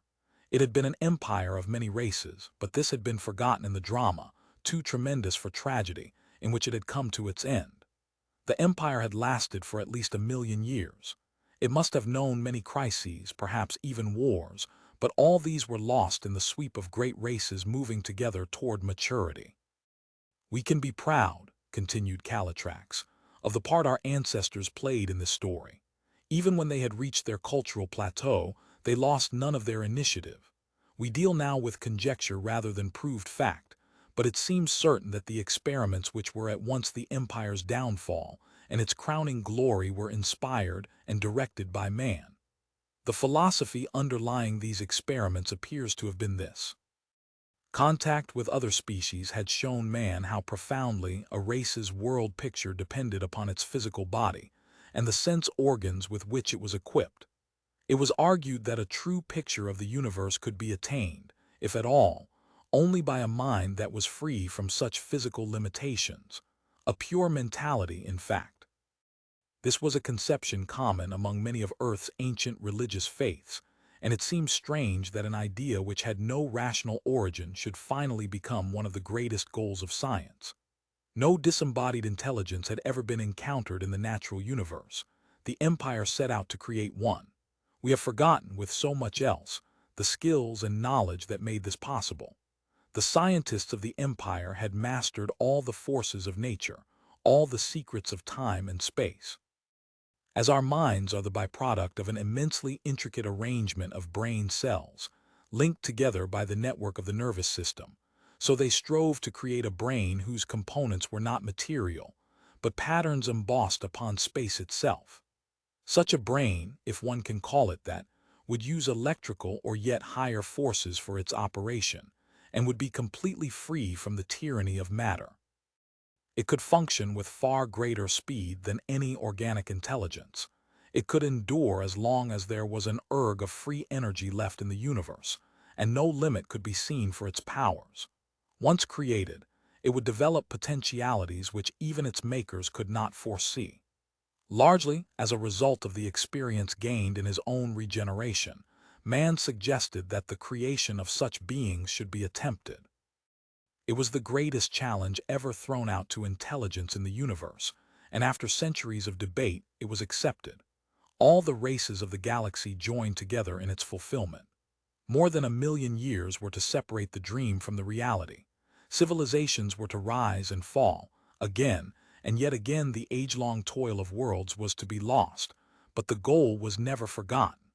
One day we may know the full story of this, the greatest sustained effort in all history. Today we only know that its ending was a disaster that almost wrecked the galaxy. Into this period Vanneman's mind refuses to go. There is a narrow region of time which is blocked to him, but only, we believe, by his own fears. At its beginning, we can see the empire at the summit of its glory, taut with the expectation of coming success. At its end, only a few thousand years later, the empire is shattered and the stars themselves are dimmed as though drained of their power. Over the galaxy hangs a pall of fear, a fear with which is linked the name, the mad mind. What must have happened in that short period is not hard to guess. The pure mentality had been created, but it was either insane, or as seems more likely from other sources, was implacably hostile to matter. For centuries it ravaged the universe until brought under control by forces at which we cannot guess. Whatever weapon the Empire used in its extremity squandered the resources of the stars. From the memories of that conflict spring some, though not all, of the legends of the invaders. But of this I shall presently say more. The mad mind could not be destroyed, for it was immortal. It was driven to the edge of the galaxy and there imprisoned in a way we do not understand. Its prison was a strange artificial star known as the Black Sun, and there it remains to this day. When the Black Sun dies, it will be free again. How far in the future that day lies there is no way of telling. Calatrax became silent, as if lost in his own thoughts, utterly unconscious of the fact that the eyes of all the world were upon him. In the long silence, Alvin glanced over the packed multitude around him, seeking to read their minds as they faced this revelation, and this unknown threat which must now replace the myth of the invaders. For the most part, the faces of his fellow citizens were frozen in disbelief. They were still struggling to reject their false past, and could not yet accept the yet stranger reality that had superseded it.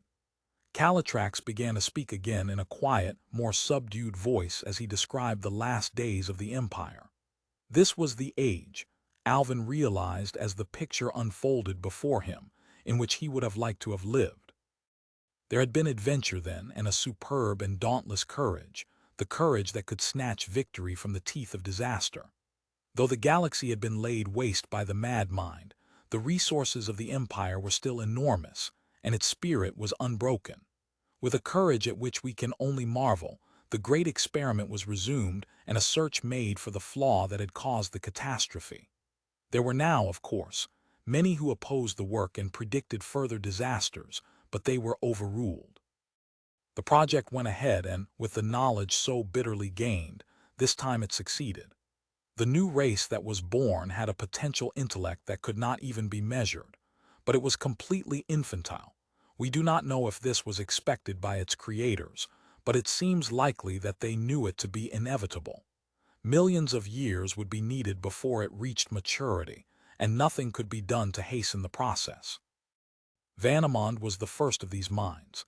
There must be others elsewhere in the galaxy, but we believe that only a very few were created, for Vanneman has never encountered any of his fellows. The creation of the pure mentalities was the greatest achievement of galactic civilization. In it, man played a major and perhaps a dominant part. I have made no reference to Earth itself, for its story is merely a tiny thread in an enormous tapestry. Since it had always been drained of its most adventurous spirits, our planet had inevitably become highly conservative, and in the end it opposed the scientists who created Vanneman. Certainly it played no part at all in the final act. The work of the Empire was now finished. The men of that age looked around at the stars they had ravaged in their desperate peril, and they made their decision. They would leave the universe to Vanneman. There is a mystery here, a mystery we may never solve, for Vanneman cannot help us. All we know is that the Empire made contact with something very strange and very great, far away around the curve of the cosmos, at the other extremity of space itself. What it was we can only guess, but its call must have been of immense urgency and immense promise. Within a very short period of time our ancestors and their fellow races have gone upon a journey which we cannot follow. Vanneman's thoughts seem to be bounded by the confines of the galaxy, but through his mind, We have watched the beginnings of this great and mysterious adventure. Here is the image that we have reconstructed. Now you are going to look more than 1 billion years into the past. A pale wraith of its former glory, the slowly turning wheel of the galaxy hung in nothingness. Throughout its length were the great empty rents which the mad mind had torn, wounds that in ages to come the drifting stars would fill. But they would never replace the splendor that had gone. Man was about to leave his universe, as long ago he had left his world. And not only man, but the 1,000 other races that had worked with him to make the empire. They were gathered together here at the edge of the galaxy, with its whole thickness between them and the goal they would not reach for ages. They had assembled a fleet before which imagination quailed. Its flagships were suns, its smallest vessels planets. An entire globular cluster, with all its solar systems and all their teeming worlds, was about to be launched across infinity. The long line of fire smashed through the heart of the universe, leaping from star to star. In a moment of time, 1,000 suns had died, feeding their energies to the monstrous shape that had torn along the axis of the galaxy and was now receding into the abyss. So the Empire left our universe to meet its destiny elsewhere. When its heirs, the pure mentalities, have reached their full stature, it may return again, but that day must still lie far ahead. This, in its briefest and most superficial outlines, is the story of galactic civilization. Our own history, which to us seems so important, is no more than a belated and trivial epilogue, though one so complex that we have not been able to unravel all its details. It seems that many of the older, less adventurous races refused to leave their homes. Our direct ancestors were among them. Most of these races fell into decadence and are now extinct, though some may still survive. Our own world barely escaped the same fate. During the transition centuries, which actually lasted for millions of years, the knowledge of the past was lost or else deliberately destroyed. The latter, hard though it is to believe, seems more probable.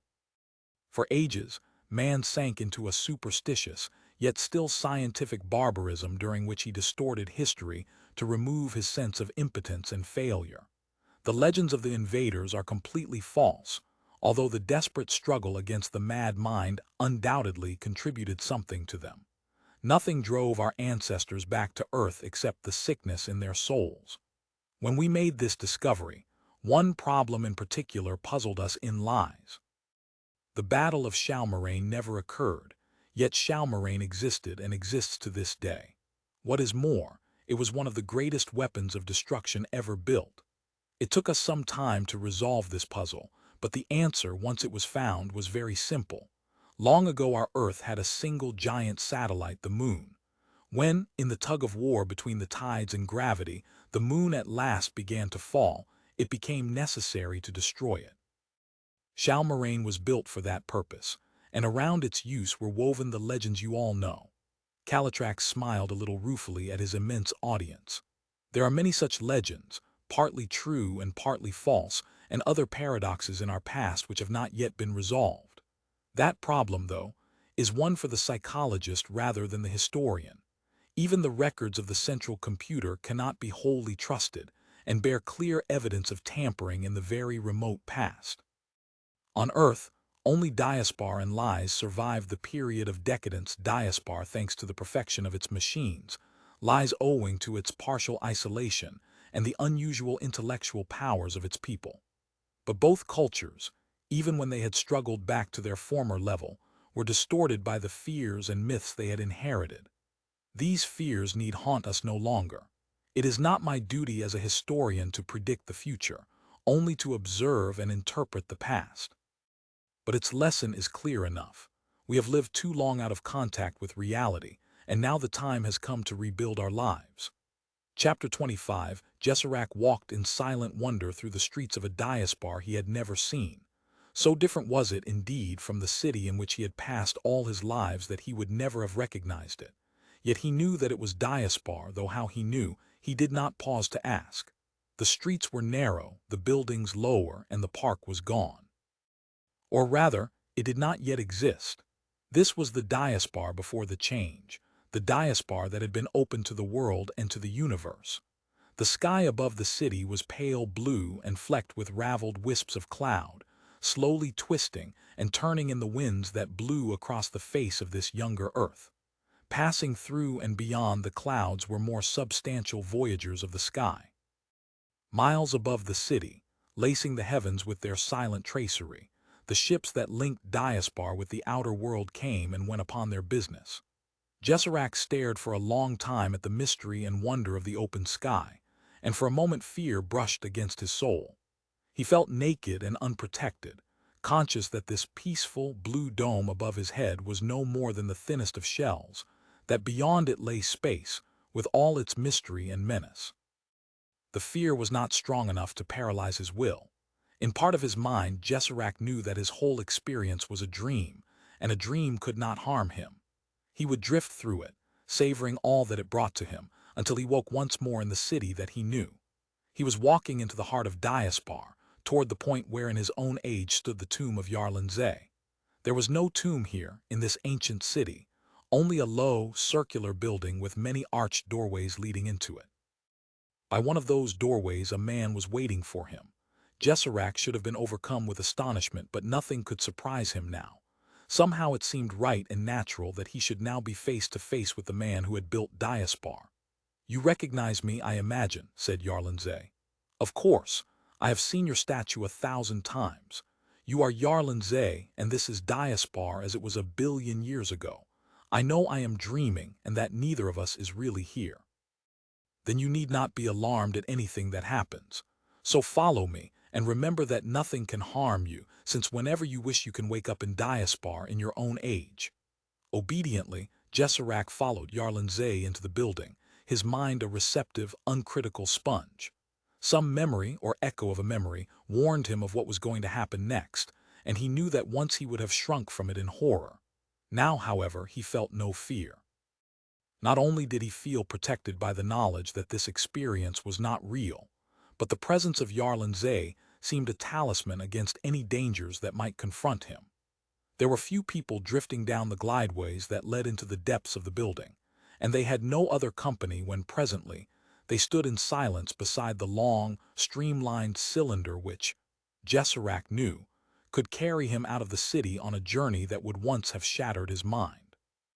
When his guide pointed to the open door, he paused for no more than a moment on the threshold and then was through. "You see," said Yarlan Zay with a smile. "Now relax and remember that you are safe, that nothing can touch you." Jesserac believed him.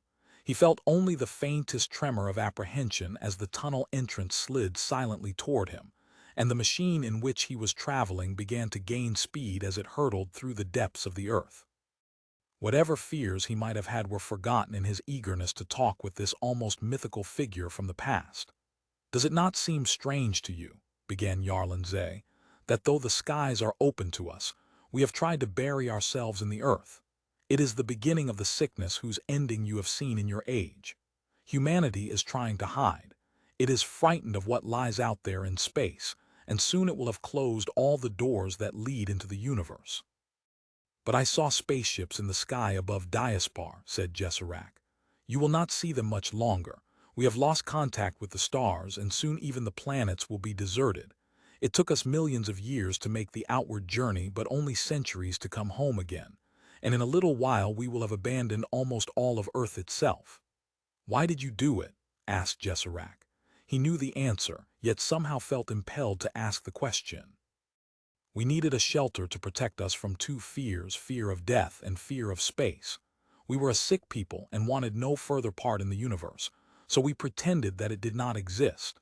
We had seen chaos raging through the stars and yearned for peace and stability. Therefore Diaspar had to be closed so that nothing new could ever enter it. We designed the city that you know, and invented a false past to conceal our cowardice. Oh, we were not the first to do that, but we were the first to do it so thoroughly.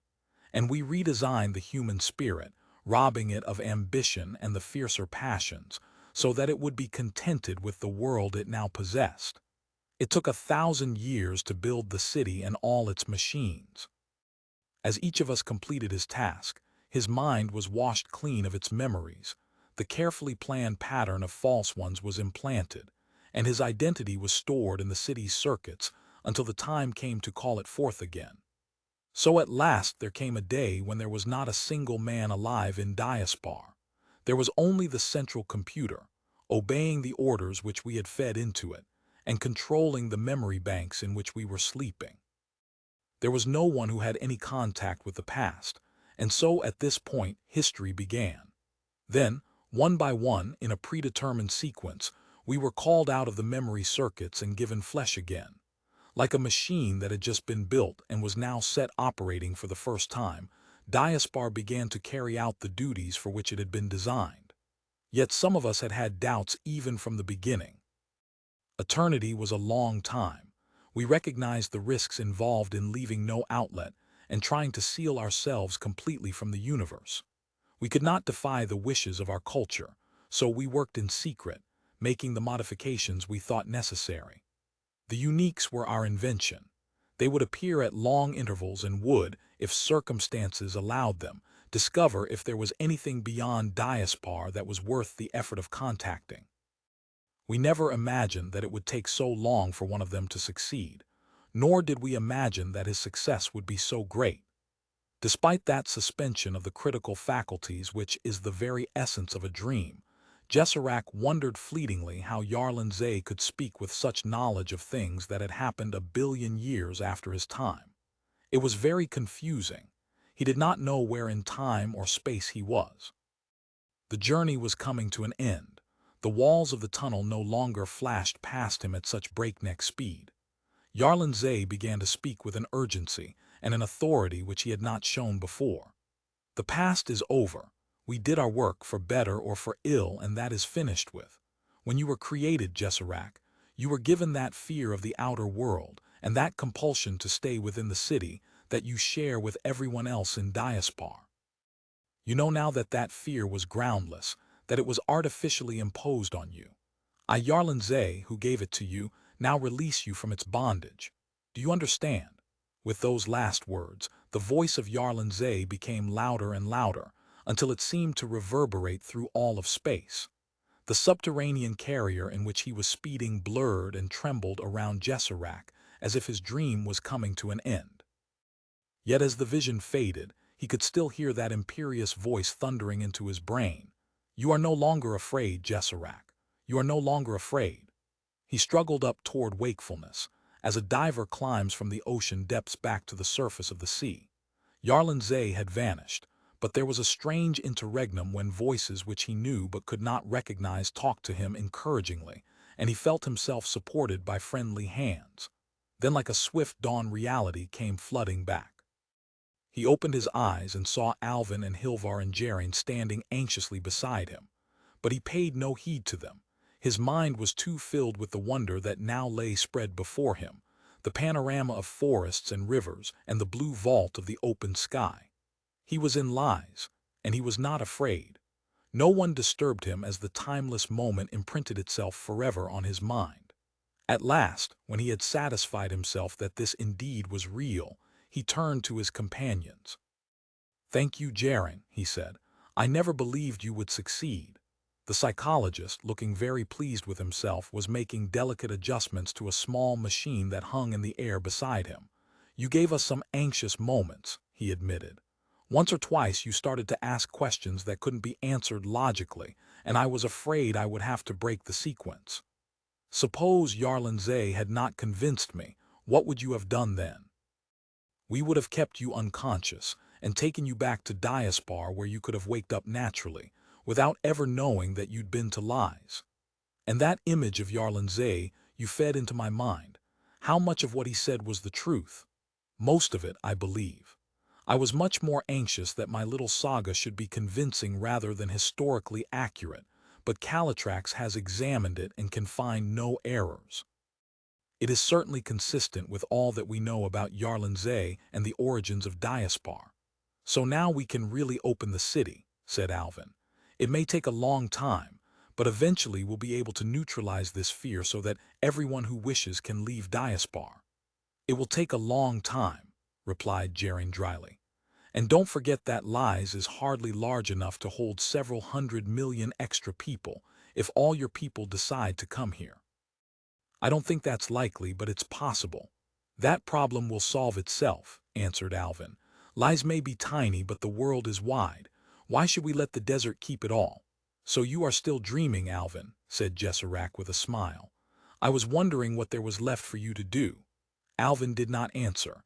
That was a question which had become more and more insistent in his own mind during the past few weeks. He remained lost in thought, falling behind the others as they walked down the hill toward Airlie. Would the centuries that lay ahead of him be one long anticlimax? The answer lay in his own hands. He had discharged his destiny. Now perhaps he could begin to live. Chapter 26. There is a special sadness in achievement, in the knowledge that a long-desired goal has been attained at last, and that life must now be shaped toward new ends. Alvin knew that sadness as he wandered alone through the forests and fields of lies. Not even Hilvar accompanied him, for there are times when a man must be apart even from his closest friends. He did not wander aimlessly, though he never knew which village would be his next port of call. He was seeking no particular place, but a mood, an influence, indeed a way of life. Diaspar had no need of him now. The ferments he had introduced into the city were working swiftly, and nothing he could do would accelerate or retard the changes that were happening there. This peaceful land would also change. Often he wondered if he had done wrong, in the ruthless drive to satisfy his own curiosity, by opening up the ancient way between the two cultures. Yet surely it was better that lies should know the truth, that it also, like Diaspar, had been partly founded upon fears and falsehoods. Sometimes he wondered what shape the new society would take. He believed that Diaspar must escape from the prison of the memory banks and restore again the cycle of life and death. Hilvar, he knew, was sure that this could be done, though his proposals were too technical for Alvin to follow. Perhaps the time would come again when love in Diaspar was no longer completely barren. Was this, Alvin wondered, what he had always lacked in Diaspar, what he had really been seeking? He knew now that, when power and ambition and curiosity were satisfied, there still were left the longings of the heart. No one had really lived until they had achieved that synthesis of love and desire which he had never dreamed existed until he came to lies. He had walked upon the planet of the seven suns, the first man to do so in 1 billion years. Yet that meant little to him now. Sometimes he thought he would give all his achievements if he could hear the cry of a newborn child and know that it was his own. In lies, he might one day find what he wanted. There was a warmth and understanding about its people which, he now realized, was lacking in Diaspar. But before he could rest, before he could find peace, there was one decision yet to be made. Into his hands had come power. That power he still possessed. It was a responsibility he had once sought and accepted with eagerness, but now he knew that he could have no peace while it was still his. Yet to throw it away would be the betrayal of a trust. He was in a village of tiny canals, at the edge of a wide lake, when he made his decision. The colored houses, which seemed to float at anchor upon the gentle waves, formed a scene of almost unreal beauty. There was life and warmth and comfort here, everything he had missed among the desolate grandeur of the seven suns. One day humanity would once more be ready for space. What new chapter man would write among the stars, Alvin did not know. That would be no concern of his. His future lay here on Earth. But he would make one more flight before he turned his back upon the stars. When Alvin checked the upward rush of the ascending ship, the city was too distant to be recognized as the work of man, and the curve of the planet was already visible. Presently they could see the line of twilight, thousands of miles away on its unending march across the desert. Above and around were the stars, still brilliant for all the glory they had lost. Hilvar and Jesserac were silent, guessing but not knowing with certainty why Alvin was making this flight, and why he had asked them to come with him. Neither felt like speech, as the desolate panorama unfolded below them. Its emptiness oppressed them both, and Jesserac felt a sudden contemptuous anger for the men of the past who had let Earth's beauty die through their own neglect. He hoped that Alvin was right in dreaming that all this could be changed. The power and the knowledge still existed. It needed only the will to turn back the centuries and make the oceans roll again.